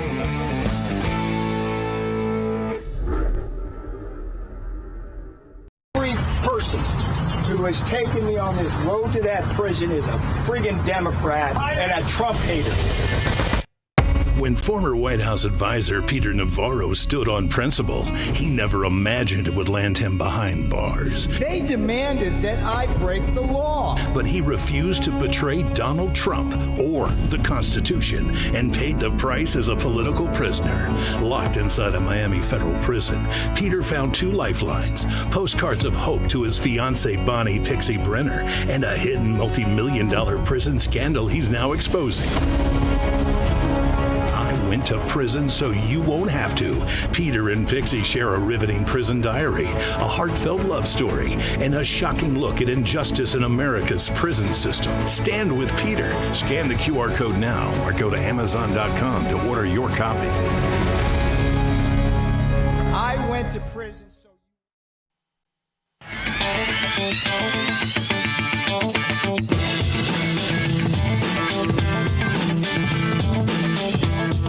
All right, my first guest is a former NFL player.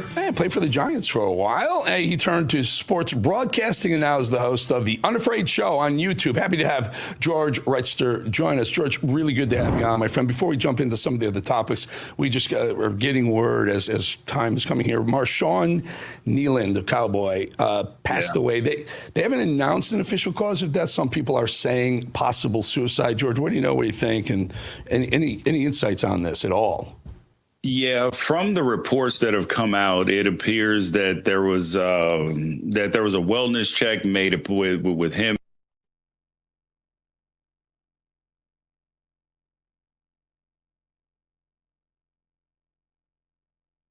From the police department that are out now, and it's actually extremely sad. It's extremely sad because mental health is real in this country. It is real it is real no matter how much money that you make, how successful that you are, or your station in life, that your mental fitness is even more paramount than your physical fitness. Mm-hmm.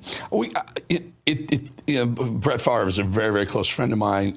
He believes some of his, or maybe his Parkinson's recent diagnosis, is caused from the constant hit. He's the most hit quarterback in the history of the game, and more sacks, most hits. And back in the day when, you led with your helmet, now you can't do that anymore. So, and he believes there are a lot of these things, suicides, some brain disorders, later on dementias, are caused by some of that. Do you have any thoughts on that? I mean, this isn't bashing the NFL. I'm a huge NFL fan. I'm a bettor. I watch every game. Doesn't matter what teams are playing. I love it. I don't love the way it's gotten touchy-feely where you can't hit certain quarterbacks at all. But your thoughts on this? See, okay, football is a dangerous game. So you're trying to do dangerous things as safely as possible. And a lot of it, back even when I was playing and prior to that, there was this, like you have to be tough, and concussions weren't acknowledged. You would just call it getting dinged.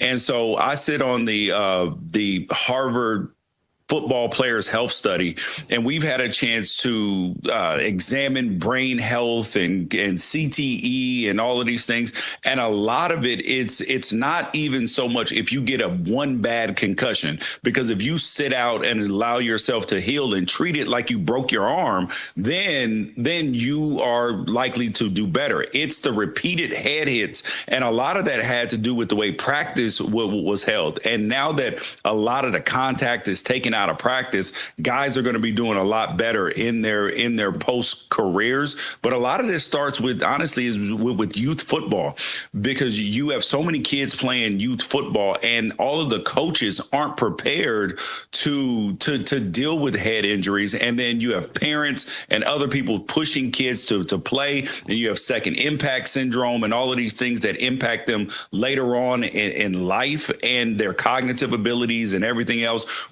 If you get a concussion, you need to sit out, treat it just like you broke your arm or sprained your ankle or anything else. George, I don't know this. I am an avid football watcher. It seems like every team has one guy playing with like this huge helmet or a pad around his helmet. Yeah. It almost looks like you're probably too young for this, but Kazoo. Kazoo in the Flintstones. Yeah. He had that big helmet thing. What is that? So that thing's a Guardian cap, and they wear them in practice now without even when they're playing without their helmets in 7-on-7, where the high school and youth kids are playing. It's essentially to dampen the blows. The reason why more players don't wear it is because it's not fashionable. But the more and more players that you get playing it, wearing it in games, it's just like anything else. It becomes more socially socially acceptable, and then one person does it, then 3 people do it, and then 20, and then 100, and then the next thing you know, the league is requiring it. So if it's anything that is, because if I were playing now, I would 100% wear it. And yes, people would tease you, they would clown, anything else. But at the end of the day, you want to be good for you and your family. What good is it to have this amazing life, to make money and everything else, if you can't enjoy it with your family after? So if you just made the outside shell soft instead of hard, tough plastic, you wouldn't get the crashing sound that I know everyone loves to hear, but I think it would be safer. And I'm concerned that the NFL is not requiring, I'm not saying a 2-inch thick kazoo helmet, but just make the shell soft instead of hard. You probably save a lot of impact. Another day, another story. Can we jump to NBA a little bit? This betting scandal, illegal betting. I'm sure you're in locker rooms. I'm sure you come across things. Maybe you want to talk about it or you don't. But it seems very almost movie-esque that the NBA was somehow players and coaches in the NBA were somehow in bed with the mafia to rig card games and also maybe shave points in games. What are your thoughts on this? Are you surprised this is happening? Number one, no, I'm not surprised, but this is 2 separate things. So there's 2 FBI investigations. There's one into poker and people playing in card games, which the only thing that makes the card games illegal is the fact that they're taking a rake and then they're cheating. So we'll put that in one bucket. And then there is the NBA betting scandal, because you've had more players suspended for gambling in NFL, NBA than you have in the entire and baseball as well, than you had in their entire history. And that's because there is more technology available to recognize, weird betting patterns. And one of the things, like, Eric, that for a long time, you could only bet on overs, unders, wins, losses, and stuff like that. But now individual player props are a thing. And that means that you can bet on how many points that LeBron James is going to score, or how many rebounds, assists, and all that stuff. And for the top level players like LeBron James, Steph Curry, Kevin Durant, those guys, they make $50-60 million a year on the court alone, and then many more millions after. So getting them to manipulate their stats, there's nowhere near enough money to get them to do something silly like that. But the guys who are toward the end of the bench, who barely play, who don't even really impact on a day-to-day basis the wins and losses, they're playing 5, 6, 8 minutes a game, and they can then manipulate their numbers and say, oh, I'm not even going to grab rebounds today, so I have a friend who's going to place this bet and I can help him out. And you have also opened the door with player props to have people blackmailed. Imagine if they find some sort of pictures of you or damaging information that can hurt your reputation, and they say, listen, all I need from you is to score under 3 points today and get under 2 rebounds, and we're all square. And this is where we've continuously heard the mob, and we've heard mafia, but why are the only people that we're seeing in front of this is the NBA players, when the mob and the mafia who's behind it should actually be the people who are front and center when it comes to this sort of investigation? I'm dying to watch your podcast, your YouTube show, Unafraid. I'm going to subscribe right now and watch it. You're an interesting guy. You're a fascinating guy. Very quickly, you used to play for the Giants. Why is Brian Daboll still coaching the New York Giants? Can you help me out here, my man, real quick? I got about a minute, but I'm blown away. Well, I mean, it costs a lot of money to fire people, and then also, I believe that the Giants, that they believed in Brian Daboll when they hired him, and they've been cycling coaches in and out, so they're trying to give this man every single opportunity to be successful. It's not happening yet. So this could be Boys to Men end of the road after this season. I would think so. Because it's about 2 years too late. A little past that opportunity. Anyway, I hope you're not a lover of the Giants right now, because I tell this audience every single Friday, bet against the Giants, bet against the Jets. Doesn't matter what the line is. Doesn't matter. Well, Cam Scatterbo is hurt too, and he had just become a fan favorite. Yeah, well, I mean, Russell Wilson's he's healthy again, but Dak, what's his name, Jackson Dart. Yeah, Jackson Dart's trying to make it's a mess, that organization. George Reister, really good talking to you. I mean, your latest subscriber, my friend. Thank you. All right, thanks. Appreciate it. All right, folks. Hey, listen, let's be blunt here. Gold up about 45% this year alone. Not speculation. It's a reality. And if a portion of your savings isn't diversified into gold or silver, you're missing the boat. Here's the facts. Inflation is still too high. The U.S. dollar still too weak and getting weaker. And the government debt is insurmountable. $37 trillion really, and climbing. This is why central banks around the world are flocking to gold. They're the ones driving prices up to record highs, but it's not too late to buy gold from Birch Gold Group and get in the door now. Birch Gold will help you convert an existing IRA or 401k into a, get this, tax-sheltered IRA in gold, physical gold. You don't pay a dime out of pocket. Just turn it over. Turn it from an IRA into a gold IRA. Phenomenal. Just text the word America to 989898 and claim your free info kit. No obligation, just useful information. Best indicator of the future is the past, and gold has historically been a safe haven for decades. What else can I say about that? I'll tell you what. Ask them. Text America, AMERICA, to 989898 right now and claim your free info kit on gold. That's America. Text it to 989898. Protect your future today with Birch Gold. And I got to show you this. This came out yesterday. Take a look at Bo Deal, former NYPD detective, just a badass street cop, so to speak. Tough guy, ends up in Hollywood. In the meantime, watch. The bus coming earlier, I took a double-barrel shotgun, I put it in his mouth, and said, "You're going to meet your master." He gave up the second guy. We ran out. We got the second guy. We were up for days. The second guy tells me to do something with my mother, and he didn't know my mother. And I was tired. I was up for 3 days. He says that I gave him a right hook, statute of limitations on me. Yeah, I did punch him right in the jaw, broke his jaw.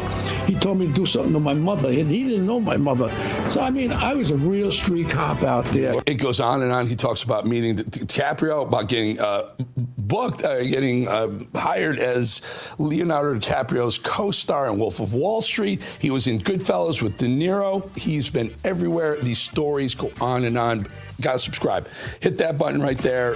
Use your camera and hit the little yellow button when your camera on that QR code. Or you can always go to youtube.com/@EricBowlingTheEdge. youtube.com/@EricBowlingTheEdge. Please subscribe. It helps us out. It doesn't ever going to charge you a penny for it. Just brings you up to the top when you go to YouTube. youtube.com/@EricBowlingTheEdge. Thank you for your support. Thank you for your viewership. And especially thank you for your subscription. We'll be back 2.5 minutes.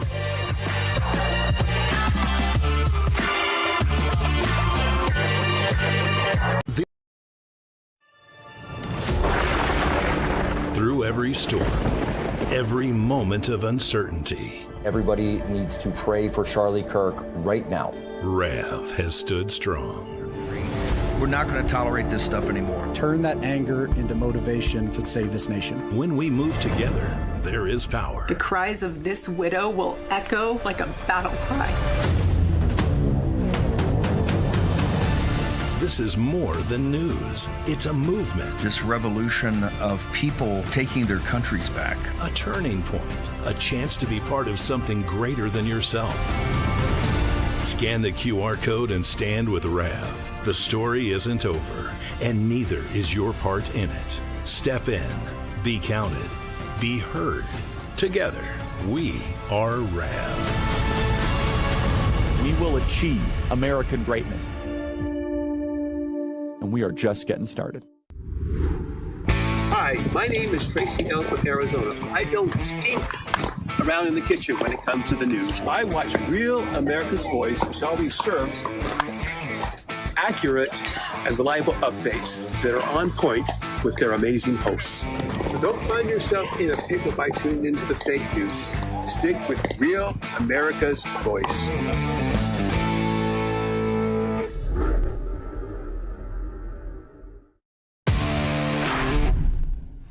Andy M., and I love Real America's Voice, where my voice counts and your voice counts. That is America's Voice.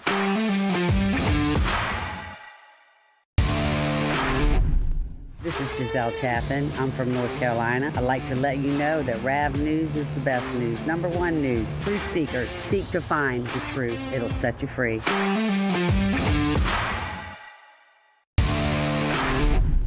Hi, Pat from Muskegon, Michigan. Why do you love Rav? Because we've become family. All those Rav live chatters and me.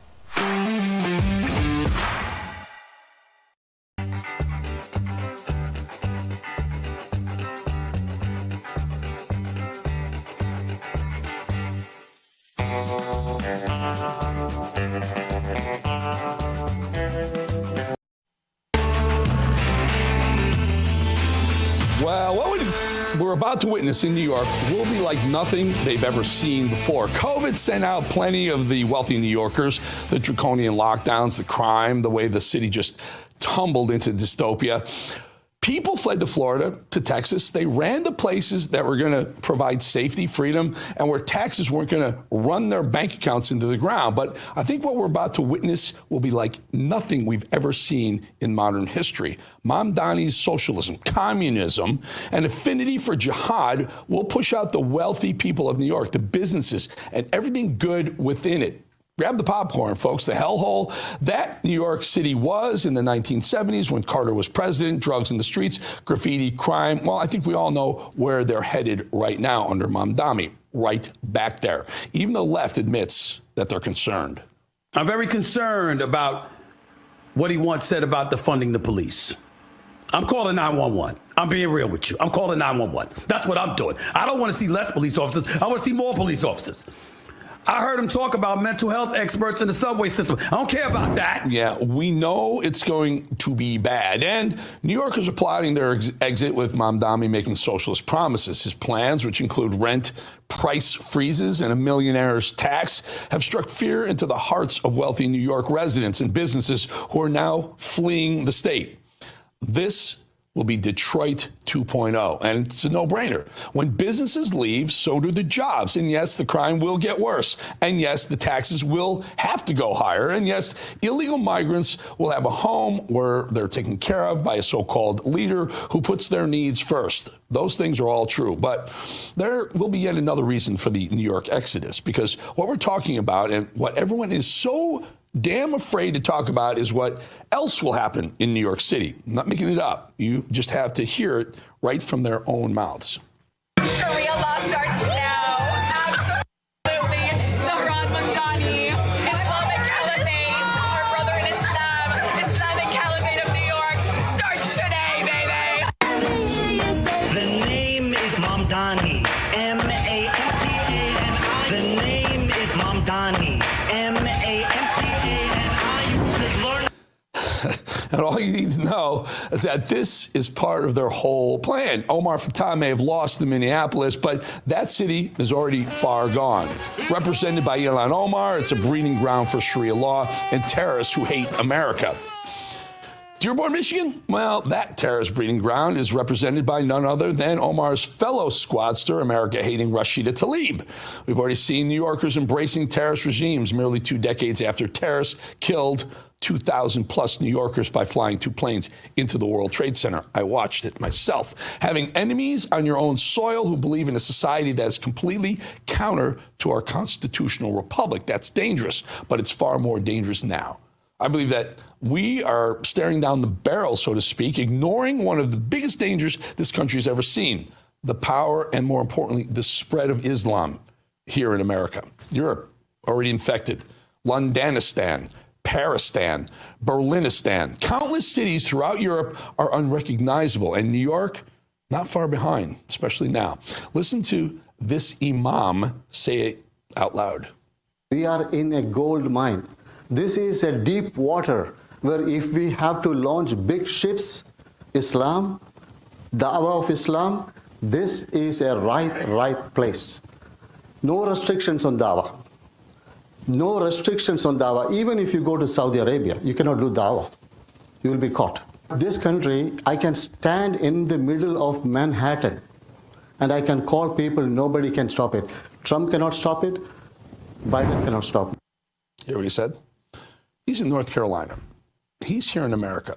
And he considers America to be a gold mine for spreading Islam. Well, how will they do it? Well, they do it through our universities, but they're also doing it through our very own government, from smaller positions of power all the way up to Congress. The squad members are blatant socialists who are also pro-Hamas and pro-Iran and pro-terrorist organizations. Ilhan Omar has flat out admitted she's here to serve her home country of Somalia above all else. It's a communist revolution building right under our noses. The hammer and sickle just has a Hamas flag attached to it now. Listen to this Princeton professor talking about how she uses the university to spread her propaganda. She gets the dumb university to pay her a salary so she can indoctrinate our kids like this. We want to abolish the university as it is, but we're not going to sit down and wait until that happens while people are being persecuted, while people are being abducted, where people are suffering. We got to do both. And then we had the class, which we call it American civilization. 5 premises. Capitalism sucks. It thrives on individualism, and individualism is killing us. Rebellious communities must have intention. They are always democratic and non-hierarchical, though they can have forms of leadership. While number 4, while the focus is on the collective, we don't ignore individual needs and circumstances, particularly as related to the inequalities created by heteropatriarchy and racial capitalism. And number 5, communities are imperfect and require radical love to thrive. Princeton University professor.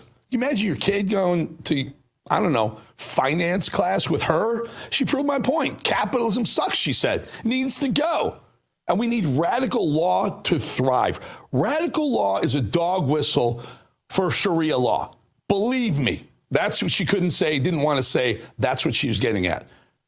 You see where this is all going? Now these young people with degrees thinking they're educated have been indoctrinated to hate the West, hate free markets, to think the West is imperialist and evil.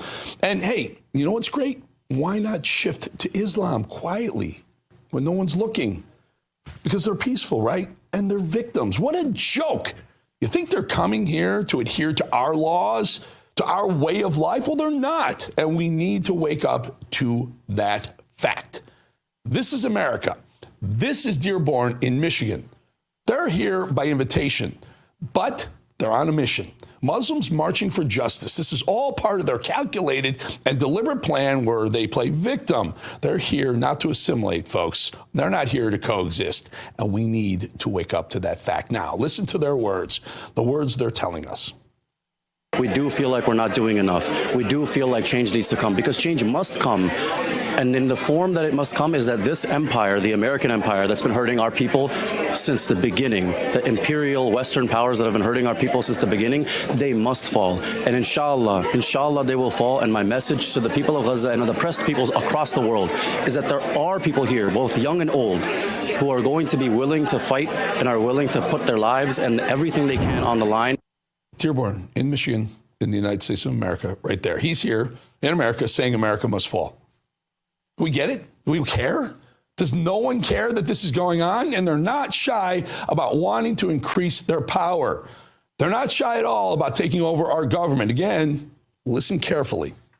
All the power that we have right now in the Muslim American community, the only power we have is to punish. We don't have the power to make someone succeed yet. But that's where I disagree. You think we have the power to make someone succeed now? Absolutely. Like even in the 2024 election? Absolutely. Okay. At the municipal level, at the state level, and even at the congressional level. Really? Okay. 100%. Makes the mayor-elect of New York make a lot more sense now, doesn't it? Cities in Europe, gone, too far gone. They know it. They've let it go too far. They've been conquered. Dearborn, Minneapolis, and now New York is next. We need to wake up to the facts right here in America, because I believe we're near the point of no return, and we need to wake up to that fact. They talk about Sharia law and Sharia creep. Believe me, socialism, Sharia law, they creep, they're growing, and they want more. They want it all. We'll be back in 2.5 minutes.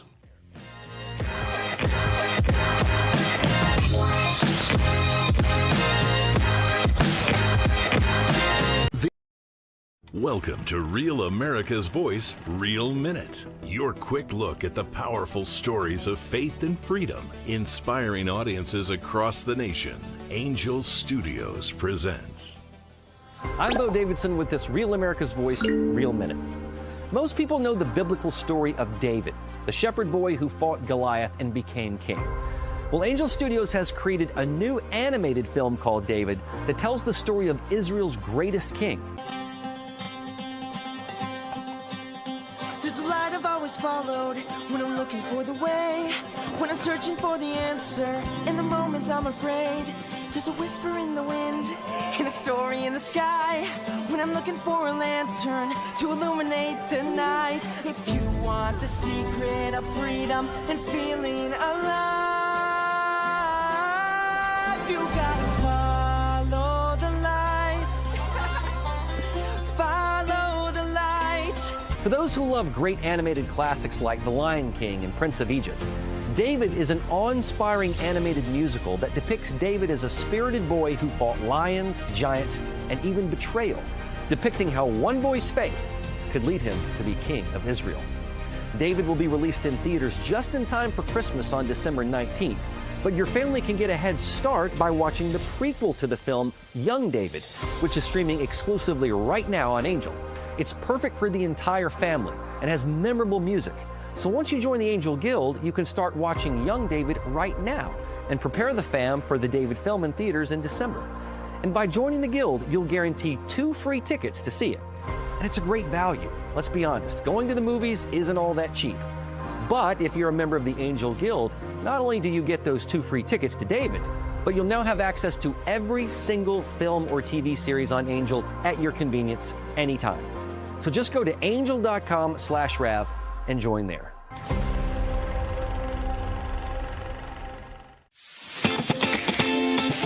Patriots, it's time to gear up. Real America's Voice has an entire lineup of merch made just for you. We got some Rav fans out here. We watch you every day. From mugs that start your morning strong to hoodies, hats, t-shirts, pants, vests, flags, and so much more. Yeah, I noticed it. I mean, that caught my eye big time. Every piece. Well, we have a new administration in Washington, D.C., and it's brought a lot of positive changes, believe me, when it comes to fixing our broken healthcare system. The reality is, however, that there's only so much the government can do, and that if we really want to make America healthy again, that has to start at home with each and every one of us, and that's where the Wellness Company comes in. You see and hear from the Wellness Company doctors all the time on this network. They're the best, the gold standard in doctors, and you know that their products are the gold standard for keeping you and your family safe and healthy. The Wellness Company gives you the opportunity to make sure you're prepared for whatever happens with their series of prescription medical kits. Kits that contain an assortment of life-saving medications and the all-important guidebooks to assist in the proper use of those medications. Additionally, the Wellness Company offers a variety of products from parasite cleanses to methylene blue to weight loss and so much more that can help you stay healthy and live a longer and more satisfying life. Make America healthy again starts right at home. Do your part. Protect the health of you and your family. Go to www.twc.health/voice. That's www.twc.health/voice today and order. Again, twc.health/voice. And by the way, use that promo code VOICE to save 10%. Company. Great doctors, great guidebooks. It's official. In order to make the word socialism go down a little bit easier, Democrats are exercising their usual rebranding. Instead of socialism, they're calling it affordability. And Hakeem Jeffries, fake Obama, clearly got the menu. The 3 primary ones, where you have moderates in New Jersey and Virginia, and obviously a self-proclaimed Democratic socialist in New York City. What lessons can you glean from that as you look to issues and candidates for next year? Well, Abigail focused relentlessly on affordability and driving down the high cost of living in Virginia. Mikey Sherrill, of course, focused relentlessly on affordability and dealing with some of the escalating prices that have been experienced in New Jersey. And of course, Zoran has focused relentlessly on affordability. That's the connective tissue that we've seen all across the country. Affordability, socialist, really, but affordability. In case you weren't quite sure, Jeffries has learned to answer all questions about Mamdani, bringing up that same Democrat favorite new word, affordability, all while throwing in some of the usual lies and propaganda. Does he have an ideology that you would want your candidates in 2026 to have? Well, from the standpoint of House Democrats and what our focus has been, clearly we have an affordability crisis in the United States of America, and our focus will continue to be on driving down the high cost of living in this country. Donald Trump promised to lower costs on day one. Costs haven't gone down, they're going up. He's crashing the economy in real time. His tariffs are going to impose thousands of dollars in additional cost on everyday Americans per year, and he may even be driving us toward a recession. It's the reason why Donald Trump has become so unpopular. Affordability. This is what they do. They send out the message to all them Democrat operatives. Use the word. Don't use communism. Don't use socialism. Don't use democratic socialism like Mamdani does himself. Use affordability. It's easier. It tastes better. Tampon Timmy Walls got the message too. This is basically a communist uprising by the Democrat Party, somehow promising Americans more affordability. As always, they have no idea how to actually deliver that to Americans. Remember Joe Biden, Bidenomics, without more taxes and socialist spending. I think we have shown that in many categories we rank at or near the very top in quality of life. But I think the focus in all of those races is that we have to bring down the cost of life for many people. And that means things like childcare. It means things like housing.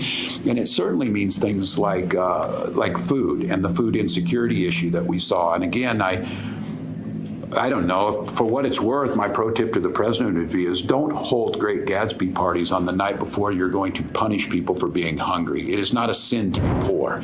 Someone got Timmy couldn't afford a comb?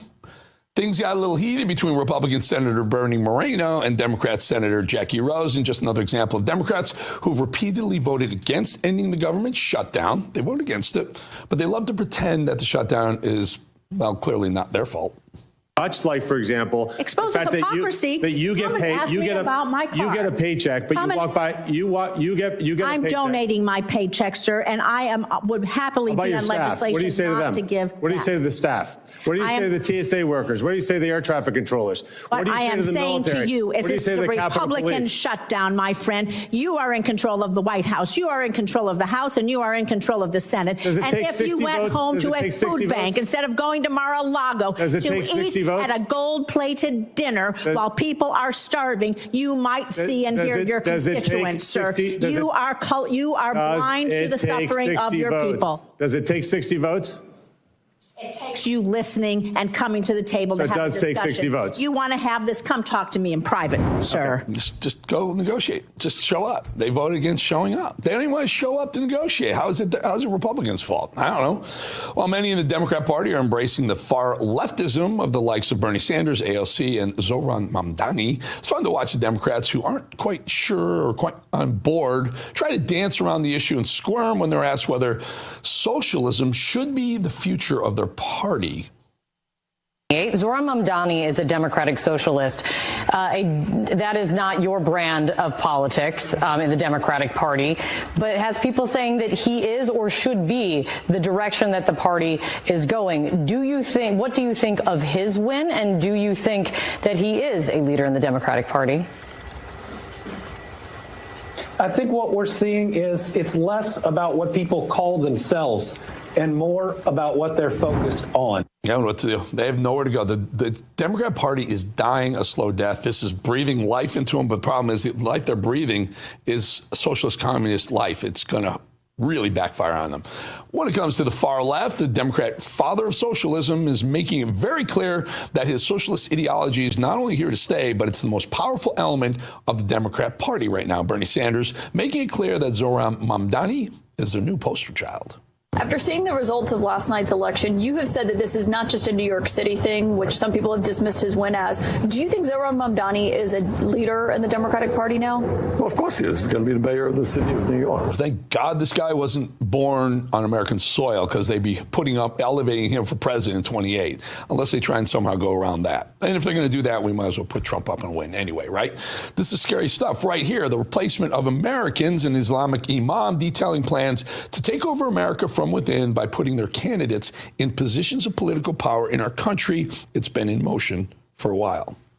Change is coming to America. And what is Allah telling us? Kuntum khayra ummatin. You are the best of nations. You're better than everybody else. That's what Allah is saying. Let's work towards that.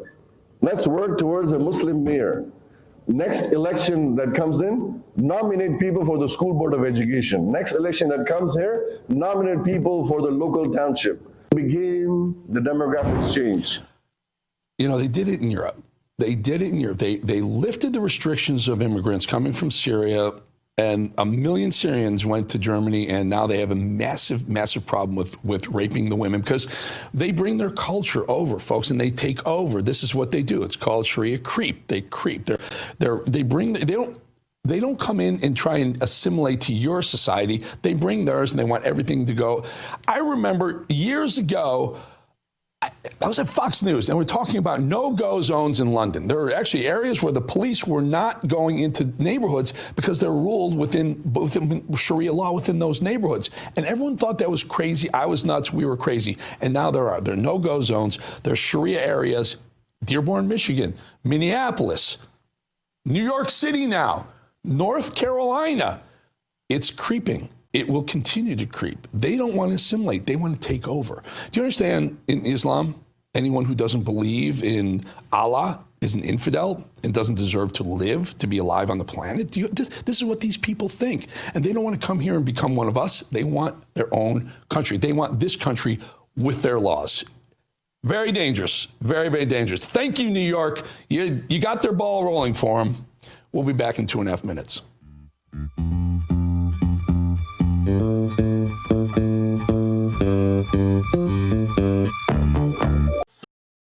Welcome to Real America's Voice, Real Minute. Your quick look at the powerful stories of faith and freedom, inspiring audiences across the nation. Angel Studios presents. I'm Bo Davidson with this Real America's Voice, Real Minute. Most people know the biblical story of David, the shepherd boy who fought Goliath and became king. Well, Angel Studios has created a new animated film called David that tells the story of Israel's greatest king. There's a light I've always followed when I'm looking for the way, when I'm searching for the answer. In the moments I'm afraid, there's a whisper in the wind and a story in the sky. When I'm looking for a lantern to illuminate the night. If you want the secret of freedom and feeling alive, you gotta follow the light. Follow the light. For those who love great animated classics like The Lion King and Prince of Egypt, David is an awe-inspiring animated musical that depicts David as a spirited boy who fought lions, giants, and even betrayal, depicting how one boy's faith could lead him to be king of Israel. David will be released in theaters just in time for Christmas on December 19th. But your family can get a head start by watching the prequel to the film, Young David, which is streaming exclusively right now on Angel. It's perfect for the entire family and has memorable music. So once you join the Angel Guild, you can start watching Young David right now and prepare the fam for the David film in theaters in December. And by joining the Guild, you'll guarantee 2 free tickets to see it. And it's a great value. Let's be honest, going to the movies isn't all that cheap. But if you're a member of the Angel Guild, not only do you get those 2 free tickets to David, but you'll now have access to every single film or TV series on Angel at your convenience anytime. So just go to angel.com/Rav and join there.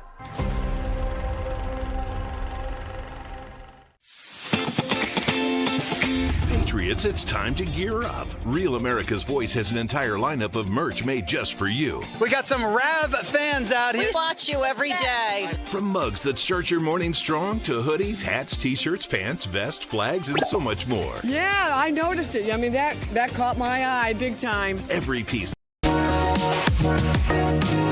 Alrighty, folks, it's that time of the week where we take a look at some Week 10 picks in the NFL, Week 11 or 12 in the college football realm. Our own Rav, Washington, D.C. correspondent, sports expert Britt McHenry joins us. Britt, before we start, our condolences. Last week you told us you were going to the Redskins game. I put a lot of money on the Redskins. I just had faith in it, and I thought you were going to be. And boy, at one point, I think it was early in the game, I turned the TV on. They were down 28-0. Either at the end of, either in the first quarter or just early in the second quarter, and I turned the TV off. It's tough to sit through a whole game when it's like that, right? To sit there, Eric, live. Now, I didn't buy the tickets. A friend of mine did, so there's some courtesy. I would have been out at halftime. At 28-0, there is no beverage in the world that is going to ease that ailment. And it just got uglier. And I know we're going to talk about all these games, and this will come back up, but just big ups to Sam Darnold, because in the first half alone, he threw for 4 touchdowns and 229 yards, 13 for 13. So we'll get to those injuries. Every quarterback that's doing great right now in the NFL is a former Jet or Giant that couldn't get out of their own way as a Jet or Giant. Sam Darnold is one. If you don't mind, let's just start with this 7th ranked BYU at. I have 8th ranked. The prompter says 9th ranked Texas Tech. I have 8th ranked Texas Tech. Texas Tech at home, 8-1. BYU undefeated, 8-0. 10 points favorite Texas Tech. That seems a lot of points against a team that's 7th ranked BYU. What are your thoughts on these? You know, but when you look at the rankings, we can list a bunch of teams. 8th ranked FSU to start the year when they beat Alabama. The Nittany Lions, Penn State, were 2nd in the country, and now we know where they are with a fired coach. I am going to go with Texas Tech here. I don't think BYU has gone up against a defensive line as strong as theirs yet. The strongest, most pressure would be Utah, and it's just not compared. Britt, you're going to give the 10? See, I'm a betting man, so I have to talk in terms of there's the bet here. You're going to give 10 points to the 7th ranked team in the country. Well, it's a lot of points. I don't know. That's a lot. I'm with you. I think that's a lot. I'm going to go under on that. It's a lot. I would take the 10 BYU, even though it's at Texas Tech. That team's, and by the way, the over-under on some of these teams are probably overs. I think 52 in that one.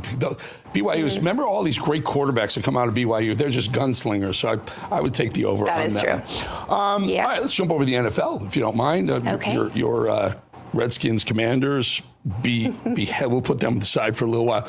A big game, Philadelphia Eagles, 6-2 team. Green Bay Packers, 5-2-1, coming off an embarrassing loss, Britt. Another game, I bet on the Green Bay Packers, only to be embarrassed by a last-second field goal by the Carolina Panthers, who's a horrible team, beat the Green Bay Packers. So they come off an embarrassment. Did they come back strong at home to prove to the home field fans that they're all that? But they're up against the Eagles. Thoughts?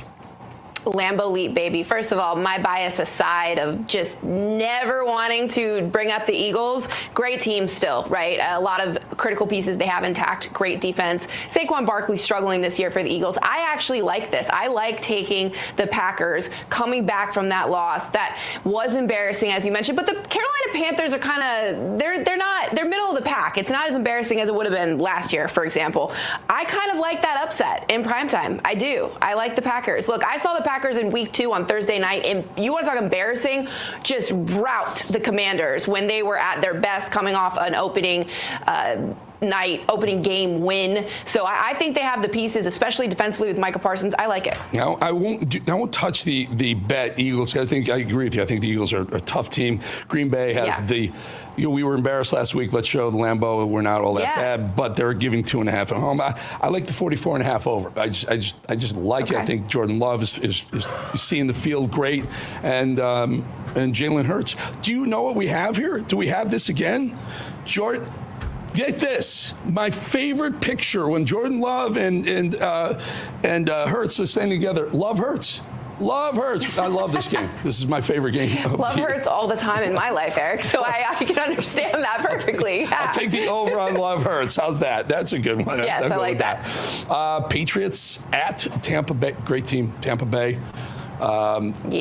Patriots surprisingly 7-2. Tampa Bay Bucks 6-2. Tampa Bay's favored by 2.5. What are your thoughts here? That's such a close one. I think if you want to really roll the dice and bet on the Patriots here, especially for a high-scoring game, I think that you could get some good dollars out of that if you're just taking, points for each team. I want to go with the Bucks because the Bucks are a really complete team at home. Like I know New England's been having a heck of a year with their quarterback slinging it. A lot of Commanders fans or Redskins fans, as you say, wanted him as their next future QB. But I'm going to go with the favorite here. I'm going to go with the Bucks. Yeah, and I will go with the Bucks as well because that QB just does not. He doesn't know what quit is. He gets slammed, he gets hit, he gets dropped, and he still figures out a way to scramble. He's trying to fight corners and defensive backs like he did against the Eagles. I love Baker Mayfield. Yeah, Baker knows how to win, and I agree with you. The Patriots are the hottest team in football maybe right now. I don't know. 48's a big number in the over. I'd probably just go with. I'm gonna go straight up Bucks at home. Cleveland, the Brownies 2-2. We'll call this the toilet bowl. The Cleveland Brownies at the New York Jets, who just traded away probably their best 3 or 4 players for draft picks for the next few years. The Jets will be on their proverbial ass for a couple of years. Cleveland Browns at the Jets. I mean, how do you pick this game? Haven't they been on their behind for several of the past years, though? Look, Sauce Gardner's got the sauce. It's almost like the Star Wars music for Indianapolis with dun, dun, dun, dun. They are building a Death Star. And if you were to tell me a year ago that Daniel Jones, Danny Dimes from the Giants would be at the helm and really just revolutionize his game with Indy, I would never believe it. But for this Toilet Bowl game, I'm glad we had the audio on that, Eric, because I thought that. For anyone watching and listening, we did not allocate it as such, or at least I didn't see that. I'm going, you know what? I kind of like the Jets in this, actually. Do you? I kind of like some Al Pacino speech going into this game from Aaron Glenn and everybody else involved, because you just traded off your top players. Sometimes when there's a will, there's a way. If any team can be beaten through that, it could be the Cleveland Browns, although they have a pretty good defense. I'm just saying, if you want to throw a Hail Mary, and we're being literal here, why not? Why not play with house money? Because I say bet against the Jets and the Giants every single week. Every single week. Doesn't matter who they're playing, what the lines are. If you just adhere to the program, you will not be disappointed. This year is no different. And guess what? Going forward, it looks like the same. I will stay with believe it or not, a 2-6 Cleveland Browns to be the victor in that game. 37.5. I wouldn't touch that. It could be 3-2. It could be a field goal against a safety to figure out who wins that one. Falcons at Indy Colts. This is Indianapolis was so hot, so hot. Falcons came out of the box strong too, and they just kind of fizzled. What's your thought here? Yeah, well, Indy's coming off a loss, correct? Yes, but it was a tough loss. They've been playing really, really good football. Yeah, but go ahead. Sorry. Really great football. This is an overall complete team. Now they have some trades acquired, one of the best players in the league. I think this ship is just cruising right through. The Falcons have a lot of positional holes, and I've seen them play really well. I've seen them play very poorly. The Commanders beaten up early in the season, almost beat them, I believe, in week 3. So I'm going Indianapolis Colts for sure. I think if you want to bet or fantasy with a running back, which has been very successful for them, and passing yardage, I would go for the Colts. All right, we got one more. It's not on the screen here. Okay. I just want to get Britt's idea because she's a football pro. We love having Britt on because we can throw her. We call an audible at the line. Omaha. That's your signal. You're going to do a deep fly in the back of the end zone. Britt, we had George Wrightster on the show earlier, former New York Giant. We asked him why the hell is Brian Daboll still the coach. I believe this guy is way past the time he should have been let go. Giants just are horrible. Just a terrible franchise right now. Giants are playing the Bears in Soldier Field, and the Bears are favored by 4.5. I got to go with the Bears. Lay the wood. Give the points to the struggling Giants. Your thoughts? This is is this just underdog week for me? Because when I was going through all of these, I'm not saying you have to clearly take every pick of mine. You're usually on the money here, Eric. Not this year. A lot of these here's how bad it's been for before you finish that. Here's how bad this year's been for me in football. My host at Hard Rock Bet just called and said, I got 2 tickets for a sold-out Sting concert for you at Hard Rock on Saturday. I'm like, is it that bad? He's like, yeah, it's pretty much that bad. Anyway, I'm sorry. Go ahead. I've missed on a few of these as well, but I will say with the Giants losses, I really do like the quarterback Jackson Dart, and they're missing Cam. They have a couple injuries. Injuries have really decimated the NFC East. A bit of a tragedy too. The Cowboys, Marshawn Keeland just passed away, which is a bit of a tragic note, clearly. So, and they're struggling as well with their record. So NFC East is just wide open, and it clearly seems like it's the Eagles to take again, just like when we had the New England Patriots always having home field advantage in the playoffs under the Tom Brady era. So that's what I see, but I wouldn't be surprised. I have to check the weather. I did not check the weather app for this game because that is a factor if you're playing at Soldier Field. I wouldn't be surprised. Because I honestly don't think the Bears are as great as people are hyping them up to be. I think their quarterback is still very much sophomore figuring it out, and they almost lost to the Commanders. If Jaden Daniels hadn't fumbled that ball, that would have been a Commanders win, and I'm not trying to be a fan here, but I'm just saying I am with you. I'm sure the Bears will win, but that is one where I wouldn't be surprised if you saw some crazy Hail Mary. I would take the other side of that, and the loser buys a round of drinks next time I'm in D.C. or you're down here in South Florida. I'll be bringing a beverage here. We'll plan next Friday. Really good to have you, and if you were down here, you can take my 2 tickets to Sting because I can't make the game, but the concert. But thank you so much. Always good talking to you on a Friday, Football Friday. Britt McHenry, everybody. Thank you. All right, folks, I want to thank you for this. Take a look at this new episode we just posted. We told you about Bo Dietl, went from New York City detective, bad boy cop, just a tough guy, to Hollywood. And in the meantime, he sat down with us at the Edge. Watch. The bus coming earlier, I took a double-barrel shotgun, I put it in his mouth, and said, you're going to meet your master. He gave up the second guy. We ran out. We got the second guy. We were up for days. The second guy tells me to do something with my mother, and he didn't know my mother. I was tired. I was up for 3 days. He says that I gave him a right hook, statute of limitations. I'm like, yeah, I did punch him right in the jaw, broke his jaw. He told me to do something to my mother, and he didn't know my mother. So, I mean, I was a real street cop out there. He didn't know his mother. But it goes on and on, guys. It goes on and on. The guy has unbelievable stories of his life. Ends up with DiCaprio and Wolf of Wall Street and Goodfellas, De Niro. It's insane. Guy's great. You got to do that. Do me a huge favor.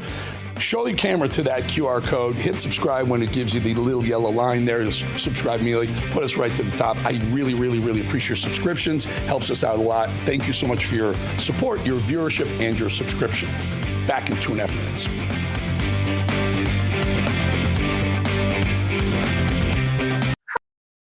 Welcome to Real America's Voice, Real Minute. Your quick look at the powerful stories of faith and freedom, inspiring audiences across the nation. Angel Studios presents. What if Pentecost happened in our city streets today? Did you steal his body from the tomb? They claim he is risen. Jesus is alive. He's dead.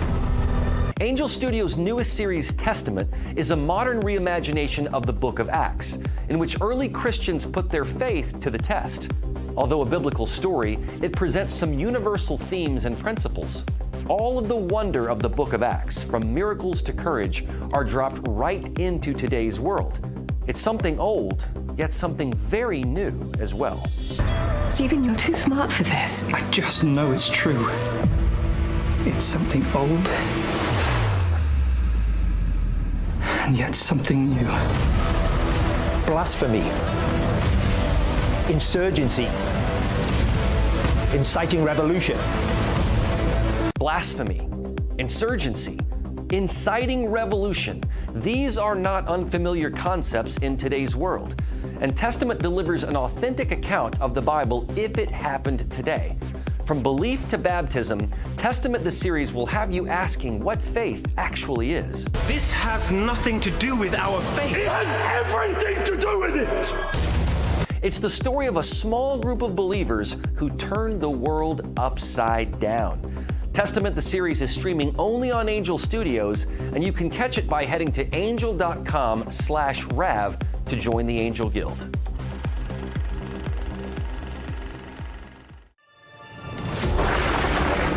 Through every storm, every moment of uncertainty, everybody needs to pray for Charlie Kirk right now. Rav has stood strong.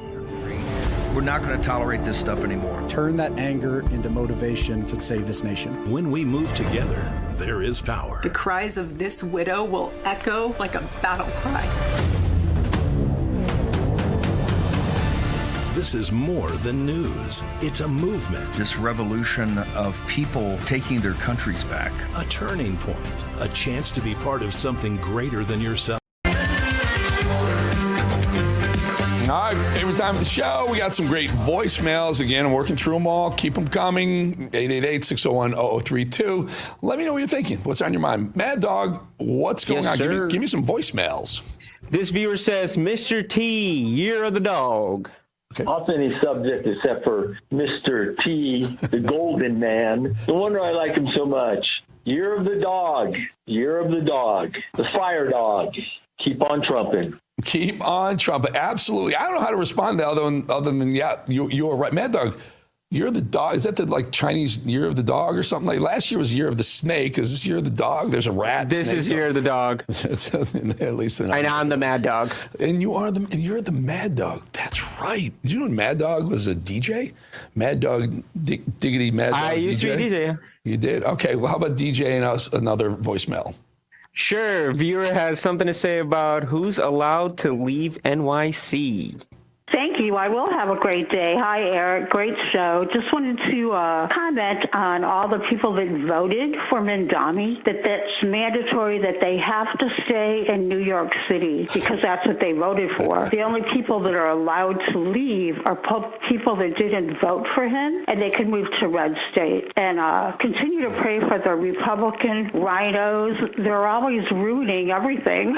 It's like, when are they going to grow a spine and help President Trump? He's trying to save this country, and he can't do it by himself. He needs a little bit of help there. But anyway, you have a good day as well, and have a happy Thanksgiving. That'll be here before you know it. Bye. Bye. Okay, thank you. Thank you for the voicemail. Thank you for the happy Thanksgiving. Here's the thing. The people who don't vote for Mamdani are the people who are the makers, right? They make and they pay their taxes. It's the takers who voted for him. They're already there, and there'll be other takers that come and take the place of the makers who didn't vote anyway, so they'll be able to leave. I don't think there's anyone who voted for Mamdani who's going to want to leave. They're going to love that stuff, free stuff. That's what they want. They want free stuff. People come from everywhere to get the free stuff of New York. Problem is you run out of other people's money. It's what socialism's all about. What happens when you run out of other people's money? You have shortages. You have a lack of incentive to work harder. You have lack of innovation.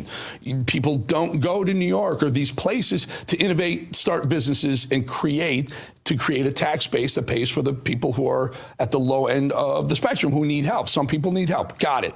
I don't think it should be completely zero, but it shouldn't be doubling the SNAP program in the 4 years from Joe Biden, from $57 billion to $115 billion under Joe Biden.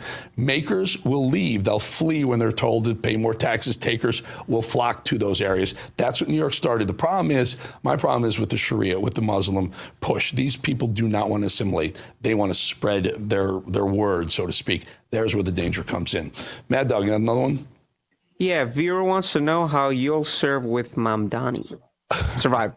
How are your survival skills, Mr. Bowling? How are your survival skills? Do you have that need to survive? Do you have that natural drive to look at the situation? Do you have the situational awareness to look around and go, okay, if I'm going to survive, I've got to step. Look, before the ambush happens, it's just a guy standing over there and maybe a guy kind of minding his business standing over there. You've got to decide right now, that's an ambush.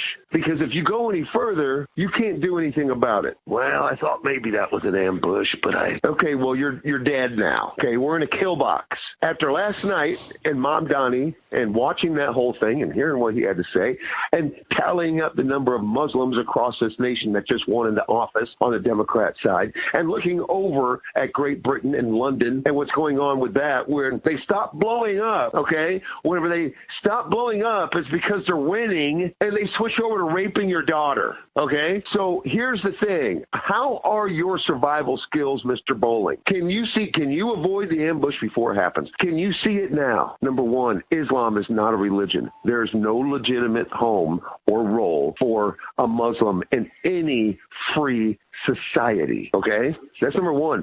Islam is not a religion. Number two, Trump 2028, unless you like the idea of being dead, okay? I personally don't. I don't like the idea of ending up in a gulag and standing in line with a tin plate waiting for a bunch of maggot-filled mush. That does not thrill me. Sir, you almost dictated my monologue from earlier in the show right there. I am very concerned about this Sharia law creep into the country.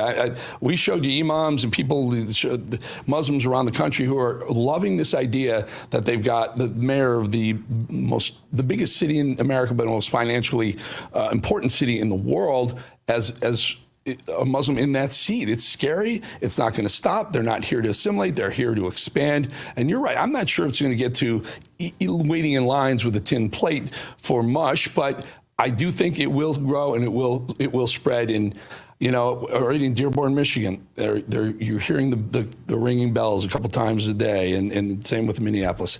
I have no idea. I know it's got to stop. Listen, I hate to end on a tough note. Have a great weekend. We'll see you Monday, folks. But yeah, let's really, really think what we're doing here. Talk to your friends, by the way. Have everyone vote against these folks. See you Monday.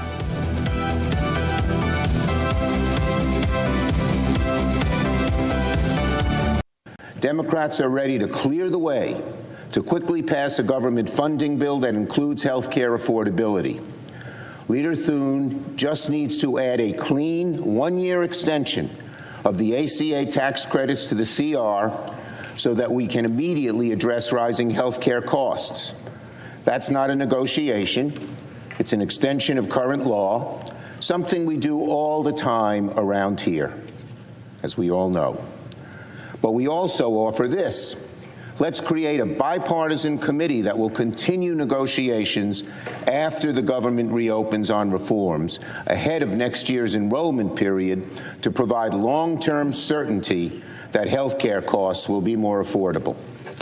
This proposal reopens the government and ensures working families who are shopping right now for their health care get certainty and financial relief. This is the primal scream of a dying regime. Pray for our enemies, because we're going medieval on these people. You're just not got a free shot on all these networks lying about the people. The people have had a belly full of it.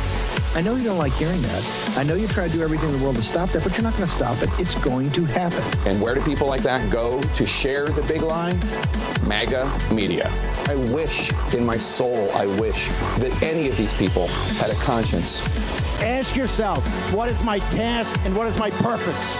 If that answer is to save my country, this country will be saved. War Room. Here's your host, Stephen K. Bannon.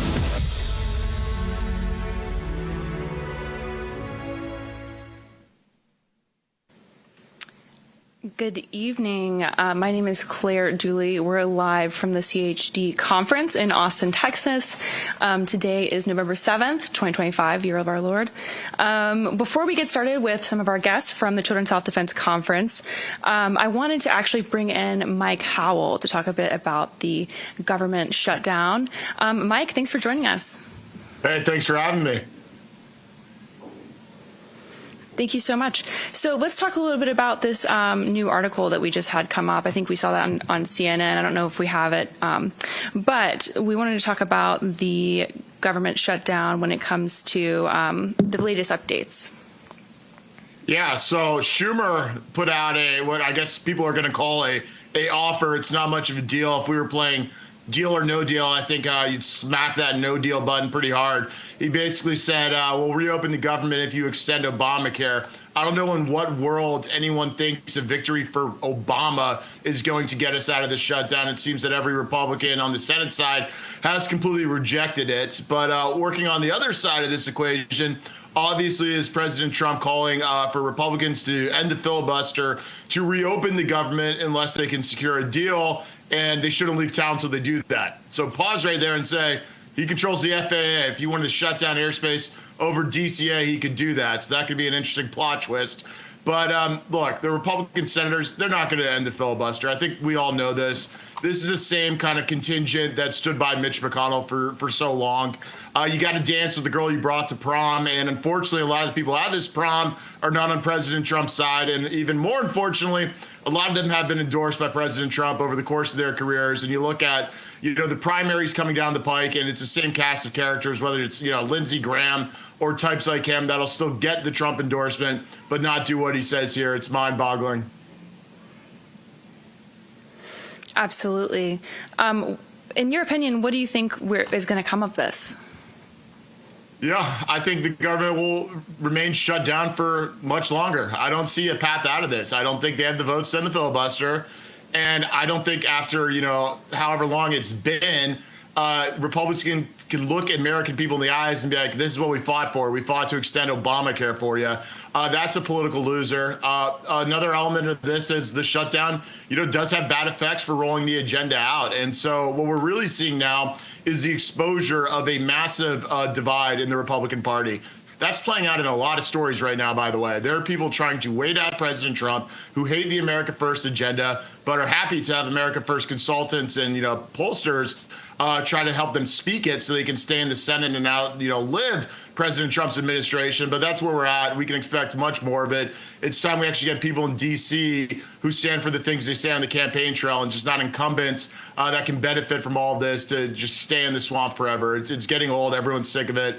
There's a reason why Congress has the approval rating it does. Absolutely. I think that moving forward, what do you see as, perhaps a solution, or when it comes to, and you mentioned Obamacare, and, if we were to settle on this decision or the proposal that Democrats have put forward, what do you see as an ideal situation where Republicans could, walk out of this with something valuable? I think Republicans need to take advantage of the leverage that they have right now. I mean, like the Democrat constituencies depend on, the federal government being open more than the Republicans. I mean, you're looking at Democrats caused chaos, that they shut down the government. Flights are being canceled, SnapSpot being rolled out. And so Democrats should have to live with those consequences should they actually come to pass in full steam. It's going to get worse. And Democrats are going to have to go on camera and explain why they won't just reauthorize, a clean CR and keep this thing open. And so the momentum will swing over time. Obviously, Democrats just want a deal right now because they feel like they have this momentum with that commie Zoran up in New York. They're saying it's a referendum on Trump when it's really a referendum on the United States of America, that we let so much immigration into this country, that we have communist mayors in New York. That aside, I think, Russ Vogt's got to cook. Got to let, him off the chain, let the rifts go up, and start really taking advantage of the situation. And I don't think Democrats are going to sit by and watch all that happen, and they'll come to the table for a clean deal because they'll have to. Absolutely. Mike, thank you so much for giving us a little update on this. Can you please tell our viewers how they can find you and, get more updates on you? Yeah, absolutely. I'm on X at mhowelltweets. The Oversight Project is at itsyourgov. Give us a follow. We'd appreciate it. Thank you so much, Mike. You guys hold on. Later on, we'll have Chip Roy joining us talking more about this. But in the meantime, I actually have two guests that I have been working with for a long time here with me, Brian Hooker and Andy Wakefield. Welcome to the show. Well, thank you so much for having us, Claire. It's so good to be here. Great to be here. Thank you. Absolutely. So for those who don't know, there's a film called Vax that came out about 10 years ago. And these two people were a key part of this film. In my opinion, it's the reason why I am here today. So I wanted to actually start with Brian. And I wanted you to tell us a little bit about, what the Vax movie is about. Where did the information come from? All that stuff. Well, I was a university professor at a small university in Northern California, and in November of 2013, I received a phone call from a senior epidemiologist from the CDC. His name is Dr. William Thompson. And I, because of my son's own vaccine injury, I had been investigating the CDC for many, many years. But Dr. Thompson actually called me as a whistleblower, and we started talking, and over a few phone conversations and lots of emails, he revealed to me that the CDC had been covering up the fact that there was a link between the MMR vaccine, the timing of the MMR vaccine, and autism. And so over a period of about 10 months' time, Dr. Thompson revealed to me many secrets about the Immunization Safety Office of the CDC, and then that became the basis of the movie Vax, From Cover Up to Catastrophe. And, whenever you watch that movie, there was actually a couple interesting data points, especially about African American males. But I know, Andy, before we actually came on, we were talking a little bit about how that study actually came about. Was there more of it you wanted to talk about with that? Sure. Just to sort of set the scene, back in 2000, I was invited to a meeting with the CDC and the FDA and NIH at Cold Spring Harbor. And they said, look, Dr. Wakefield, every kid gets the MMR vaccine, only some develop autism. How do you account for that? Well, that's just medicine. A lot of people smoke, some develop lung cancer. But I said one of the variables that we think is important is age of exposure, the age at which you get the vaccine. The younger you get it, the greater the risk of autism. Why? Because we know with natural measles, age of exposure is an important determinant of outcome. If you get it under 1 or you get it later in life after 50, the outcome is more severe. Now, people are very familiar with this now with COVID. They know that older people are more susceptible to COVID. So people are familiar, but they weren't then. So the CDC said, okay, we'll test that hypothesis. And they went away and they tested it. And for 14 years, after they published a negative paper saying there was no association, we all lived in ignorance. Then Brian Hooker came on the scene and the whole thing changed. Absolutely. Go ahead, Brian. Yeah. What I was able to do was, through Dr. Thompson, I was able to obtain the data directly from the CDC that was used as the basis of the study. And by merely comparing children who received the MMR on time, this was primarily African American males to receive the MMR vaccine on time versus those where the MMR vaccine was delayed until after 3 years of age, we found that those that received the vaccine on time were 3.5 times more likely to get an autism diagnosis than those where they just merely waited until they were 3 years of age. And so the rates of autism in African American males, if they just simply waited until that 3-year time point, then dropped dramatically.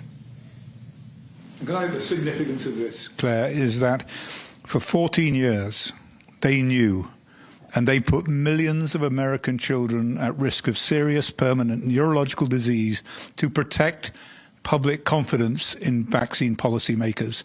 And they wonder why we are in such a mess right now. The public no longer trusts them, and the public has no right to no longer trust them because they committed a terrible fraud. And to protect the program, not to protect the children, to protect the program. And that's an absolute disgrace.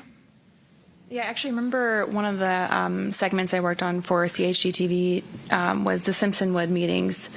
If you look up those documents and what the people said in those meetings, when they said, we're talking about our grandchildren, we're talking about our kids. These people were making decisions, basically committing fraud, but then going home and deciding they weren't going to vaccinate their kid, or they were going to withhold the MMR vaccine until 3, but they weren't advising the American people against that.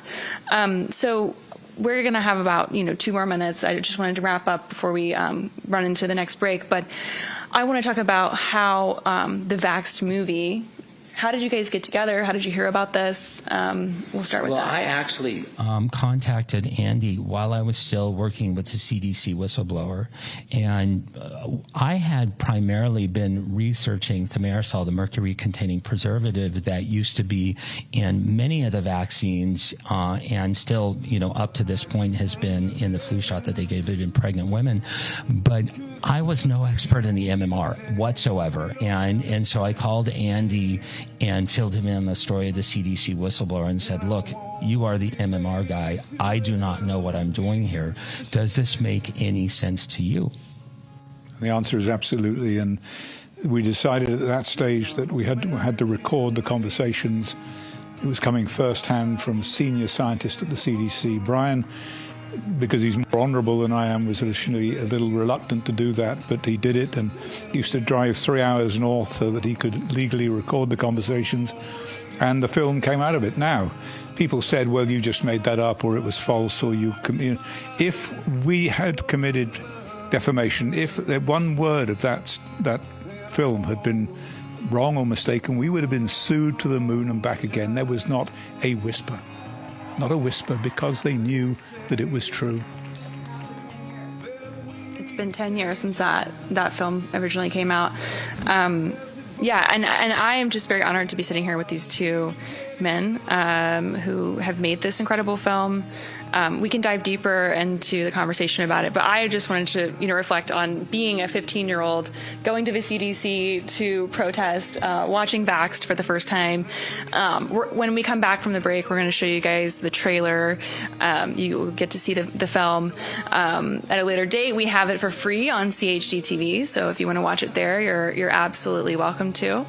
I think that this is a really important conversation that needs to be happening, especially amidst the MMR scandal that's happening and has happened in Texas. And whenever people are armed with the right information, that's how we can move forward. That's all we're about here at Children's Health Defense, is giving people informed consent. All right, guys, we're going to have a short break, and we'll be back with Welcome to Real America's Voice, Real Minute. Your quick look at the powerful stories of faith and freedom, inspiring audiences across the nation. Angel Studios presents. What if Pentecost happened in our city streets today? Did you steal his body from the tomb? They claim he is risen. Jesus is alive. He's dead. Angel Studios' newest series, Testament, is a modern reimagination of the book of Acts, in which early Christians put their faith to the test. Although a biblical story, it presents some universal themes and principles. All of the wonder of the book of Acts, from miracles to courage, are dropped right into today's world. It's something old, yet something very new as well. Stephen, you're too smart for this. I just know it's true. It's something old, and yet something new. Blasphemy, insurgency, inciting revolution. Blasphemy, insurgency, inciting revolution. These are not unfamiliar concepts in today's world. And Testament delivers an authentic account of the Bible if it happened today. From belief to baptism, Testament the series will have you asking what faith actually is. This has nothing to do with our faith. It has everything to do with it! It's the story of a small group of believers who turned the world upside down. Testament the series is streaming only on Angel Studios, and you can catch it by heading to angel.com/RAV to join the Angel Guild.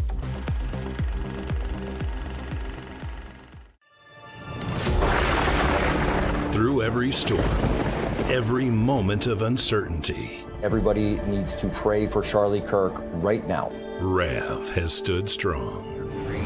We're not going to tolerate this stuff anymore. Turn that anger into motivation to save this nation. When we move together, there is power. The cries of this widow will echo like a battle cry.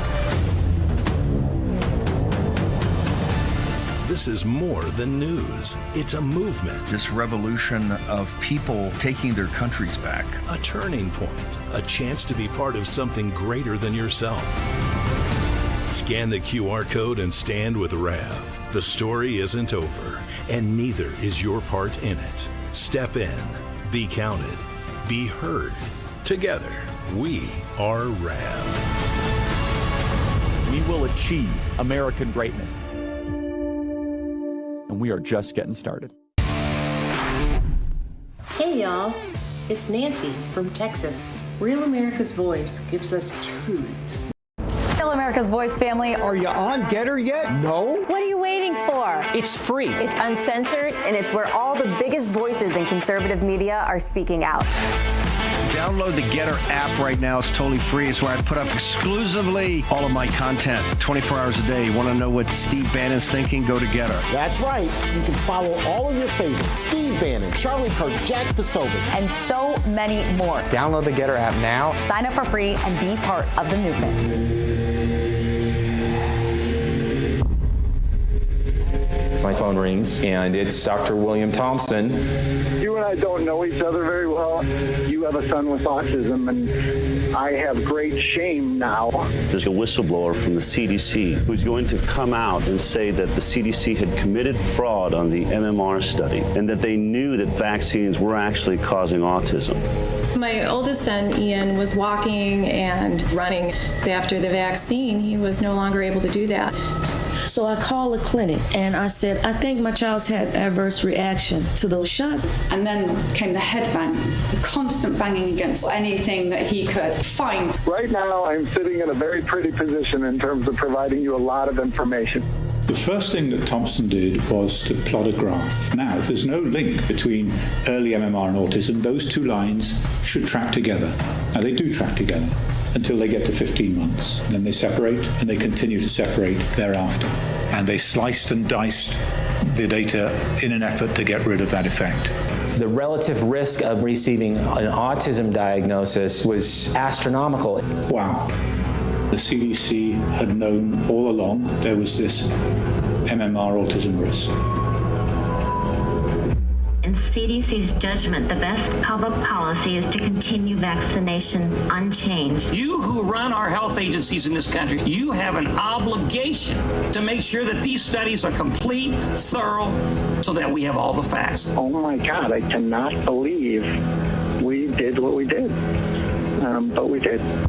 Omission of crucial data, destruction of documents, misleading the Congress, grievous harm to innocent children. Everything I've been telling my patients for the last 10 years has been based on a lie and a cover-up. Parents should be able to count on federal agencies to tell them the truth. Wow. The Vax movie was, life-changing for many Americans in the United States.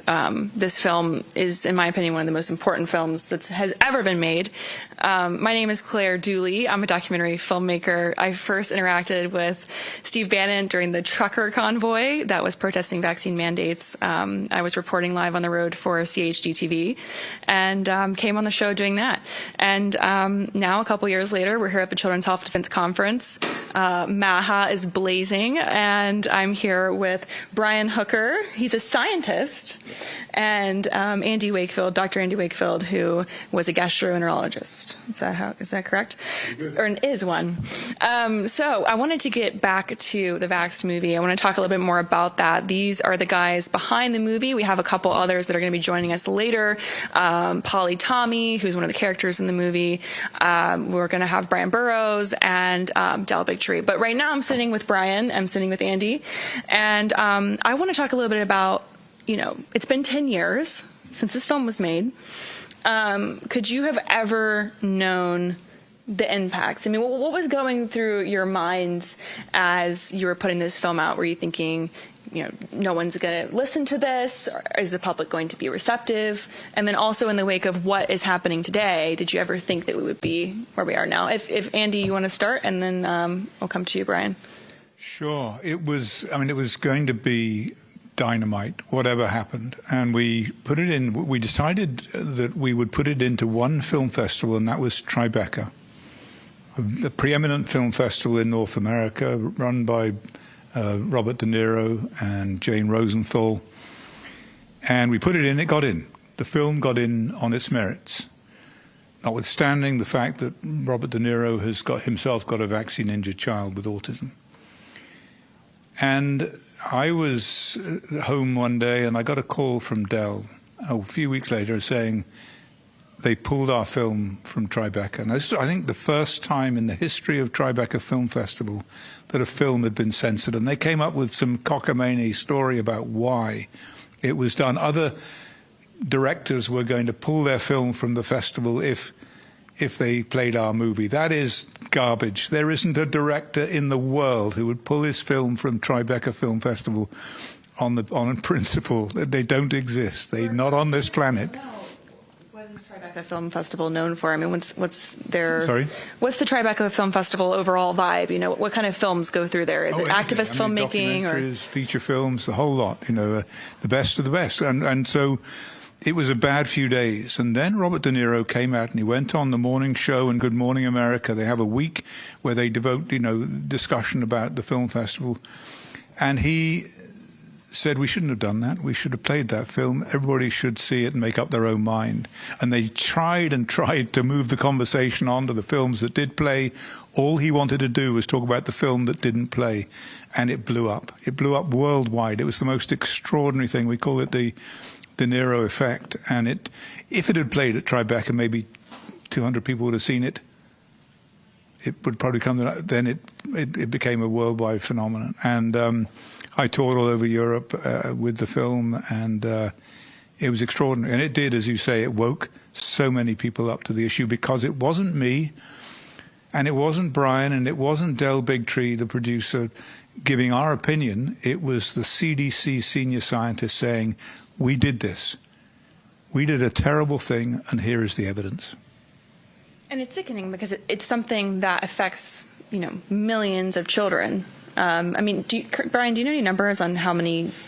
If the CDC would have been forthcoming when they found that result, and Dr. Thompson told me he'll never forget, it was November 7th, 2001, when that result first was analyzed and, you know, then told to senior CDC officials, then it would have prevented, even in the timeline between that and the Vax movie, it would have prevented 250,000 autism cases in African American males.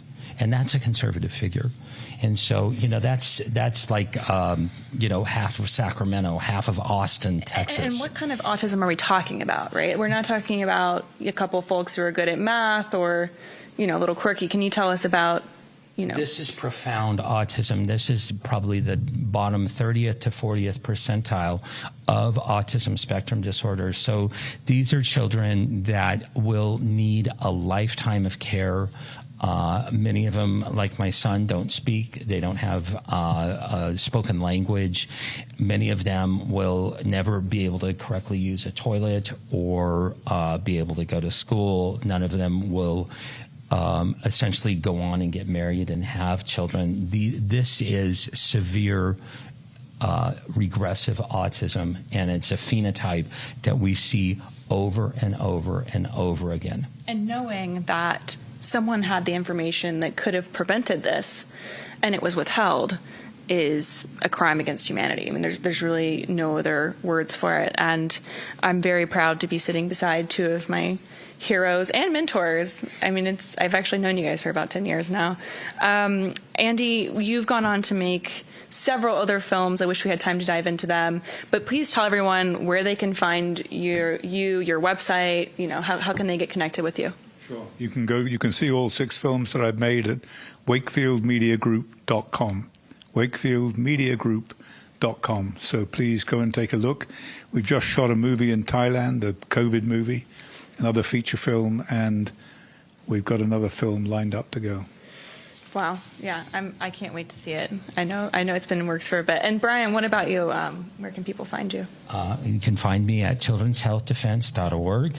I also have a show on CHD.TV called Doctors and Scientists. It airs on Friday mornings. And you can find me on Twitter or X at Brian Hooker, PhD. All right, guys. So before we go, I want to know if you have any final thoughts. I know we're about to tee up the Children's Self-Defense Conference. We're getting a lot of action tomorrow. Brian, is there any particular panels or discussions that you're particularly excited about hearing about? Well, of course, the VAX panel kicks us off tomorrow morning. And so it's a big reunion. It's like a 10-year reunion event. I'm hearkening back to that old movie, Romeo and Michelle's high school reunion. And so we're not going to dress up in 80s clothes or anything like that. But we're very excited to be able to see each other, to see, this film is enduring. And it was just an honor to be able to have the story told by, such luminaries and have just such an awesome experience doing it. Right, exactly. Andy, are you participating in the conference tomorrow or Sunday? I am. What's happening? On the VAX panel and then a measles panel the following day, and we live in extraordinary times. I couldn't have imagined a year ago we'd have Bobby Kennedy in the White House and be where we are. I think we're beyond the tipping point. The last 35 years seem to have evaporated, and now we're in a very different world. Yeah, it's a very different world. Thank you so much for joining us. For me, I kind of mentioned this earlier. I watched this film for the first time at 15 years old. My mom sort of bribed me to go to the CDC protest. She promised me that she would give me a pair of Doc Martens if I went. And here we are. But I am so excited to be here with the movie, be here with the team behind the movie. And now here we are with RFK Jr. sitting as Secretary of HHS. We're trying to make America healthy again with Children's Self-Defense and MAHA Action. I mean, there's so many other amazing groups out there, and Honeycut with Moms Across America. And I think that this is going to be a really progressive discussion moving forward. I'm really excited about the conference this weekend, all the stuff that we're going to get to see. And, I am just very honored to be alongside these guys. Listen, next up, we're going to have Polly Tommey and Brian Burrows, who were also a part of the Vaxxed team. They're going to come on and talk to us a little bit more about the making of the film, Polly's son, Billy, who was injured by the MMR vaccine, and Brian, the filmmaker who came on board, even though it was a controversial topic. We'll be right back. Welcome to Real America's Voice, Real Minute. Your quick look at the powerful stories of faith and freedom, inspiring audiences across the nation. Angel Studios presents. I'm Bo Davidson with your Real America's Voice, Real Minute. At Camp Owigaway, a Christian summer camp filled with adventure and camaraderie, kids come together for experiences that challenge and inspire them. Between canoe races, campfires, and heartfelt conversations, they form deep friendships and uncover new layers of their faith and identity. Each day at camp offers opportunities for personal growth, connection, and unforgettable memories. Come on, pick it up. Let's go. I can't be the only one pumped to go read a Bible in the middle of the woods for a week. If you need a hand with packing, we're here to help. Thank God. A troubled teenager takes a leap of faith to attend Camp Owigaway in this series directed by Alan Powell, and a cast that stars Antonio Cipriano, David Koechner, Lee Ellen Baker, and Carlos Penavega.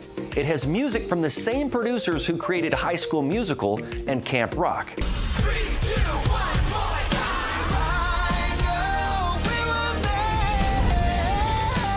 Why am I here? It's the question we're all asking ourselves. This action-packed fun series will have you asking, why am I here? And what is my purpose? The series streams exclusively on Angel Studios' platform, so the best way to see this new series is by joining the Angel Guild, a community of over 1 million members that have a vested voice in what series and films get greenlit by Angel. This means that A Week Away was voted on by members of the Guild to move forward. So becoming a Guild member is like being a member of the Television Academy, and you'll get all the perks from the comfort of your own home. So head on over to angel.com/RAV to join the Guild and watch A Week Away today.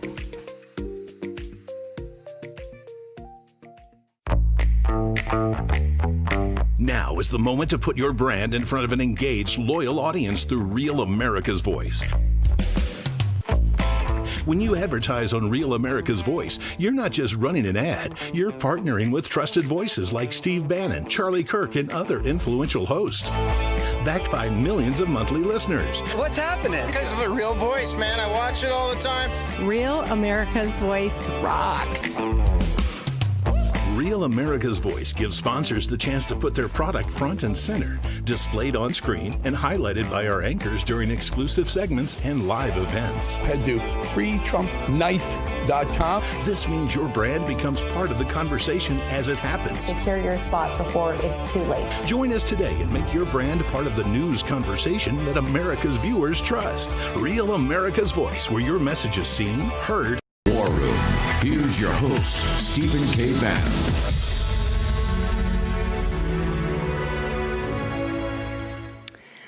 Good evening. I'm here from the Children's Health Defense Conference, the Moment of Truth in Austin, Texas. I'm joined by Polly Tommey and Brian Burrows.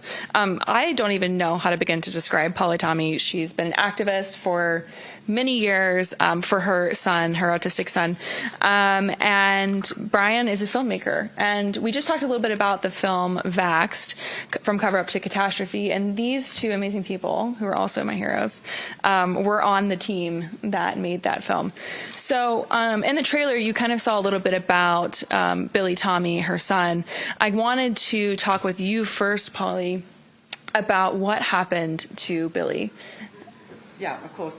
Well, so I think it's really important to remember that I was extremely pro-vaccine, as in to the point where, you know, I'd really been groomed as a young child in a British school that, you know, you obey authority, you don't question people who are brighter than you, which means if you are really, really bright and you're a really good girl, you'll grow up and be a lawyer or a doctor.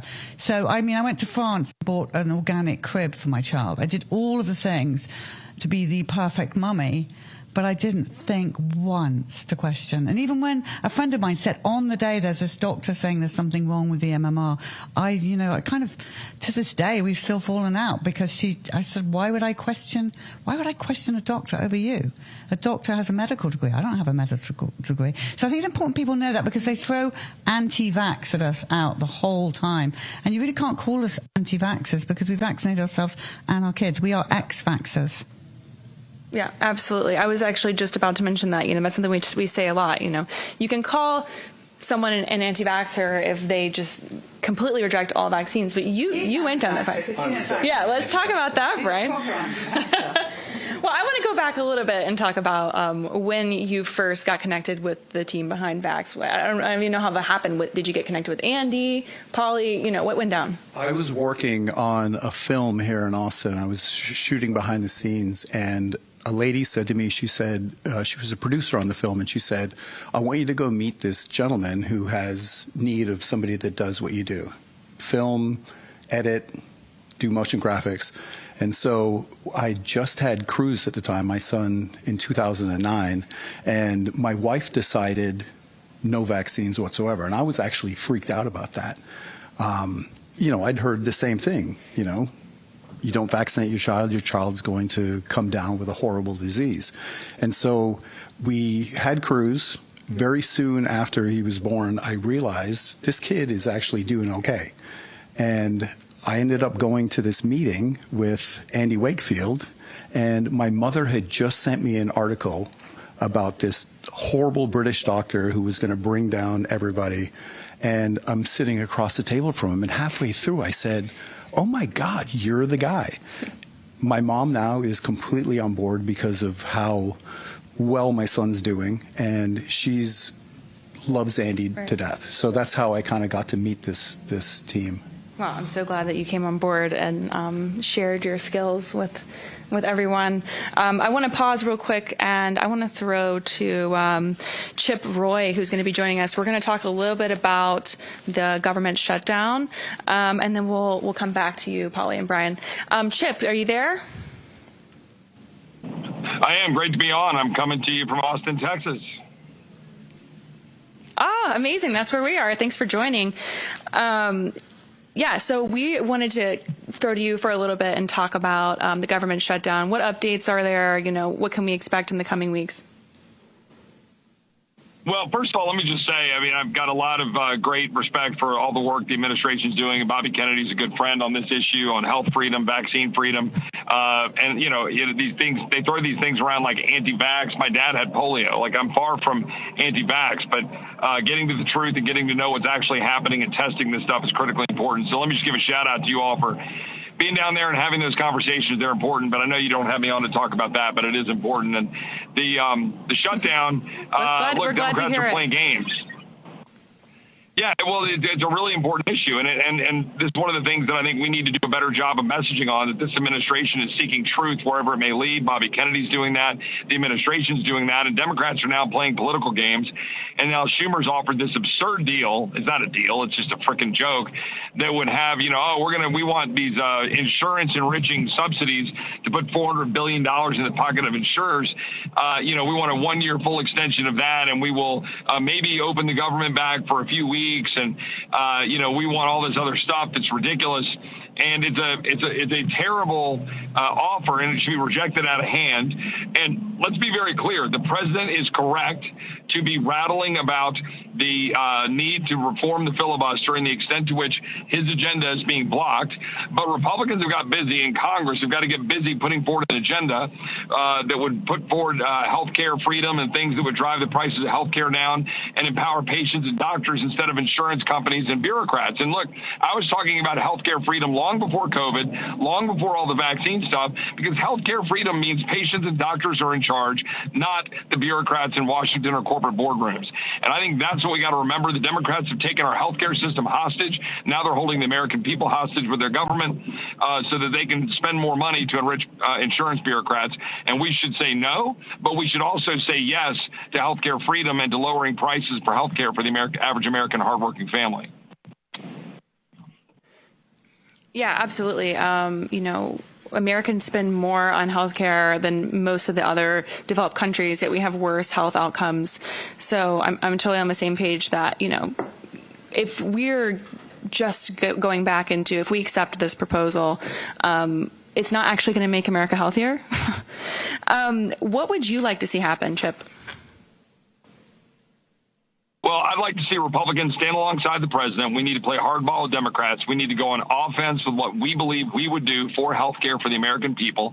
And we need to lay the shutdown and the games they're playing with air traffic control and with Border Patrol and with TSA and everybody not getting paid at the feet of Democrats, make them own the shutdown when we've done our job to fund government at common sense levels and go on offense on all of the things for the president. But, I've heard Steve talk about this all the time. We're just sitting back. I think the House Republicans need to come back to Washington. I think we need to send a bunch of bills over there, healthcare freedom bills. We should send over the SAVE Act saying only citizens vote in our elections. We should send over H.R. 2, which would codify the president's border security plans. We should send over a bill that would ban congressional stock trading by members of Congress. And I just think we ought to go on offense and make Democrats respond rather than playing defense. The president's winning. Republicans are kind of fiddling while Democrats are trying to get political advantage. While they're advancing, Marxist Islamists in New York, we're sitting back trying to cry about it instead of going on offense saying what we would do for the American people. So I just think we ought to go on offense here in the next few weeks. Absolutely.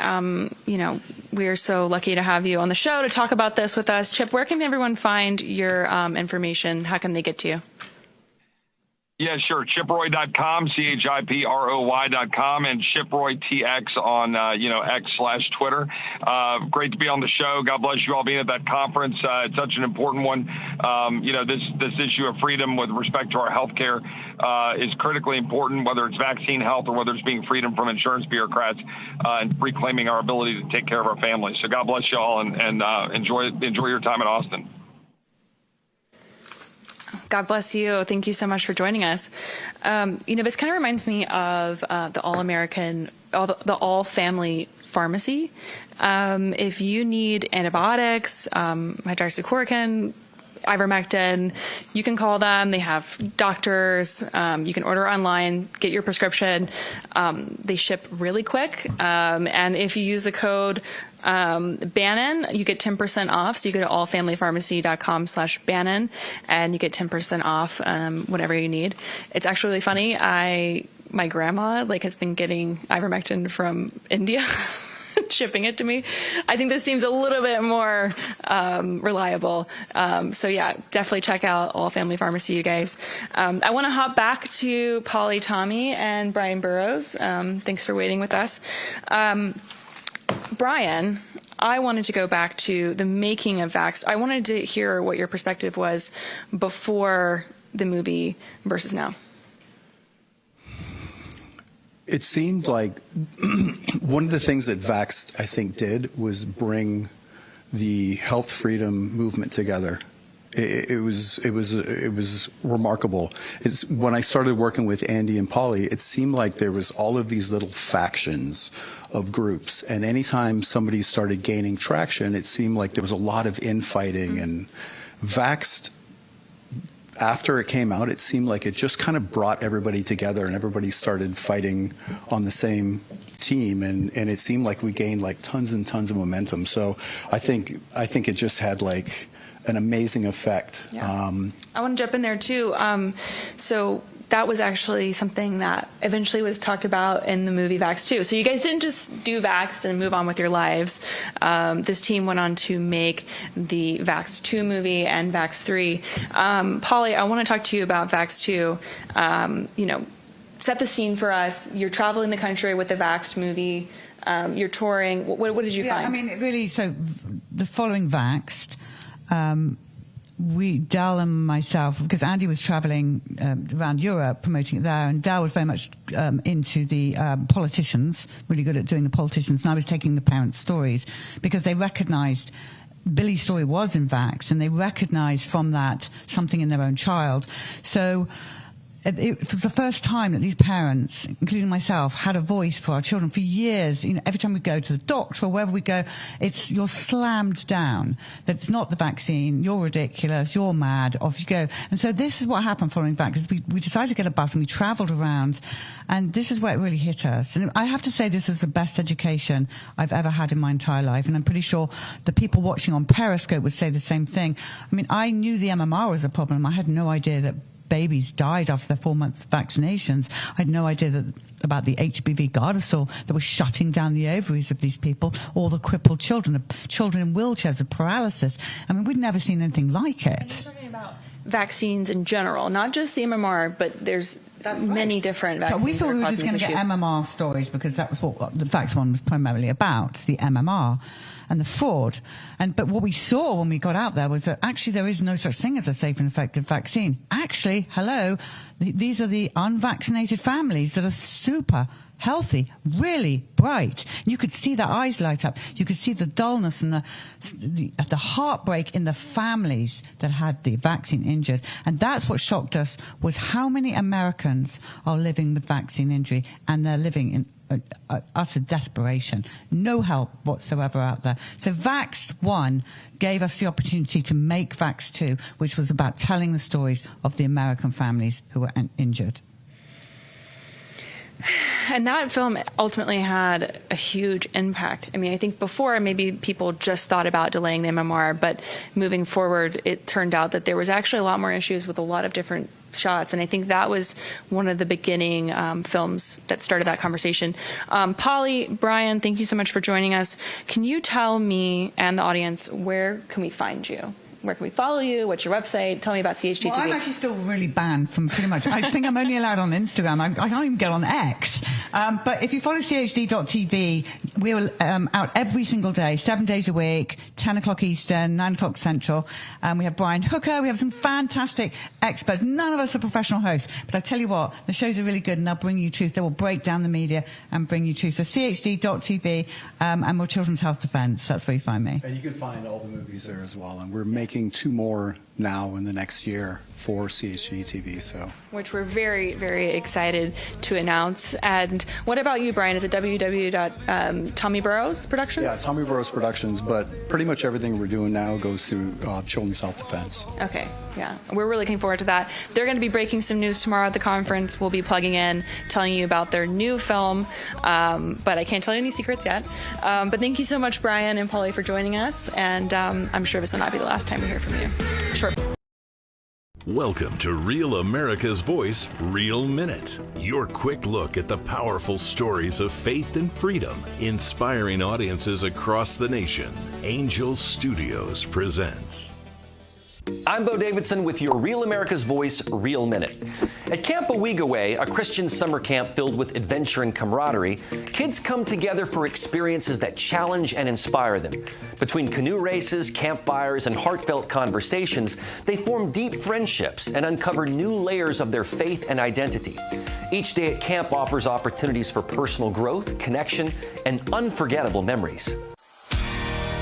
Come on, pick it up. Let's go. I can't be the only one pumped to go read a Bible in the middle of the woods for a week. If you need a hand with packing, we're here to help. Thank God. A troubled teenager takes a leap of faith to attend Camp Owigaway in this series directed by Alan Powell, and a cast that stars Antonio Cipriano, David Koechner, Lee Ellen Baker, and Carlos Penavega. It has music from the same producers who created High School Musical and Camp Rock. 3, 2, 1, more.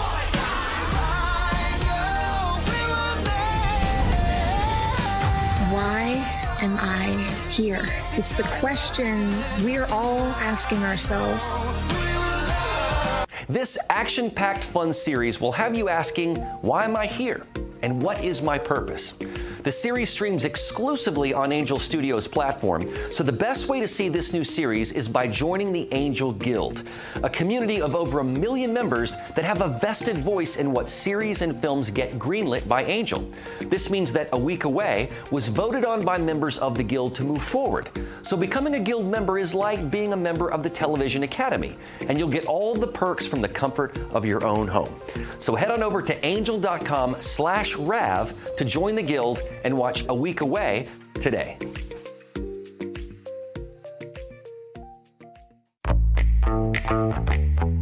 Now is the moment to put your brand in front of an engaged, loyal audience through Real America's Voice.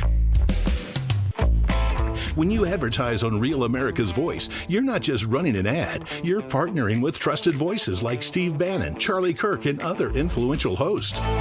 Backed by millions of monthly listeners. What's happening? Because of a real voice, man. I watch it all the time. Real America's Voice rocks. Real America's Voice gives sponsors the chance to put their product front and center, displayed on screen and highlighted by our anchors during exclusive segments and live events. Head to freetrumpknife.com. This means your brand becomes part of the conversation as it happens. Secure your spot before it's too late. Join us today and make your brand part of the news conversation that America's viewers trust. Real America's Voice, where your message is seen, heard. Here's your host, Stephen K. Bannon.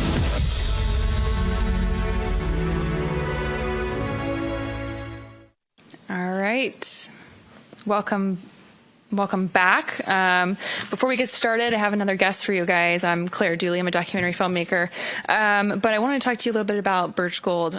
This weekend at the CHD conference, we have an awesome guest named Catherine Austin Fitts, and she's going to tell us all about digital control grid, the central bank digital currencies, and one way you can fight back against that is by buying gold. The national debt is, 37 trillion and growing. So if you want to learn more about buying gold, you can text Bannon to 989898. They can roll an IRA or 401k into an IRA in gold. They'll send you a free info kit. You can learn more. Definitely check them out. But moving forward, I have a special guest with me, who you've actually seen in the show before, Del Bigtree, who I don't even know what to call you now, a TV host, documentary filmmaker. I mean, you're kind of doing everything. Jack of all trades, I guess. I want to just hop back real quick to earlier I mentioned being 15, going to the CDC rally, and I was sitting outside of this hotel, and I saw this guy in the car, and I was like, oh, he looks a lot like Del Bigtree, who I just saw in this documentary Vaxxed. And then he got out, and it was Del Bigtree. I think I was maybe your first fangirl. I think you were. I think that was the first time I was ever publicly recognized, and I'll never forget it. Felt really, I was like, oh my God, someone like Del Bigtree? I'm like, yeah. Yeah, that's amazing. We talked a little bit about the film Vaxxed with the rest of the crew. It's been 10 years since it was made. Right? I want to talk about... It feels like 40 years, but... I can relate to that. But you were in Hollywood before you made Vaxxed. So tell us about that. I was a producer on the CBS talk show, The Doctors. That's where I was working before I got involved with Vax. Prior to that, I was on the Dr. Phil show, but I'd won an Emmy Award on the Doctor's television show. So I was, I consider myself, I guess, a medical producer because that was the majority of the work that I did in Hollywood, turning science and medicine into entertainment. And, moving forward, you worked on the film Vaxxed. As Polly Tommy mentioned, you ended up meeting with some different congressmen and senators, and then The Highwire was born shortly after, right? Yeah, Vaxxed was on tour for about a year. Halfway into that tour, people started saying, hey, will you come in and talk to our senators and our congressmen? And I was like, sure, never done that before. And then, try it. As soon as I did, I think it was Mississippi was the first time I ever walked into a Capitol. That's right. I think it might have been your mom that dragged me in. But as soon as I did it, I was like, I really enjoy doing this. So as the tour went on, I started going to more and more capitals. And then I started flying because people wanted me to go to the different capitals. So while I was doing that, the truth is after a year, Vaxxed was only about the MMR vaccine, and I wanted to go deeper because, as Polly said just earlier, it wasn't just autism. It wasn't just MMR. People were saying my baby died after a flu shot. My teenage daughter was paralyzed after a Gardasil vaccine. I wanted to get to the bottom of that, and so I started a nonprofit, the Informed Consent Action Network, started my own internet talk show, The Highwire, then hired the constitutional attorney Aaron Siri to start suing the government so we could get to the bottom of the answers on vaccine safety. How had they determined that all the vaccines we're giving our kids was safe? That was my primary goal, and have been doing that work since 2017. And Dal, ultimately, why do you do what you do every day? What is the reason? Well, there's a couple reasons. I don't vaccinate my kids. I want them to live in a world where I wasn't vaccinated as a child, so growing up that way, I just wanted to be able to raise my kids the way that I was raised. And living in California, SB 277 took that right away, took the right to choose what's injected into my body, or especially the bodies of my children. And I think that this is really a freedom issue, at the tip of the spear of all freedom. If we do not control what goes into our body and the bodies of our children, we are not free. We are not free citizens. I believe we have the same rights as farm animals, and I don't think I'm overstating that. So my fight is, this is one of the most important issues to show that I don't think this country is working the way that it should, and luckily we've got it coming back on the right track. I was director of communications for Robert Kennedy Jr. when he ran for president. I think he's doing a great job at HHS. We have a lot of work to do, but I don't think there's any issue that embodies, whether you have freedom or whether you're basically imprisoned and living in an authoritarian state. So I think it's the most important issue of our time.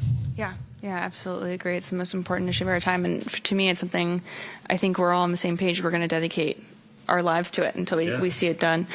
Where can people find you, Dal, and learn more about what you do? My weekly talk show is called thehighwire.com. You can go to all of the legal work we do at icandecide.org.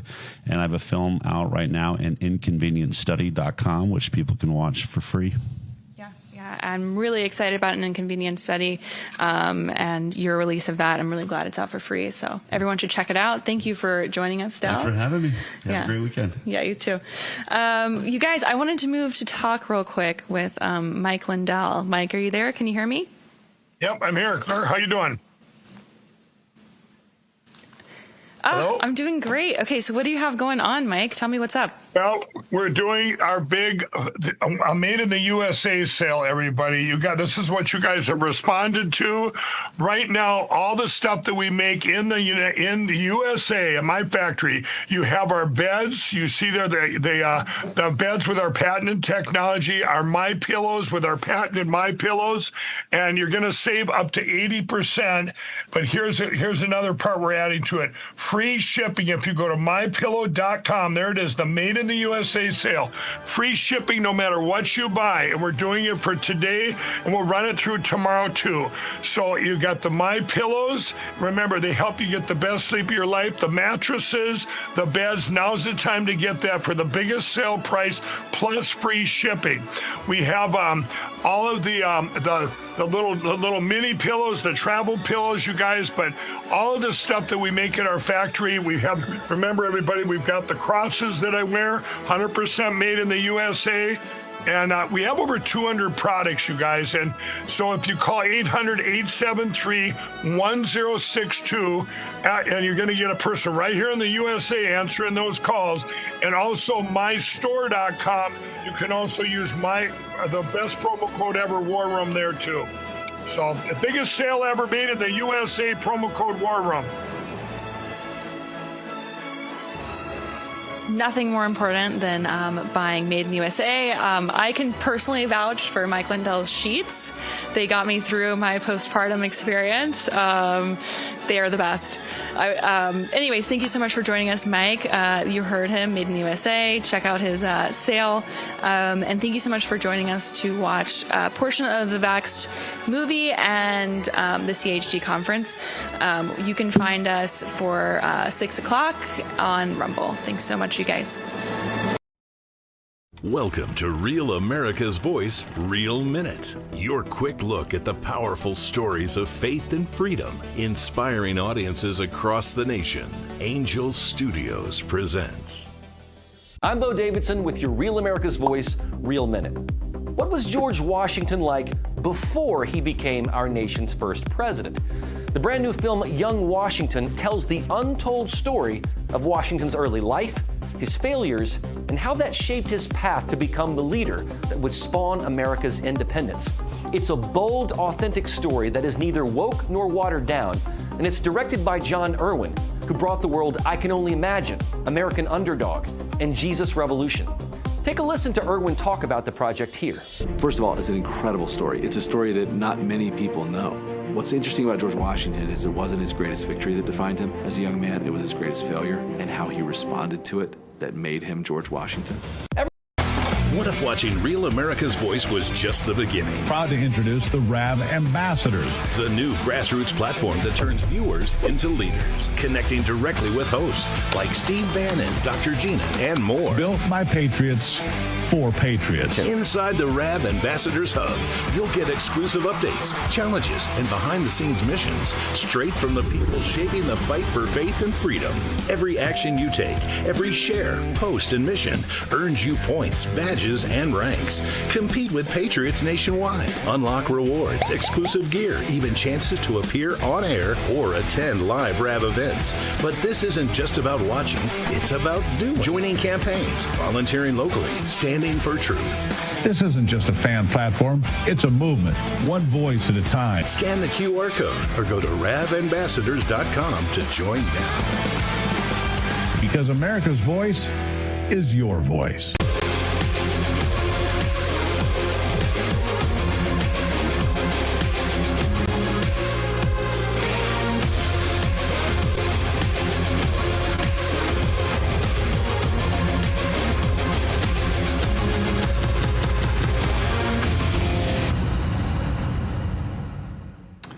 Hello, America. Happy Friday. Welcome to the latest edition, the weekend edition of Just the News, No Noise. I'm your host, John Solomon, as always, reporting to you from the nation's capital, Washington, D.C. We have a little scoopy news to report to you just literally 5 seconds before that teleprompter started working. We got news that Bob Cheeley, one of the lawyers who worked for President Trump down in Georgia and other places to investigate whether there was any irregularities in the 2020 election, that he's been granted a pardon. He said, Mount said on air, the president said he wanted to pardon Bob Cheeley so no one could ever pursue him again or run up his legal bills again. We're checking to see if other figures in the January 6 and January 2020 investigations are getting pardons today. We'll keep you up to speed on that, but that is some big news. Meanwhile, for those who were in the weaponization machinery previously, an ominous sign, as I mentioned to you last night at the end of the show, the FBI and the Justice Department under Pam Bondi cranking out some serious subpoenas. About 30 have gone out in the last 48 hours. Some involve John Brennan and testimony he gave, and whether it's accurate or not. Other involve other players in various pursuits of Donald Trump, from Russia collusion all the way up to January 6th and beyond. We're going to keep on that all weekend long and give you a good update on that. And hopefully by the time you wake up on Monday morning, I think we'll have a good story about who uses the FBI plane and how often, and whether some of the things you see on the internet or in newspapers are accurate. We went and got the receipts. You're going to love what we have. We'll cover that for sure on Monday night. With that, I'm going to turn to my amazing co-host, Amanda Head, because we've got some great guests, including the chairman of the January 6th investigation, Barry Loudermilk, coming on. But Amanda's got a good feel on today's headlines. Amanda, what you working on? Yes, first of all, I am very excited for that information to come out because I have seen up and down the internet people complaining about FBI Director Kash Patel using that plane, and I'm just looking forward to seeing a little bit of comparison. Oh, you'll be surprised by the statistics. That's all I'll tell you. I bet I won't be, though. No, you won't be. No. You're exactly right. All right, everybody. Well, there may finally be a crack in Washington's stalemate. Senate Minority Leader Chuck Schumer is signaling that Democrats might actually vote to end the government shutdown. But, of course, there is a catch. He wants Republicans to agree to extend healthcare tax credits for 1 year and open up, quote, broader talks. Doesn't that sound a lot like D.C. Code 4? Spend more, talk longer, and fix less. And by the way, a year extension potentially puts Congress beyond the midterm elections when Republicans could lose the majority or have an even slimmer majority. Now, meanwhile, down at the southern border, ICE just hit a record high, 66,000 illegal aliens in custody. That is the highest number ever, and it shows just how overwhelmed our immigration system has become. Now, while Democrats in Congress fight over tax credits and handouts for insurance companies, our agents are drowning in the chaos that Joe Biden and his Democrat policies created. All right, up in New York, a major shakeup in state politics. GOP Congresswoman and former conference chair Elise Stefanik is officially running for governor, taking on Democrat Kathy Hochul. Now, Stefanik's message is quite simple: restore law and order, cut taxes, and make New York safe again after Democrat socialist Zohran Mamdani's election on Tuesday.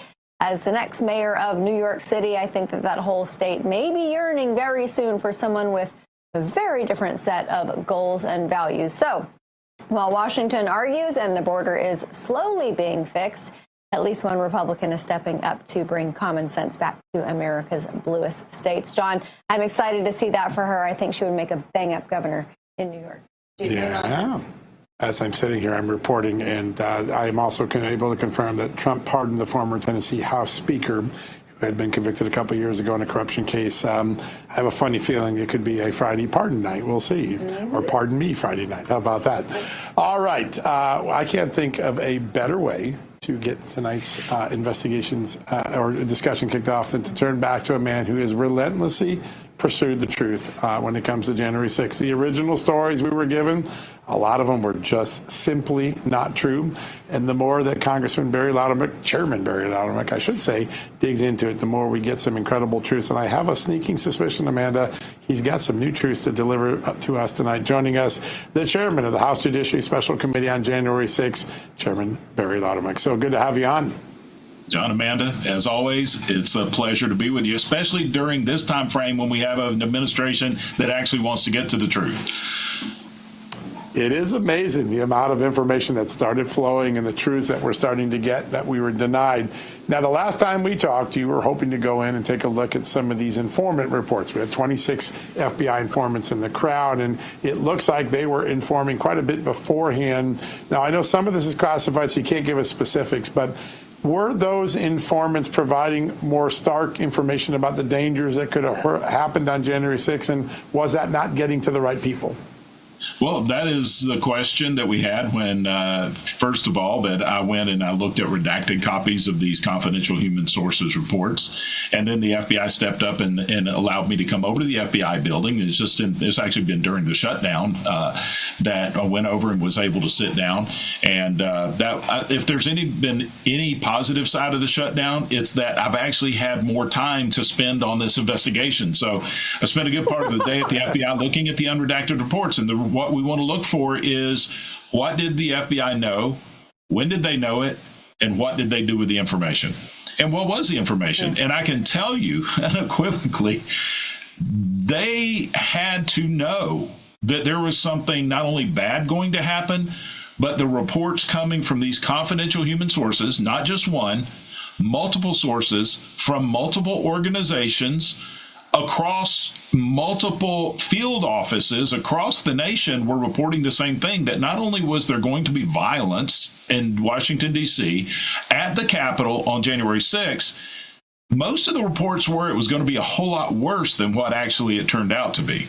And so I suspected we would find information. I was surprised that we found this significant intelligence that was derived from these people embedded in these organizations.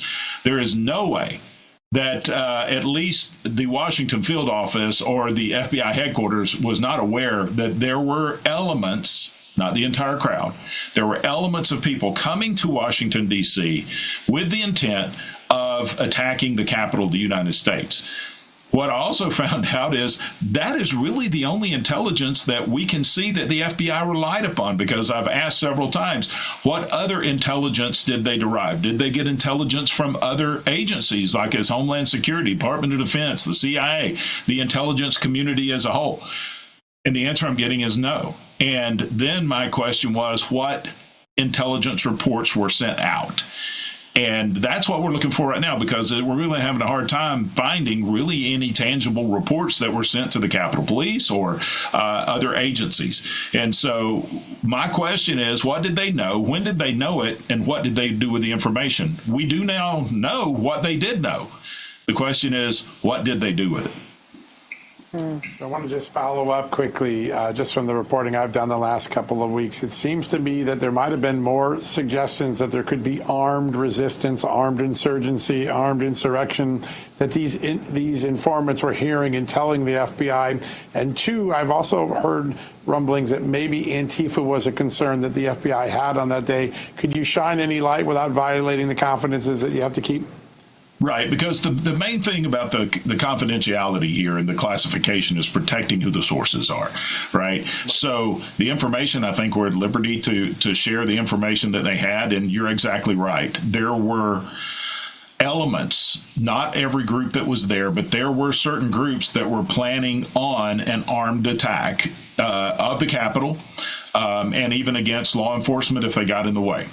And it's not just isolated. It was, again, from several different places across the United States and reported to several different field offices. And so that is true. That's why I was saying there was actually, there should have been even more security put in place. The National Guard should have been at the Capitol the first time Chief of Police Stephen Sund requested it, just based on that information. One of my concerns about this, and I'm just going to speak from my own self, and one of the things that I think we need to run down is, if they would have passed along this level of intelligence, if they would have shared that level of intelligence, would it have changed the security posture to the extent where President Trump would not have come out and given his speech at the Ellipse? Would it have significantly changed the security posture of everybody in Washington, D.C.? That's something else I want to look into. Was there a political motive by some to let some of this play out? And we've talked about this before in the past. Yeah. So that's something else that I think we need to look at, because we have to decouple the politics from our national security and the security of the American people when they're in Washington, D.C. The other question you ask about Antifa, the answer is yes. There was concerns that Antifa would be embedded within the crowds there. There were several references, again, not just isolated to one, but several different field offices, different organizations that were reporting that they had heard that Antifa would be embedded within the crowd. Wow. Goodness gracious. Mr. Chairman, I think there's probably a good chance that I ask you about this every time you're on here, but I guess I seem like a dog with the bone. But the footage and other materials and evidence that the previous January 6th committee had that they destroyed. I know at one point you had indicated that there was a chance of getting that back, refabricating it from hard drives or whatever the case may be. What's the status of that? We're still working on that. We've sent out a trove of letters to even production companies that helped with the filming. They're telling us they don't have any, they didn't keep any of it. They turned it over to the January 6th committee. So we're casting a broad net. So far, we haven't caught anything. And I'm talking about specifically the videos of all the depositions. I think that's if we could get that, it would really turn the tide on things that have been happening with the Select Committee on January 6th. We're not stopping until we overturn every rock and every possibility. In this information age that we're in, and I just have a hard time believing that every piece of that has been destroyed. I think there's probably some element of it somewhere. But I also think as we start uncovering more and we start putting the pieces of this incredibly big puzzle together, people are going to realize we're getting to the truth. And I think you may start seeing some people coming out of the shadows and helping us a little bit. And I think you may see some of that coming out pretty soon. Just quickly, Mr. Chairman, we all know it's no dirty secret that congressional staffers, it's kind of like musical chairs. They just kind of rotate between members of Congress. I'm sure you've reached out to those former staffers of the former members of the former January 6th committee. Well, we have to the extent that we can. There is a barrier that's put around staff, let me say that, to some extent. But we have had some that have been cooperative. We do have staff members that have pointed us in the right direction, let me say that. And this voluntary, they reach out to us. And so I think that's probably where a lot of information is. And I think as we uncover other elements, I explain to people this whole thing is like, it's not a jigsaw puzzle. Is if you took 10,000-piece puzzles and you took all the pieces and you put them in one box for 10 different puzzles, shook them up and threw them on the table. And now you got to put all the pieces for 10 different puzzles together. We've got some of those pieces starting to come together in one puzzle. And as we start putting that together, I think it helps other pieces to come together and other people will step up and help us. And as I said, I can't really divulge anything right now, but we are starting to have some of those reach out to us, informants that have new information that we had not had privy to in the past. And I think it's because they see that we're putting other pieces of the puzzle together. It's amazing what happens when you start a truth ball. It starts creating an avalanche down the hill, and we've been denied so much truth. I want to ask one other question of you. I think some would have thought, well, those 26 informants were put in the crowd to create some mischief or thing, but it looks like just the opposite. These informants were doing what we ask informants to do, warn us, but the information they gave doesn't get to the right hands to prevent the tragedy that occurred that day. Is your sense that these informants were doing good work, not nefarious work? And it's the failure to get the information up the chain that perhaps hurt us that day, right? It is, and they were doing, and you know, when I'm looking for it, I'm looking for certain things.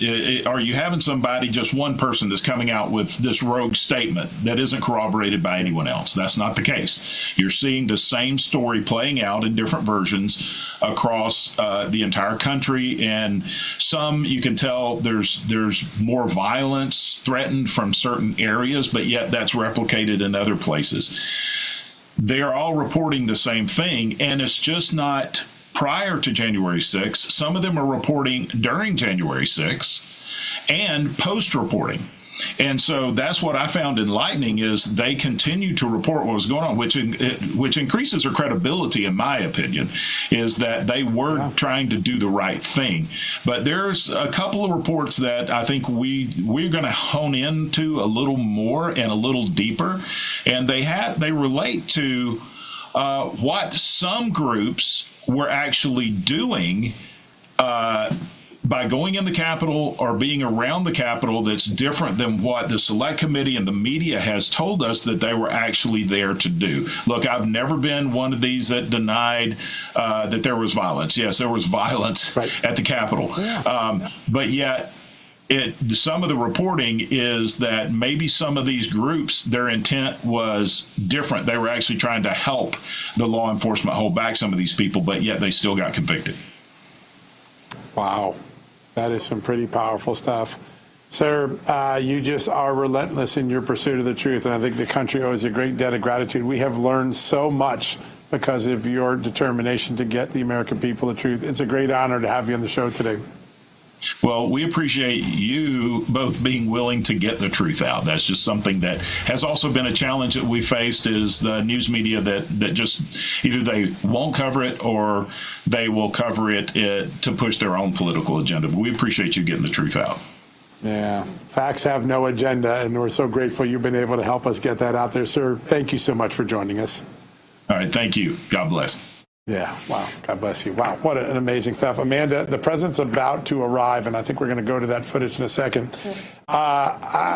It's obvious that was a bombshell interview. There is some big stuff in there. Much more serious warning that there was going to be an armed resistance at the Capitol that the FBI Washington field office, he said, knew about, and doesn't get passed up the chain. Possibility that Antifa was going to be the crowd to cause mischief. And then post-January 6th intelligence, and some of the people that went in to help the law enforcement, but instead get there. Those are three extraordinary statements by a thing. And by the way, the reason I was able to ask these questions, I've been reporting on this for a couple of days. The January 6th narrative, I think, just took an extraordinary turn. Absolutely. Well, and also the fact that it sounds like he's got some staffers who are willing to actually come forward. I would like to think that that's because truth will come to light, but I also think that no one wants to be left out in the cold when everyone else is fessing up to what happened behind closed doors. Yeah. Maybe there's less fear that you're going to be retributed against too, which I think is another issue. All right, the president's still in the landing phase. We're going to get to that when we come back, but first we'll get a quick commercial break. On the other side of this, one of the great lawyers I love to talk to whenever I try to make sense of things, former U.S. Attorney Bud Cummins, right after the break. Hey folks, it's your friend John Rich. I co-founded Old Glory Bank because we heard too many stories about people getting canceled by their bank because they didn't agree with their politics. The government wanted to know where you shopped. If you bought a Bible or you shopped at a sporting goods store, you're probably on a list. We created Old Glory Bank because America needed a bank that would protect their privacy and security. Exercising your constitutional rights is not a criminal activity, and neither is loving your country. At Old Glory Bank, we stand with you. I'm a J6er. I spent 1,143 days in prison. About a year in prison. We were prosecuted, persecuted. J6ers have been treated like terrorists. And we need your help. Stand in the Gap was founded to stand in the gap for J6ers working to rebuild their lives after being incarcerated. For just $10 or more, you can help these patriots get back on their feet again. Every dollar you give is being matched up to $50,000. Go now to j6support.com and donate today. Through every storm, every moment of uncertainty, everybody needs to pray for Charlie Kirk right now. Rev has stood strong. We're not going to tolerate this stuff anymore. Turn that anger into motivation to save this nation. When we move together, there is power. The cries of this widow will echo like a battle cry. This is more than news. It's a movement. This revolution of people taking their countries back. A turning point. A chance to be part of something greater than yourself. Scan the QR code and stand with Rev. The story isn't over, and neither is your part in it. Step in. Be counted. Be heard. Together, we are Rev. We will achieve American greatness. And we are just getting.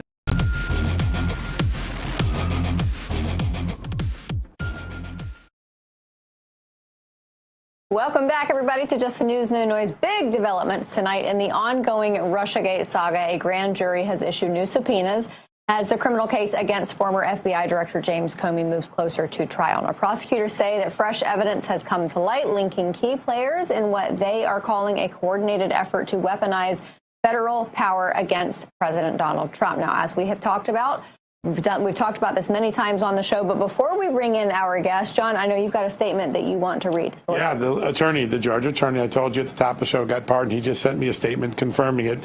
Although I did not have any idea that a presidential pardon was even being considered, I want to thank President Trump for calling me and telling me. So the president literally calls him and tells him he's pardoning him, that he was issuing a federal pardon for my efforts to conduct an audit of the absentee ballots of Fulton County in connection with the 2020 election.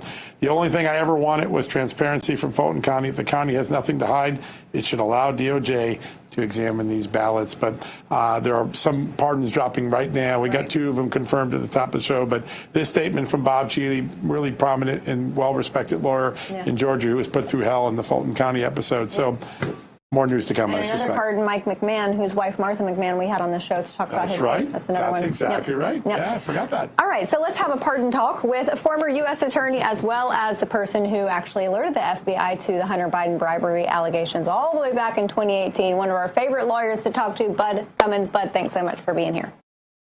Hello. Good to see you. Good to have you on this Friday night, and a lot of folks who are delighted to hear that President Trump has pardoned them. I'm pretty sure that President Trump signed them by hand, though. Yeah, I don't think we're going to do any auto pen pardons with President Trump. I think he likes to have his fingerprints right on it. Absolutely. Sir, I want to dig into something that the magistrate judge in Alexandria levied against the Department of Justice with this trial happening for James Comey across the river in Northern Virginia. She repudiated the DOJ, said that they were indicting first and investigating later. She demanded any of those grand jury materials and evidence be turned over to Comey's team, I think at close of business yesterday. Does it seem to you like that's true, that the DOJ really did sling charges out there and then investigated later? Because you would have to have a lot of material for a grand jury to even get the indictments in the first place, wouldn't you? Yeah, well, I don't want to come on too strong on this because I think that there is a possibility that they had not gathered all the information that was probably available to them and they got out front with an indictment. The indictment was pretty simple. He lied and he obstructed justice. And that evidence was pretty straightforward. It looks like that they're now gathering up other documents that'll, kind of support the case. And the judge may be onto something that they are still investigating and still using the grand jury to investigate. And there are limitations on that. Yeah, that's a good point. Sir, one of the things that we learned on Monday in that explosive court filing was that there is a crime they're looking at having potentially occurred in January of this year, long after Russiagate was done. And according to the electronic communication that the FBI opened that was attached to the court filing on Monday, FBI personnel were going in and out of a room, apparently trying to hide documents or put them in burn bags to be destroyed. And the U.S. government says in its own words, some of these documents had never before been seen or turned over to responsive agencies who had subpoenaed such information.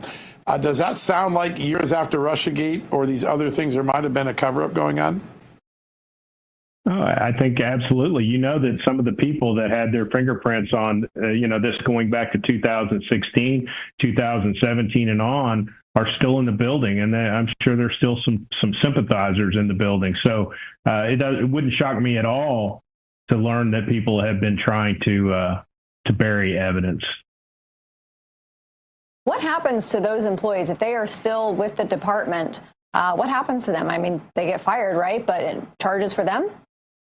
I would like to think that there is, but I'm not seeing even today FBI being very aggressive about internal investigations and punishment. So I think that there's a natural tendency to circle the wagons, even if you're Kash Patel. I mean, certainly we saw Chris Wray do it. Once you're in the agency, I think to some extent there's a tendency to want to minimize controversy and maybe not go looking for trouble. So I'm not sure everybody's going to be held accountable in these agencies. And that's really sad because they've done such tremendous damage. Yeah, that would be a tremendous loss to the American people who are owed this accountability after 10 years of fake scandals and misuse of power. You are one of my favorite stories because I saw you as a U.S. attorney. You had impeccable credentials. You stood up in the face of other conduct in the government. You always came out on the side of doing the right thing. And in 2018-19, you come forward because you have information from Ukraine that Hunter Biden may not have paid his taxes on some of the grifting money he got from the Ukrainian company. You bring it to federal prosecutors. You are a really well-respected former U.S. attorney.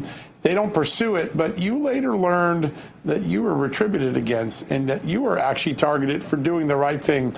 Tell us what you learned about the retribution that was going on behind your back. Well, some of the companies like Apple and Google when they get a federal subpoena, they're prohibited from telling the person that their information has been subpoenaed immediately, but they're allowed to after some period of time. So years down the road, I started getting notices that I'd been the subject of subpoenas out of the Southern District of New York, presumably related to me trying to offer the federal government information about Hunter Biden.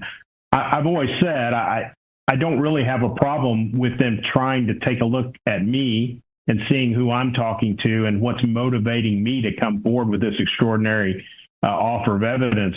I do have a problem with them ignoring the extraordinary offer of evidence completely, which is what they did, and then investigating me. But that's what happened. And beyond that, I don't know. I'm still waiting for my friends in the investigative journalism field to uncover all the details of what happened and why.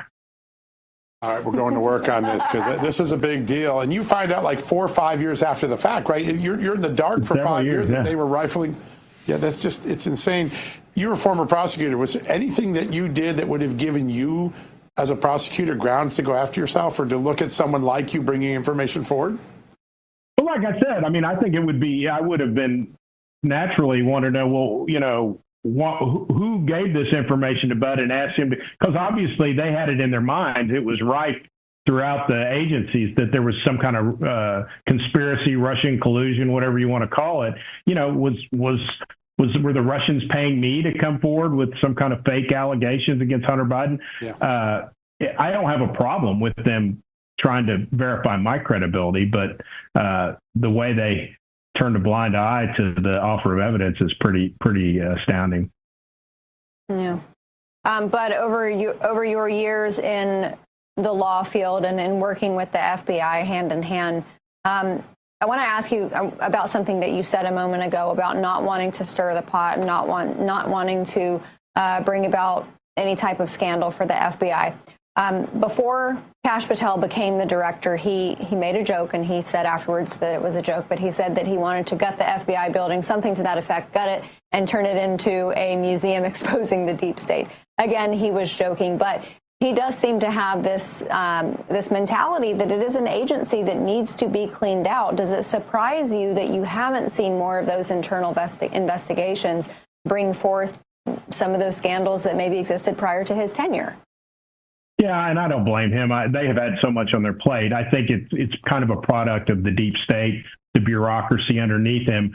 I think all those there's a real culture problem in FBI. There's a real culture problem at DOJ, and that's what he, you know, when he makes his joke, that's what needs to be cleaned out. And it probably would, to be done correctly, would take a pretty massive overhaul of both DOJ and FBI. I don't know if, you know, he has the political capital and the time to actually do that. And I know he's trying to do his best, but, you know, we've talked about this before, but I'm old enough to remember Watergate. And the most serious allegation against Richard Nixon was that he was on tape talking about asking CIA to help him politically. Asking. Didn't get it. Asked it. And that was the straw that broke the camel's back. He had to resign the presidency, and 2 or 3 generations have been taught since that was the worst political scandal of our time. Well, now we have hard evidence that FBI and CIA conspired to kneecap an incoming president of the United States. And they successfully impeded his ability to govern for at least 2 years, if not the entire first term. Somebody needs to be held accountable for all that, and it's going to take intensive investigation, but it's not political retribution. If what Nixon did deserves to be in every high school history book and in big letters is the worst scandal in political history, this certainly needs to be investigated and documented because it's so much worse, and it's ruined the image and the reputation and the credibility of federal law enforcement.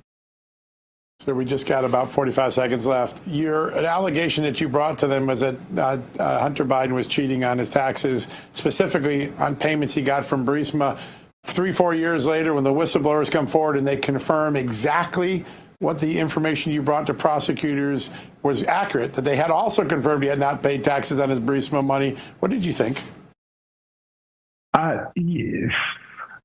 When I offered the evidence, I had no idea what it was or the background. I just knew that there was a high-level individual in Ukraine that was offering to come tell the story and bring documentary evidence. It sounded plausible to me at the time. It was pretty bad, but it played out exactly like it was presented to me in 2018. Lost 4 years of time. The sun, the moon, and the truth eventually come out. Hopefully that a lot of these other untruths that we've been talking about come out in our lifetime, but you never know. Things take time. Bud Cummins, always a pleasure having you here. Thanks so much. Good to see y'all. Bye-bye. Absolutely. All right, everybody, we're going to take a quick break, and we'll be back on the other side. Hey folks, it's your friend John Rich. I co-founded Old Glory Bank because we heard too many stories about people getting canceled by their bank because they didn't agree with their politics. The government wanted to know where you shopped. If you bought a Bible or you shopped at a sporting goods store, you're probably on a list. We created Old Glory Bank because America needed a bank that would protect their privacy and security. Exercising your constitutional rights is not a criminal activity, and neither is loving your country. At Old Glory Bank, we stand with you. I'm a J6er. I spent 1,143 days in prison. About a year in prison. We were prosecuted, persecuted. J6ers have been treated like terrorists. And we need your help. Stand in the Gap was founded to stand in the gap for J6ers working to rebuild their lives after being incarcerated. For just $10 or more, you can help these patriots get back on their feet again. Every dollar you give is being matched up to $50,000. Go now to j6support.com and donate today. Through every storm, every moment of uncertainty, everybody needs to pray for Charlie Kirk right now. Rav has stood strong. We're not going to tolerate this stuff anymore. Turn that anger into motivation to save this nation. When we move together, there is power. The cries of this widow will echo like a battle cry. This is more than news. It's a movement. This revolution of people taking their countries back. A turning point. A chance to be part of something greater than yourself. Scan the QR code and stand with Rav. The story isn't over, and neither is your part in it. Step in, be counted, be heard. Together, we are Rav. We will achieve American greatness. And we are just getting.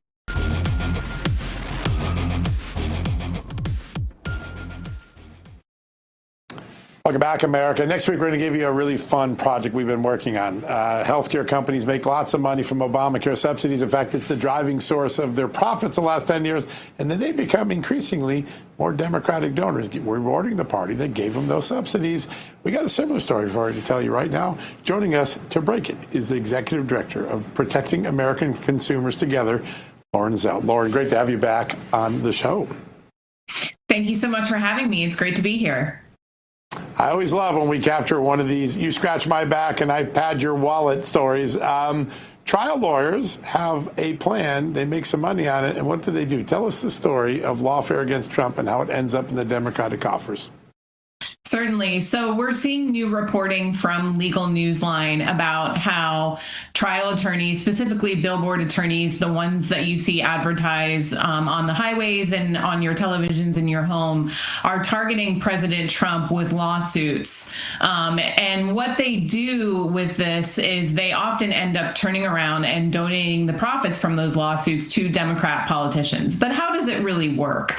You know, what we're seeing is some attorneys are advertising themselves as Trump golf course attorneys, or they're advertising a introductory kit on how to sue a Trump property. And they're really into this for the profit. And what they do then is they turn around and they donate it to Democrat politicians. I have some stats for your audience. In 2024, $205 million was donated to Democrats by trial attorneys, or billboard attorneys in particular, including $46.5 million specifically to the Kamala Harris campaign. So those are some pretty significant numbers, and Legal Newsline is is also reporting that about 75% of billboard attorneys donated to Harris as opposed to President Trump in 2024. So it's a system that they've created almost from soup to nuts. Sue the president at one of his properties or at one of his businesses and turn around and put it in the pocket of Democrat politicians. Yeah. I mean, I believe if we categorize lawyers, these are the ambulance chasers of ambulance chasers. But when it comes to the money that this drains from the American economy, I mean, this is in the billions, and it affects everyday Americans, even people who are not involved in the suit. That's exactly right. Unfortunately, this is costing the average American family a lot of money. In 2022, lawsuit abuse cost the average American family about $4,200 a year. There are some states in which it's higher that have more litigious environments. Delaware is a state like that. California is a state like that, and New York as well. So unfortunately, consumers that are living in these states are paying for these lawsuits, whether they realize it or not, because the amount of money that it's draining from businesses that have to pay for them and from our economy generally. Yeah, really remarkable. Lauren, I want to ask a little bit about how we begin to fix the system. It is clear that we've got weaponization problems inside the department. We've got lawfare departments outside of the law enforcement agencies. Now we seem to have concerns about leaking judges who are talking to the media in violation of their oaths and ruling on their political interests rather than on the constitutional grounds. How do we fix the system before we spiral into a sort of unprecedented territory, banana republic territory? There are certainly some bright spots where fixing is happening in the system. We've seen lawsuit abuse reform pass in Florida in 2023 and then just earlier this year in Georgia in 2025. But there is an opportunity to tackle this problem at the federal level. There are several different pieces of legislation that would address lawsuit abuse and also the third-party litigation finance system that funds it, because oftentimes consumers will get pushed into predatory loans in order to pay for their lawsuits. And at Protecting American Consumers Together, we want to make sure that people are aware of that and that they know that when they are signing up for the services of an attorney, hopefully a reputable one and not one that they saw on a billboard. Do you guys find that people agree with this practice? Because it certainly sounds like it's happening a lot where this money is getting funneled towards Democrats. People can't be supportive of it. Well, unfortunately, people just don't really understand. There's not a lot of information out there about this practice. And because candidly, it's ballooned a lot in the last 30 years in our country. So this isn't a problem that has seen a lot of traction at the federal level yet, but we're starting to see it in the states, specifically because it is getting so out of control. Unfortunately, lawsuit abuse is affecting every consumer. It's affecting every business, especially the small businesses. When a small business is forced to pay out from a fraudulent lawsuit, they often can't continue to stay in operation. So the more people learn about it, the less that they like it, and the more reason that we have to correct the system. Yeah, real quickly before I let you go, Lauren, just because a lawyer uses a billboard isn't necessarily an indicator that this is bad. Sometimes, like with the tobacco settlements, they were required to do public display things. But is there a general inclination that the ones that are doing billboards are more deeply engaged in this lawfare and then moving on to money to the Democratic Party?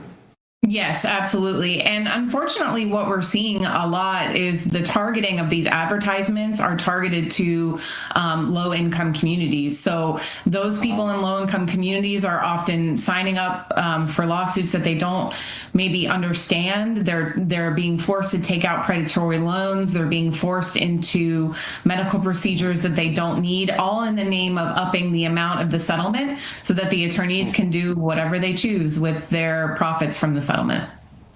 Wow. A system we have to get to the bottom of fixing really soon. Lauren Zelt, what a great honor to have you on the show today. Thanks for joining us. Every time you come on, you bring us an amazing story. Thank you. Thank you. All right. Good stuff. All right, folks, a quick commercial break. When we come back, more on the government shutdown, which is nearing 40 days. Biblical proportions, I think, actually. If you get to 40 days, they're in Moses territory. All right, we'll be back right after these messages. Hey, America, as an investigative journalist, I've built my career on facts, and I always do my homework before recommending anything to my audience. That's why I can confidently say AMAC, the Association of Mature American Citizens, is the real deal. AMAC is a conservative alternative to AARP. They're fighting for faith, family, and freedom in bringing their members real value, discounts on travel, insurance, and retail, helpful resources that help you thrive, and the excellent AMAC magazine packed with information that actually matters to patriots like you and me. Now, right now, when you choose a 5-year membership, you'll save up to 33%. That's just $120 a month to join a movement working to hold Washington accountable and preserve the values that we all care about. I vetted them. I trust them. You should too. Visit amac.us/justnews and become a member today, just like me. That's amac.us/justnews. AMAC, protecting America's future, one member at a time. Hey folks, it's your friend John Rich. I co-founded Old Glory Bank because we heard too many stories about people getting canceled by their bank because they didn't agree with their politics. The government wanted to know where you shopped. If you bought a Bible or you shopped at a sporting goods store, you're probably on a list. We created Old Glory Bank because America needed a bank that would protect their privacy and security. Exercising your constitutional rights is not a criminal activity, and neither is loving your country. At Old Glory Bank, we stand with you. I'm a J6er. I spent 1,143 days in prison. About a year in prison. We were prosecuted, persecuted. J6ers have been treated like terrorists. And we need your help. Stand in the Gap was founded to stand in the gap for J6ers working to rebuild their lives after being incarcerated. For just $10 or more, you can help these patriots get back on their feet again. Every dollar you give is being matched up to $50,000. Go now to j6support.com and donate today. Through every storm, every moment of uncertainty, everybody needs to pray for Charlie Kirk right now. Rev has stood strong. We're not going to tolerate this stuff anymore. Turn that anger into motivation to save this nation. When we move together, there is power. The cries of this widow will echo like a battle cry. This is more than news. It's a movement. This revolution of people taking their countries back. A turning point. A chance to be part of something greater than yourself. Scan the QR code and stand with Rev. The story isn't over, and neither is your part in it. Step in. Be counted. Be heard. Together, we are Rev. We will achieve American greatness. And we are just getting.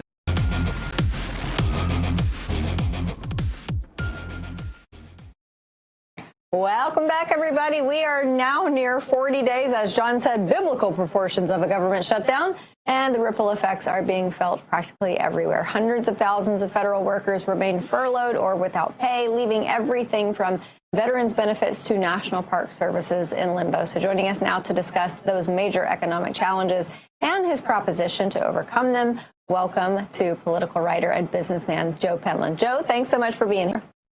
Thank you for having me on. I appreciate it. We are happy to have you, and we reported at the top of the show, Democrats seem to be inching a little bit closer to the table, but they, of course, have conditions.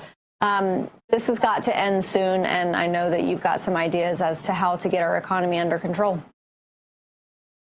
Well, obviously, we have to end this. I mean, this is a fight that no American is going to win. That's sad to say. But, you know, usually when two people are fighting in a boxing ring, it's just those two. Usually the spectators don't get hurt. In this case, the Democrats and Republicans are fighting, and the American people are the spectators, and they're getting hurt and no fault of their own. And we need to see this stop sooner than later. Yeah. So the history of these shutdowns is reopening the government after shutdown actually ends up costing more than it does to keep it shut down or keep it going during a shutdown. At what point do we break this cycle, and are the American people ready for the first time to say, pass a law and just say no more shutdowns, please? I think the American people are ready for that. You know, American people are sick and tired of sending people up to D.C. to represent them, and then they get there and they forget about the people back at home. You know, this is a fight for America, not for one side of the aisle or the other. We need to do what's right for the American people, and we'll iron this other stuff out. You know, our debt is completely out of control. That's a bipartisan problem. So we're not going to fix the debt on this CR. That's not going to happen. You know, we're not going to fix Social Security on this CR. That's not going to happen. What we need to do is put that behind us, make sure that America is still stable and we're working like we should each day, and then we'll get on with fixing the problems. But staying away is not fixing the problems, it's making it worse. Joe, I know that you are in the wonderful state of Texas, and New York could not be further from Texas in terms of political ideology. But we look at Zohran Mamdani about to be sworn in as New York City's mayor. Does it concern you that that type of liberalism can infect places, some of the bluer areas of Texas? It certainly does. I mean, and what I'm afraid of, there'll be a lot more people move out of New York, come down here to Texas, and that may blue us a little more than we want to be. I hate that. But, you know, we welcome people coming to this great state, but what's happening is people are leaving the blue states, coming down here just to get away from what's crazy up there, and I think it's going to affect our voter, our mass of people going to the ballots, and I hate to see that come. But we need to get some sense back in America and go back to the old standards that we've had that's led this country for almost 250 years. Yeah. So, Joe, I know you think a lot about the macroeconomics behind deficits and policy and economics. Obviously, with the baby boomers retiring, we've got a growing labor shortage. What are some of the solutions short of allowing illegal aliens to be illegal workers in this country? Well, we're going to, the only way we're going to grow our workforce, unfortunately, is through legal immigration. With the birth rate what it is, we have a declining birth rate in this country. And that's fine. That's a woman's choice, and that's the way it should be. And that's okay. But we cannot continue to source out all our work around the world. The president wants to bring $6 or $7 trillion worth of work back to this country, but we have to have workers to be able to do that and capitalize on it. What we look back at Ellis Island, what we done then, and that brought millions of people, about 20 million people here to this country, and they settled here, and it made this country a little greater than we could have ever been on our own. We need a workforce. We need a solid workforce, but we need people that are law-abiding and abide by our rules. And if we do that, we can work ourselves out of this problem. If we keep shipping jobs out of the country or not take advantage of the money that's ready to invest in this country, and the only way we're going to do that is we're going to have to use legal immigration. If every woman got pregnant today that could and have children, that workforce is 20 years plus out of cycle to help us. So we've got to do something in the short run, and we can do this, and we can actually capitalize on that and help some shortfall for the economy. Yeah. Joe, I want to ask you a question, another dichotomy between New York and Texas. We were having a conversation with another Texan this week, and we were talking about New York with respect to it being the capitalist capital of the world, the banking center of the world. But it seems like there are a lot of banking groups that are moving their way to Dallas. Does that seem right to you? I had some meetings with some bank people this week. There's a lot of people coming to Dallas. There's a lot of people coming to Houston. We have some good economy here. We have a lot of LNG plants. We have a lot of oil and gas here, a lot of refineries being built. We got a lot of deep waterways that is absolutely essential to us being a net exporter, and that's where we need to be. We're shipping LNG gas now all over the world, and that's great for our economy. So, yeah, people are coming to Texas. The taxes and everything are better here in Texas. We've got a little bit better weather, I think, than New York. I don't like the cold weather. When you're 75, you're always a little chilly. So Texas is good for me. But this is a great state and a great country, and we just need all pull together, and we'll get through this crisis that we're in. And Joe, won't we soon have a stock exchange in Texas, too? Yes, that's a fact. Isn't that great? How about that? That's a fact. The new financial capital of the world and in a free state. Yeah. How about that? And Joe, I agree with you. You guys have good weather in Texas, but you got to find a way to make Texas unappealable to New Yorkers if you don't want all of those votes flooding down to the Lone Star State. Joe Penland, always a pleasure having you here, sir. Thank you. Thank you both. Have a great evening. You too. All right, everybody. We've got one more segment, so we will see you on the other side.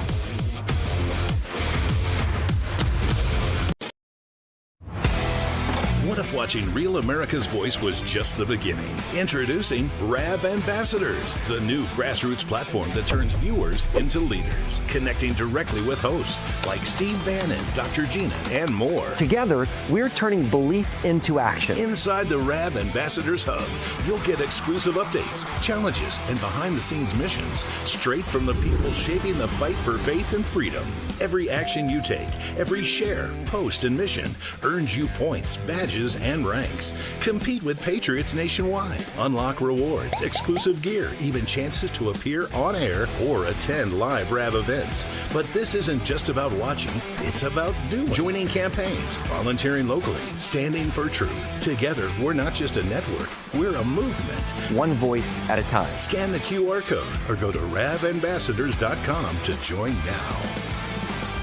Because America's voice is your voice. Hi, my name is Tracy L. from Arizona. I don't stink around in the kitchen when it comes to the news. I watch Real America's Voice, which always serves accurate and reliable updates that are on point with their amazing hosts. So don't find yourself in a pickle by tuning into the fake news. Stick with Real America's Voice.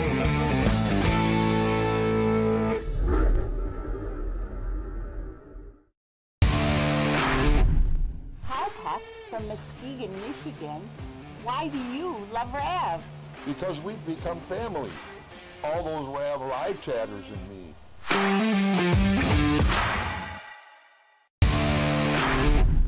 My name is Kyle. I'm with Real America's Voice because we can chat with each other, the hosts, even management. We are the RAV family, and we're better together.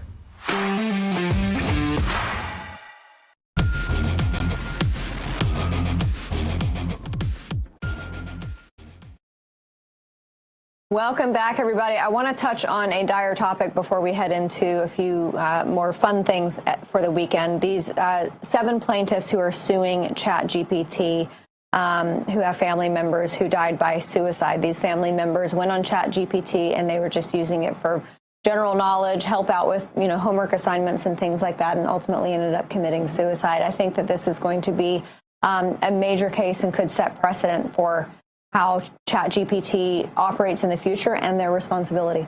Oh, yeah, no, this is going to be one of the epic